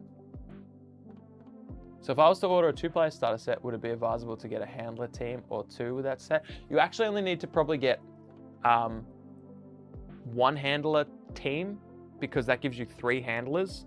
So if you wanted to play with like a mate or whatever, I mean, the more handlers, the more options you have. But if you get a handler team, you'll get 3 handlers, which means with your 2 starting forces, you could pick 2 of those handlers to go like 1 into each of those and have 1 left over, if that makes sense.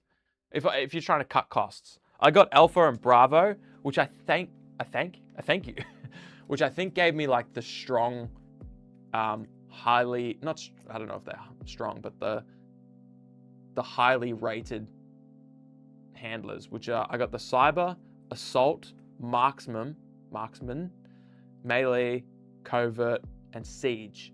And that's Alpha and Bravo together. And they're pretty inexpensive, the handler kits. So if you wanted to get them, I got Alpha, Bravo, and those are the ones. I think apparently the Cyber handler's good. Marksman is on the rise in popularity, and Covert might be good as well. I don't know. Drunken Archer can probably tell you more. Oh, there he's commented. I can probably bring some models down to ArcFest to run some demos, but I'm not sure if there's open gaming space available. Yeah. So yeah, you could get away with just buying any one of the handler boxes because it comes with 3 handlers, but you only need 1 to add to your group. I'll get another drink.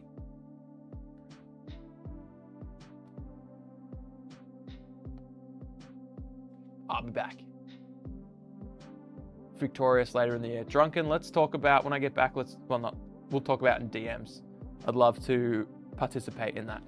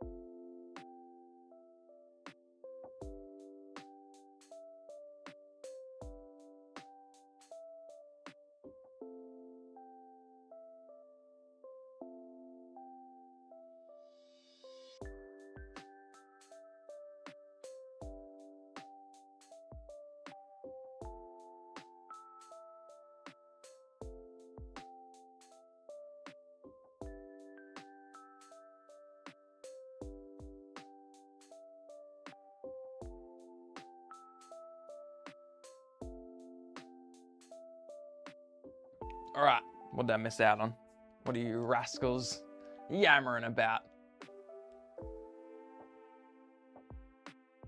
Any love for the Halo Flashpoint tabletop game? I was actually talking about it earlier, Ubersnug. Yes, the Noble Team Reach box set just arrived yesterday and the quality of these minis are incredible. That's good. I was not unimpressed with the first, like I got the Spartan edition on launch, like I pre-ordered it. No, wait, I pre-ordered it, canceled, and then changed my mind and went in on day one and picked up a box. And the minis were fine. They were board game minis, you know? The quality was good enough that I could see all the details, but I was unimpressed. Yeah, I was just like, yeah, whatever. These look like I expected them to look. So it's good that maybe the quality of them has gone up. I am very keen, I was saying earlier, I'll be all in on Halo Flashpoint once the Jackals and Grunts come out at the end of the year. That is the thing that excites me.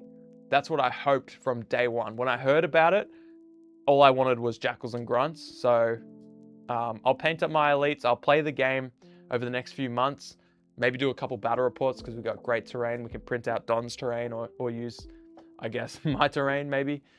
So yeah, I am excited about it, but I will just be playing it so that my rules are up to date, so that when the grunts and jackals come out, I'll be all over it. I think Victorious is happening, MJ, yeah.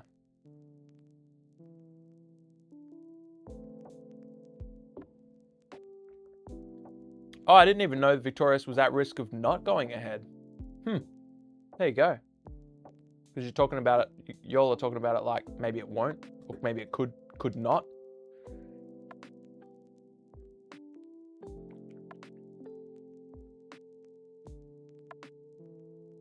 Oh, Uber Snug said the original box set minis weren't the best, but Mantic's resin minis are on a whole different level. Oh, that's good. Yeah, that's good. I like that. I vibrated my orange before. Forgot to paint it. Let's do it.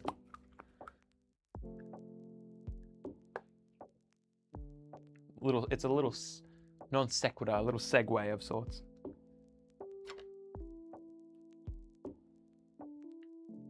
All right, so this is the orange. Tasty, we like that.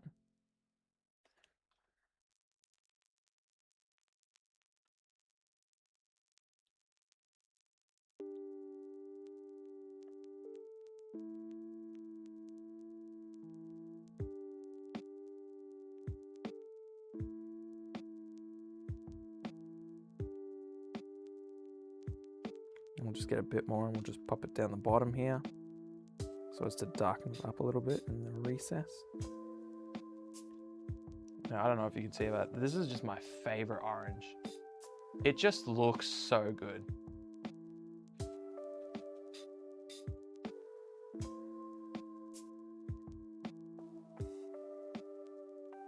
Trying to find where it's like the most in focus. Like that on my task force Upire is just gonna put Oop here. Oh, it's just the best contrast paint. Like orange would probably be pretty easy to do, like make work because of pigment and how stuff works, but I just love it. Love it.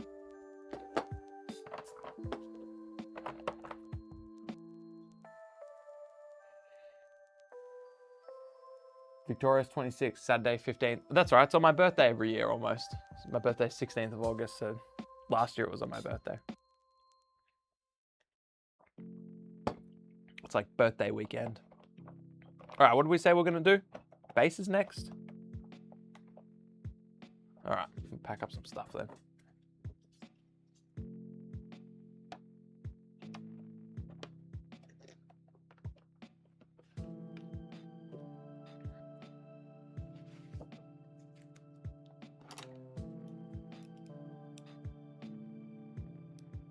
Now I gotta remember where I put everything, because like I kind of just like place things around me, because at the time it's like, oh yeah, that'll be nice and out of the way. Here we go.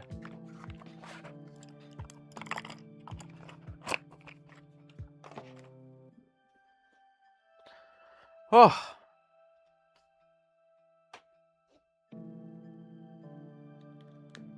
All this pizza talk has made me ferociously hungry.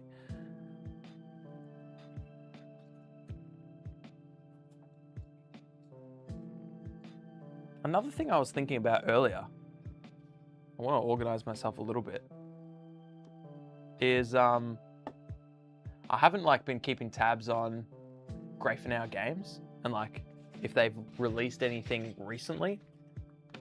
So I want to have a little look at that.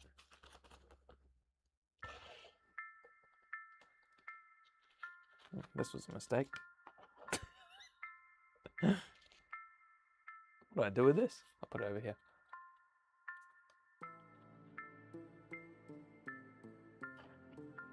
Oh, that's why my computer was going wacky before, which obviously I didn't say anything about, but it was doing a deep scan, or whatever it's called. A Lenovo deep scan, not even a Windows Defender one. Classic. I had paper towel, let me go get it.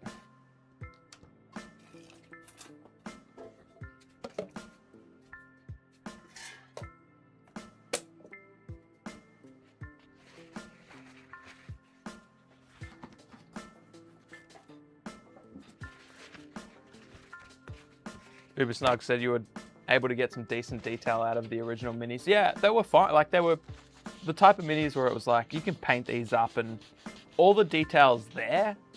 It's just like, it's not, you can't close your eyes and put some speed paints over them and have the detail present itself. It'll work for it a little bit, you know? Which is exactly what I'll do to the Elites. I'll contrast paint them. Actually, no. I will airbrush them. Because they're mostly blues, I think I could get some real nice contrast with them with just using like an airbrush. All right.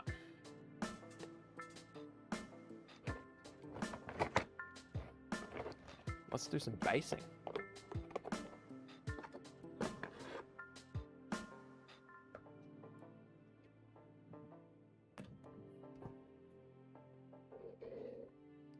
I'll return my paint station to its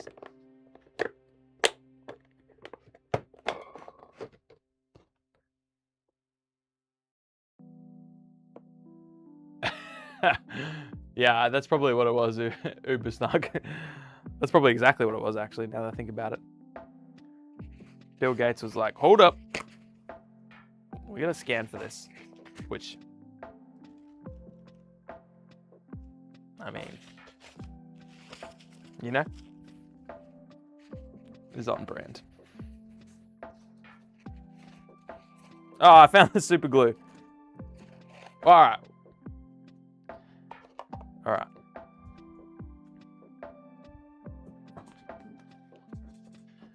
So let me look at some Grey for Now Games stuff before I get onto the basing. We will get to the basing. That will happen.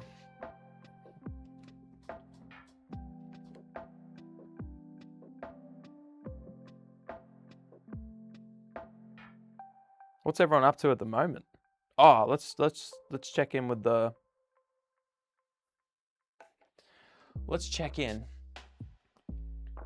with the Discord.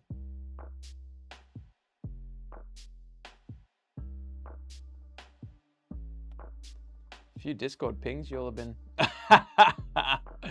Okay, all right. I just saw a picture of myself. So this is where. All right, I'll pull this up for y'all. So this is where we tuned in last. We had a look at Kemet and his minis after they had a nice wash. Cohen was doing some Warcry dudes. Oh, nice. The Iron Golems, is that what they're called? They're sick. When they first came out, I was like, yeah, you nailed these, GW. These are fantastic. Great, you've nailed this like red, this scarlet color. Drunken Archer, thank you. Enjoy tea. That's a late dinner for you, but enjoy regardless. And Lord Nova said, did you see XCOM gets its own tabletop war game? I did. Written by Ivan, the Nordic Weasel himself. So that's going to be very good. It's a narrative campaign, another solo narrative campaign game. It's going to be sick. Oh, hell yeah, another picture of this Iron Golem. Oh, different one. That looks sick. Slays, Cohen, big slays. Came for the hobby, stayed for this.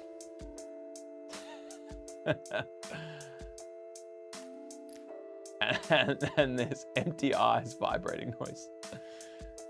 Y'all. Yeah, I could turn that into an emoji MJ for sure, especially this one.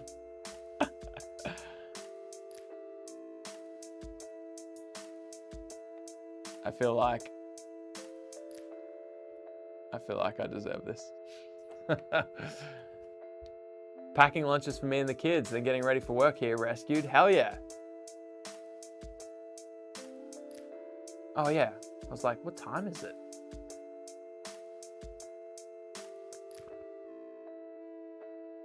Oh, I haven't looked at the people that have done the 1 hour blackout challenge in Discord yet.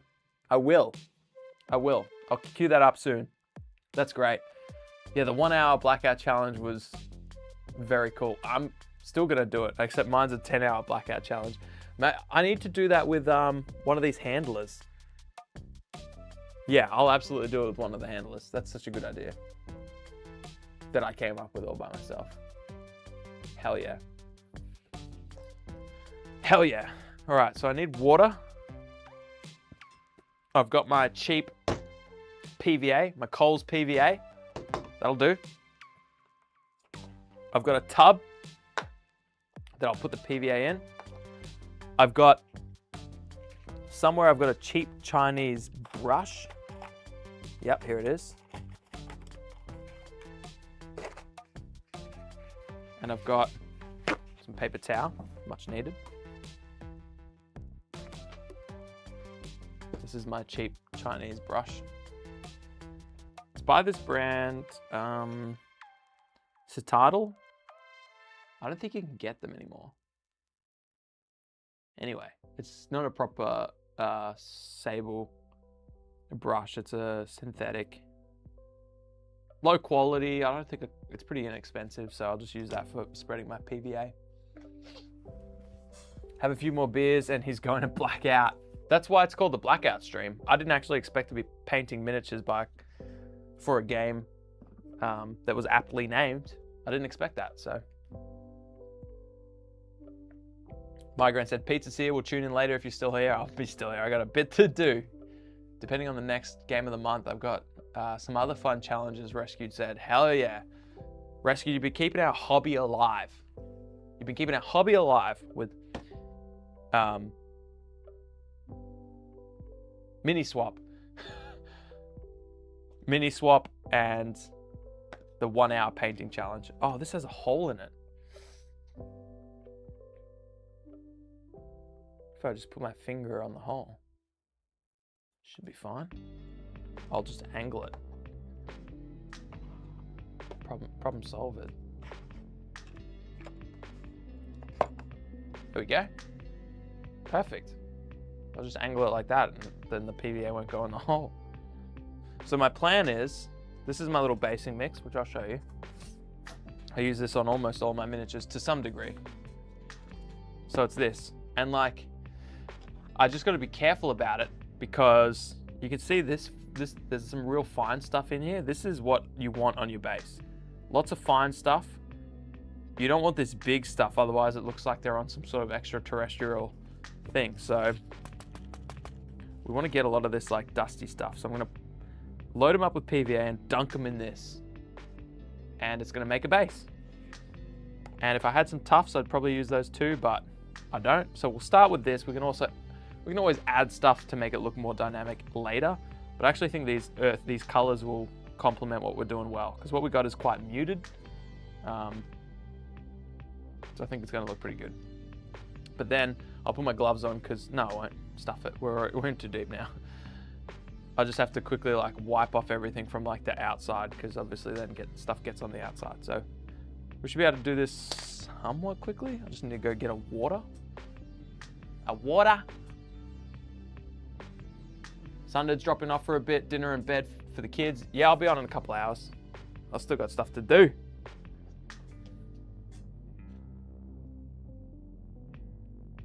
All right.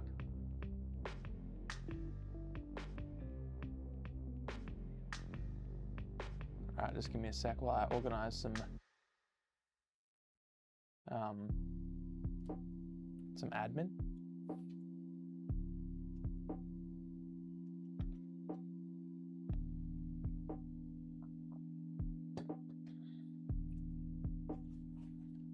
I gotta unlock myself from my Facebook. Give me a sec.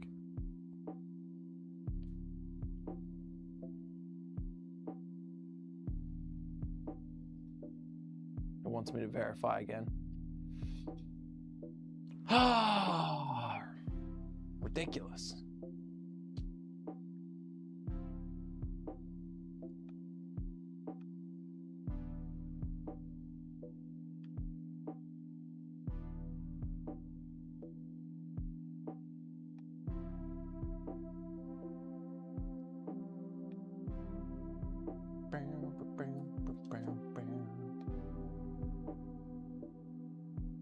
Don't let me forget. I really want to check back in with Test of Honor and see like what stuff they released. or Graphenau games in general. I want to see their new releases. I want to see if they've focused at all on Test of Honor or done anything new for Test of Honor.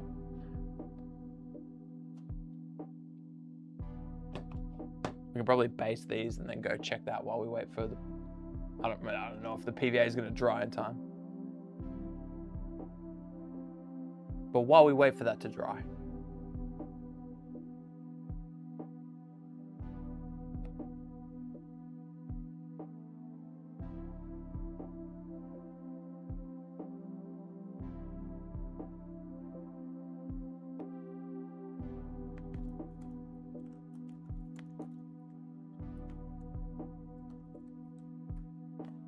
All right.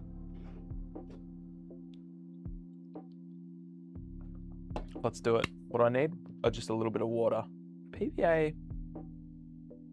Do I need to water it down? If we're not going to get them done. Yeah, I think I will still a little bit anyways.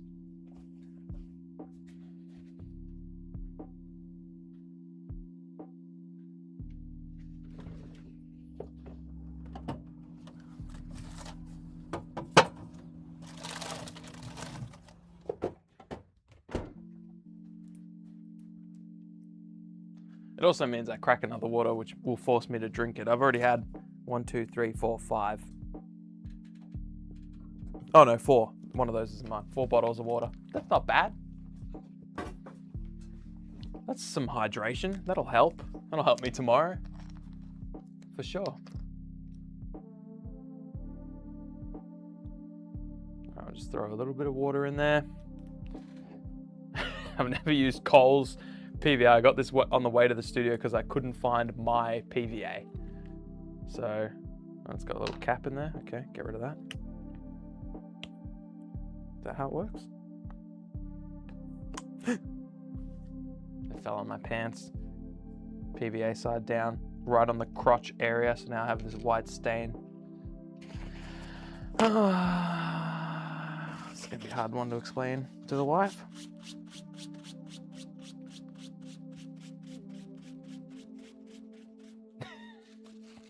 Alcohol does dehydrate. That was my whole logic between smacking so many waters before smacking so many beers. So we're on the same page, Raptor. We got it. We're on it. All right. Something like that.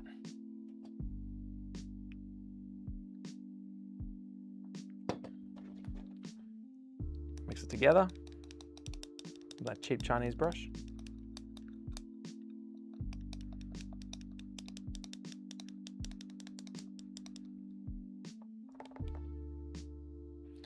Let's go.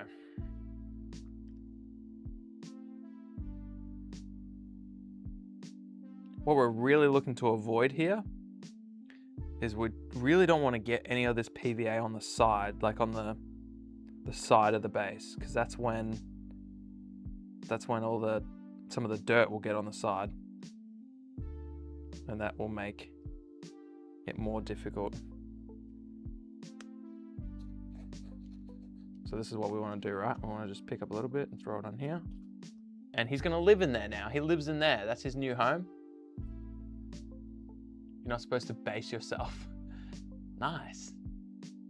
It's the gravel from the Coles car park too. I mean, basically.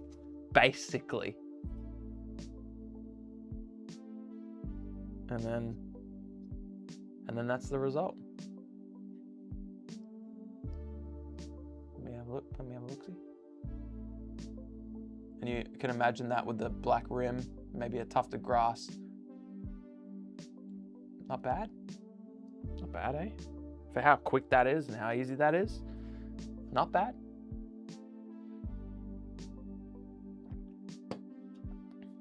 No, I'm not going for a Mars colored base. I know everyone seems to do that. Is that because that's what a bowl is? Mars colored? Or is that just like what everyone feels like makes sense? I was thinking if I wanted to do that, I could just whip out the airbrush and spray the base whatever color I wanted, because any overspray that gets on the feet and legs is just going to look like dust. So that'll be fine.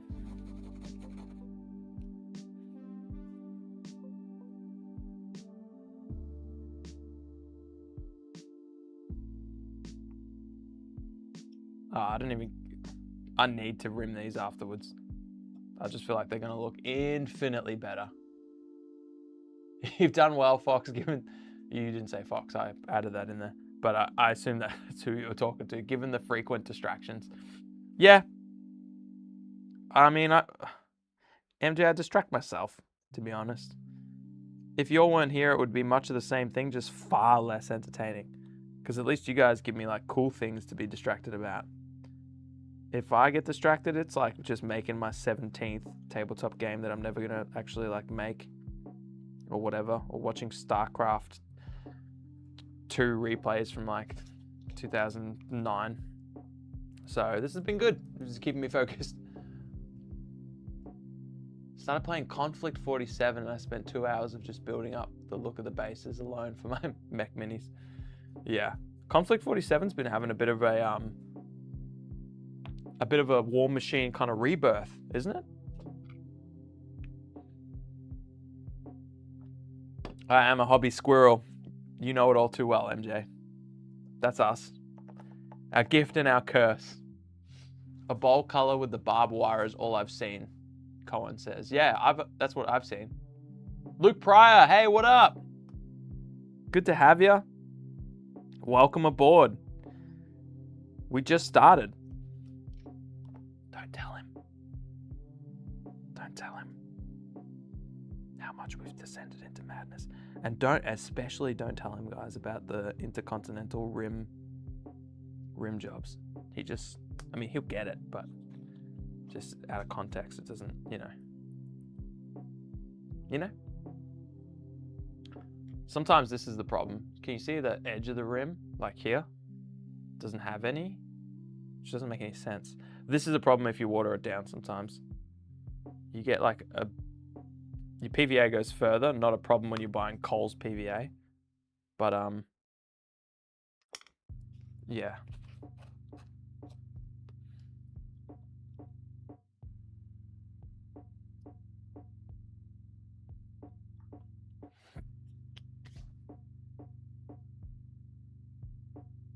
Uber Snug is going to post a pic. Yeah, cool. Let me know when you do. I'll go over and have a look.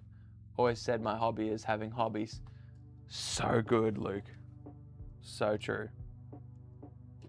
That's what we do.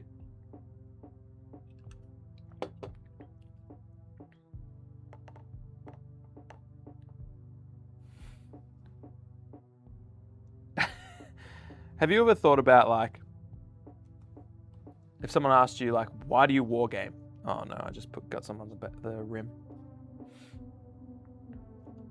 Like, what would you tell them, right? Okay, so like, you could tell them that you like to play you like to play a game where you can interact with other people, but that's board games, right?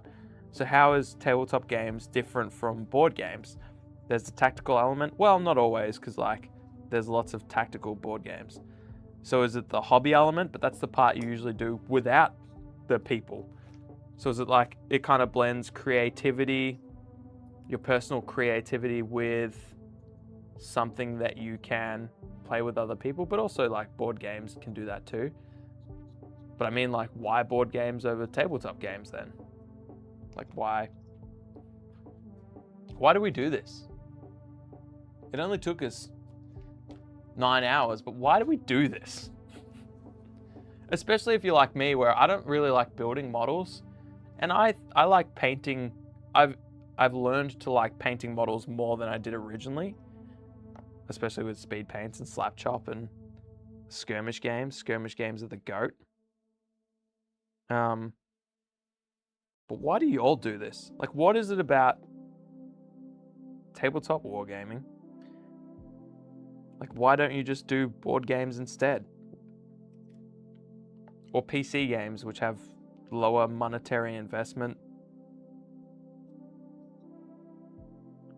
and like, they're less challenging, but they're also like far more rewarding, like dopamine wise. Like, why do we even do this? That's what I want to know.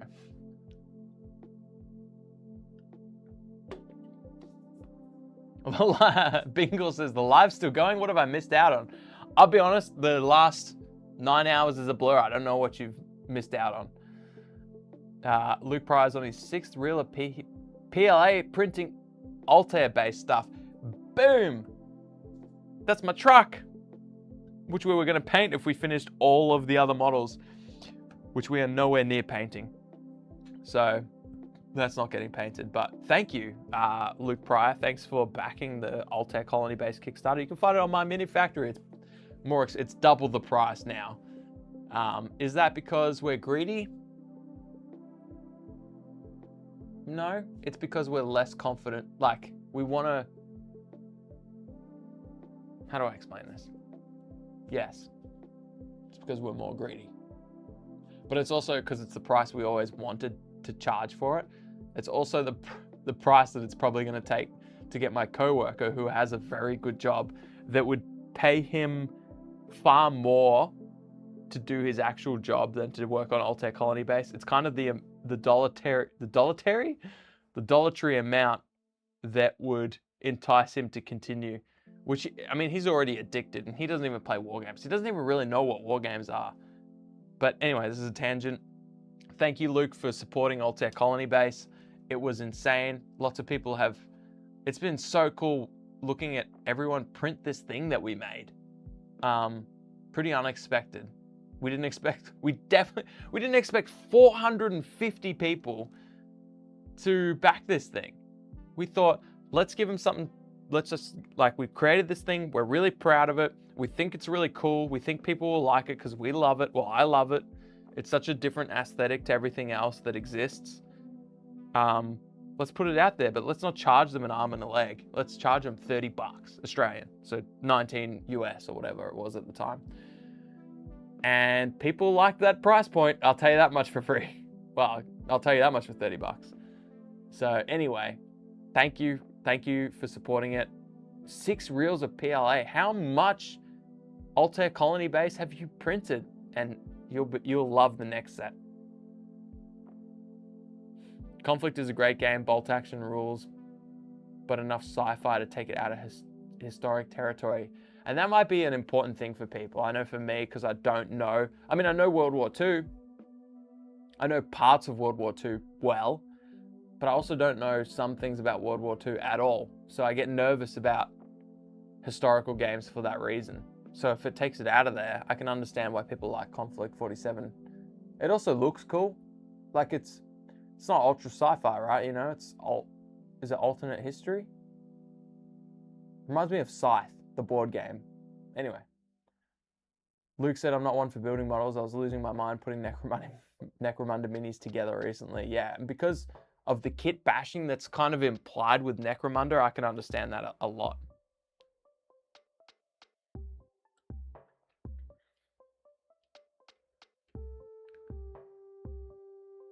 Alex Barkley. Hello, welcome. I haven't seen you.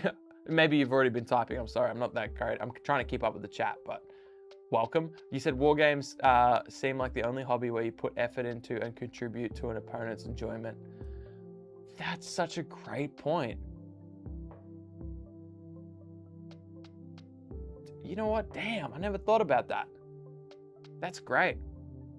I mean, it's not intent. Oh, there's a bit of intentionality behind it because, like, I know how many times I've painted minis just so my opponent. Yeah, all the time, actually. That's a great point. I've got a very bad magpie mentality to hobbying, said Ubersnag. I respect the hell out of magpies, and I respect the hell out of you for mentioning them. But yes, they do like shiny things. It's a good creative outlet. Yeah, but so is painting. That's what I mean. It's like, I've thought about like, okay, what if I spent all the time that I spent painting minis, like the creative side of tabletop wargaming, what if I spent that on a craft like art or 3D sculpting? How much better at those things would I be? I could actually create some really cool things that I'm proud of. It's not that I'm not proud of these, but these feel like a means to an end to me, which is playing the game. But then I would never spend the time to do those things. Like, there's no universe where I would do that. If you know what I mean? Whereas this I would do, obviously.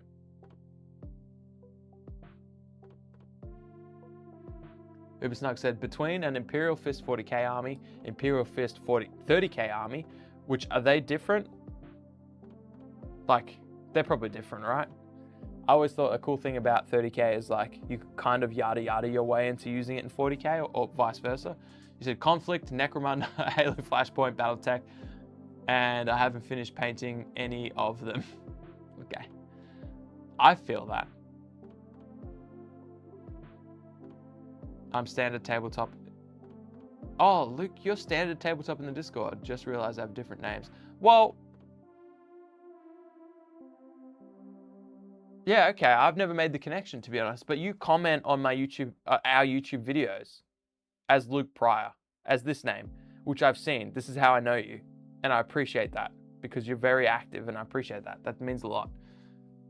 All right, Rescued's about to drive to work. Later, homies. Later, Rescued.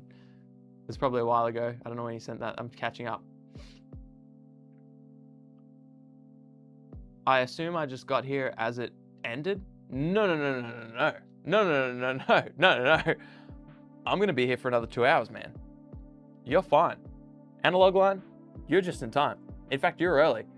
Raptor Scream said, Emu War tabletop game. Hell yeah. Let's do it. K. O'Neill said, if you like Conflict, then Marcher, Empire of Wars is worth a look. Actually, one of my mates, Chris, who's been posting, I think he's gone now, but he is big into Marcher. I don't know if, so he does ozwargaming.com.au. He's like an Australian 3D printer. And I don't know if he's got Marcher stuff and he's big on Marcher. He loves it. I heard Scythe. Sorry, I'm trying to click things here. What's your top 3 or 5 board games? Cohen, thank you. I'd love to talk about some board games. Wait, I'll come back to you in a sec. Also, Bingle said, where'd the rest of the models come from? Last time I was here, there was, now there's like double cellular mitosis. Yeah, that's exactly what happened. We're getting there. So what happened is, these were the goal. I wanted to paint my my Harlow Force. I was just looking at Orc minis before, just for funsies. But I have actually painted and primed a heap of stuff that I'm not going to finish. So, but that's okay. That's all right. Ubersnug said, apologies, by the way, I've just spammed your hobby channel. Totally fine. Never apologize for that. Love that. Luke Price said, I left miniature gaming behind and very much dove headfirst into the board game world. Yes. To the point where it's also my career now. Hell yeah. Can you remind me, Luke, what you do now? You said it's your career now, but in the last year, I'm really back into the miniatures world. Can you remind me what you do now? Yeah, do tell more, said Colin.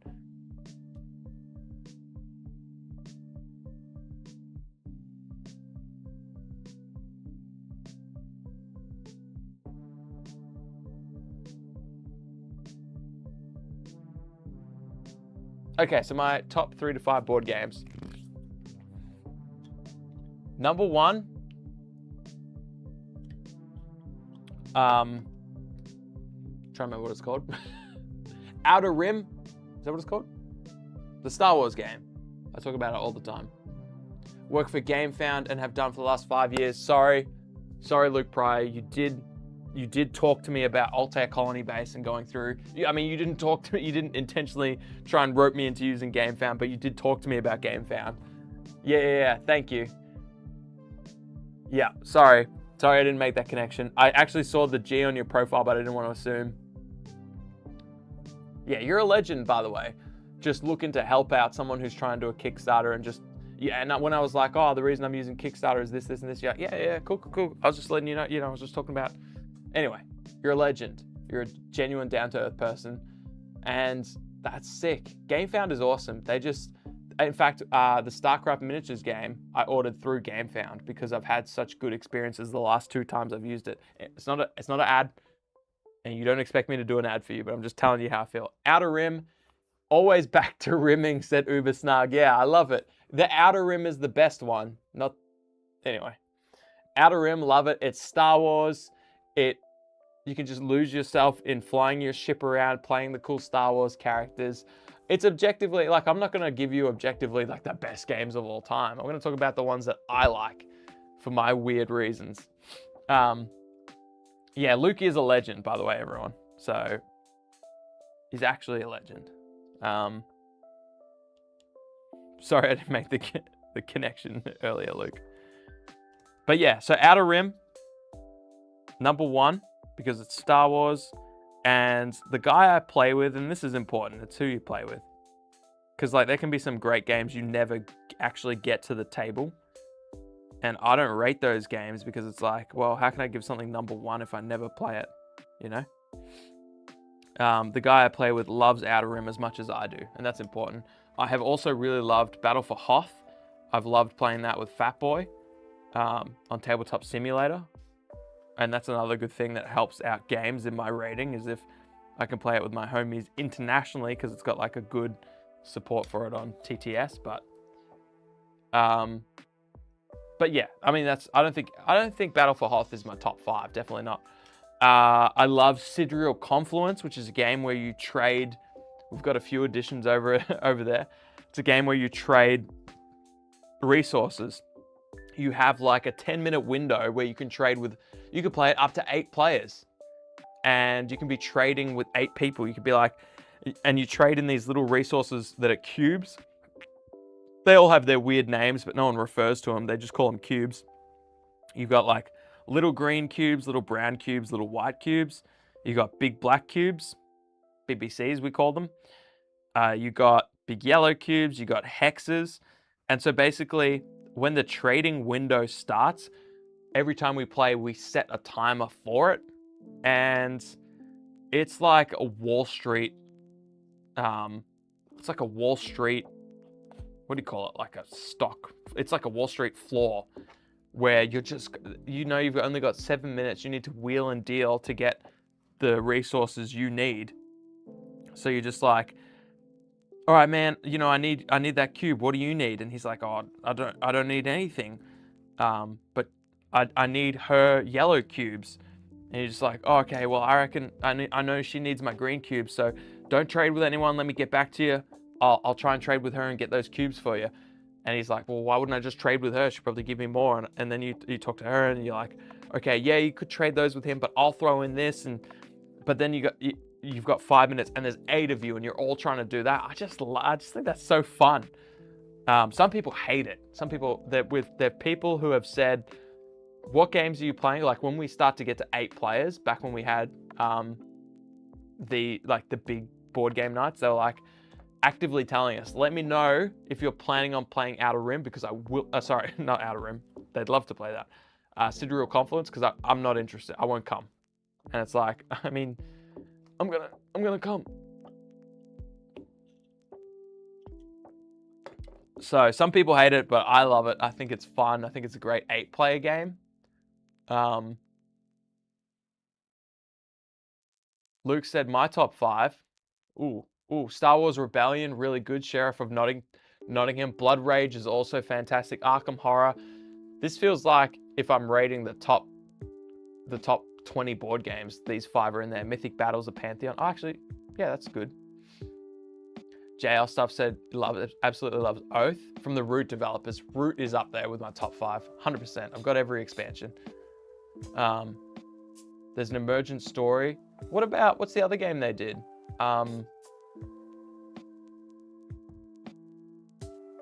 Arcs? Is it Arcs? I've wanted to look at that for a while. Please don't talk about Confluence. I don't want to get back to work tomorrow. Yeah, fair enough. Favorite board game for me is called The Last Night on Earth. Small, self-contained scenarios with a group of survivors escape zombies. This is what we need. We need more. We probably don't need more zombie apocalypse tabletop war games, but I don't know if you all ever played DayZ or know about DayZ. And I know, so like County Road Z looks incredible, and I really want to get that to the table. I've been actually printing some terrain for it. But it's more like State of Decay, the tabletop game, whereas I want DayZ, the tabletop game. You play as one character, you can play cooperatively with other people. I was looking at Ash Barker's game, wasn't quite it wasn't exactly what I want to make. So anyway, I love that. I should look at that because one of my other favorite games is Dead of Winter because it's easy to introduce new players to. You can play it with like 4 to 6 people. You're all trying to work together, but also someone might be a traitor.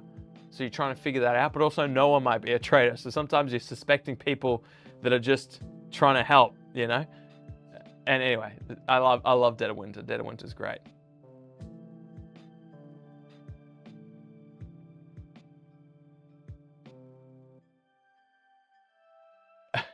JL stuff said, okay, we've got a clip to go with the painting shaking now. What did I do? Arcs I've not had a chance to play, but I've heard good things. Hang on, is there another, did you guys put something in the Discord that's equally as bad as my paint shaking? Oh, you got some stuff in the Discord. I want to look at this. Okay, I don't know what I did to go up there with the paint shaking, but we're gonna keep basing some minis. Analog line, don't know if you're still here. We were talking about, you'll understand this. So basically we have like an old VoIP server and the hard drive in it has started to fail. So you might not even be here. So this is, anyway. So I've been busy this week because we don't have a VoIP server that any company still makes. So we have to start from scratch. So I've been doing all that basically. Brother Amos says, Hero Quest, Zombicide, Black Plague, Eldritch Horror. Holler at me. Eldritch Horror, really great.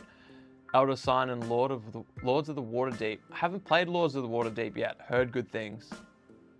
Luke Price said, played a lot of rounds of Bomb Busters last night. Love it so much. I don't know anything about Bomb Busters, but you know what surprised me as a game? I don't know if you've played it. It's the League of Legends game that I think they only did like one print of. And it's called Mechs vs. Minions. And it was, I mean, I played League of Legends heavily. More than I did StarCraft 2, which is crazy. But as a game, it was fantastic. I didn't expect it. I kind of expected to play this game thinking it was just going to be cool because it was League of Legends. A little bit like Outer Rim, where it's like you play this game because of the theme, but then you find out the actual game is great. Arguably, Outer Rim is carried more by its theme and its IP than Mechs vs. Minions. I would play that game no matter what the theme was. I don't know if anyone else has played it. It's pretty niche, I think, but loved it. Loved it. Just, I'm not willing to pay the price of an out of print board game that is so popular, you know? So.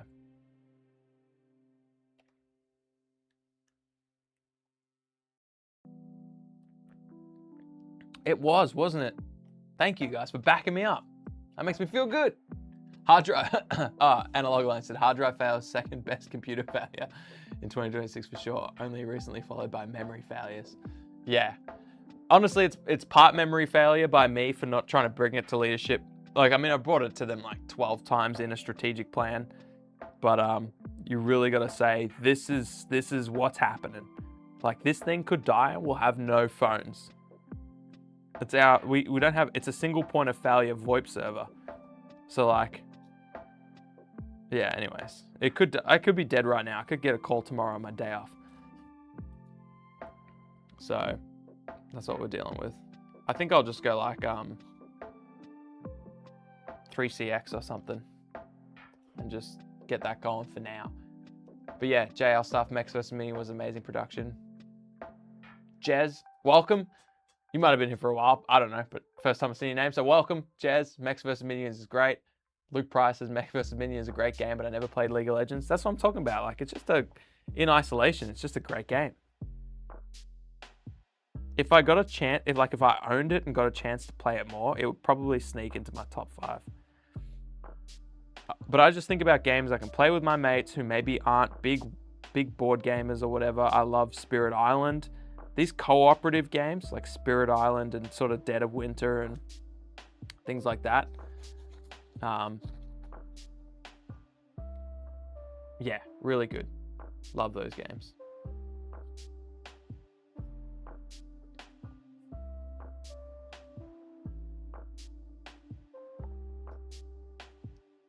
I wonder how much Mechs versus Minions is now. I'll pull it up in a sec. We'll have a look. We'll browse some eBay. I'm just disappointed. Like, I thought it was successful enough. I mean, it's 10 cent. You got to be pretty successful to get 10 cent to actually like move on anything. But I thought it would have been popular enough for them to like reprint it and do expansions and, you know, like go hard in the paint. But apparently not. Scythe, Dominion, Cascadia. Oh, Viticulture is great. Ruins of Amark, I've enjoyed lately. Ruins of Amark. I don't think I've played that. Scythe I've played. You know what? It's funny. Scythe, I think the expectations for Scythe was so high that when I actually played it, I was like, it's fine. Dune Imperium, hell yeah. Great game. Great game. A little bit carried by its theme for me. Like in isolation, sometimes I try and think, what if this game didn't have the theme? It's a really good game, but I think it is carried by the theme. A bit, for me. JL said, yeah, I think it was too expensive to produce, coupled with licensing costs. I bet it wasn't sustainable. A bit of an X-Wing situation, you know? Like the miniatures were such high quality. Yeah, that's probably true. That's definitely true. Hey, we based our minis. Oh, you can't see. Sorry, I've been basting this whole time and I just haven't had the right camera on. Microsoft Defender summary. Great. Thanks Lenovo and Microsoft for keeping it 100 tonight. And both doing a scan.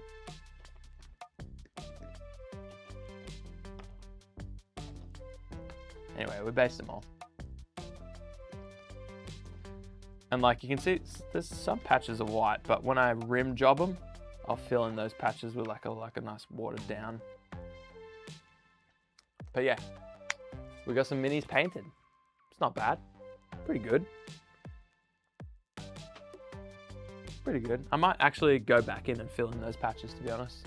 Like PVA over the top. I'll just give it a sec.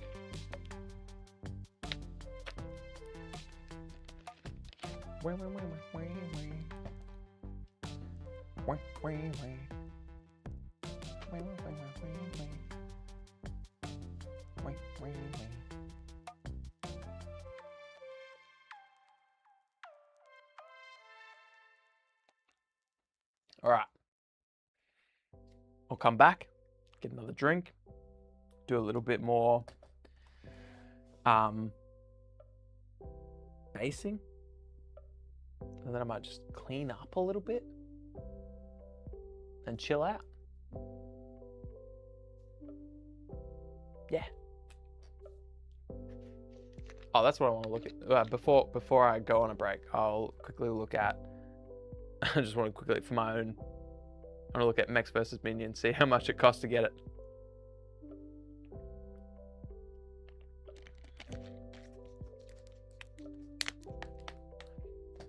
Luke Price said, have played a few games of We Played God from Black Site. Did they do the Moon game? It's like the Walking Dead miniatures game, but set in Jurassic Park. It's so much fun. Hell yeah. Analog Line said, one thing I like about painting miniatures for work as opposed to fixing computers is that you don't have to try to convince the models 15 times to take paint. Facts. Facts. Can you help me fix my VoIP server? Thanks, Analog Line. All right.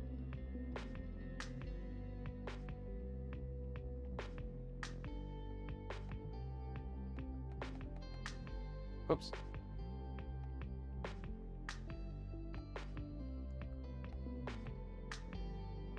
Oh, Planet Shark. I accidentally downloaded like the rule book, or like, is it the full rule book? 10 pages.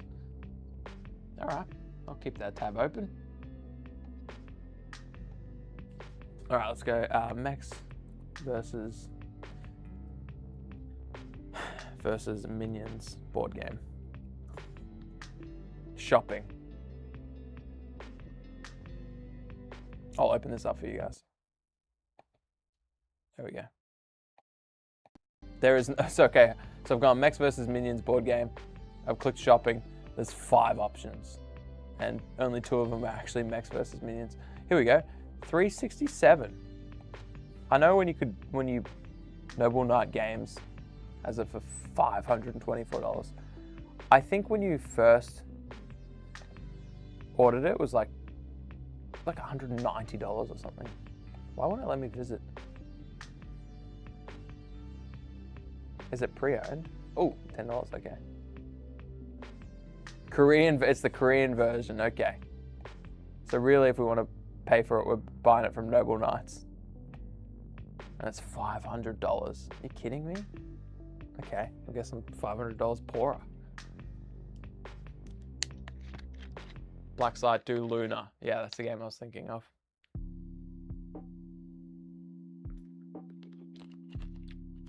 Migraine is now pizzaed. No more working to be expected from you today. Fair enough, pizza does that. Don't forget about looking. Great for Now Games is up to. Great point. Well, this isn't loading. So what I'll do instead is I'll take a quick break, grab another drink, and then we'll come back and we'll look at what Great for Now Games is doing.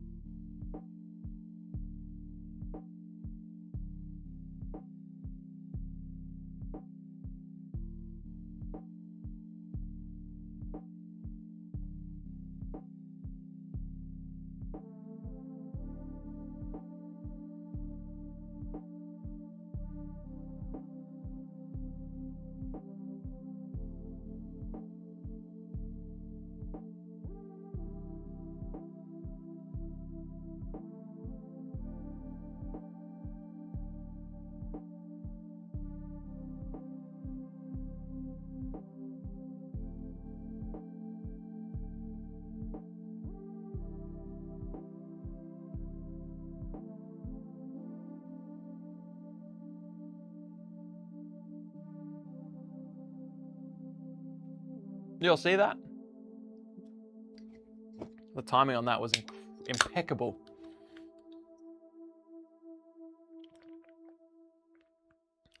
Think how many Blackout Minis you could get for $500. Someone should do a video about that. I'd love to see that. Like, how many Blackout Minis can you get for $500? It depends, because if you spend money on like shipping, like that's got to weigh into it a bit. And I think if you buy, they've got like a pack annual subscription. Like if you pay for that, that's going to eat into it a little bit.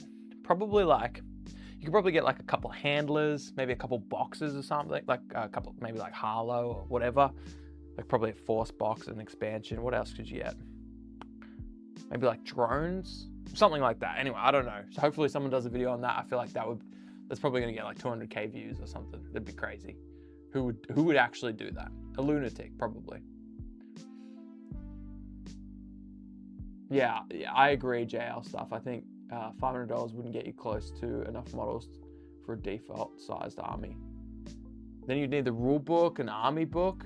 Yeah, no one would watch that video. Rule book, army book, maybe a supplement, which could change like in the next year or so. Some of your minis could get retconned. Yeah.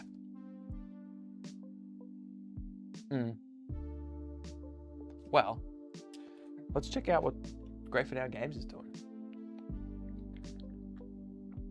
Let me pull her up real quick. Close all this other stuff.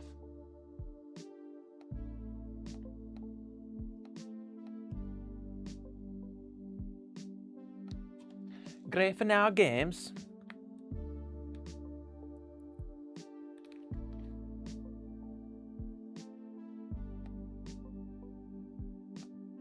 Yes, sir.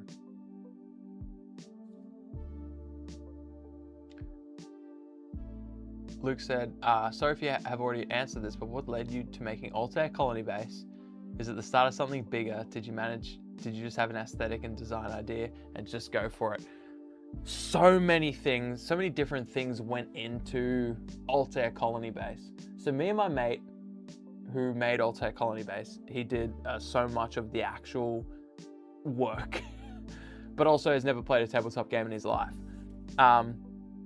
So much of it was, we have so many projects that we've done together. We roast coffee beans together.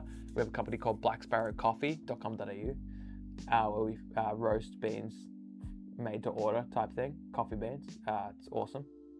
Anyway, we have so many different other projects that we've done together, and we actually have a tabletop game.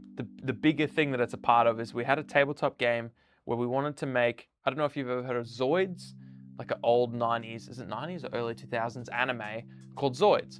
And we wanted to make Zoids the tabletop game. And I made so many different iterations of the rules, and the big thing, we were like, we want proper miniatures for this, but we didn't know how to make them. We've never made miniatures before. So one thing was, we were like, well, maybe we can just make the terrain to start with and learn how to do that. That's going to be way easier. And so we started sort of like dabbling with the idea of terrain, and we wanted something different, like something way different from what we'd seen. We didn't want industrial, we didn't want gothic, we just wanted something different. And we just kind of like, I don't know how we came up with it. I don't know how we put it together. In fact, we made our first building and it looked really different to what it is now. Same sort of shape. But anyways, long story short, it kind of evolved from being about the Zoids game and more into about just the terrain and trying to make this modular kit that worked. And it was very simple and very basic when it started, and it just blew up from there. And then as we were making this thing, we had plans for 3, 4, 5 different expansions, different arcs we could go that all use the same system. And I just thought, this is actually something I would use. As we were making it, it became about trying to make the thing, and then during that process, we were like, this is actually, I was like, this is actually something I would use. I would actually buy this if it existed. So anyway, that's sort of how it started, but it took us 4 years because we would pick it up, put it down, pick it up, put it down, just dabble with it. The biggest thing that kind of sold us on we were just like, the universe is speaking to us, was when Shatterpoint came out, and we were like, oh, it'd be cool if we could integrate this system with Shatterpoint. And so without changing anything, we took one of our buildings and we put it next to a Shatterpoint building. Sorry, I'll do this while I'm yapping. We took one of our buildings and we put it next to a Shatterpoint building, and it was the exact same height.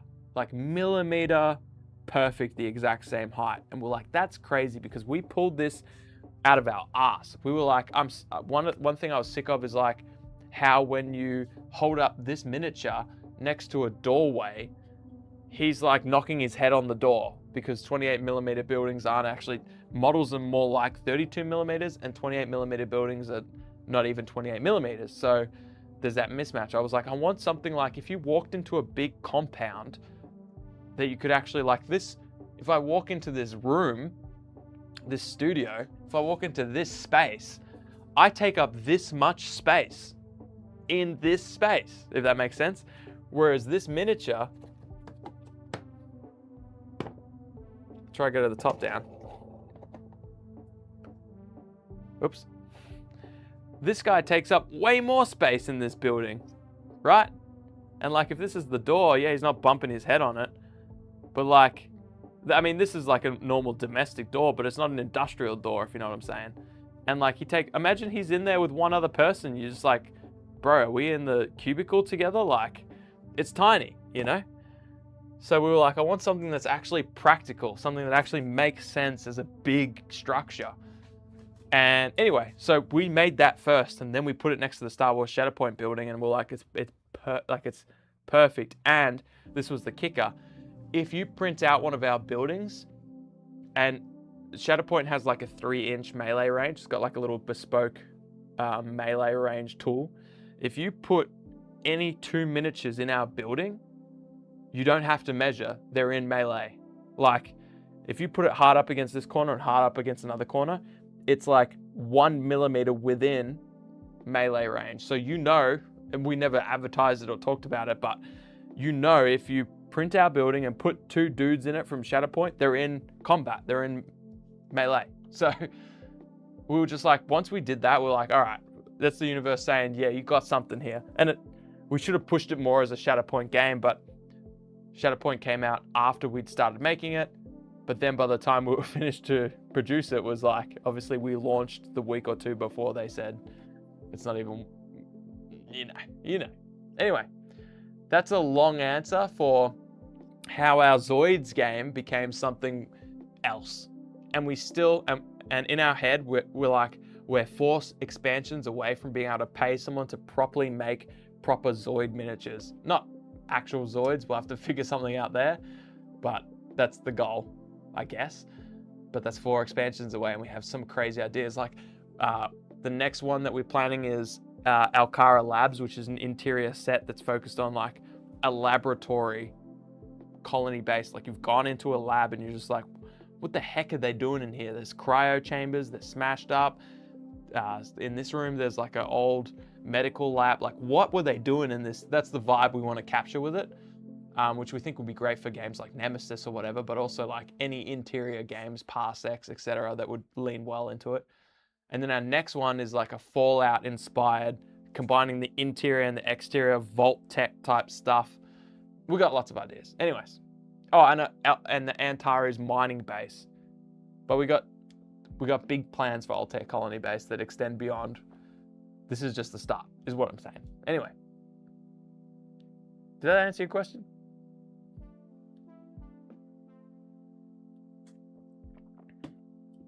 Now I got to catch up on the chat because I went on a tangent. Luke said, I remember the Zoid toys that will wind up and move. Yeah, there were ones that wind up and moved. Hell yeah, they were. Hell yeah, they were. 2 foxes. Did I have 2 foxes going? I don't still have 2 foxes going, do I? Real scale buildings and terrain versus figures rarely looks good on the table. Yeah. No, you're right. You're right. To the point, you're right, MJ, because I've started printing our terrain at 90%. And I don't prefer one over the other, but I could understand why people playing with true 28mm stuff would want to print our buildings at 90% scale. But I think for 32, 35, anywhere in between that range, like I think the blackout stuff looks great on our 100% scale, but also whatever, you know, each to their own. You can scale up, scale down. That's the cool thing about 3D printers stuff. Print a building, see how it looks and go, yeah, that's what I'm looking for. Nah, a bit bigger, a bit smaller. So yeah.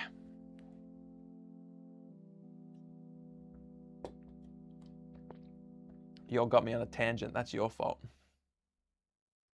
But we still hope to do the Zoids game. I think that'd be sick. Like, this is, I don't know, I've just made this connection now. But this miniature is sort of exactly what we think about when we think about our Zoids game.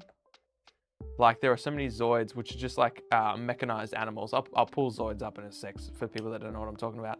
But this is what we imagine, like so many like hard points where you can magnetize on or clip on, kind of part of what we're working on. How do you do clips at this scale? We'll figure that out. We're working on it. Magnetize on so many different attachments so that you can have one Zoid, but it could be, you could have many different loadouts. And I just think Zoids are so freaking cool, you know?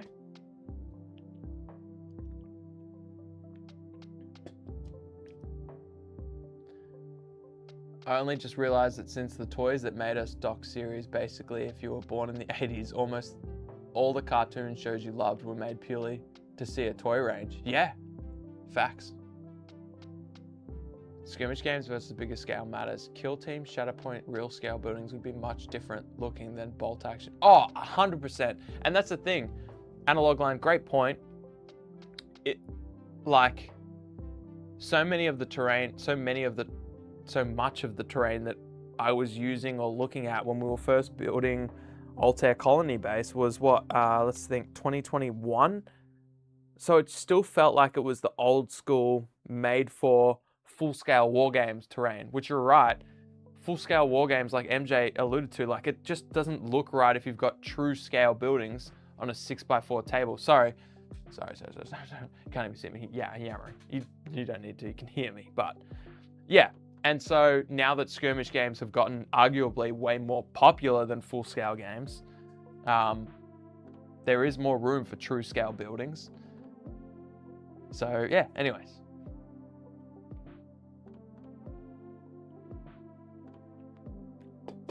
Yeah, Altair Colony Base is something that will, I think will be a big part of my life moving forward. Mostly because of how much we love it. Like, it was sort of like something we did when we had free time for the first 3 years. But then it hit this point where we're just like, hang on, we've got something here.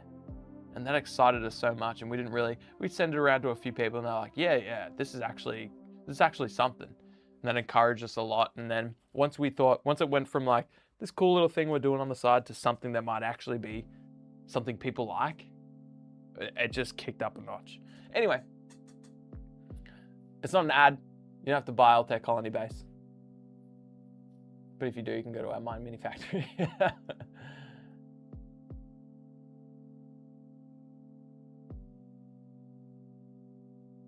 Yeah, Analog Line said that's actually one of the good things about 40k boarding actions is that it's reasonably close to real scale corridors, and that's why they have to hack up the 40k rules a bit to make it work. Yeah, boarding actions looks fantastic. I love it.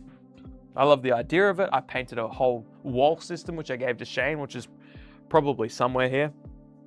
I love it, and that's what makes it so immersive. Anytime you're trying to work with interiors, true scale makes the most sense, and it feels so much more immersive. And that's why it's never been a problem, because full-scale war games don't use interiors. The buildings are representative, they're abstract, like how your tanks are always just a little bit smaller or whatever than they need to be, because they're abstract. Because on the full-scale game, it doesn't matter what's inside them or what fits inside them, it doesn't matter. It just matters that they're big enough to feel real, but don't take up the actual real size. Whereas when you're using interiors like boarding actions or skirmish games can now, true scale matters. And that's what I think.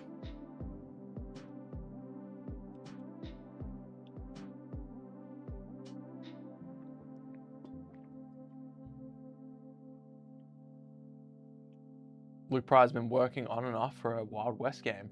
I really want to move forward with it and actually publish it. Thinking of just putting it out there as a free rule for anyone. The person that commented just before you, Migraine, has a really great game called Dotskrieg, which I pronounced incorrectly, 3000. And I think he's a good testament to, if you just wait until you want to fully publish it, you've waited too long. You just need to get it out there as a rule book, put it in front of people, get people to play it. That's the best way to do it. You guys should DM each other in the Discord, because Dotskrieg is fantastic. And it will be a game of the month this year. It has to be. We've been talking about it for so long, and Shane and I have been exchanging messages about what vehicles would make good vehicles for our dedicated vehicle. So, anyway.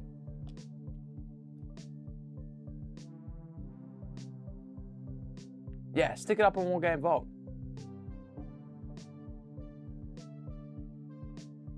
Sunded, you said you got a Ronin tattoo. Can you Snapchat that to me? The artist did an amazing job. My love of Japan runs deep. I am a weeb, for sure.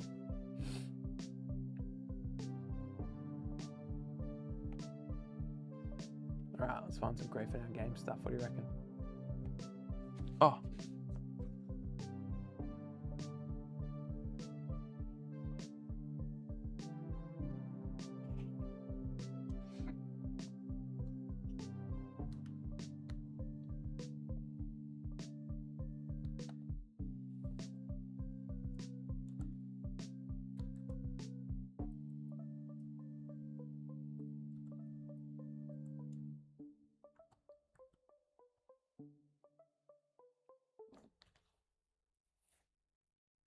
All right, how do I do this? What I really wanted to do is Tabletop of the Morning 2. Migraine's game is awesome. Tabletop of the Morning 2, thank you. And get people like Ash Barker to look into it as part of their indie promo. Oh, and Tabletop of the Morning. That needs to be a Wednesday's war game, for sure. Hell yeah. The homies will be sick of Tabletop of the Morning, because Wednesday's war game is always like a war game we've covered on the show. Oh, it's in my Snapchat, hell yeah. But there are people out there that don't know what Hobby Homies is, but do know what Tabletop of the Morning is. So I want to bring those games to them. So I apologize for you.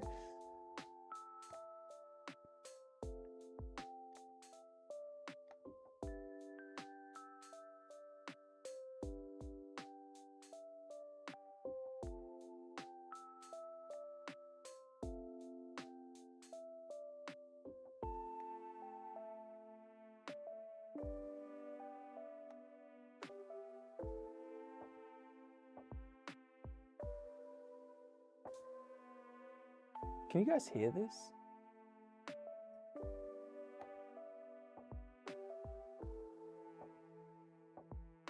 I don't know if you guys could hear that. Could you hear that audio? It's like people talking or something? Probably not.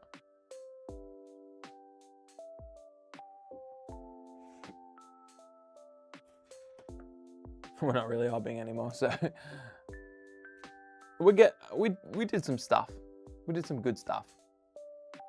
We based them. I will add. Oh, sorry, I might have clicked the mic there for a sec. We will add some a little bit more to them, but we're waiting for PVA to dry, so I think we might be done. Oh, you couldn't hear it? That's okay. That's good. That's probably good. I was gonna blind watch Instagram Reels with you guys on an account that I don't. It's my Hobby Fox account, so I don't watch Reels on there. So I thought, I went on there the other night and I scrolled through about 10 Reels, and they were like hobby memes, hobby content, fun hobby stuff. My fear is that because I haven't watched it, the algorithm isn't based on what I... Damn, is Stewie, my bro said, you still alive? Yeah, I'm still here. What are you doing? I wanted to watch some stuff and just watch some funny hobby related Reels. My fear is that it could be anything because I haven't used it. It's not my algorithm. If you want them to turn off music and add audio source and select desktop from your existing sources.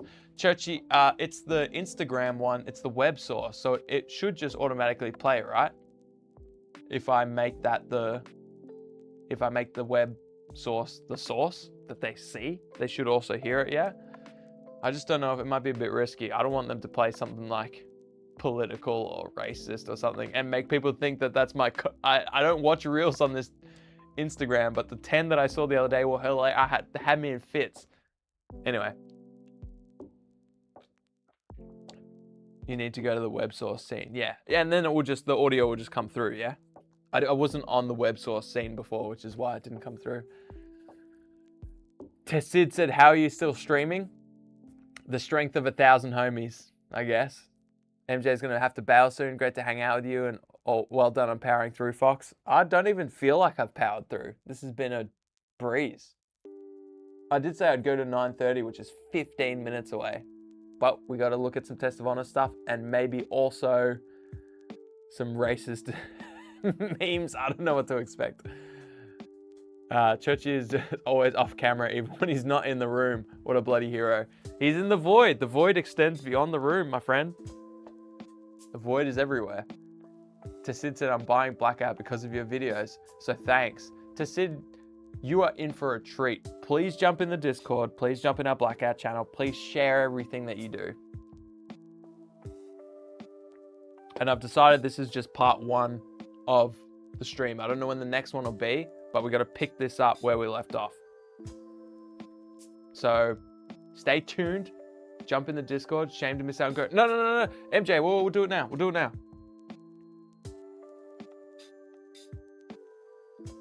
I mean, you can leave, but we will do it now. I'll pull it up right now. There you go. All right, so Test of Honor. Is there like a new releases? No. Models. Okay, more. Blog, let's see. Sometimes. Okay. November 2024. Okay, blog's not super up to date, but that's okay. Models. See, I don't like this. I want there to be a selection that says all models. You know what I mean? Like, what if I just want to see like what's your newest models? I bet I can do this. I'm typing into the thing, Test of Honor. Page not found. Okay, no, I can't do that. Samurai? And you can't sort by newest?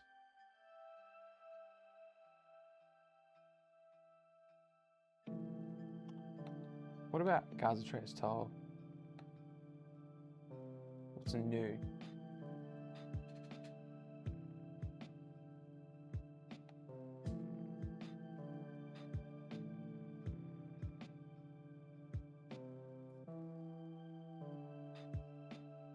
Ciao, see you next time tomorrow. Okay, just in time. There's fairly new stuff for O200 hours, MJ says. I'm just struggling to figure out how to like see it. Almost just want to like look at this bundle. Look at this bundle. Great British Pound. Is that like 200 AUD? Jesus. Better than a Battle Force. Far out. Look at that. Oh, yeah. Oh.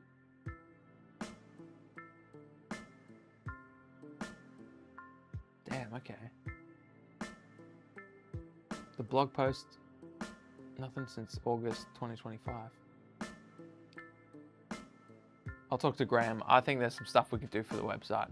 The Ogre and Mounted Dude for Gaza Trade Soul is part of the latest wave. Maybe it's in the newsletter, because like I get his newsletter and that always tells me about new stuff. Oh, just a subscribe option. That's disappointing. You know, like we just want to like give us the new stuff. I mean, this is definitely new, right? Wave 2 bundle. Like you said, MJ. Like, look at this stuff. I've never seen this before. Hell yeah.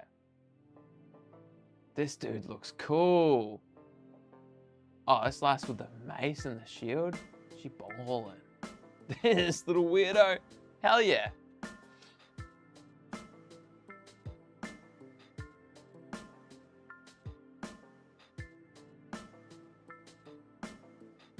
Oh, Tasid said, will do. I run a little terrain store and we're moving into physical stuff and I'll be stocking Blackout first as we have pricing for them now. Hell yeah. Justin, welcome. Said Blackout is great. I heard about it last year. Oh, hang on. Sorry, you disappeared for a sec. Started playing it a few weeks ago. So many people getting in recently. Very cool.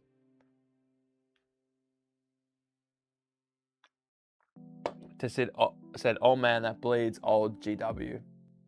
The Wave 2 stuff looks awesome. Yep, that's all new-ish. I lost my mouse. Oh, yeah, this slice looks cool. Oh, what's going on? You look sad.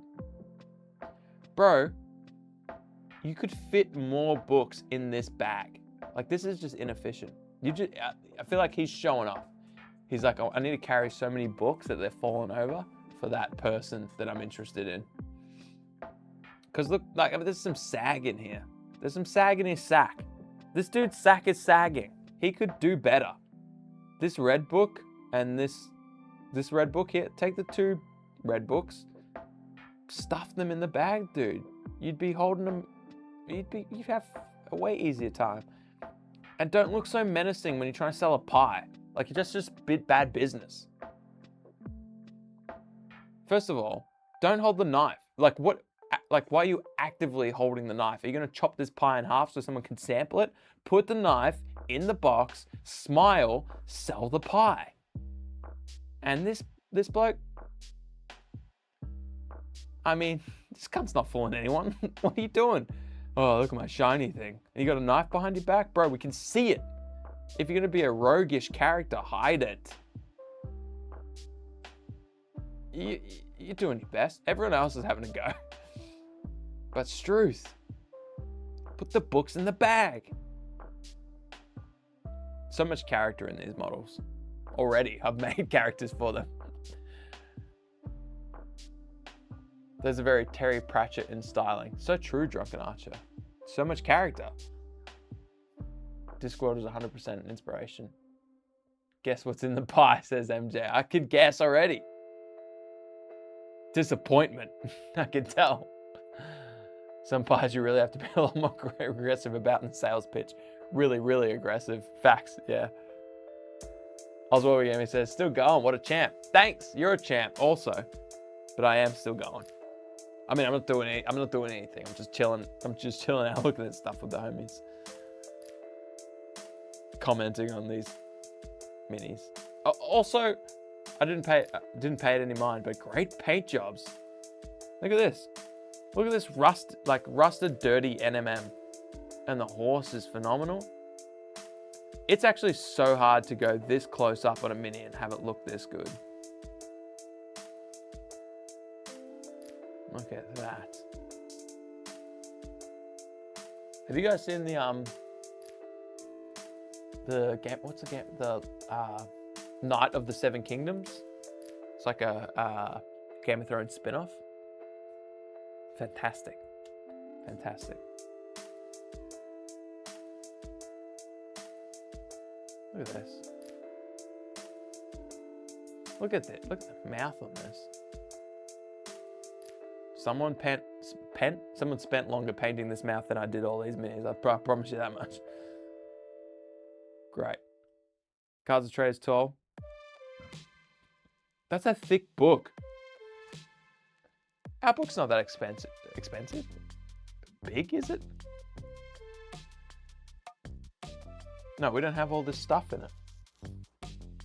The book isn't like, this looks like a hardcover book. Ours isn't like that, is it? Sinister Citizens.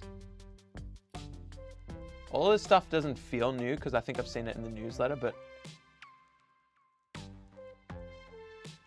anyway. Hockers is here. Everyone take a moment. Hockers is here. Act cool. Just chill. Act normal. Don't say anything weird, but I don't want to alarm you, but Hockers is here.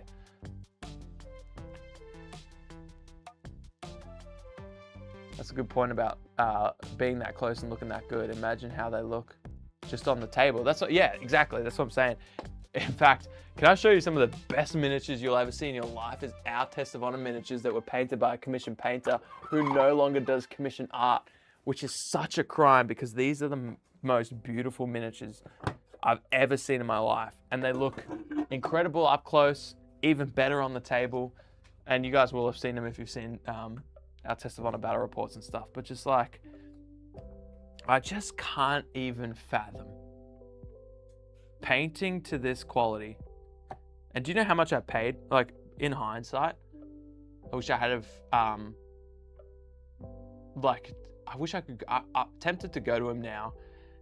We charged, I think he charges like $18 to $20 per mini Australian, which is crazy because that's like tabletop standard these days. I just feel like I would literally pay him $50 a mini to paint to this standard. This is one of mine that I took a long time on. This guy's pretty good. I painted this one all by myself. He's okay. He's the same color as the other ones. That's pretty good. But I mean, far out, man. Like, look at this. Would you just look at it?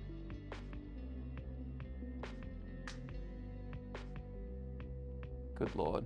It's got new stuff, and yes, it has a hardback, said MJ. Good Lord, I need to get the hardback. The harder the better. All right, MJ, see ya. Goodbye. Toodles. Paul came for the pie, stayed for the fox. You can make the desk cam the main cam. Oh, sorry. Yeah, I can. This one? Sorry. Oh, you mean this is the desk cam, right? This is the one you want. This is the main cam. Yeah, I can. Use the cinematic, get an epic shot of them. You reckon? Yeah, zoom in on the minis. While you're still going. Parter, you're back. All right. I'll do the minis. Yeah. All right. After exposing you to the miniatures I've painted, it only feels right that we should finish off with like some actual minis. Let me just adjust the cinematic.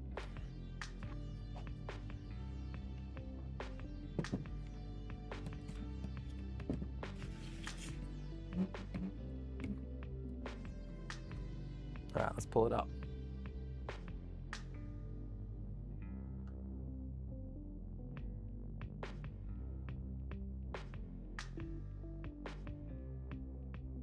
Thoughts?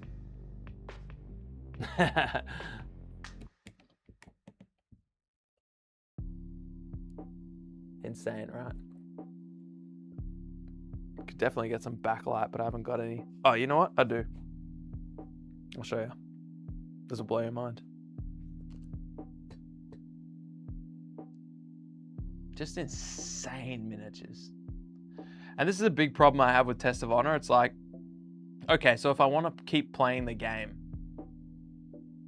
how do I put anything next to these? You know what I mean? Oh, my bad.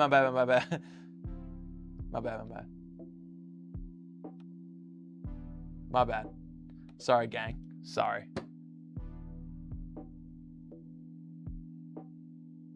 Yeah, sorry, guys. I'm an idiot.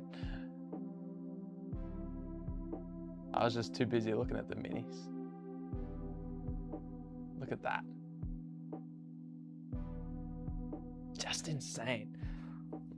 Like, this one is one of my favorites. Like the skin tone. Can we talk about it? Thanks, Stewie. Yeah. Would you just look at it? Legit. Can I show you mine? Hang on. He's okay, right? You could almost think he... This took me a silly amount of time to paint this guy. Also doesn't have a base, because I was like... Oh, and this one, this is also one of my favorites.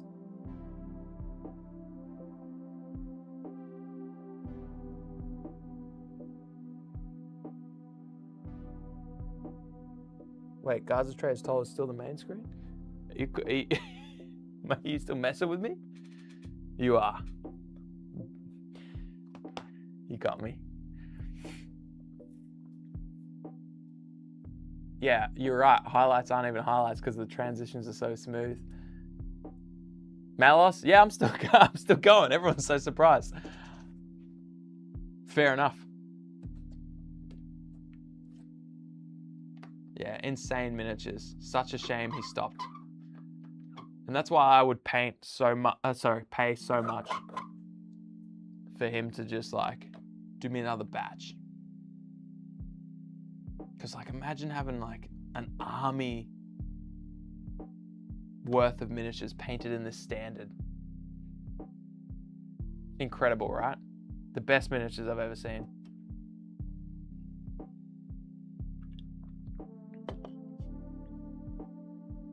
I should have got more done. What game is this for? Uber Snug said. Test of Honor. Sugoi. Absolutely Sugoi. The Sugoiest. The most Gosu. Incredible. They're Sugoi boys for sure. Anyway. Now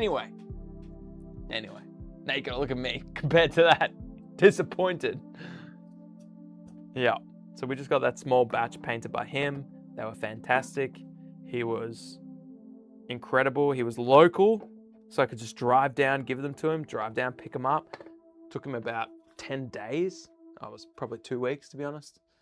And they've forever been the greatest minis we've ever bestowed our eyes upon. And then he stopped. He stopped doing commission painting. Oh, how sick's this, by the way? If you're a StarCraft fan, this is just elite. This t-shirt's a banger. There's a Brood War expansion t-shirt in the same design. And if money was no object.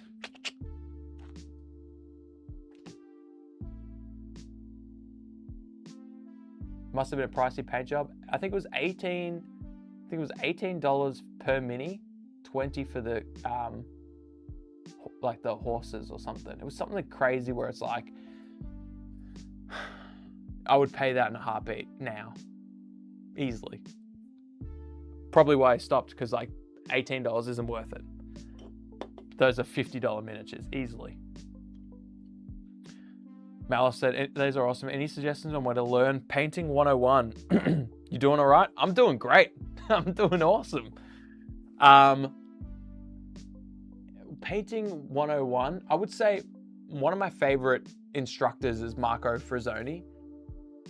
However, he uses a lot of oil paints, which can be a barrier, and a lot of airbrush, which can be a barrier for a lot of people. And those aren't 101 painting techniques.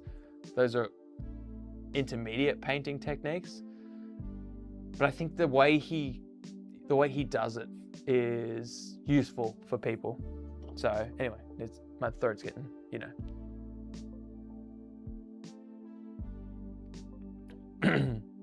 I don't know about anyone that like takes you, like a good person that it's like their specialty is like, oh, you've never painted before? Here's how to start. Maybe some of the homies have like good ideas of who that would be. I just don't know. I don't know. I really don't watch like a lot of hobby YouTubers.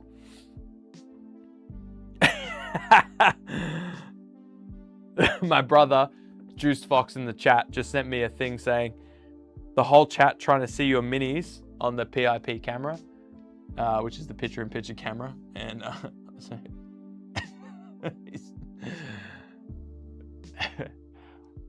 classic brother shenanigans.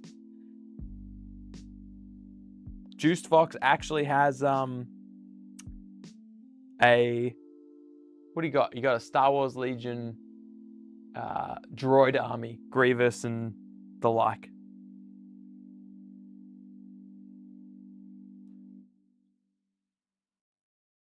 Oh my goodness. While we're on the, I don't know, he didn't give me permission to show it.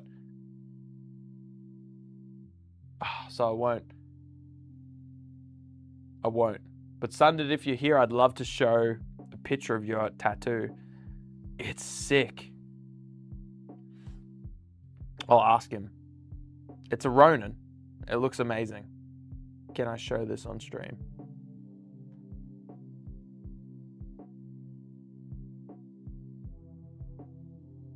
We'll see if he's up and about. Anyway, what are people saying? Have you ever played Bot War? Traders Galaxy is based down under, right? It is, yeah. I think it's Queensland.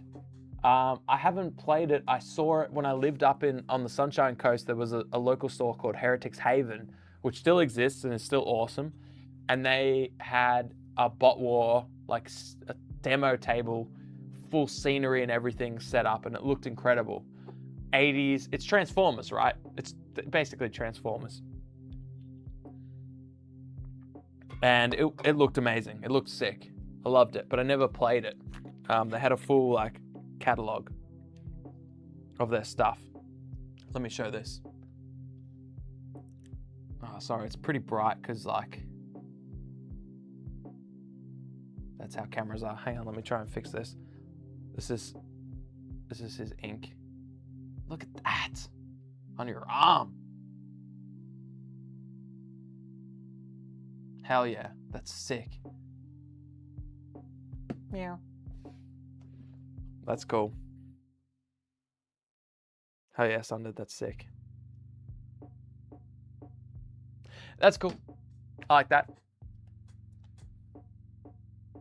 Just curious, are you married? Great question. How could you be? Oh, sorry. Sorry, I just realized the cameras. I'm not good at this. There's a lot of stuff to think as any excuse. Are you married and have kids? Where is this space in? Yeah, office, in-house, or separate studio? Malos, good question. Good question. I've had too much. Yeah, so I am married. I have 2 kids. This isn't my house. This is the garage of my co-host Shane's house for the podcast that we do and this channel. He's converted it to the studio, and this is what it looks like. So we've got the gaming table. It's I think it's 8 by, feels like it's 8 by 5. So there's enough room to do everything. We got what's cool is when he moved in, these shelves were already there. So it's like, it was begging to be the studio. And he's put in all this rigging. You can't see the 6-7 lights that are hanging from the roof and providing all the lights. You can see our podcast chairs over there and the backdrop for that, and the beer fridge. There's a couch over there and the void over there that you can't see. So it's a perfect, it's basically the type of studio space that you would hire out, but we don't have to because he has it in his shed. And now I'm trying to convert my shed to do the same thing. So we got 2 studios, so we're more fluid in what we can do and do content more regularly. So yeah, anyway, it's a cool space, and I think that answers your question. My space will be smaller, and it will be interesting to navigate it with children and wife, but it will be entirely hobby space, which would be cool. Fat Boy's back. Now we can, all right, so we're all holding off for 2 people. We're holding off for Hockers and we're holding off for Derek, and now we're here. So let's have a brewski, because now the party's started. Now we can start the stream. How do I start this thing, Churchy? I click start streaming. Boom. Okay, done. Now we're here. Want to get a kit soon somewhere too. Ah, bro, don't even get me started. Have you ever seen, there's this lass, her name's Sarah, which is the same name as my wife. I'm not saying I wish she was my wife. That would be weird, obviously. But her name is T Kitsune, and she does like a lot of tea leaf art focused around kitsunes. And I'll show you. It's not an arm migraine. That was just a bit of editing we did to make it more, so it didn't, like, I don't want to get canceled. I don't want to get, YouTube, whatever. So we had to make it look like it was his arm. How many beers in are we, said Derek, and did I miss the robe? You haven't. Should I just take it off And we can like edit. Can you edit a robe over the top of my body, or should I just go buckers? Like, what's the go? I don't know the method. How many beers in are we? Not many. Pretty chill. Pretty chill evening. That's awesome. Are your kids old enough to enjoy some of this with you? Or is this more so your passion project hobby? Happy you're able to balance it with life, family. That's inspiring. Thanks, Malice. This happened before my family. So they kind of just got to adapt to it, if you know what I mean. Yours are 11 and almost 6. Mine are 5 and 3. So I'm sort of traveling like 5 to 3 years behind you. And no, so they're not really old enough to, I mean, I talked about earlier how my oldest son, who's 5, watched me record some stuff for my other channel, Tabletop in the Morning, and wanted to get involved and do it. Mind you, they love painting miniatures, but they love painting anything. So I've played Halo Flashpoint with my son. He loves it. He loves if he rolls a dice and it gets a particular number, it knocks a miniature down. That's kind of how we play. I'm just saying, all right, you roll this, and if you get, I pick a number. If you get an 8, this time you knock a miniature down. He rolls the dice, no 8s. Ah, dang. Next time it's like, all right, this time if you roll a 5, you get to knock a miniature down. Or you can roll 2 dice, but those 2 dice need an 8. And he's like, oh, I don't know which one's better. A 5 seems better, so he rolls a 5, and it's like, and then you knock the miniature down. So that's the version of Halo Flashpoint we play. So I'm trying to indoctrinate him into the tabletop wargaming space. And Halo Flashpoint is such a good, Halo Flashpoint feels like this era's Underworlds in its accessibility. It's a more difficult game than Underworlds, arguably, but the IP is more known.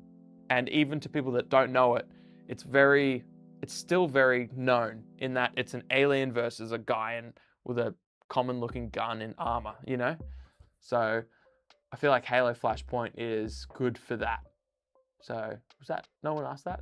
I just did that. I just did that by myself. Google dressing gown transplant background PNG, said Churchy. Okay, Chief. I'll get right on it. Oswald Gaming said my 3-year-old played a bit of Blackout with me the other week. Hell yeah. Download one and make an image source in OBS. You're actually, I can't do this. I can't do this. I've had 5 beers. What do you mean? I'll take my shirt off thinking there's a robe going over the top of it and just be shirtless for the rest of the stream. Luke Price said, how do I not know about Tabletop in the Morning? I don't know. It's just a little thing I'm doing on the side every single day, except for today. It's because I'm here instead. Great idea. I have some FSD ready to go. That seems like a great way to introduce them. Hell yeah. Especially like, there's always like a fun, just give them a fun maths puzzle. Like FSD is great for that. It's like, all right, you've rolled a bunch of dice. Now see if you can put any of those dice on the cards that match up with it. Hell yeah, love that. Don Juan Don said my Halo Flashpoint spider senses tinkled, so I jumped back in. Hey, if you want amazing Halo Flashpoint terrain, you can either A, subscribe to our Patreon for $5 a month and get Don's Halo Flashpoint terrain for free, or go on his My Mini Factory Voxel Corgi, and I thought I had clicked the wrong thing, but I saw you can get a table worth of your terrain for like $6. And so when I was listing my stuff up for $60, I was like, sheesh. So Don Juan Don, your Flashpoint terrain is insanely well priced, a steal if you will, especially when you can get it for $5 by subbing to Hobby Homies Patreon. It's pretty crazy. Luke Pryor, I have subbed. Well, there you go. You got it all. Congrats on your biggest live stream ever. Thanks, Fat Boy. It's by far my biggest live stream ever. It exceeds the previous one by 6 hours. Halo Terrain, now you have my attention. Uber Snub. Let me see if I can link. I'll link it in the chat. Just give me a sec. I'm going to link the Voxel Corgis, My Mini Factory, in the chat.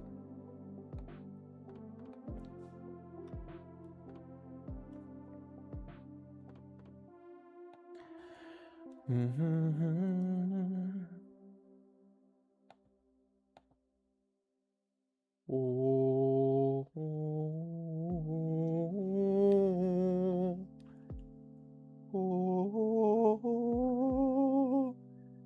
am I doing?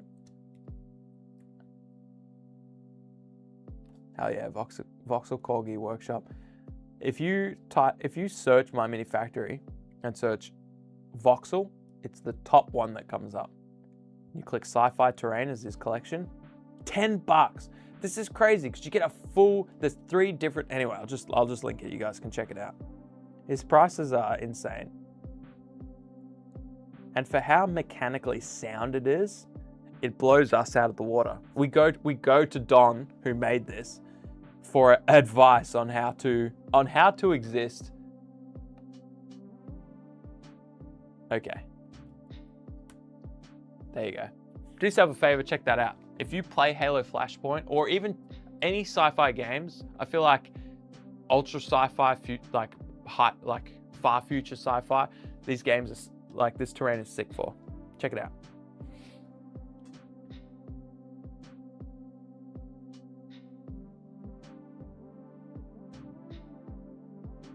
I have everything for Halo.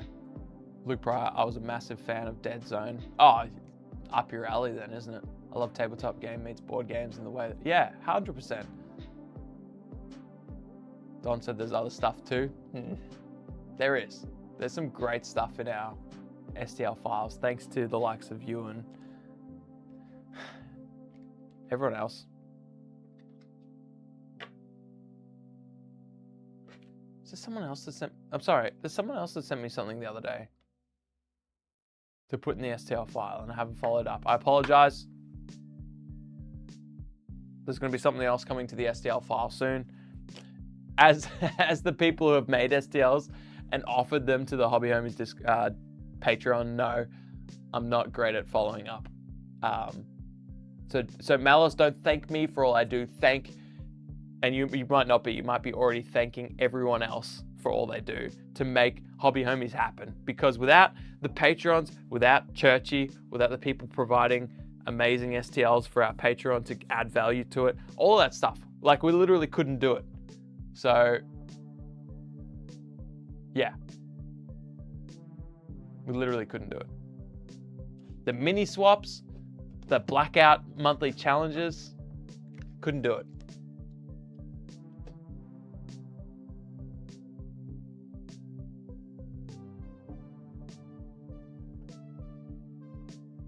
Yeah, Rescue did amazing paint racks. The paint racks are phenomenal. I've printed one of them. I need to print more because I want to transition. So I'm building a new studio at my house, which I think I mentioned earlier. I've got a garage that I'm converting. The hex stands by Rescued Ruckus are phenomenal, and also the paint stand, the paint handle. So, Sundered's paint handle is in there too. It is. So you got Sundered's paint handle, Rescued's hex paint mini stands, which are perfect for Shatterpoint, but also any game. They look sick. And then you've got Don's everything, Don's sci-fi terrain that I linked earlier. But you've also got another thing coming soon.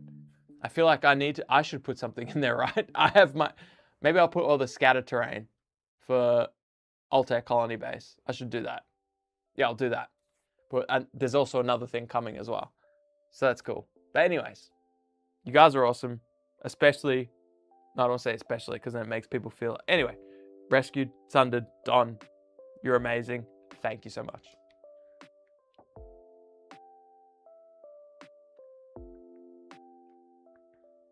Sundered, you're too kind. We didn't build this community. Well, we opened a door for this community and you'll walk through it. So, Trolling Daughter said, who the fuck is Choppy Bits? Sorry, mate, I've got to keep my number 2 as long as I beat Sundered. Gotta go watch the Tabletop in the morning soon. No episode today, I'm busy here, and our other one that we had scheduled for tonight got retconned. Got redacted. Sorry.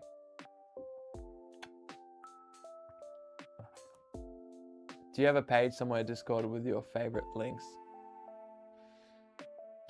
There's so many links. That's a great question. That's a great point too. I actually think we need to do a thing in the Discord. I'm just gonna write that down, Malice. That's a great point. We were trying to do it in the YouTube for a while, but there was so many more links than we could reasonably fit in there. So maybe like our partners. The thing is, like, I want to make sure we make it clear that we're advertising these people because they're homies and we want to support them, and also what they do is awesome, if that makes sense.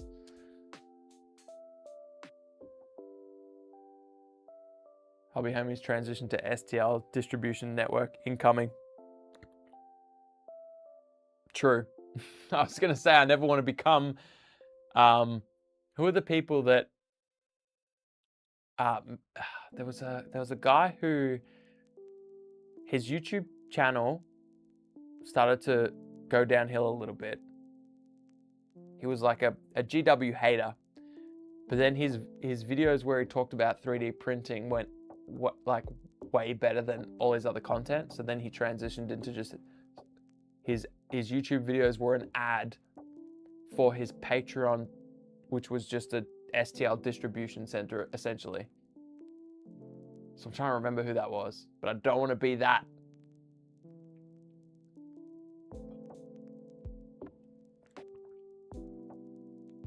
Don said the painting handle is legit the best one I've ever used. Yeah, it looks insane. That's what I should have had ready for this. I didn't realize until it was too late. You can play fully miniature agnostic. The rules and many of the units are free to download. Oh, BLKOUT. You can play it completely for free. OPR you can also play for free. Malice. Trolling said, my favorite quote from Uncle Adam is, any game can be model agnostic if you believe in yourself. Yeah. Gamma. Yeah, it's something Gamma, right? Ubersnug, you're right. Gamma something. I don't know. That sounds right though. Gamma something. I remember watching his content early and I was like, these videos are getting worse. And then suddenly I just watched the transition into STL shilling.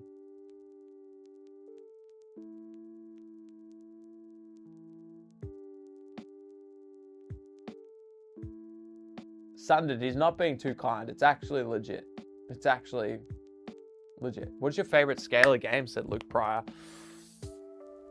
Beer scale. I'll probably get another beer, to be honest. 32mm. Not hate, that's a strong word. I dislike small scale games. I didn't know that I did dislike them until I partook in them. I do like the idea of these huge armies, like epic scale. Then it probably depends on the minis. For example, I love Fjord Serpents, but painting the tiny 10mm Vikings, I disliked a lot. I hated it. However, painting the 6mm full spectrum dominance miniatures that I painted was way better. But yeah, they were 6mm, but because they were monstrous in scale, they're actually just pretty big. Like most of, so this is a 32mm cricket. And this is the same size as the 6mm swarm minis that I was painting for FSD. So I would say typically I hate painting smaller war games. 6, 10, 15mm. I feel like they take just as long, but you don't get like these really popping, awesome minis. If that makes sense. Can we get a shot of the HH turquoise? I missed that part. Well, Fat Boy, I think you were the reason we voted for it. I'll show you where they're up to. It's not great, but they're getting there. It might be a little bit dark. Hang on, I might have to up the ISO, Churchy. I know you'll tell me to anyways. So just try and imagine these with a rim job.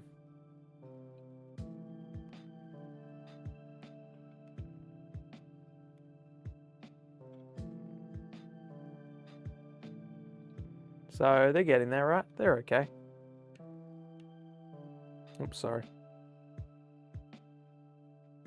Rim job, and then we'll just like give them a wash, pop out some details.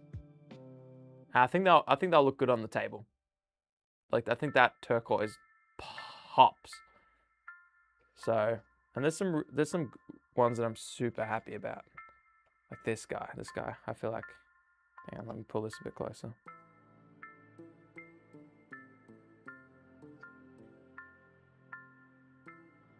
He feels like he looks pretty good. Anyway, we'll get there. Give him a rim, give him a wash, pick out some details, and they should look good.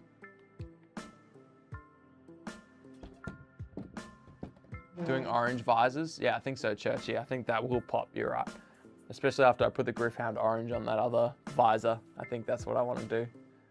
Raptor said the job must be rimmed. Don loves the scheme. Well, if you love it, hell yeah. Malice, I have no idea how I'm going to do the FSD infantry.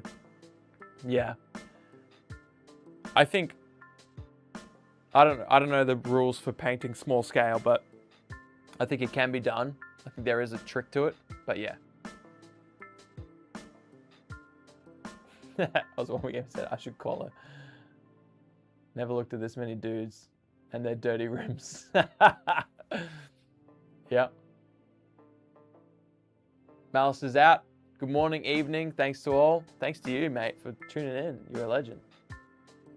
No better feeling than ending with a rim job. Also, those blokes look amazing.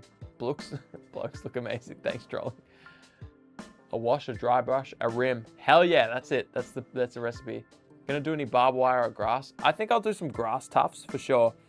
I'll see about the barbed wire. I see it a lot. It's like an iconic blackout thing.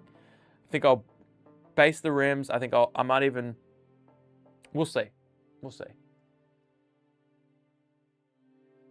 Churchy, you did, I told him tangerine. You did tell me tangerine, Derek, and I was like, what is tangerine? What color is that? What color is that? What even is that? Analog Line said the secret to doing 6mm infantry is remembering no one is going to be looking at it under a microscope except you. It's true for any miniatures almost. And washes are your best friend and literally cover all your mistakes. Also true for all minis, but I imagine that's extrapolated and exponential for 6mm minis. Tangerines are like oranges, but not oranges. So they're like everything that's good about oranges, but made bad.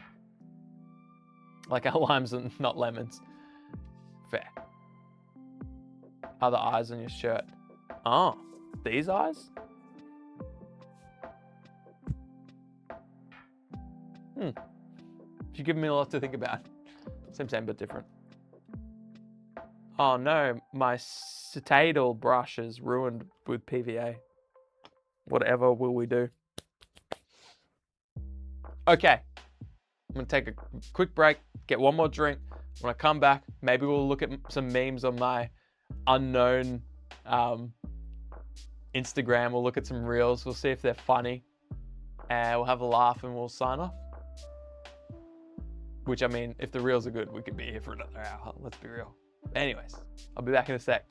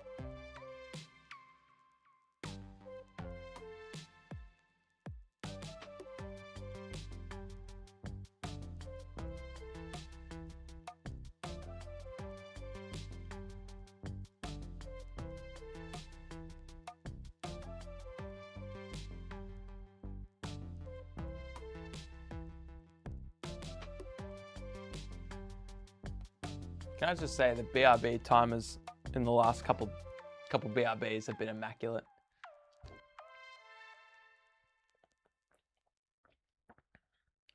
Jowl stuff's sorting out the bedtime routine if he's not back by the time we're gone. Good night and thanks for the stream. Good night and thanks for tuning in, you legend. What game you and Shane got us into the hobby? Did you both get into the hobby together? Yeah, always assumed you're really old friends from school age. Well, I mentioned this earlier in the show, but basically Churchy and Shane are good friends. but Maeve said, oh my God, he's still gone. What's the beer count at now? Only 6, but they're 2 standard drinks each. So I don't know what that translates into. But anyways, gone to get his 6th, I think. Luke's keeping tabs. Luke, Shane and I are friends from 2015, where we first got into Warhammer 40k at the end of 7th edition together. And it all grew from there. Arsenal, Skullforge also make dope minis. The infantry MCVs are all amazing. Yeah, incredible. It's a Blaster magazine title. What would you expect? It's awesome. Drunken Archer, both good and bad things with the state of wargaming now. Yeah, there's so many games and nowhere near enough time to try them all. Facts. And also everyone's so scattered now because there are so many games. Everyone's playing different things. That's one thing that I've like. It's like, you should be able to get, imagine wargaming 10 years ago, 20 years ago, 10 to 20 years ago. And they said, hey, there's a Star Wars, like Warhammer equivalent with Star Wars Legion. You'd be like, oh, wow, that's insane. So many people must play that. It's hard to get a game locally, you know, because there are so many games.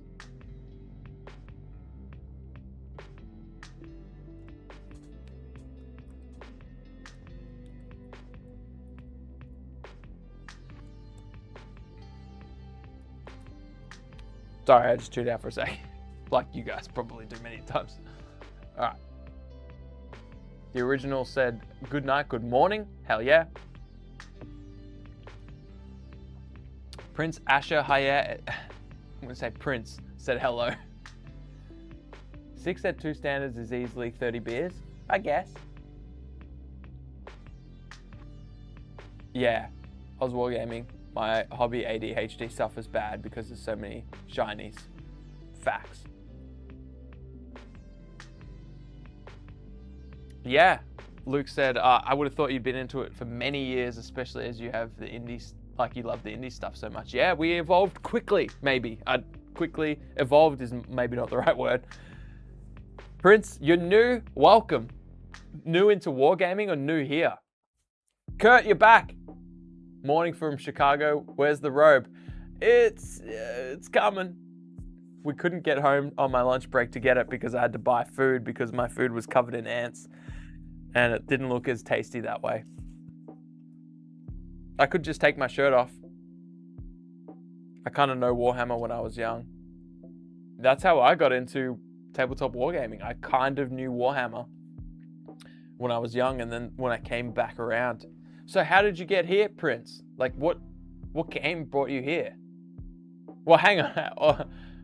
After I said I'd take my shirt off, there was a bunch of reactions that went in the chat that went crazy. What happened? Either it was the fact that I said that, or I've done something. No, hang on. Why are the reactions going crazy? What did I do? Hang on. Am I on the wrong camera?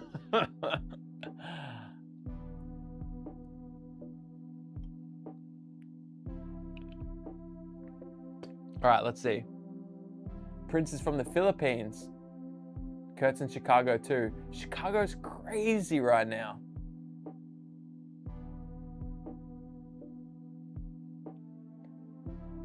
But Maeve said, now here's the premier 40k only podcast. If only old episodes are to be believed. It's funny to listen to those in hindsight. The original has fallen down the hole of printing minis in FDM. Not quite as fine detail, but no fuss of resin and alcohol. Yeah, big time. And it's getting way better, FDM printing is. All right. You want to laugh at some memes with me? This could be dicey. Again, I want to make it clear as I partake in the following memes. I don't use this Instagram for browsing reels. So there's a few different ways this could go. Luke Price said, Fox is going to start an OnlyFans if this robe love keeps going. Absolutely. Do what you love and the money will come, they say. The Ginger said, hello from Northern New York. Morning from Chicago said, Don, where's the robe? Are my new opening lines for work meetings? In other news, I'll be looking for a new job soon. Yep, that checks out. I really like blue, so I kind of like the Ultramarines. Hell yeah. Ultramarines are very blue. Macaw Grey blue, I believe.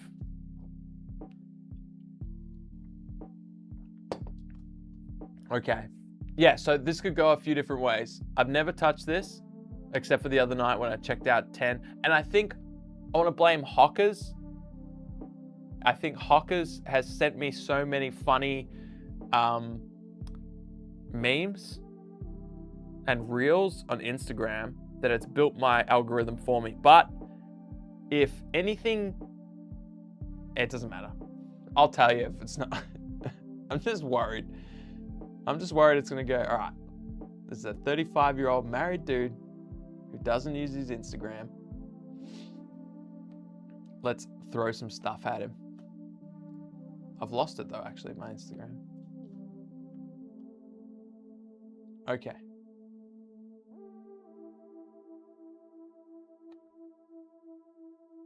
I'm gonna watch the first reel just to make sure. Your wedding song, but you grew up playing Halo. See?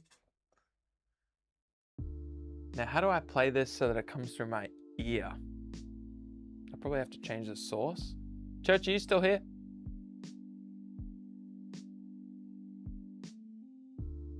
I want to go through, I just want to watch some reels with my mates and laugh with my mates.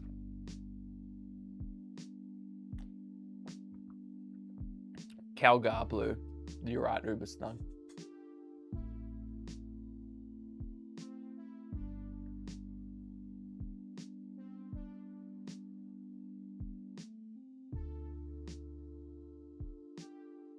All right, well, let's test it. Let's test it. If I go Discord, what do you see? You see the Discord. If I go web, you see my Facebook. Oh, I see. I've opened it in the wrong tab. I'll figure this out. Don't worry. I'm competent. I can figure this out. I opened it in the wrong tab. Churchy set this up perfectly, and I've just...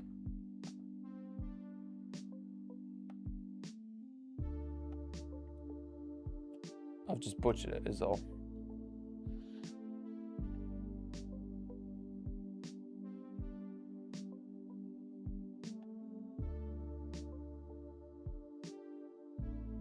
Yeah, Churchy's here. He says, yeah, what's up? I just want to play my reels, but I also want to monitor it. How do I do that?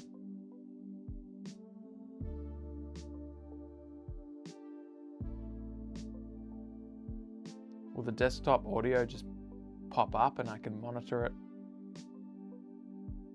when I pull it up?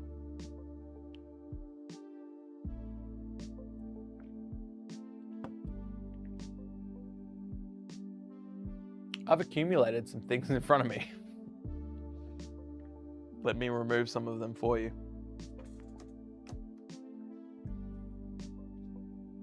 These are the minis I painted. This is my laptop.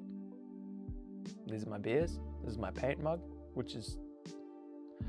I think you should just have to press the monitor button on desktop source in the mixer. I don't actually have it. In the audio mixer, I've got chill mix, sci-fi mix, and wireless pro. I don't have a desktop source. I'm wondering if it pops up when I press the thing on the web scene. Ah, okay. Let's try it. Yeah. All right, so let's kill the music.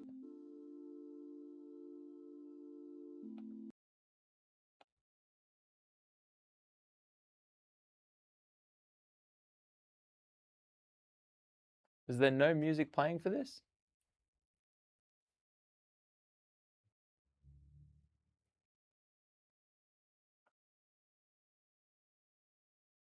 Just doesn't even look like it's playing. Malos asked, do you play at local game stores? How do you navigate supporting them, the community, and your own interests? I'm finding it tricky with 3D resin printing and learning what games support it. Malice, that's a great question. I don't actually play in local stores. I rarely play outside of here, the studio. It's muted bot right. I mean, it's not muted in the mixer.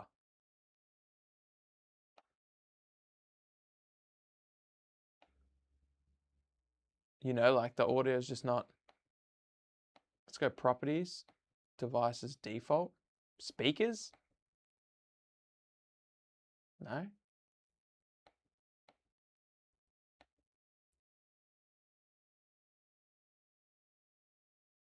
Yeah, you know how I can see all the different levels going, like chill mix, sci-fi mix, wireless, pro churchy. Desktop's just not even moving.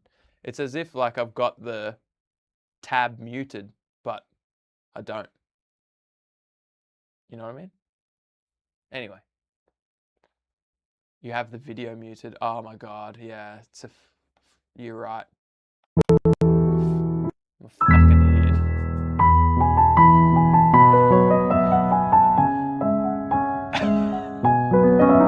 Yeah, you're right. Okay, so it's probably real loud for you. Was that real loud for you guys?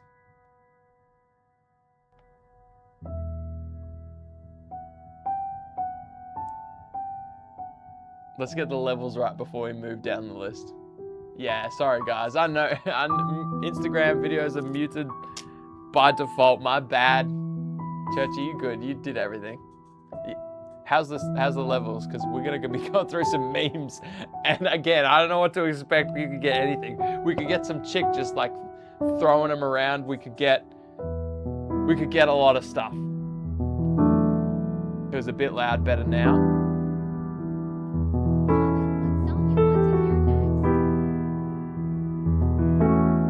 This guy's great, by the way. What the heck?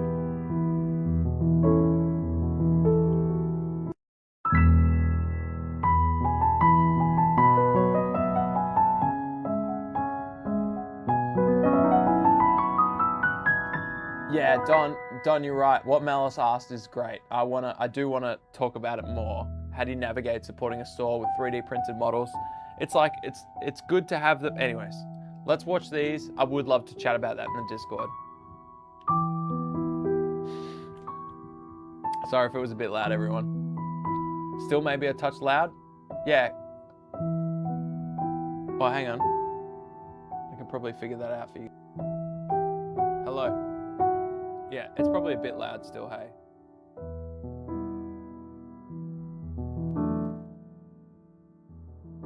Oh, I've got it at full volume. How is it now?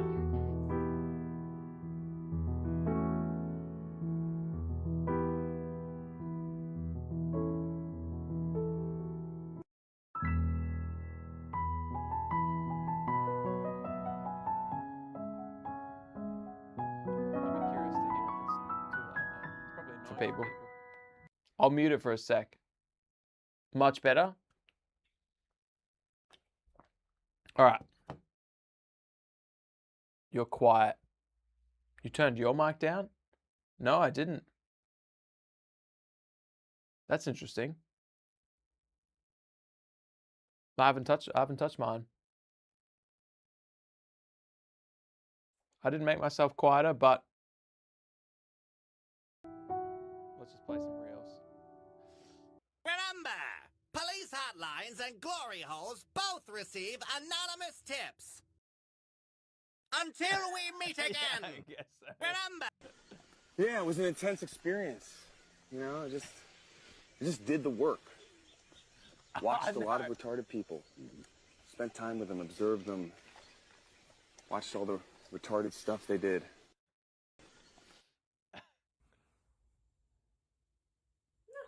He's cute. Cute. Yep. No.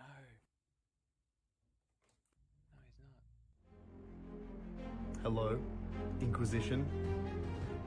Yes, I'd like to report heresy in my own house. Exterminatus. Praise the Emperor.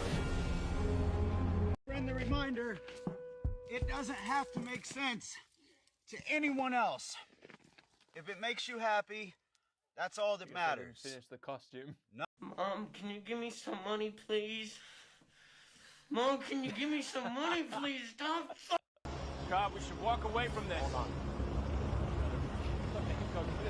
If I were to do this, if I even could do it, I need a... It's like, I don't think farts are funny, but everyone else in the fucking world, I guess, thinks they're funny. I can tell you why farts are funny. Farts don't need a setup or a punchline. They just need a quiet room and a brave soul. Farts aren't Republican or Democrat. Congress can't agree on one thing, but they all rip ass. Maybe it's because we never grow out of it. You're in a yoga class and someone lets one go. You laugh, and if you don't, you're lying. To yourself and God. Maybe it's because they're so... You're right, Churchy. The whole 10 hours might go astray. Because of listening to the transformative music.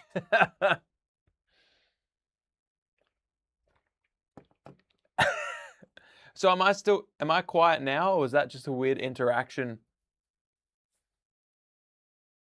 with the videos? I have to wait to find out. That would be weird. I haven't touched anything with my mic. Maybe it's just doing you guys a favor. All good now. Okay, so it was just a weird interaction with playing the PC audio. Just in the website. Yeah, fair enough. That makes sense.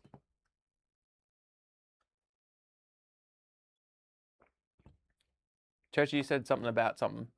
Also, after consulting with the other Fox, we wish to advise you that be careful reacting to music. Oh, okay. Even covers of songs. Well, covers of songs are completely permissible. They could get copyrighted, but you can dispute those. We've done that in the past. We've had to do that in the past. Other stuff probably okay, as long as your reactions are transformative. I think reels are okay. I could be wrong. Imagine an entire 12-hour stream. Wow, it could be 12 hours. A 12-hour stream getting demonetized because at the end of it, you listen to like a 15-second reel that had like Enya.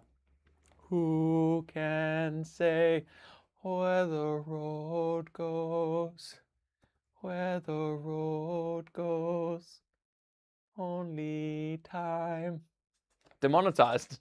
Done. Now we don't have to worry. Now we can watch whatever the heck we want. Luke said, never heard you mention it, but are you into RPGs? Depends.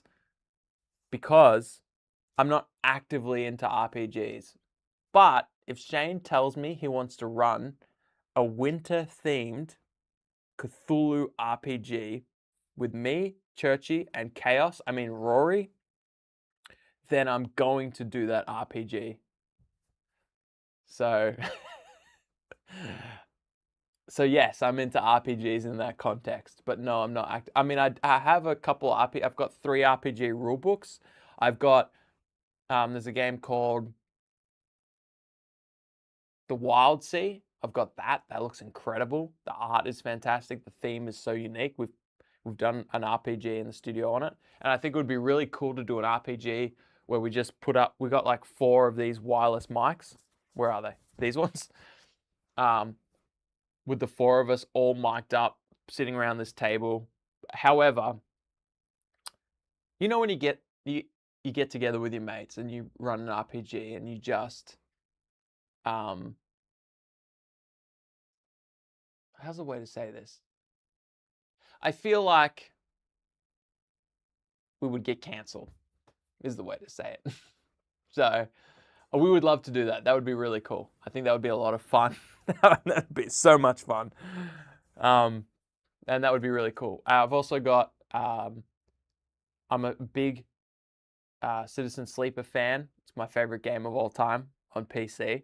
I think it's revolutionary. I think the way that it deals with human issues, human tension in a world that's so lifeless and abstract is very cool. check it out, but also I've bought an RPG through that, thanks to Derek, who has helped me rekindle my love and also helped me purchase some of the Citizen Sleeper content.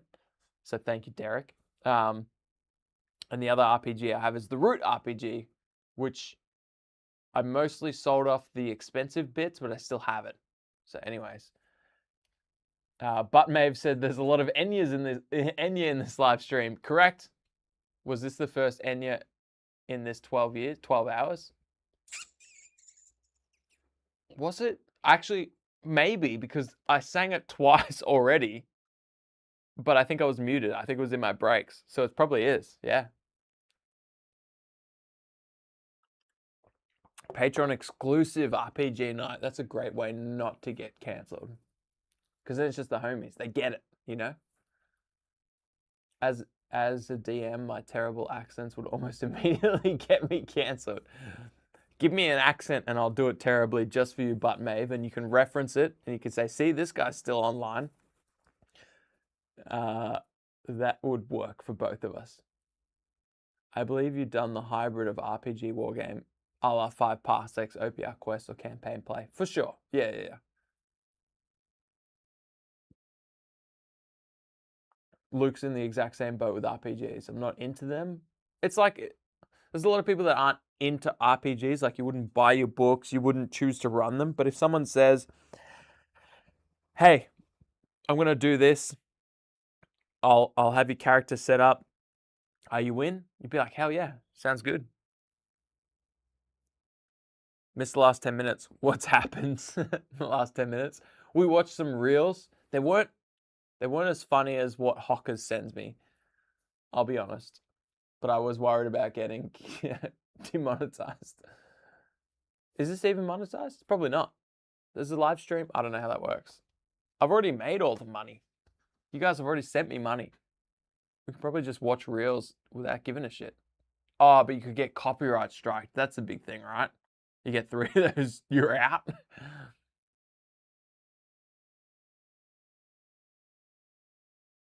Hit the hardcore Vietnamese and see if the monetization keeps going.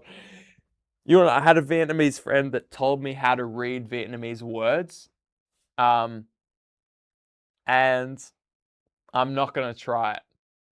But I feel like, honestly, I feel like I would knock a Vietnamese accent out of the park because of my time with him teaching me how to read Vietnamese words. I'm not gonna do it. Just in case I don't, because I haven't tapped into that in about 10 years. So I'm not gonna do it. But yes, I want to. I want you to know that I want to, but I'm not gonna do it. Churchy said if you set it up, it would be, hang on, reset. If you set it up, it would be, but we were in a rush to get it started. So this morning I didn't make sure. If you set it up, it would be okay. It would be okay. We were in a rush. It's crazy. We actually got in here 2.5 hours before we started recording because we thought that's plenty of time. Turns out, not plenty of time. We needed more time. Who knew? Have you tried the narrative Age of Fantasy quest campaigns? Not yet. And that's a big why on that. Not yet. 3 strikes and you're out. Yes, let's base a legal system on a sports rule. Legit. That's how YouTube did it. Chris, you would be a phenomenal you'd be a phenomenal judge of that accent because your wife is Vietnamese, right? So you would be able to. I'm gonna do it in a voice message, and you tell me how good it is, and if it's good, there's no. I actually gain nothing from doing a good Vietnamese accent. So no, but Maeve said knowing that you want to is good enough for me. Oh, monetization, you mean? Yeah.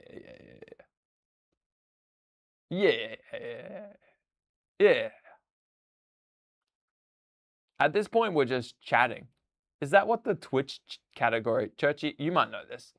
I've gone to Twitch twice in the last year because someone had good shorts and I was like, oh, I want to see their content. And it was on Twitch. And then I went there and there's like a Let's Chatting category. This is so boomer of me not to know this, right? But what is that? Is that for people that are doing vlogs? Or is this what we're doing right now? Is this Let's Chatting? It's just me reading chat. Oswald Gaming said, if you haven't checked out Hoey Farmer, can you provide clarity around Hoey Farmer? Because there's a lot of things I want to farm. His 50 dong vids are a pisser. Vietnamese dong, I assume.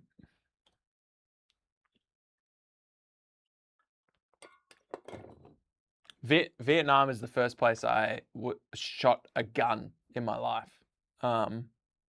This guy just came at me and I had to defend myself. That's a lie. I shot a M20 light machine gun. M20? I don't know what it was. It was a light machine gun. I had to mount it and you could buy a strip of, it was a strip of ammo because it came on a belt. And I couldn't afford 50 rounds.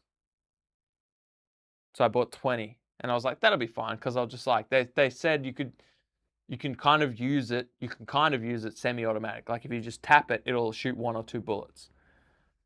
And so I was like, yeah, no problem. And so I didn't realize what tap it meant. So I kind of just like held it, like I pulled the trigger because it's the first time shooting a gun. So I pulled the trigger and it just went, and I was like, well, half of my stuff is just gone. I spent $70 on this. It's all gone. But man, I couldn't believe it. Like pulling the trigger, hearing it, and I had headphones on, like noise canceling headphones or whatever. It was still so loud. It shook my whole, every organ. I could feel every organ in my body like shaking, vibrating. It sounded like this. Where's my vibrator? I don't know. It's unplugged. But the explosion of dust, because you're kind of shooting at like sand dunes at the end. They probably go for like 60 meters, 80 yards. And you're shooting, and then you just see the explosion of dust, and you're just like, there's so much power in this thing. And I was like, and then I had this moment where I was like, I want, every fiber of my body wants to shoot the last, everything I have in the magazine and just hold it down and see if I can hold it. Because the first thing it did, it was like, it just went, my first 3 bullets hit the sand, the rest probably killed a couple seagulls or whatever. I don't know if they have those in Vietnam. But anyways, it just shot into the sky. And I was like, I really want to just hold it down and just see if I can try and hit the one spot. But then it's all gone. My money's gone. So what was the point of this conversation? I shot a M60. It was an M60. Yeah, it was an M60 light machine gun. It was mounted. They asked me if I wanted to take it off the mount. And I was like, how do I do that? They're like, we'll help you. And you just got to put it on your hip. And I was like, okay, let's try. And they started to try. I was like, no, I don't want this. I don't want this. It was heavy. And I just was. Okay, so Oswald Gamer said, link sent to your Facebook, which in the context of everything that we've been talking about, it could be anything. But anyways, Vietnam was the first time I shot a gun. First and last. Oh, I spent $70 to buy the rounds, the magazine, whatever, for the M60. You're right, it was, but Maeve, it was the M60. Yeah. I thought it was. So basically you said, sorry.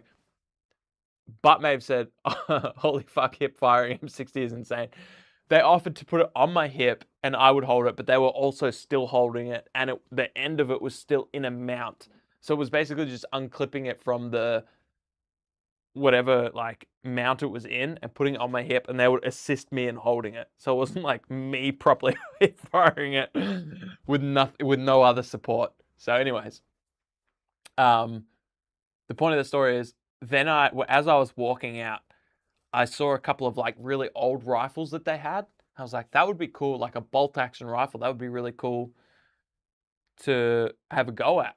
And they had an actual, like an old Lee Enfield, which is like one of the guns from DayZ.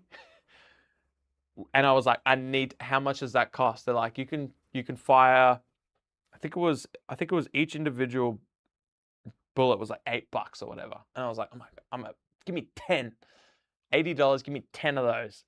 And that was so, I loved that. So for those whom shoot at ranges and stuff, I can understand why you do it, because I feel like there's just such a craft. It reminded me of when I went clay shooting. I don't want to glorify shooting, but it was freaking awesome. So anyway, never since I've been to Vietnam. Actually, I went to Vietnam over a decade ago. The first time I ever shot a gun of any kind. Came back here. Never shot anything until 1 month ago, when I went clay shooting with an actual like shotgun or whatever. And we were just using, not buckshot, what's the other one? Buckshot, for ducks. Anyway, it doesn't matter. What's the point of the story? It was an M60, it was cool. Trolling Tortoise said, my wife is my only followee on Instagram. She made me get it so she could share her version of memes, reels with me. So good. My wife's memes are dashhound heavy. She sent me so much stuff. My algorithm thinks I'm a 35-year-old mother of two who loves mimosas. Yeah, if I went to my other, that's exactly what my other Instagram, like my main one, would look like. Birdshot. Thank you, Butt Maeve. It was Birdshot. Yeah. Yeah, that you would think I was a 35-year-old binge TV watching mother of many dashhounds, which arguably is very close to the truth. And headcanon is now Fox just hosing seagulls while hip firing an M60. Pretty good headcanon, I think. Clay shooting is fun. I like trap over skate. I don't know what that was. I don't know what you just said is. More memes?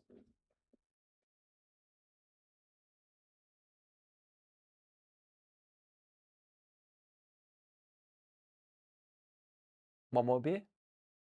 Willst du ein Bier? Yeah?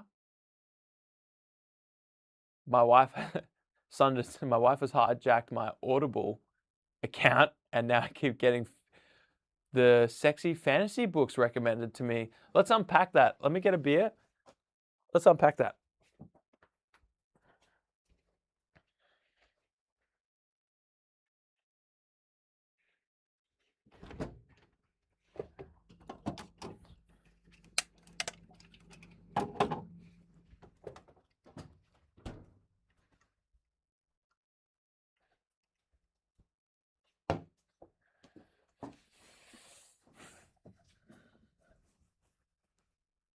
What kind of sexy?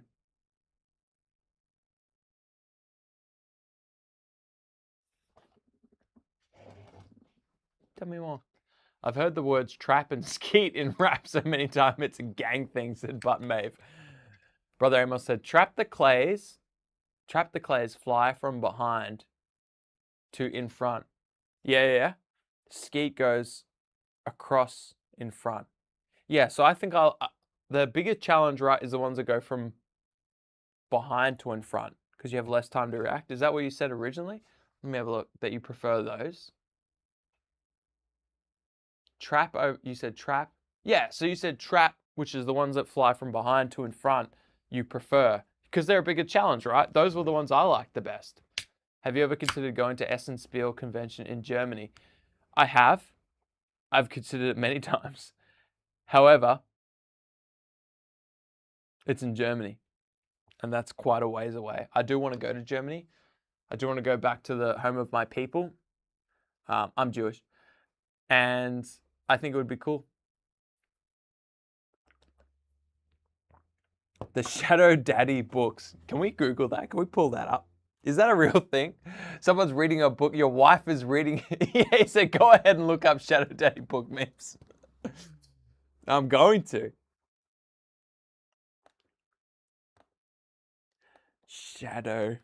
I'll do it before exposing you all to it. Shadow Daddy is a popular archetype of fantasy romance literature describing a powerful, brooding, and morally grey male love interest who controls shadows of darkness.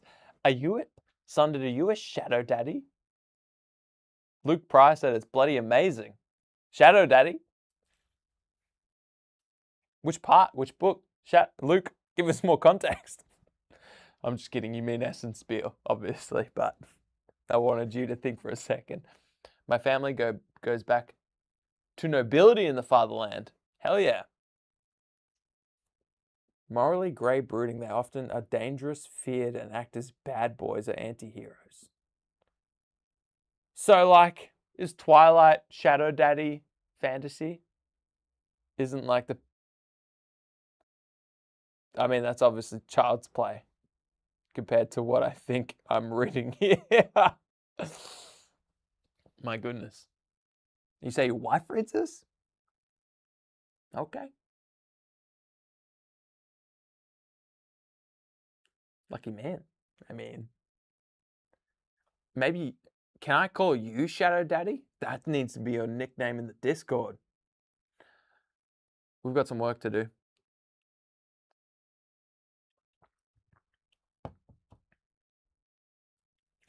Luke said, Shadow Daddy sounds bloody amazing. New RPG campaign, Shadow Daddy, is brought to you by the Hobby Homies. Very likely and doable. We get nipples on 5 Up. Someone rolled a 5 Up then, I guess. I think she wants me to be a Shadow Daddy, but as my Glacial Geek shirt confirms, or claims, I'm more daddy than daddy. That's right, you sent me that. You're more dad than daddy. And I was like, I don't know, I think I'd want to be more daddy than dad. Hobby Homies After Dark.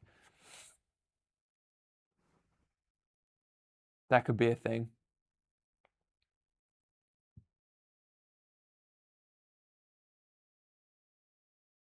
Y'all have given me a lot to think about. Remember that time I thought I was going to paint all of these minis and all of these minis and paint the Altair Colony based truck and I bought black and white primer. You might be able to see it. You can't. You can't see it. But I bought black and white primer in case I finished these minis and the Altair Colony based truck. And then I was going to build and paint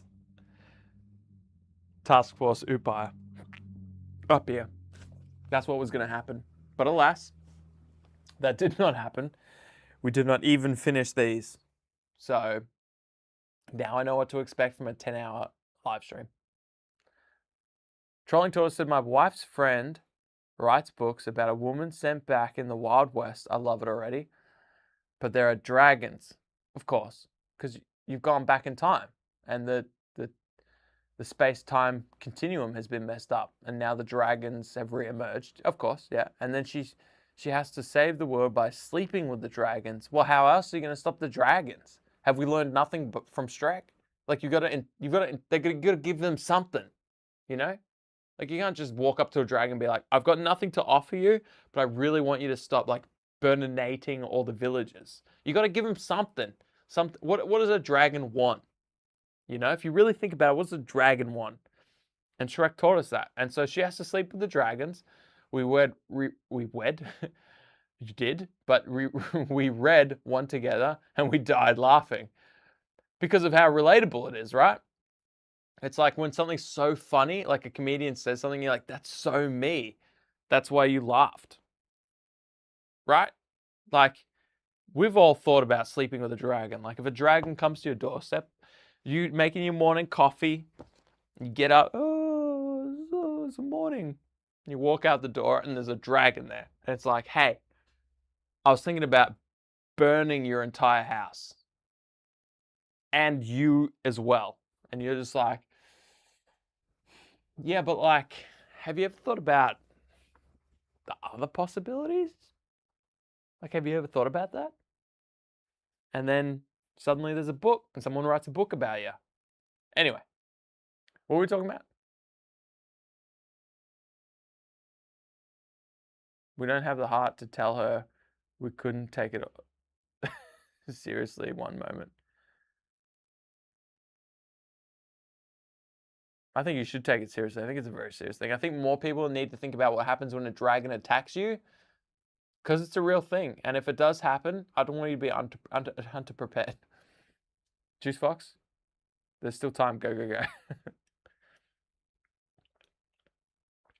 Someone did ask, where would someone buy cowgirls and dragon daddies? Asking for a wife.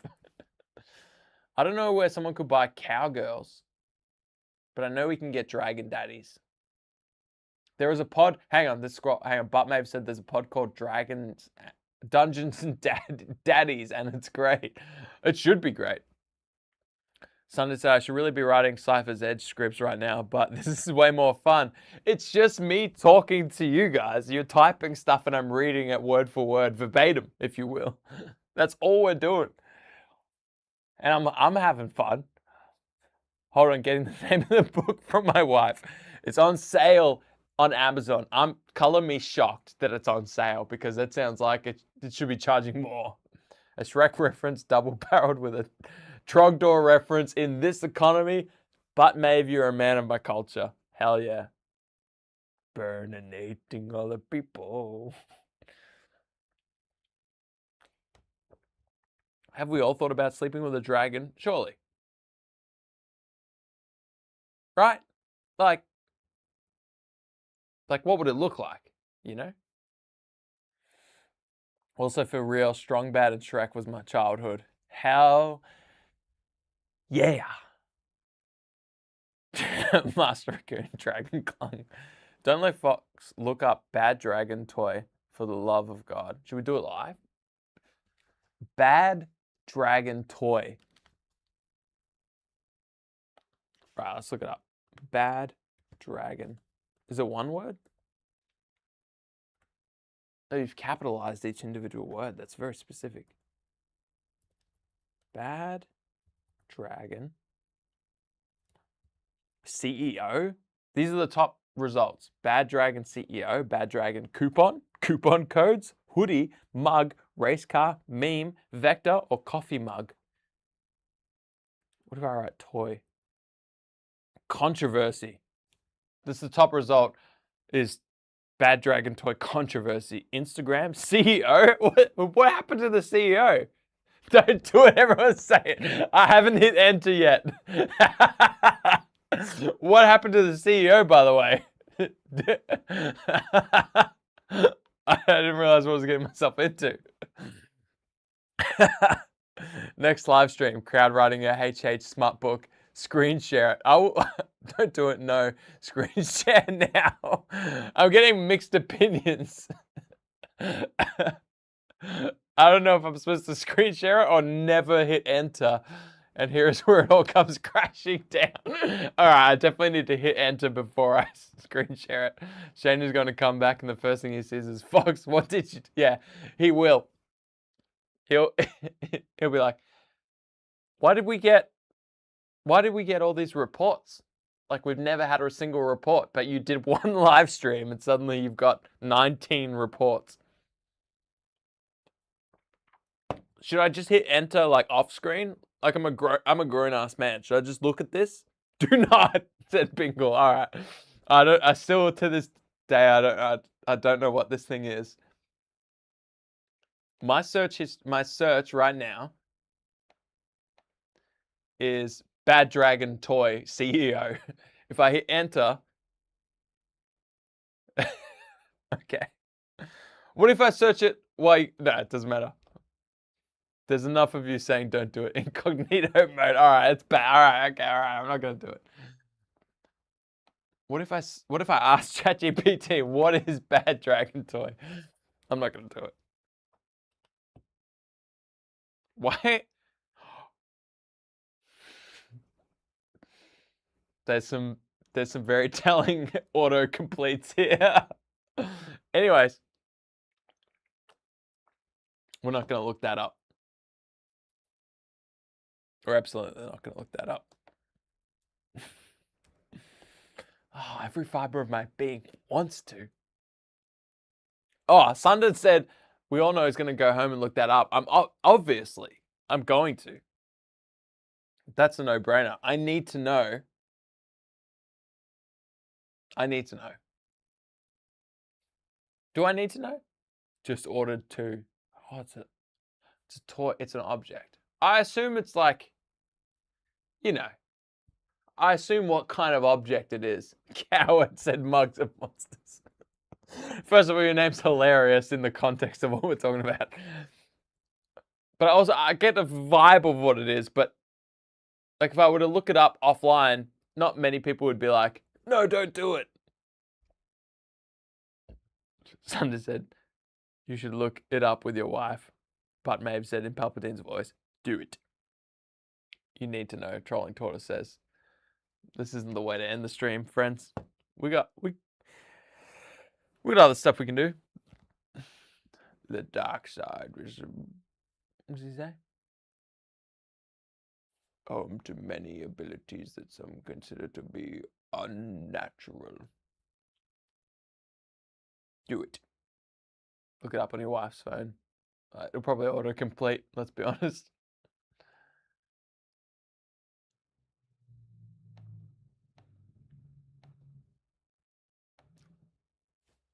I didn't look it up yet. I was actually, the page is just me. It's just me looking up. Hang on, I'll show you. Hang on. It's just me looking up Don's terrain.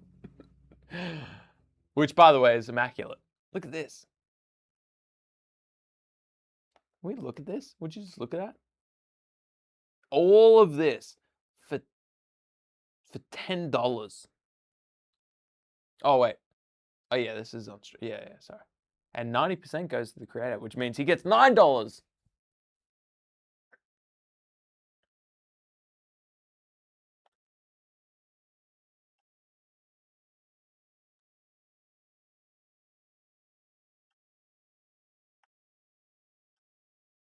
Yeah, I could see myself getting big into Halo Flashpoint, if I'm honest with you. I can see it. It's in my horoscope. It's happening.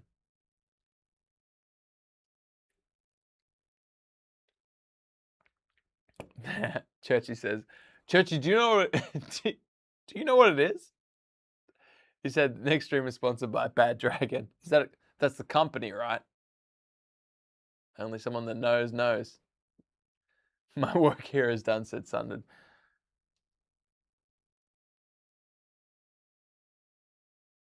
Kale J. Amari waved. Welcome, Amari. Amari is one of my favorite names ever. There's an NFL player called Amari Cooper, but also one of my friend's children is named Amari. And that's awesome. Oh, Halo split screen? Flashpoint's so good. Minis could certainly be a bit better. Well, I think they've gotten better, Luke. We were talking earlier about how the newer stuff is better, which is important because that was one of the concerns I had earlier was the minis were just subpar. They were board game minis. So Churchy says, one of the channels I love is sponsored by them sometimes. Meat Canyon Papa Meat. Now I know exactly what... Now, everything about it has been completed in my head because that is a Bad Dragon do sex toys, I believe.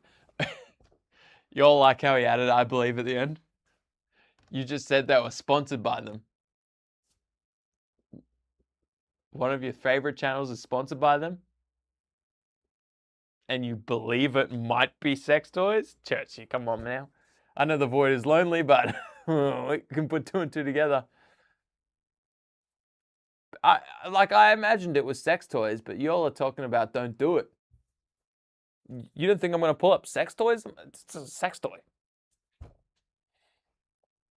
They've got a bit better, but not by a huge amount. The resin ones are good, but many of them are slightly softer. Oh, the Flashpoint minis. Yeah. The Flashpoint minis. Okay. All right. Yeah. Yeah, Luke. We're having a few different conversations at the same time. I misunderstood what he was saying. Yeah. The Flashpoint minis. Yeah. The big girthy Flashpoint minis. Yeah. Yeah. I'll be all about it. I need to print some of Don's terrain because I could print Altec colony based terrain, but Don's terrain is actually like it's like the right dimensions for Dead Zone. So I would rather do that and know that my stuff is gonna fit, if that makes sense. Anyway, I think it would be cool. Halo Flashpoint would be cool, especially with the grunts and the jackals. Forget about it, huh? Forget about it. That's why I'm playing. Do we know anything more about it? No, we don't, because I've had my finger on the pulse. I've been checking daily. I actually have someone who knows someone that worked for Mantic 6 months ago and quit, but still has their friends working for them. And I'm just like, please, get them to feed me anything.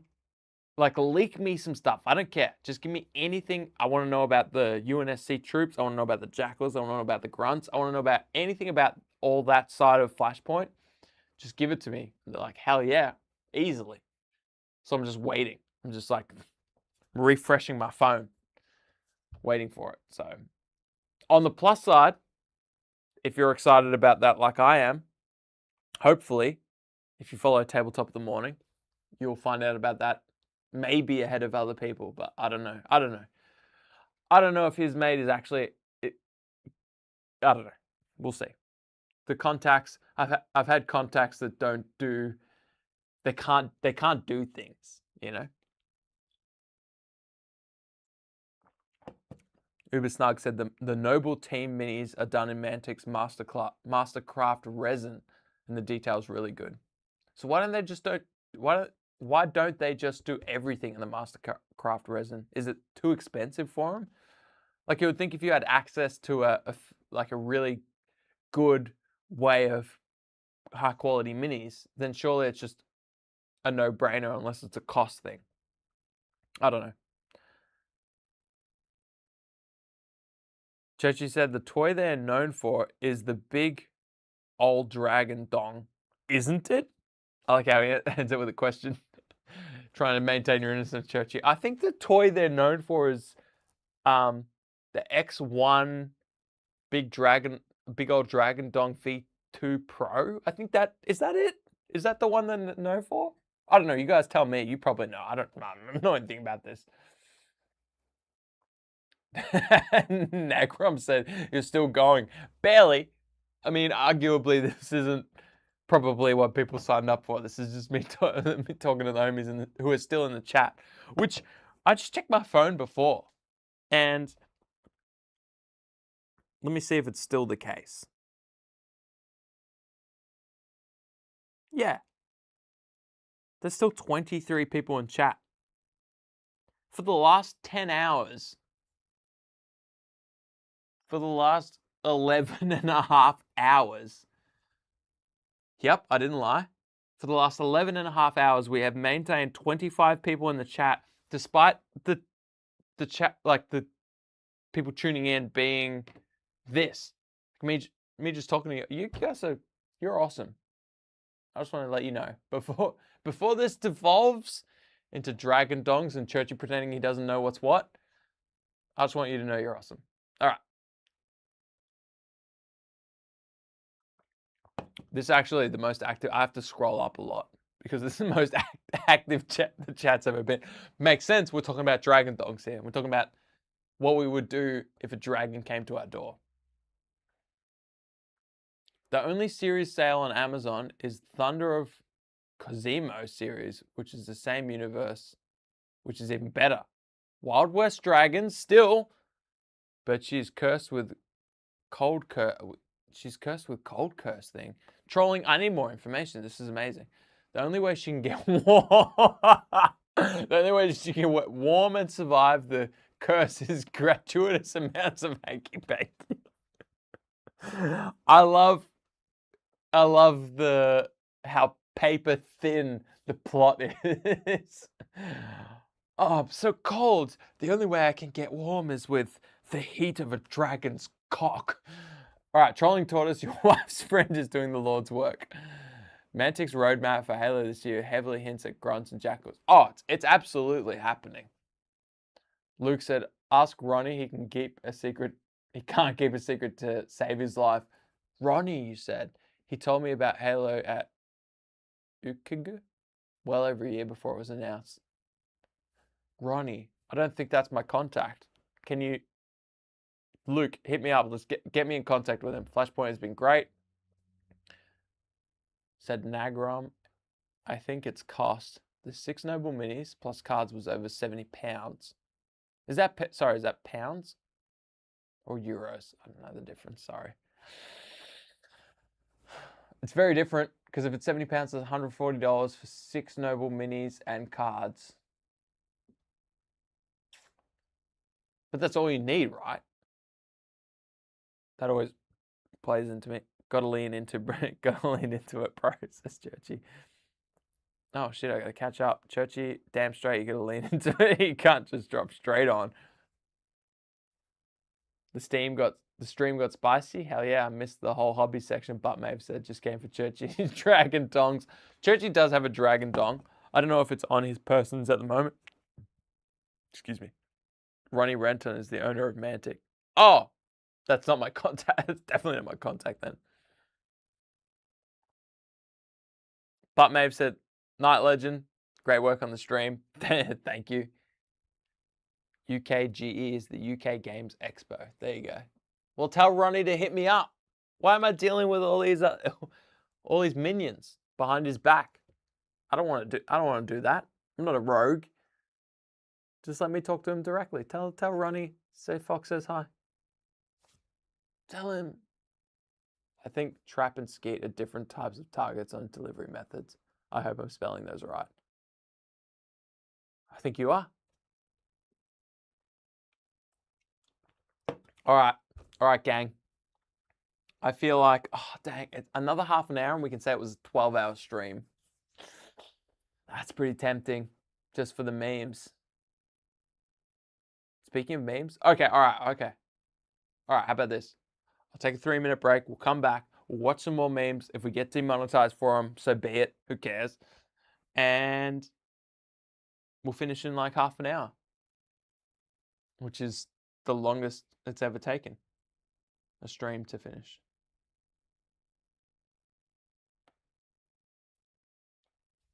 One sec.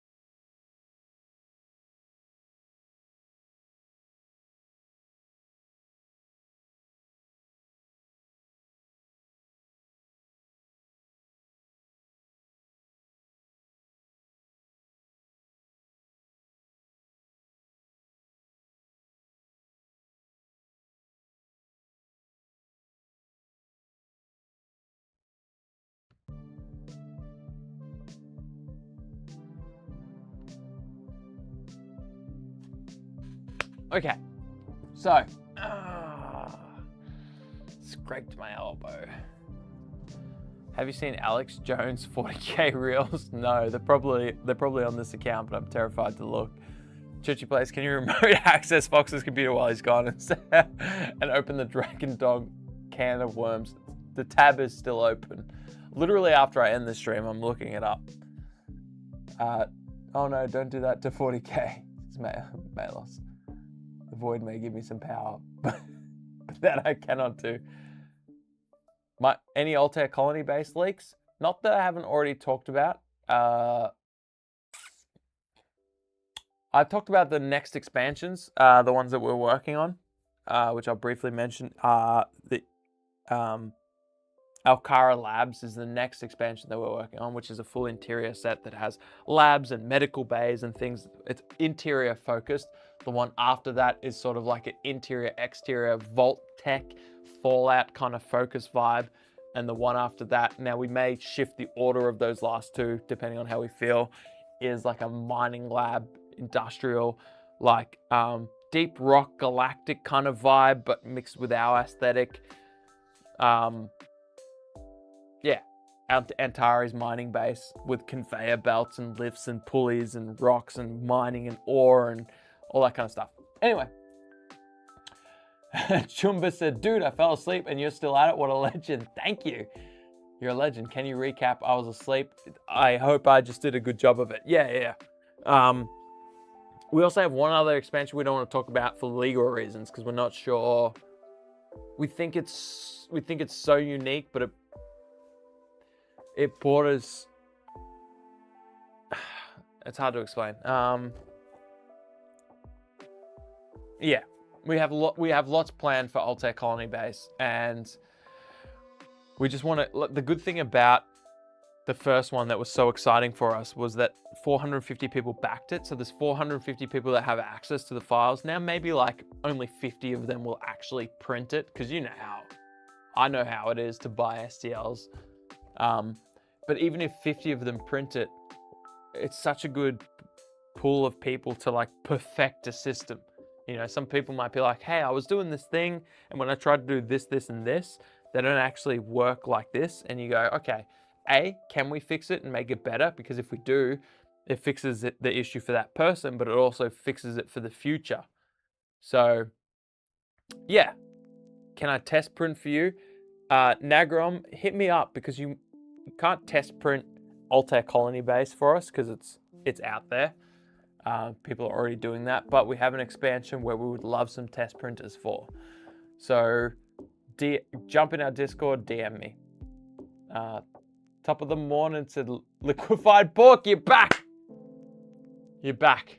Liquefied pork and armored sushi, you are my two favorite names, because it's quite simply a describing thing that has happened to this thing that should never have happened to this thing.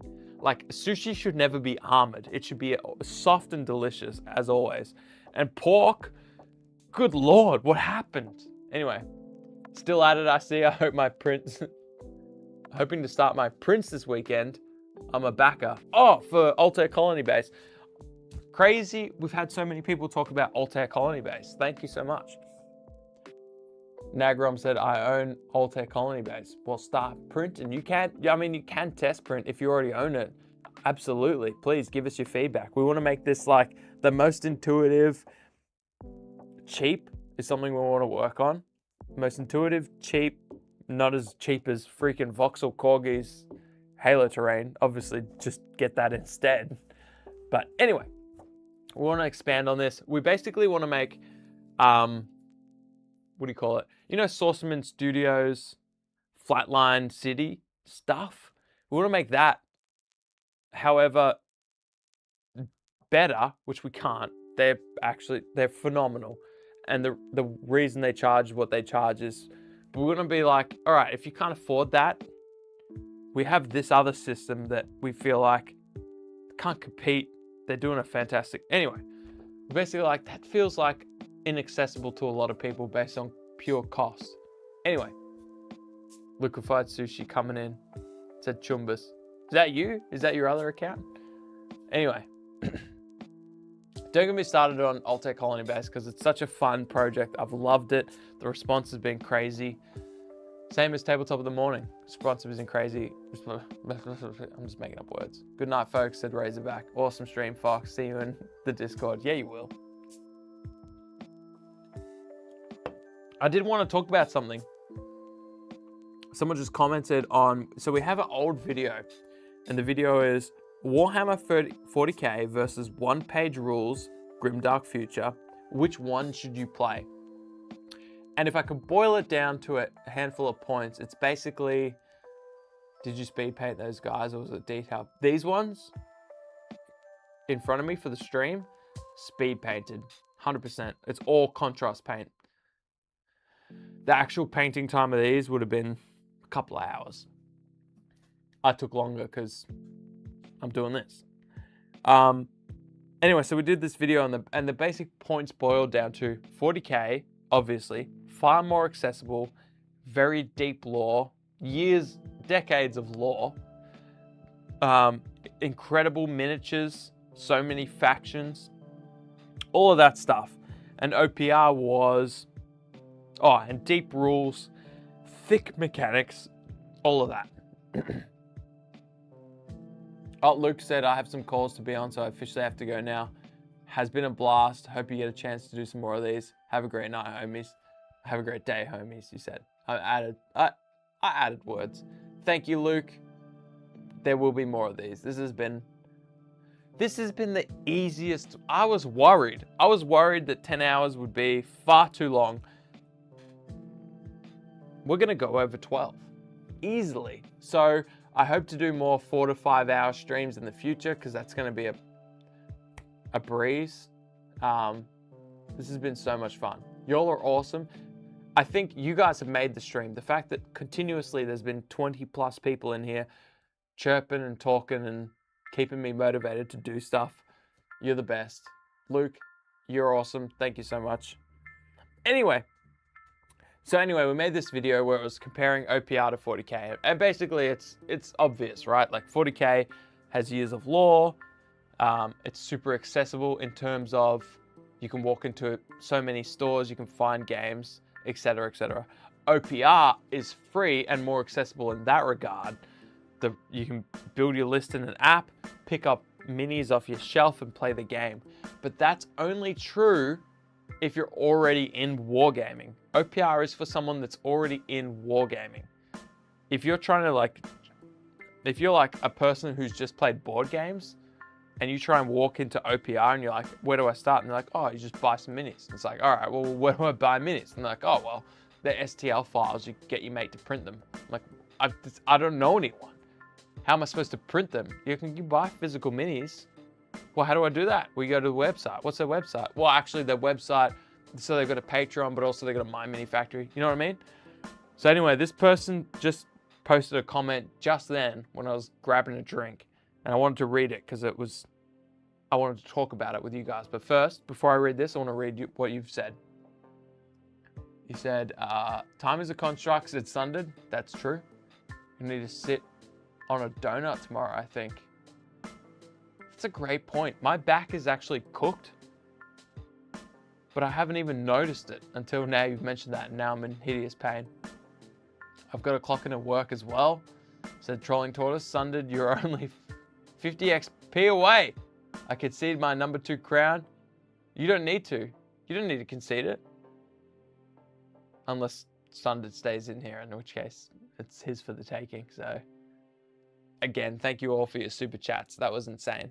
I know you were half battling with each other, but you were also fully willing to support me in this crazy endeavor to do an apparently 12-hour stream. So thank you so much, both of you. But Trolling Tortoise, you especially. No, that's a lie. Both of you especially, but Trolling Tortoise, you especially.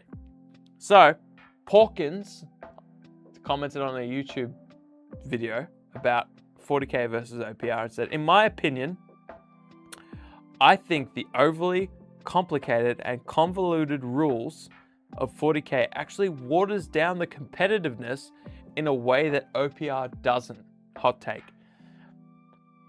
So the competitiveness takes a big hit when you can't focus on strategy because you're constantly forgetting rules or having to look at the book.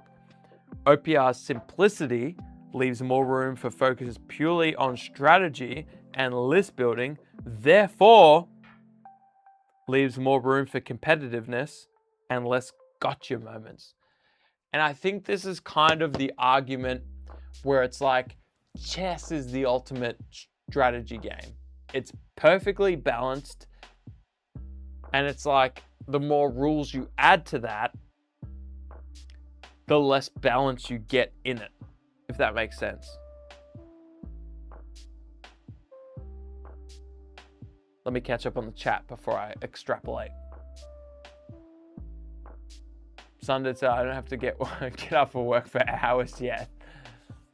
He's going to win number 2 crown. Malice said, is there another chat? Not for this stream. This is the only chat, but there is the Discord. Let's jump across to that and then let's go back into the competitive 40k chess situation. All right. We got some stuff to catch up on. You? Is this a weird thing where like, why are so many people's names just a letter? This has happened to the point where I don't really understand why it's happening, if that makes sense. Anyway, it doesn't matter. Maybe it's like an anonymous thing. This is my first mediocre designed painted Spartan. Are you kidding me? This looks insane. What are you talking about? This looks, I know for you, this probably looks mediocre. But to me, this looks phenomenal. This looks great. What are you talking about? Are you high? Are you smacking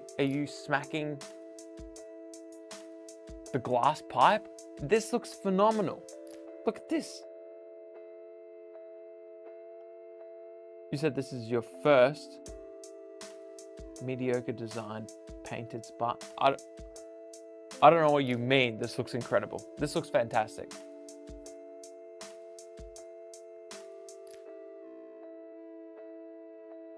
Oh, Sunded said, if you have the top chat, you won't see half the comments. Alex, hey, tuning in while working. Can't have sound on, but wanted to set support. Oh, man. Thanks, Alex. You probably can't hear this then, but thank you. Chumba said, I'm trying to paint Crimson Fist squad right now, and I'm taking many lessons on thinning my paints. Oh, I didn't know you guys had the top chat, live chat situation as well. That's disgusting. YouTube has failed in that regard. Far out. That's something that we have to like swap over from top chat to live. Why would top chat be default? Why wouldn't you want to see every comment? Someone said it's a shame OPR is usually found by seasoned players given it so cheap to get into. It's prime for newbies. It's what I would introduce a potential new player to on a budget. 100%, but there's just so much context that goes with wargaming that I feel like 40k provides for you intuitively. Does that make sense? And it's not like OPR isn't objectively better in my mind to get into, but it's like you got to think about what it looks like for a new player, if you know what I mean. Anyway.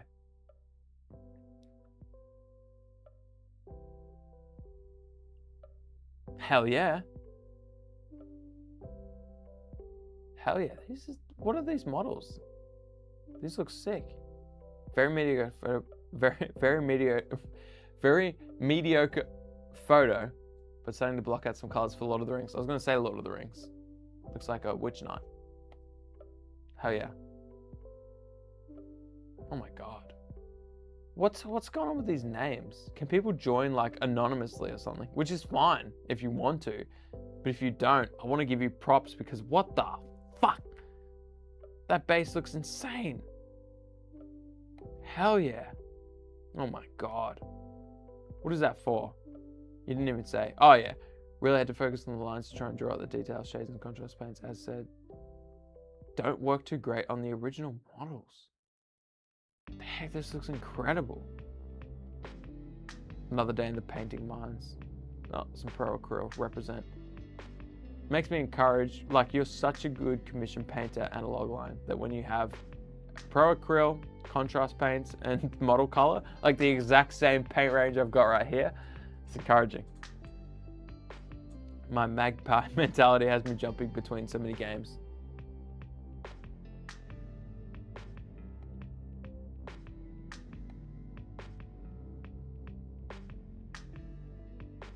The past 3 months of hobby. Great NMM on that gun. Oh God. Your skin tone, I mean, everything you do is like, all of this is fantastic. Your skin work is awesome. Who the heck are you? Like a migraine 2.0. Good Lord. The weathering is fantastic. Insane. Halfway there, the thighs are so fragile I broke one just clipping it off the sprue. Oh, sorry, hang on, I'm trying to juggle things. Let me look at the chat here. All right. Yeah, Churchy, the live chat is garbage. Does YouTube decide what is top chat? Yeah, I think it is. Based on your likes, this is what I figured. It's based on if people like your chat, that gets skyrocketed. Based on the gap of time between your chat and the person after you, it automatically puts you up. So if you comment something, it won't go into the top chat, but if no one says anything after you, then it like puts it up there, if that makes sense. That's my guess. So YouTube just has this weird metrics where it's like, yeah, this is top chat. You actually have to change it to live chat. Chumba said whoever did that Spartan nailed it. Yeah, they did. It looks insane.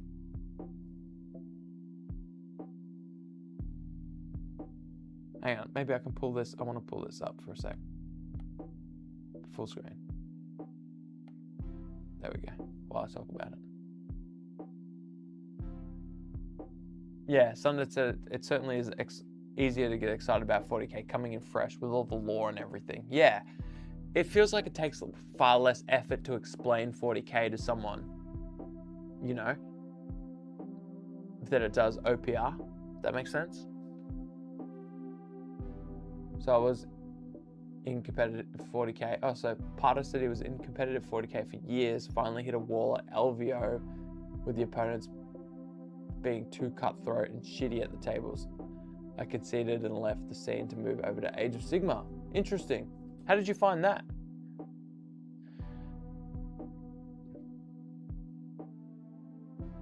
Ubersnug said the mech is for Conflict 47. That's my stuff. Battletech represent.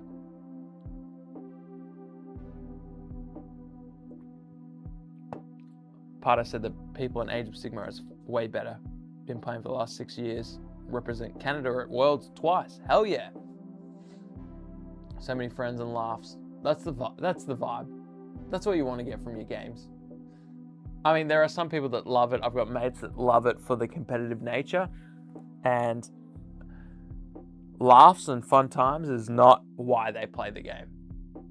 They play to win, and that's fine. That's a whole different, in my mind, it's a whole different game. It's like you can play 40K, you can play any game to have laughs, have a beer, or not have laughs, drink whatever you want, have a good time, or you can play competitively, try and min-max, try and optimize. The same reason I love StarCraft 2 ranked, same reason I dedicated 2 years to trying to be a competitive StarCraft player, is the same reason they love that version of games. And I get it, because I did it. But it's where I'm at, that's not for, right now, that's not for me.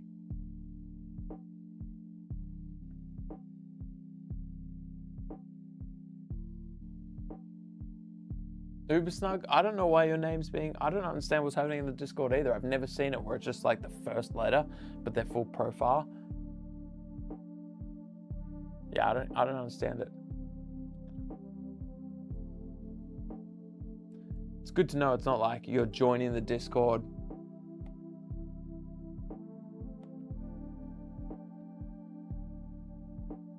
Anyway. Razorback, I'm loving this. Such great minis, hey.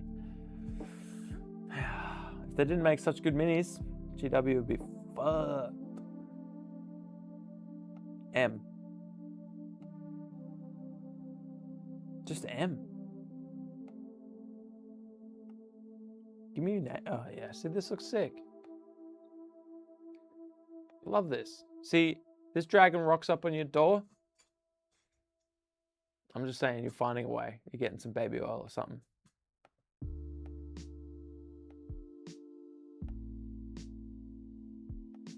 You all are crazy. Here I am just trying to paint these, and you all are dropping stuff like this. Sunder's chipping away slowly, base coats and wash so far. Oh, hell yeah. Oh, I love that blue. What is that? Oh. Sunder, what's this color? This like, it's not brown. It's like a burgundy brown. This is delicious. Oh, this is delicious right here. Chomp that up. Love that. M is parti P. Nice.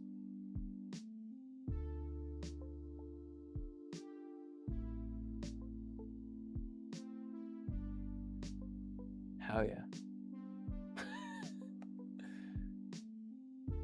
Yep.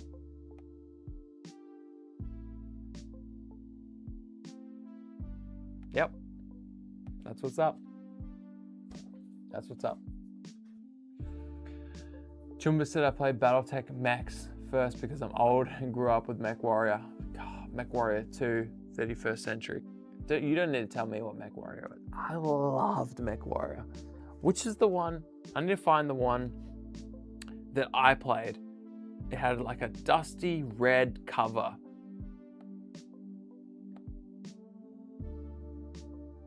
Let's look it up.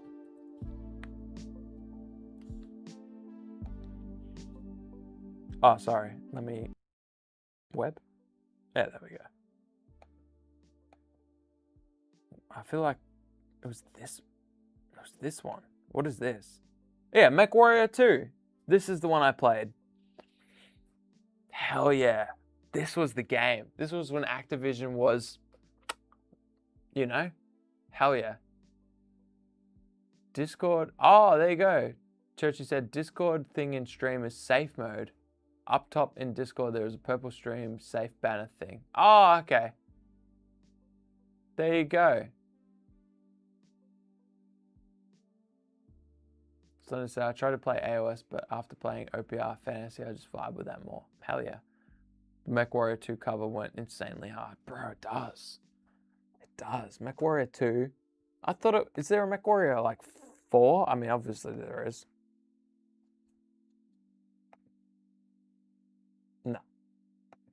No, that's absolutely not what I was... Yeah, it was this. This is what I played. Oh, hell yeah. And this mech specifically. Bro, this game, forget about it, you know? Like, this was insane. There's another game, another mech-based, like, Japanese game I played on Xbox. Was it 360 or was it the first Xbox? So good. Can't remember what it was. Oh, the Mech Warrior 2, the power-up sequence. Yeah, hell yeah. Yeah, reactor online, weapons online, sensors online, all systems nominal. Bro.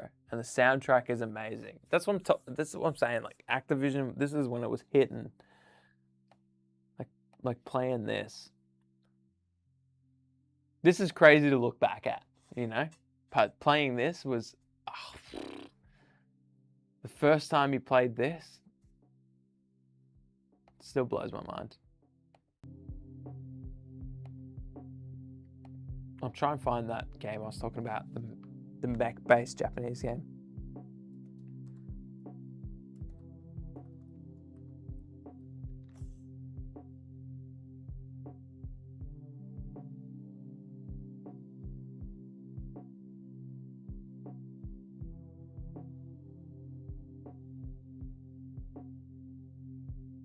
Phantom Crash. Hell yeah. Phantom Crash. I'll pull that up for y'all.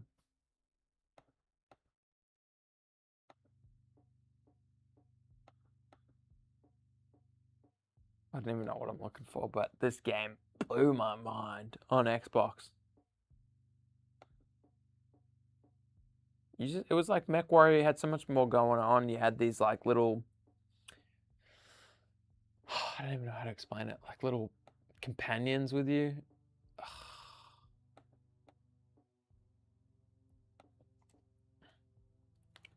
And all of this led to this, Zoids.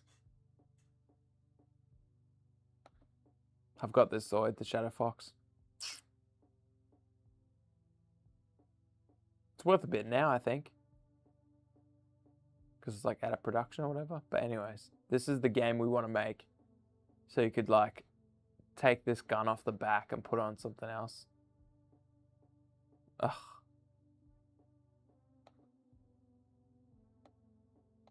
I mean, obviously not Zoids for legal reasons, but Zoids. Anyway, what was I saying?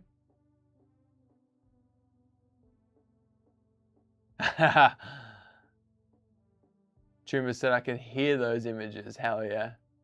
X-Wing Rogue Squadron. Yeah, that was a great game.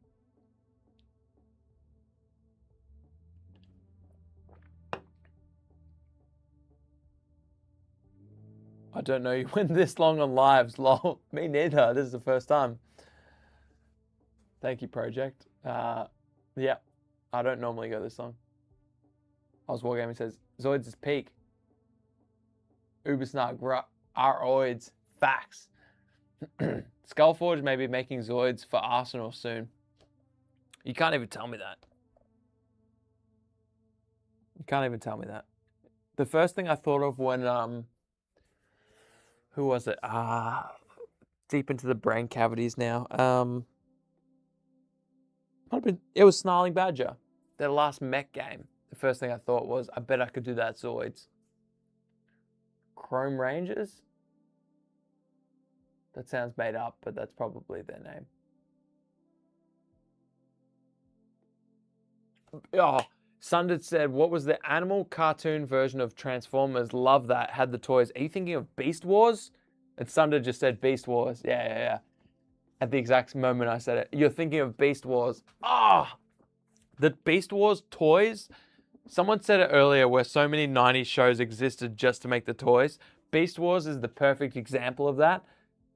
It was absolutely that. It existed purely to make the toys, and the toys were bangers. Let's look it up. Beast Wars doesn't have the same nostalgia for me as Zoids do, but Beast Wars was incredible. No, that's not it. That's not it either. Oh my God.